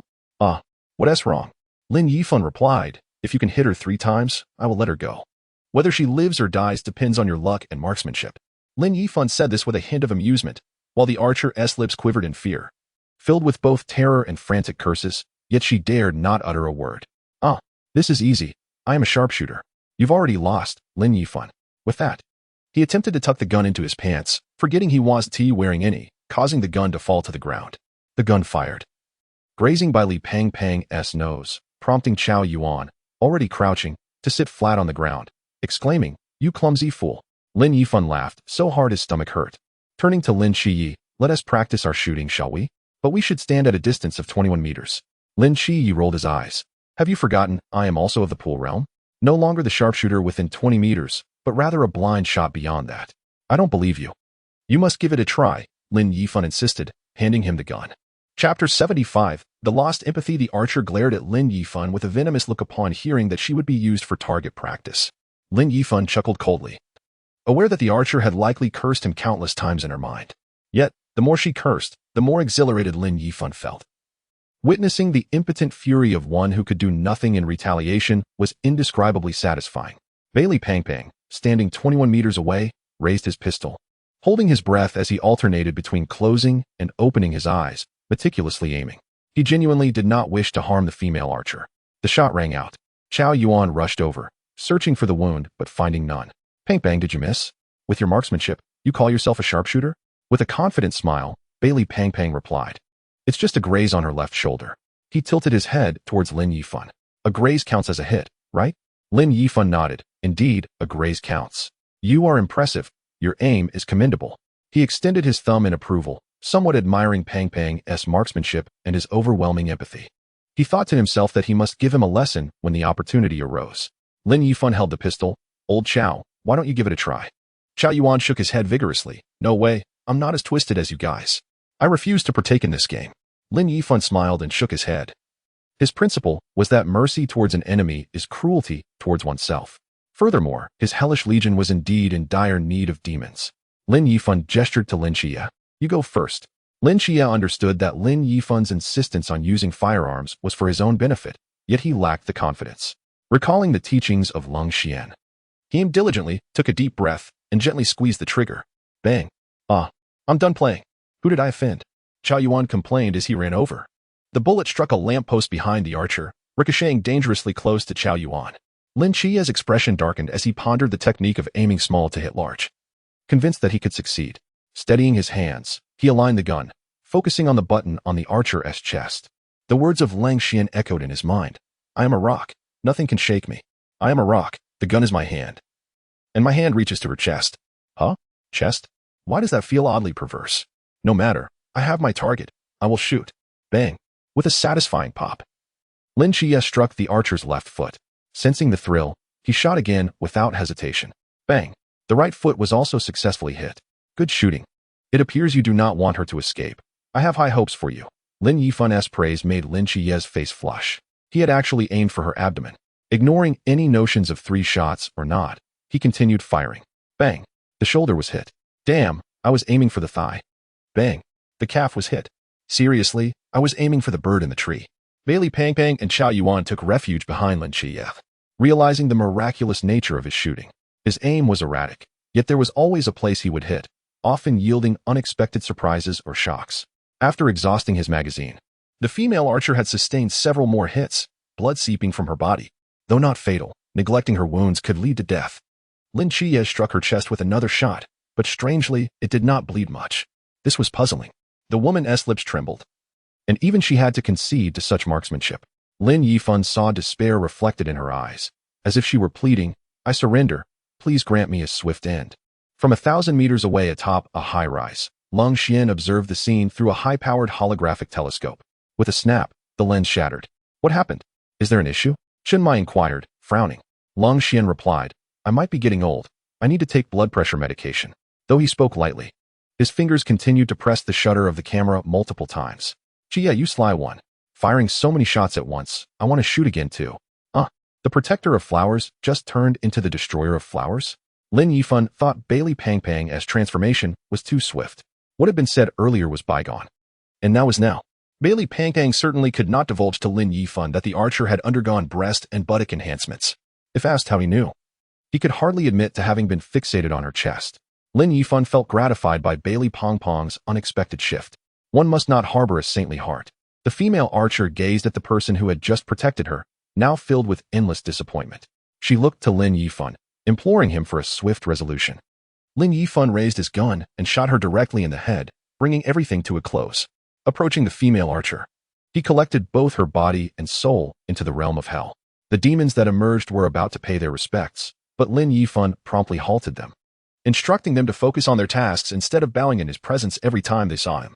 While such reverence was flattering, it consumed too much time. If he were to have thousands of demons in the future, he would never accomplish anything if they all bowed to him upon his arrival. Gazing at the corpse beneath him, whose soul hardly resembled her physical form, Lin Yifan suddenly understood. This female archer had undergone plastic surgery, explaining the stark difference between her soul and body. He recalled Bailey Pong Pong's transformation, wondering if he had uncovered the truth. Summoning the flame blade, Lin Yifan had long contemplated what he would transform this female archer into, a shadow demon. The shadow demon, also known as the Dark Angel, was an angel that fell from heaven alongside Satan, possessing immense power. "You shall become my first Dark Angel, shadow demon," as the flames from the flame blade surged forth. They were suddenly drained, indicating that the transformation had failed. More energy was required for the metamorphosis into a shadow demon. Upon Lin Yifan's arrival, Bailey Pang Pang immediately inquired, "What happened to the body just now?" "I took it away." Bailey Pang Pang did not press further. Everyone had their own secrets that did not require further inquiry. He nodded, smiling silently, pondering what Lin Yifan might do with the female archer's corpse. Meanwhile, the hotel and surrounding rooftops continued to blaze with fire, and the sounds of battle echoed intermittently. The guards' fight was far from over, and it seemed prudent for the group to seek refuge. There's a noodle shop nearby with great food and a peaceful atmosphere. Follow me, Lin Qiye suggested, appearing quite familiar with the area. All right, Sangnan City is your turf. You two should treat us. Bailey Pang decided to tie a towel around his waist, revealing more skin than he preferred. Chapter 76, Fingers Intertwined. Affection stronger than gold. The four gradually distanced themselves from the sounds of conflict within the city. At least 4 no-restriction zones were scattered throughout the urban landscape, with numerous warriors engaged in battle to safeguard the tranquility of the city. Lin Qiye led the group through winding alleys to a street lined with food stalls, arriving at a small noodle shop. Boss, for super spicy challenges, please. Wait, Bailey Pang exclaimed. Qiye, you led us around for half the day just to eat this free noodle? Who said it's free? If you can't finish, you have to wash the dishes. It's not completely free. Lin Qiye pointed at the 2 large tubs of bowls and chopsticks beside the entrance, estimating at least 200 to 300. I'm not eating anymore. I want to survive to see tomorrow's sun. Bailey Pang and Xiao Yuan eyed the nearby barbecue, losing interest in the noodle shop. Craving barbecue delicacies, they discovered a challenge at a nearby establishment. Consuming 500 skewers within 10 minutes would yield a cash reward of 100 yuan, with the consequence of washing dishes if they failed. This was utterly absurd. The barbecue shop, of all places, demanding dishwashing? Bailey Pang raised his gaze to see Little Fatty Barbecue. A revelation struck him. It was the same entity as the noodle shop. He sighed, wishing to enjoy a regular meal instead of partaking in their ludicrous challenge. Bailey Pang and Xiao Yuan stepped into the noodle shop. Boss, 1 braised beef noodle, 1 grilled rib, 1 egg, and a platter of assorted side dishes, please. Bailey Pang ordered. And replicate this for him. He gestured toward Xiao Yuan, who mirrored his order. Lin Yifan entered, holding a menu, and curiously inquired, 7 night. Is their super spicy dish truly that fiery? I wish to test it. With cloth strips tied around their heads, they appeared ready for a fierce contest.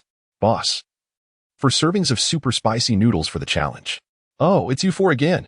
You just finished 6 liang of noodles at noon, and now you're back for a pound? The boss remarked. Is there a cash reward like before? Of course.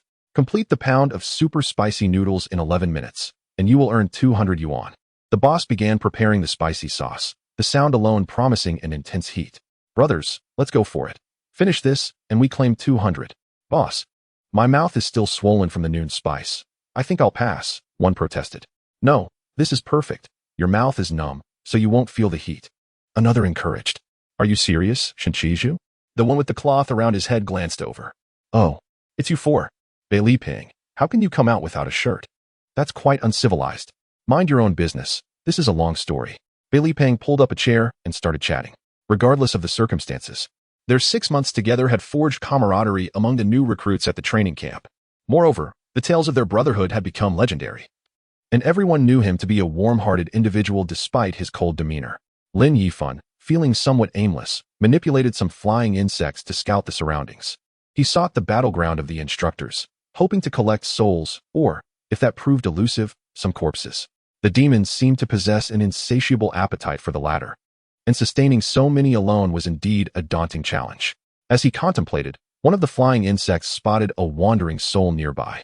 Just as he was about to rise, a small black dog dashed forward and snatched the soul away. What the? A little black dog just stole my soul, he exclaimed. Just wait. I'll send my black beauty to deal with you. Meanwhile, outside the peace affairs office, his loyal dog sensed something amiss and pawed at her collar. The family next door, engaged in a funeral, observed in disbelief. This dog was remarkably intelligent. Given a pen, they believed she could even write. They had witnessed her shopping for groceries and navigating the corner store flawlessly. Indeed, she had untangled herself and locked the security door of the peace affairs office before leaving. Although it was merely a nudge of the door handle, it was a feat beyond the capabilities of most dogs. As she passed by the wreath-making family, she waved her paw at them. The 5-person family stared in astonishment, wondering if this could truly be a dog. Inside the noodle shop, Shinchingju spicy noodles were served. Just the sight of them made Bailey Pang feel the heat, let alone the act of consuming them. He dipped his chopsticks into the dish, alternating between gulping down water and beverages to recover. Wow, it's unbearably spicy. Shinchingju, are you really going to eat this? I advise you to reconsider. Your life is at stake. Tears welled in Bailey Pang's eyes from the spice, his sincerity evident. If I don't brave hell, who will? He declared. Boss, let the noodles cool. We can begin now. Shinchiju was resolute, declaring she would not relent until she earned those 200 yuan. not wanting to witness the impending disaster. Lin Yifan ventured to a corner store to buy 4 large cans of fresh milk, knowing it would alleviate the discomfort of the spice. Hearing that Shin Qingzhu's residence lacked both computer and television, Bei Lipang became intrigued and determined to visit. Such a place would surely keep his whereabouts concealed, offering a sense of security. Additionally, he was eager to understand the lives of ordinary people. Fortunately, he kept these thoughts to himself, avoiding the ire of his companions for his capitalist musings. As he watched Bei Lipang and the others depart, Lin Yifan felt a wave of gratitude wash over him for the camaraderie he now enjoyed. Once they were out of earshot, Lin Qiye leaned in conspiratorially to Lin Yifan. Yifan, there's something I must tell you. What is it? I have reached the pool realm.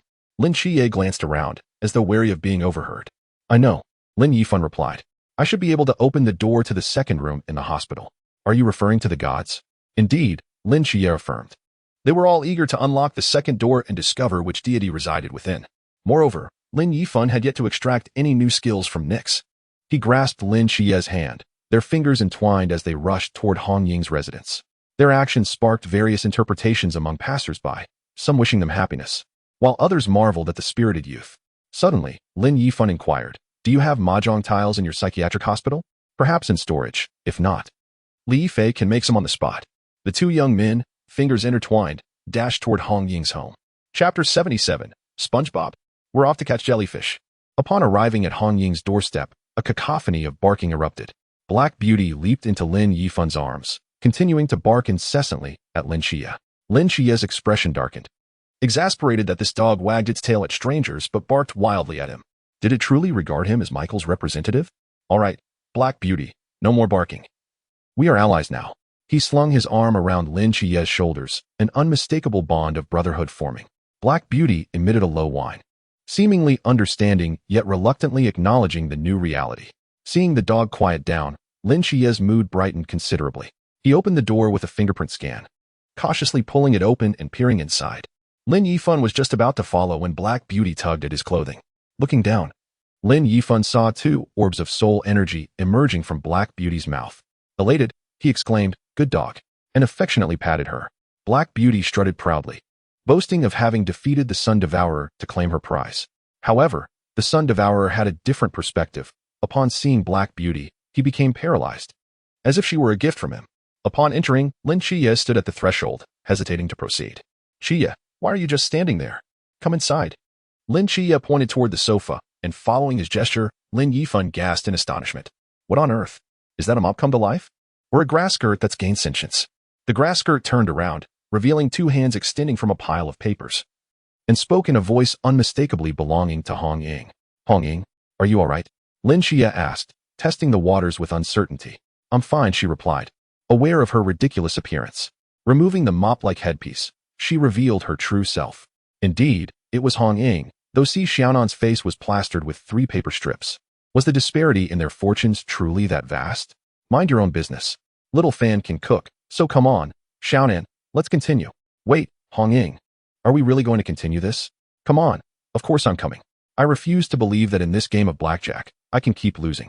Sister Hong Ying's excitement clearly shows she's gotten carried away. But she still added, give Black Nyo a bath before letting her run around the house. Black Nyo, ever understanding, has already picked up the shoe covers in her mouth, waiting for Lin Yifan to put them on her. Lin Qiye, meanwhile, enjoyed a bowl of noodles at the noodle shop, but his thoughts were more consumed by the figure behind the second door of the Asylum of the Gods. Lin Yifan first took Black Nyo to the bathroom, and just as he was about to turn on the shower, Black Nyo tugged at his clothes. With a questioning glance from Lin Yifan, Black Nyo placed her paw on the bathtub. No way. You want to use Sister Hong Ying's bathtub? I'm not done living yet. Don't put me in that position. Black Nyo promptly locked the bathroom door and gently called out to Lin Yifan. Are you implying that she wouldn't know the door is locked? Black Nyo shot him an approving look and went over to turn on the faucet, letting the warm water flow. She even remembered to fetch the brush, placing it on the floor and wetting it with her mouth. Only then did she set her paw on the brush, scrubbing vigorously to ensure her claws were clean before bathing. Lin Yifan thought to himself, why don't you just wash yourself? I'll step out for a bit. His presence felt rather superfluous in this scenario. Like a thief, he gingerly helped Black Nyo get clean. Once they entered his bedroom, Black Nyo made herself comfortable, directly hopping onto the bed and pulling the covers back, as if this room belonged to her, leaving Lin Yifan feeling like a guest. But to be precise, Black Nyo was merely a female dog and had no business in a young man's room. As soon as Lin Yifan closed his eyes, he slipped into his consciousness. The statue of Satan remained locked away, unreachable. He now felt grateful to Satan for granting him power, choosing him as a divine agent, thus enabling him to confront the enigmatic beings and the ancient cult. Lin Yifan bowed respectfully to the statue, feeling a newfound reverence for Satan. Just then, the sound of barking reached his ears, and Black Nyo came rushing back. She had arrived just in time. He needed to hurry to Lin Qiye's Asylum of the Gods to ensure he didn't miss anything. Additionally, having Black Nyo around was advantageous. If he were to draw an unfavorable skill, like the last time's extraordinary fertility, he wouldn't have to worry about waste, as he could always pass it on to Black Nyo. Even if it went to her, it would be worthwhile. Bringing in 2 souls today would prove Black Nyo was indeed a valuable companion. He walked towards the familiar location, entering the Asylum of the Gods, which uniquely blended white marble with modern elements. Upon his return, he could clearly sense that the space had expanded significantly, a testament to Lin Qiye's enhanced mental prowess. Upon entering the yard, it was bright and pristine. Nyx sat on a swing, her hair fluttering in the breeze, blending seamlessly with her surroundings. Each time the swing moved, her skirt fluttered gracefully, resembling a pair of liberated wings, carrying her toward her heart's desires. Sharon, you've brought your daughter to see me, Nyx said, pausing her swing to approach Lin Yifan, gently stroking his hair, a gesture that warmed his heart. In that silent moment, all fatigue and worries vanished. Mother, why isn't little Faye with you? Has Darnadus arrived? Although Lin Yifan couldn't see Nyx's treatment progress bar, he had learned from Lin Qiye that the medication's efficacy had reached its limit. He had analyzed the situation with Lin Qiye and received a diagnosis from the doctor. To fully heal Nyx, support was needed both emotionally and in daily life. Perhaps another risky venture into the outside world could yield further breakthroughs. Indeed, Darnadus has come. He took his grandson to the ward. Lin Yifan speculated it might be a Greek folk song. Suddenly, a young man draped in a deep blue robe appeared before Lin Yifan, holding a fishing net. His body twisted and morphed into a pink starfish. SpongeBob, we're off to catch jellyfish, Lin Yifan thought to himself. Chapter 78. Just as one is sent away, another goes mad. Lin Yifan looked at this person, evidently a new patient just released from Lin Qiye's care, and marveled at the absurdity of suddenly becoming a starfish. What had he just said? SpongeBob, catching jellyfish? It seemed this deity was even more unhinged than Nyx. Finally, the Asylum of the Gods began to resemble an actual mental institution. Lin Qiye and Lin Yifan hurriedly followed the new patient out. Qiye, who is this? And what has driven him to such madness? This is quite amusing. Lin Qiye handed a syringe containing a sedative to Lin Yifan and sat down beside Lin Yifan, visibly exhausted by the antics of this patient. Merlin, he is the legendary Merlin from British folklore. Lin Yifan gazed at the large pink starfish, unable to suppress a laugh. How ironic it was that a great magician had succumbed to madness and transformed into a starfish. Seeing Lin Yifan chasing after him in a fluster, Lin Yifan kicked Black Nyo, saying, "Go, help him out." Black Nyo growled and, like a flash of lightning, vanished before pouncing on the starfish Merlin, pinning him to the ground. Lin Yifan swiftly administered the sedative, and after a few moments of struggle, Merlin gradually calmed down. Moments later, he reverted to his original form. Although not particularly striking, his deep-set eyes seemed to hold unfathomable secrets.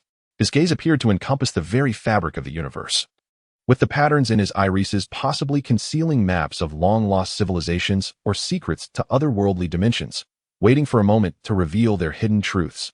Black Nyo, let him go, Lin Yifan called out. What little Black? Little Black? Is that your cousin's little Black? Merlin stood up, looking at Lin Yifan, recognition sparking surprise in his eyes, the starry magic array flickering within. But moments later, his knees locked in place, and he became rooted to the spot, his feet seemingly glued to the ground. His pupils appeared as though molten metal, trembling in shock. This young man before him was as inscrutable as the girl who had won his crystal ball, leaving him perplexed. Yet their situations were different. The little girl's truth was deliberately concealed, easily discoverable with time and patience.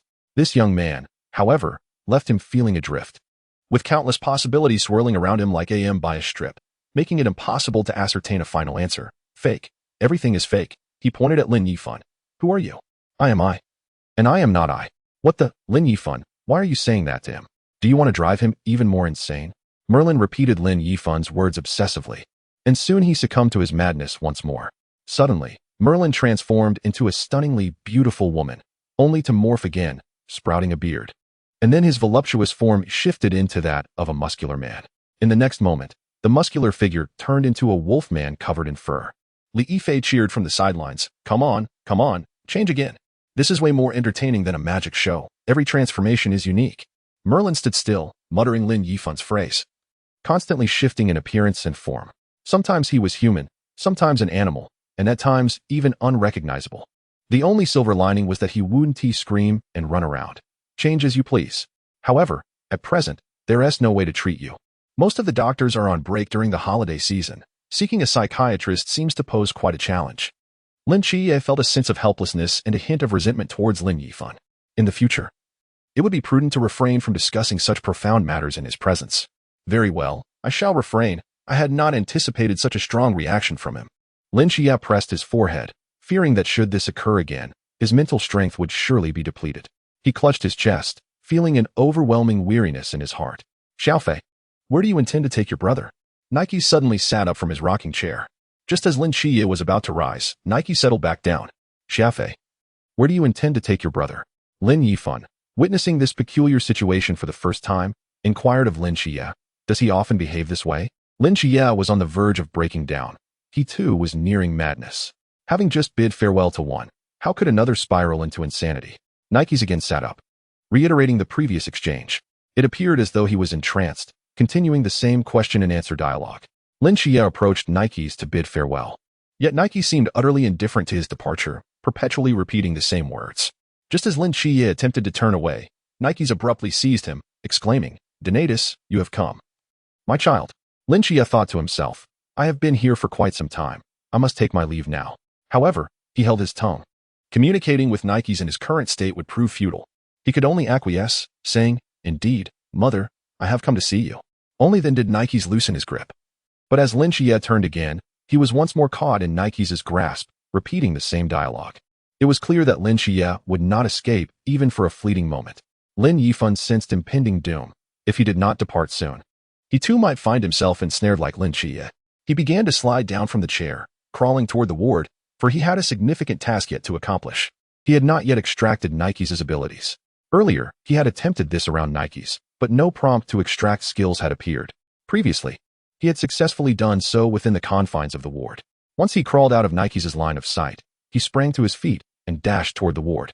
Chapter 79. Midnight, a fitting time for descent into hell. Upon entering Nike's ward, he glanced at the patient's chart on the bedside. The chart read, Patient, Nike's current treatment progress, 78. A mere 78, this journey is far from over. Just as he noted this, a spinning wheel appeared. It began to randomly select Nike's divine abilities. The wheel spun rapidly.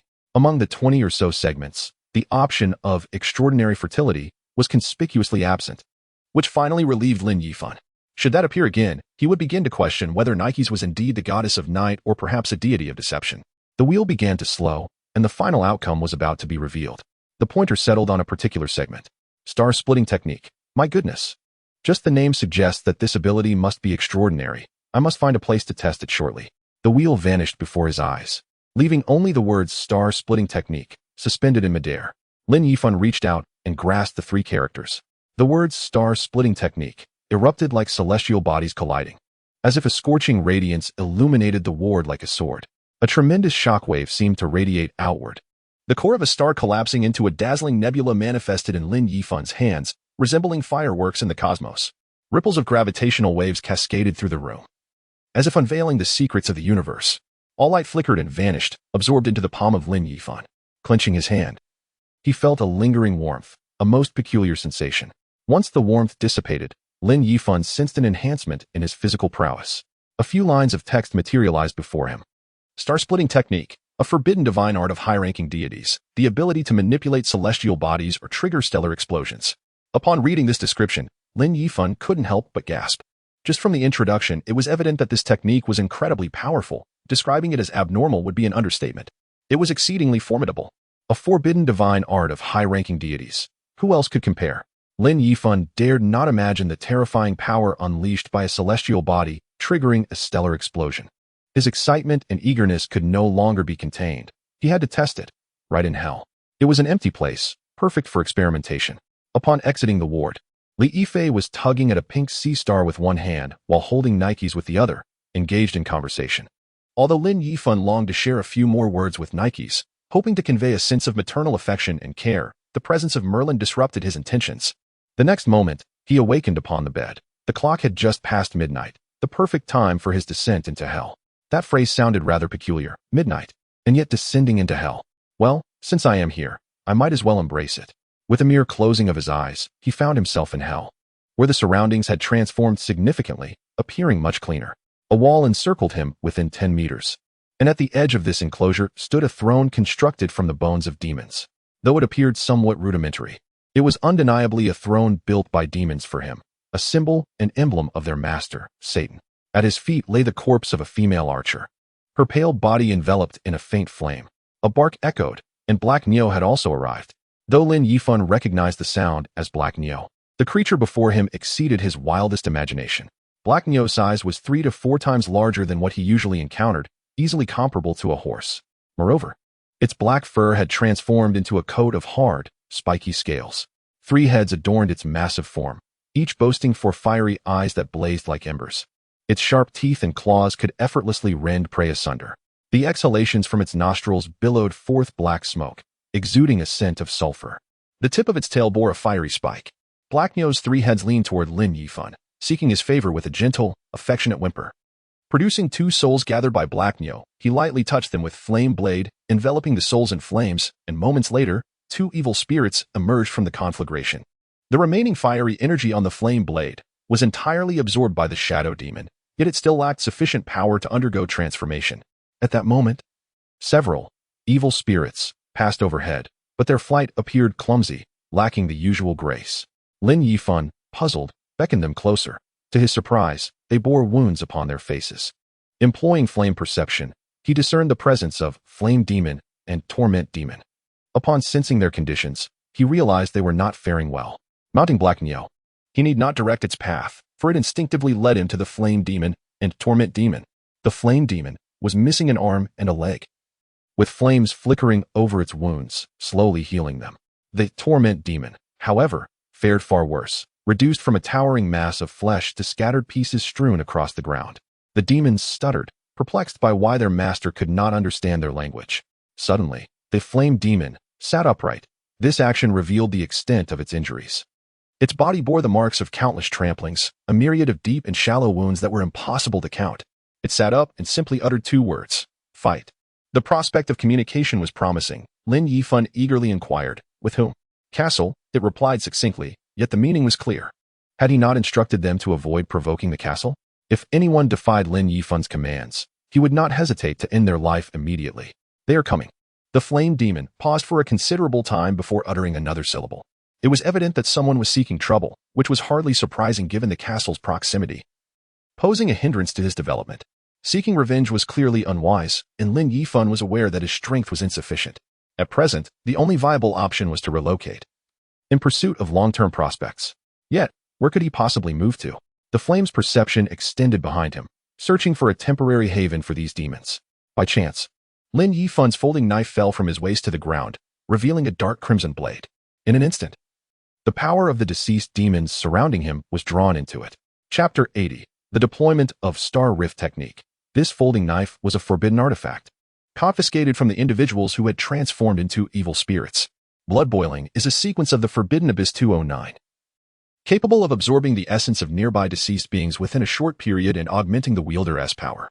Lin Yifan retrieved the fallen knife, feeling the incessant influx of power coursing through his body. Beneath his feet lay a vast battlefield, the remnants of countless demons who had perished still littering the area. Their lingering energy hovered over every inch of land, continuously siphoned by the folding knife. The flames on the flame blade in Lin Yifan's right hand began to swell from their minuscule beginnings. The folding knife voraciously absorbed the residual power of the fallen demons. The flames on the flame blade had doubled in size. Upon reaching this magnitude, the flames ceased to grow. Their hue transitioned from dark crimson, gradually shifting towards white, and then subtly exhibiting shades of blue.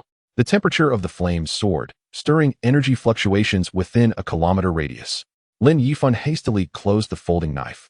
Continued absorption would undoubtedly alert the demons within the castle. The flames from the flame blade surged into the body of the flame demon, rapidly mending its wounds and regrowing lost limbs. The flames on the flame blade remained largely unchanged. The pain demon was indeed in agony, surrounded by dismembered flesh, and should it attempt to recover alone, it would take an eternity. The flame blade ignited a piece of flesh, which rapidly transformed into a web-like structure, drawing the fragments together. As they converged, each piece found its rightful place, completing the Pain Demon's restoration. Next was the elusive Shadow Demon, which had yet to undergo a successful transformation, also known as the Dark Angel. Approaching the Shadow Demon, Lin Yifan noted that the flames on the flame blade had begun to stray under its influence. It seemed the flames awaited Lin Yifan's command. Observing the scene before him, Lin Yifan empathized with the Shadow Demon's yearning for transformation. Go forth. With Lin Yifan's approval, the flames enveloped the corpse below. In mere moments, the flames shifted from blue to white, then to dark crimson, completing the transformation in just a few breaths. The flames surrounding the corpse gradually receded, incinerating its original garments to ashes. The Shadow Demon materialized as a figure of white smoke, slowly rising from the ground. As the smoke sat up, its eye sockets intermittently glowed red and green. It could even disperse upon contact with Lin Yifan, only to coalesce into a cloud behind him. Skimming past the other demons at remarkable speed, it vanished in an instant, reappearing elsewhere, frolicking with its fellow demons or morphing into various forms to frighten them, as though greeting each companion. Eventually, it approached Lin Yifan and knelt on one knee. The white smoke gradually solidified, taking form, with its facial features becoming clearer. Although this visage bore some resemblance to the female archer, it possessed a more ethereal beauty. However, it was completely unclothed, prompting Lin Yifan to hastily exclaim, "Find yourself some attire at once." No sooner had he spoken than the Shadow Demon adorned itself with garments crafted from its own white mist, capable of transforming into various styles at will. "At your service, master." Lin Yifan felt elated. He finally had a demon with whom to communicate normally. "Excellent. Henceforth, you shall lead these demons." "Yes, master." Now, finding a new abode for the demons was of utmost priority. "How swiftly and far can you fly?" "Master, I can fly swiftly and far." "Good. I find addressing you as you quite cumbersome." "What is your name?" "Master, I do not recall my previous name. Please bestow one upon me." I shall call you Shadow." "Yes, master, I shall be known as Shadow." "Not just Shadow, but Shadow." "Yes, master, I am Shadow." While communication was established, Lin Yifan pondered its intelligence. "Shadow, what is 1 plus 1? 2. And 2 plus 2? 4. What is 4 multiplied by 4? 16. And 16 multiplied by 16? 256. How do you arrive at these answers so swiftly?" "I memorized them during school." "Very well. Congratulations, you have graduated. Even as a demon, you remember your studies. That is commendable." "Shadow, I entrust you with a task. Swiftly secure a safe location for everyone, ideally far from this castle." "Yes, master. I shall go at once." With that, Shadow vanished, leaving behind a swirl of smoke. With everything resolved, Lin Yifan could finally experiment with the Star Rift technique. Those accursed demons within the castle who dared to bully him would serve as subjects for testing the technique's efficacy. With a thought, this Star Rift technique was activated. Lin Yifan's mental energy was instantly drained, nearly causing him to faint. Even the power absorbed by the folding knife was depleted. However, above the castle, a molten sphere of lava, as large as the castle's palace, began to form slowly in the sky. The intense heat vaporized the surrounding air, creating a searing white plume that thickened as it gathered. The fiery lava sphere gradually emerged, its enormity astonishing. Lin Yifan was taken aback. He had merely intended to test the technique, yet had unwittingly summoned something so grand. He perceived shadows moving atop the castle walls, and he noticed what appeared to be a defensive barrier activating. Yet, the colossal sphere in the sky suddenly diminished with a resounding pop, shrinking to half its size. Subsequently, a series of explosive sounds echoed as the molten sphere continued to shrink. Ultimately, what struck the castle walls was merely a small pebble. The recent transformation of the Shadow Demon had drained too much of his mental fortitude, and the power absorbed by the folding knife had also been exhausted. Such consumption was beyond the capacity of his current realm. Nevertheless, one certainty remained: it could indeed be summoned. If it were to strike successfully, the destructive force would be monumental. Truly, the divine essence of Nyx, the goddess of night, was formidable. Chapter 81. The Little Mouse in Colorful Garments. The impact of the Star Rift technique on the demons within the castle was significant. Although Lin Yifan and his companions were at least several kilometers away, he could still faintly hear the horn sounds emanating from the castle. Clearly, the earlier activation of the Star Rift technique had roused the demons within. Lin Yifan commanded all his demons to remain hidden, lying low behind the newly constructed wall. He even harbored doubts about whether the recently erected wall would attract the attention of the castle's demons. However, after a prolonged wait without any demons appearing to investigate, Lin Yifan felt considerably reassured. Lin Yifan chose not to involve himself in such matters. He instructed Shadow to lead a group of demons to the base and establish a secure stronghold. Just as Lin Yifan was about to depart, Shadow called out to him. "Master, please entrust the heart of the demon to me, so I may better facilitate the establishment of our new stronghold, allowing you to visit at your convenience." The heart of the demon? Lin Yifan was entirely unaware of what Shadow was referring to. Shadow, however, perceived Lin Yifan's confusion as a test of loyalty. Believing that the heart was a crucial element, possession of the heart granted a demon dominion over its territory and the opportunity to ascend to the rank of demon lord. As Satan's representative, Lin Yifan had received the heart on the day he encountered the statue of Satan, but he had left it behind during his initial descent into hell. This was the reason he always arrived at the same location each time he entered hell. His heart resided there. Shadow guided Lin Yifan to his throne, moved it aside, and lifted the stone slab beneath it. A wave of searing heat surged forth, reminiscent of molten lava. Shadow swiftly dodged, fearing the overwhelming aura of a demon lord, an intensity beyond its capacity to withstand. Beneath the slab, a pulsating, vibrant heart throbbed. Lin Yifan retrieved the heart, its scorching warmth swirling within the confines of the walls, yet it did not extend beyond this range. This area defined Lin Yifan's dominion over the heart, which was relatively weak, thus limiting the territory he could claim and keeping him undetected by the demons within the castle. The flame demons had been vanquished far from this location, and Lin Yifan's demons were merely seen as wandering outcasts unwilling to join the castle, having been taught a lesson. As Lin Yifan extended the heart towards Shadow, it recoiled in fear, retreating behind the walls. "Please, master, do not punish me. I have earnestly searched for a suitable base, but that location is truly the only option." Lin Yifan noted Shadow's extreme reaction and deduced that the heart possessed some unique significance. As memories from Satan began to resurface, he gradually understood the reason. The heart of the demon was a high-level relic of hell, held only by the 7 great demons, including Satan, and served as a means to delineate territories and power. Each major demon and Satan bore a curse upon their hearts, instilling fear even in the subordinates of high-ranking demons, let alone ordinary demons like Shadow. Shadow's situation was fortunate. Had it been a lesser demon, they would have likely been obliterated upon opening the slab. Reflecting on the fragmented memories bestowed by Satan, Lin Yifan grasped the magnitude of the heart's significance. With the blade of flames in hand, he lightly tapped the heart, which immediately retracted its aura, transforming into a red crystal the size of a finger. At this moment, Shadow cautiously approached Lin Yifan. He handed the heart over, and Shadow knelt, raising both hands above its head to receive the crystallized heart. "Everything is entrusted to you, Shadow. Rest assured, master, I shall not fail in my mission." Lin Yifan closed his eyes and vanished before Shadow. Shadow rallied all the demons, preparing for their journey, balancing the heart in one hand. Shadow conjured a long blade from white smoke with the other, cleaving a stone in half. It hollowed out the center of one half to create a stone box. Placing the heart inside, then fashioned a lid from the remaining half. Cradling it, Shadow pointed the way for the other demons and commenced their expedition. Lin Yifan opened his eyes to find that only 3 minutes had elapsed on his phone. Despite the lengthy duration he spent in hell, merely 3 minutes had passed. This notion lent credence to the adage that one day in the mortal realm equates to a year in the underworld. It was no wonder that tales of eternal punishment in hell often spanned thousands of years. Such durations were indeed real. The flow of time in the 2 realms was distinctly different. He closed his eyes again, succumbing to a deep slumber. However, as dawn broke, Lin Yifan awoke promptly at 5 o'clock. He glanced at his phone. The timing was impeccable, having spent nearly half a year in the training camp. His biological clock had synchronized with the camp's schedule. People may take holidays, but the biological clock does not. Rising and sitting on the edge of his bed, Black Neo tilted her head for a moment before burying herself back into sleep.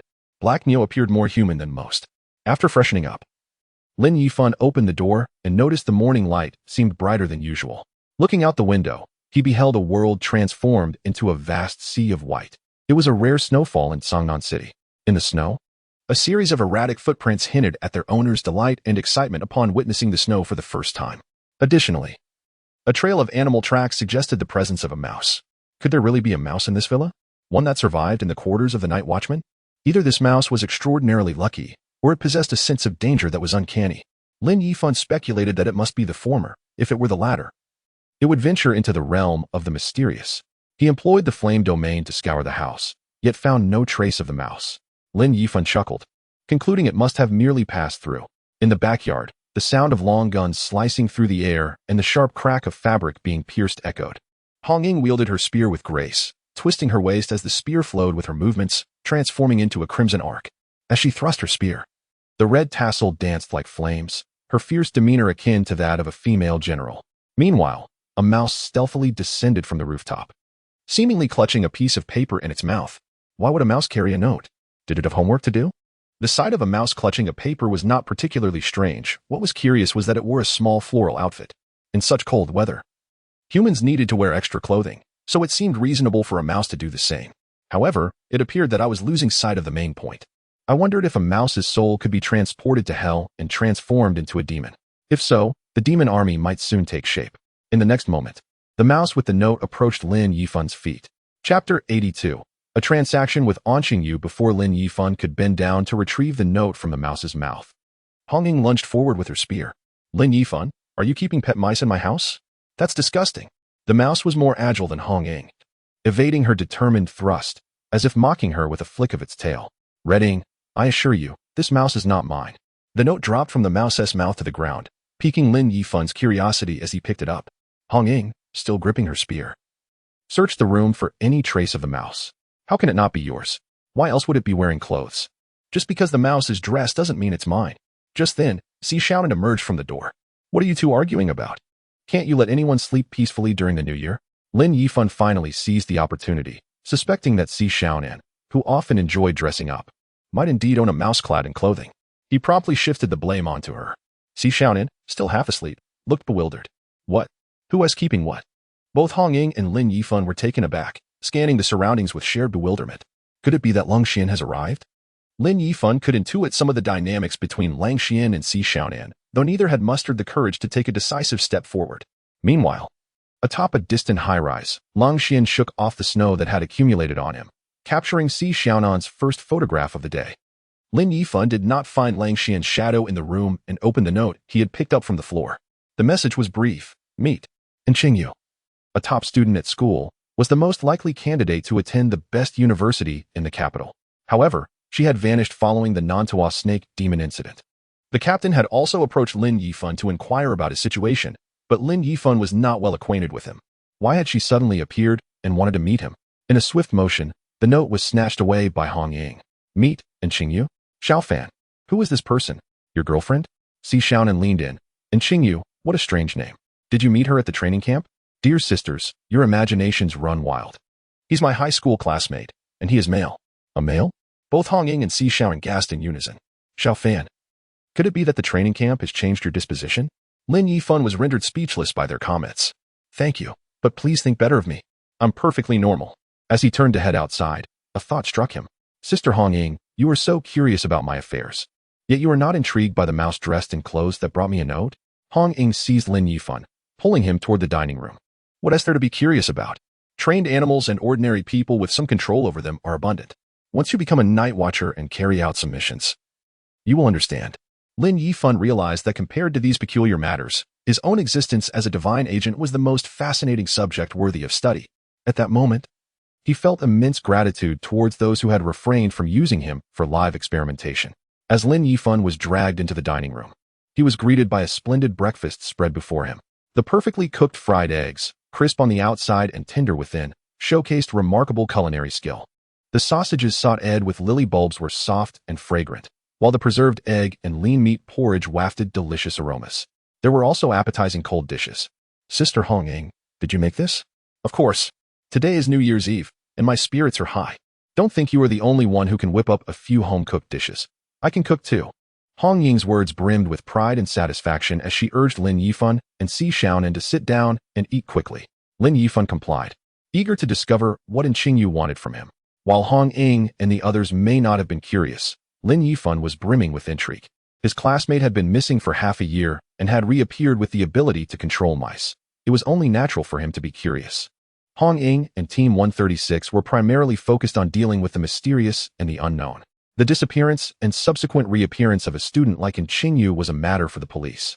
Even if she had acquired the ability to control mice, it would likely be the Night Watcher's support team that would investigate. Upon stepping outside, Lin Yifan was greeted by a sea of white. After scanning his surroundings, he spotted a little mouse in a flower-patterned outfit waiting for him in the corner. As Lin Yifan approached, the mouse began to lead the way, and he followed closely behind. Not far along, the flower-patterned mouse squeaked at Lin Yifan before darting into a drainage pipe. Entering the labyrinthine sewer system, Lin Yifan alternated between running and crawling, following the mouse. He encountered a well-trained army of mice that, upon sniffing his scent, parted to allow him passage. Eventually, he reached a hollow space where the air was thick with the stench of decay and chemicals. Various severed limbs floated in barrels of all sizes. Here, Lin Yifan spotted the head of the Nantua snake demon and the half-body of a mysterious creature recently slain by Team 136, which bore a striking resemblance to a lizard but was larger than a cow. A youth dressed in a hooded long coat sat beside a stone platform, engaged in a game of chess against himself. Thousands of mice, a dark mass, lay quietly behind him, and Qingyu appeared somewhat haggard, with bloodshot eyes, as if she had not rested well. What is your purpose in summoning me? And Qingyu, surely, you do not merely wish to inform me that you took these mysterious severed limbs? And Qingyu placed a black piece on the chessboard. Ever since you all began training, Songnan City has been unsettled. Lin Yifan had already gleaned some information from the captain and other members of Team 136, so he was not surprised. However, hearing it from Qingyu added a different flavor, suggesting she possessed more knowledge than the captain and the others. And Qingyu picked up a white piece, rolling it between his fingers, hesitating to place it. He continued, the waters in Songnan City run deep. For the sake of safety and my research, I wish to propose a trade. A trade? What kind of trade? Lin Yifan was not concerned about any ill intentions from Qingyu. In his view, even with the ability to control mice, she was still an ordinary person compared to him, who possessed the pool realm. I require your blood and Lin Qiye's for my research. Giving his blood to this research enthusiast was not out of the question. Lin Yifan was also curious about what he had become. He readily agreed. Sure, I can provide it now. But what will you offer in return? I hope it is something of value. And Qingyu smiled slightly, rest assured.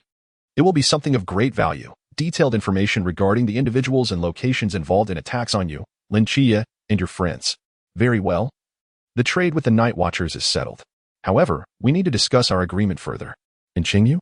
Chapter 83. A perverse request I cannot fulfill. And Qingyu's mind raced at Lin Yifan's words, leaving him perplexed. His distraction caused him to fumble the white piece, which fell onto the chessboard. As he looked down, the piece landed in a position that altered the entire game's dynamics. Raising his gaze to scrutinize Lin Yifan, he quickly speculated on the potential request from his adversary and the implications for himself. Yet, his various conjectures were swiftly dismissed, leaving him with a headache from the whirlwind of thoughts. Pushing up his glasses, and Qingyu stepped out of the shadows, the overhead surgical light illuminating his face, revealing his tension and unease.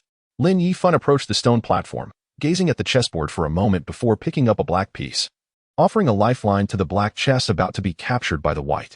My request is simple. Have your mice notify my dogs whenever they discover a corpse. In return, I can provide you with 2 samples of my distinct blood. The mention of 2 different blood samples piqued in Qingyu's interest.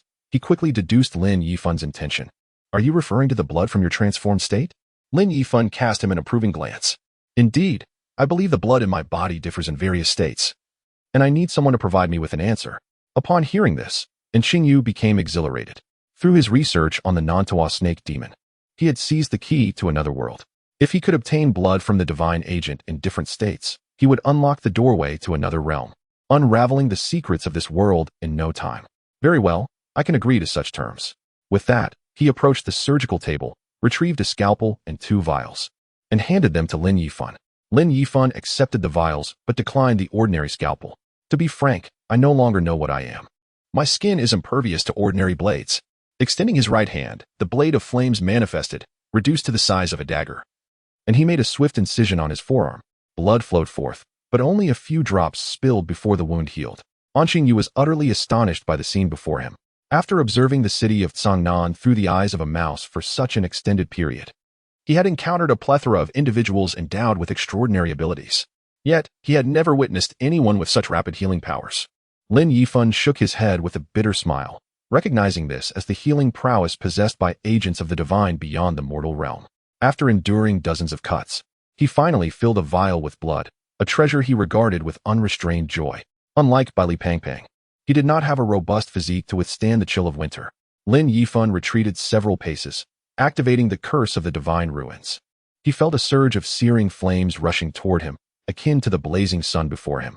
The army of mice swiftly retreated, seemingly fearful of the impending conflagration.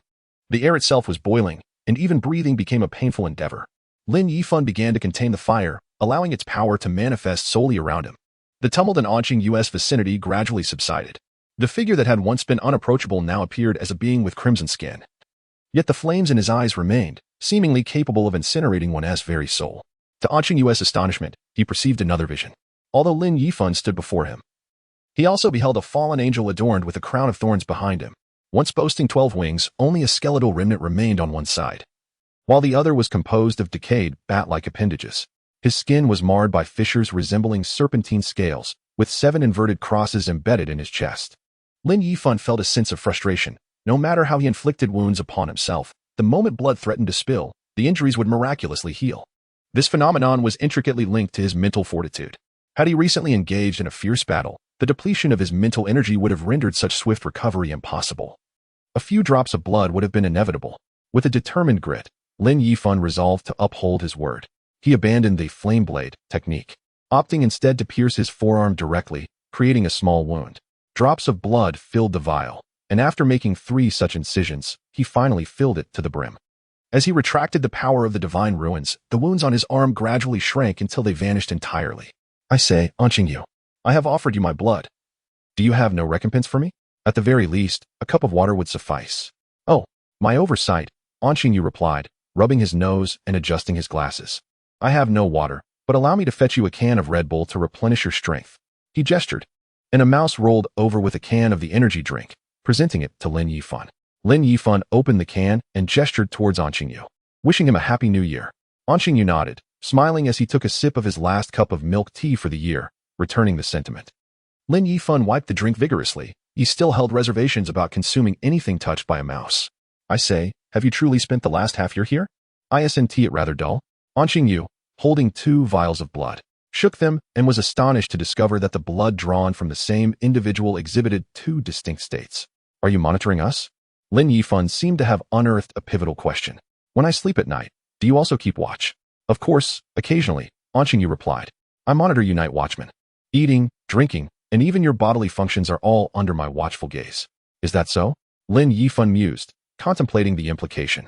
You're quite the voyeur. He resolved that henceforth, he would inspect his surroundings before sleep. A voyeur? I can merely command mice. I am hardly capable of anything more, Anqing Yu replied.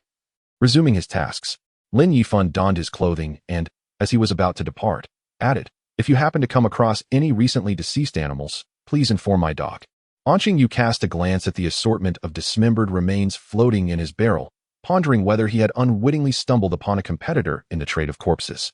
However, after observing Lin Yifan over the past few days, it seemed evident that the latter harbored unique intentions regarding the deceased.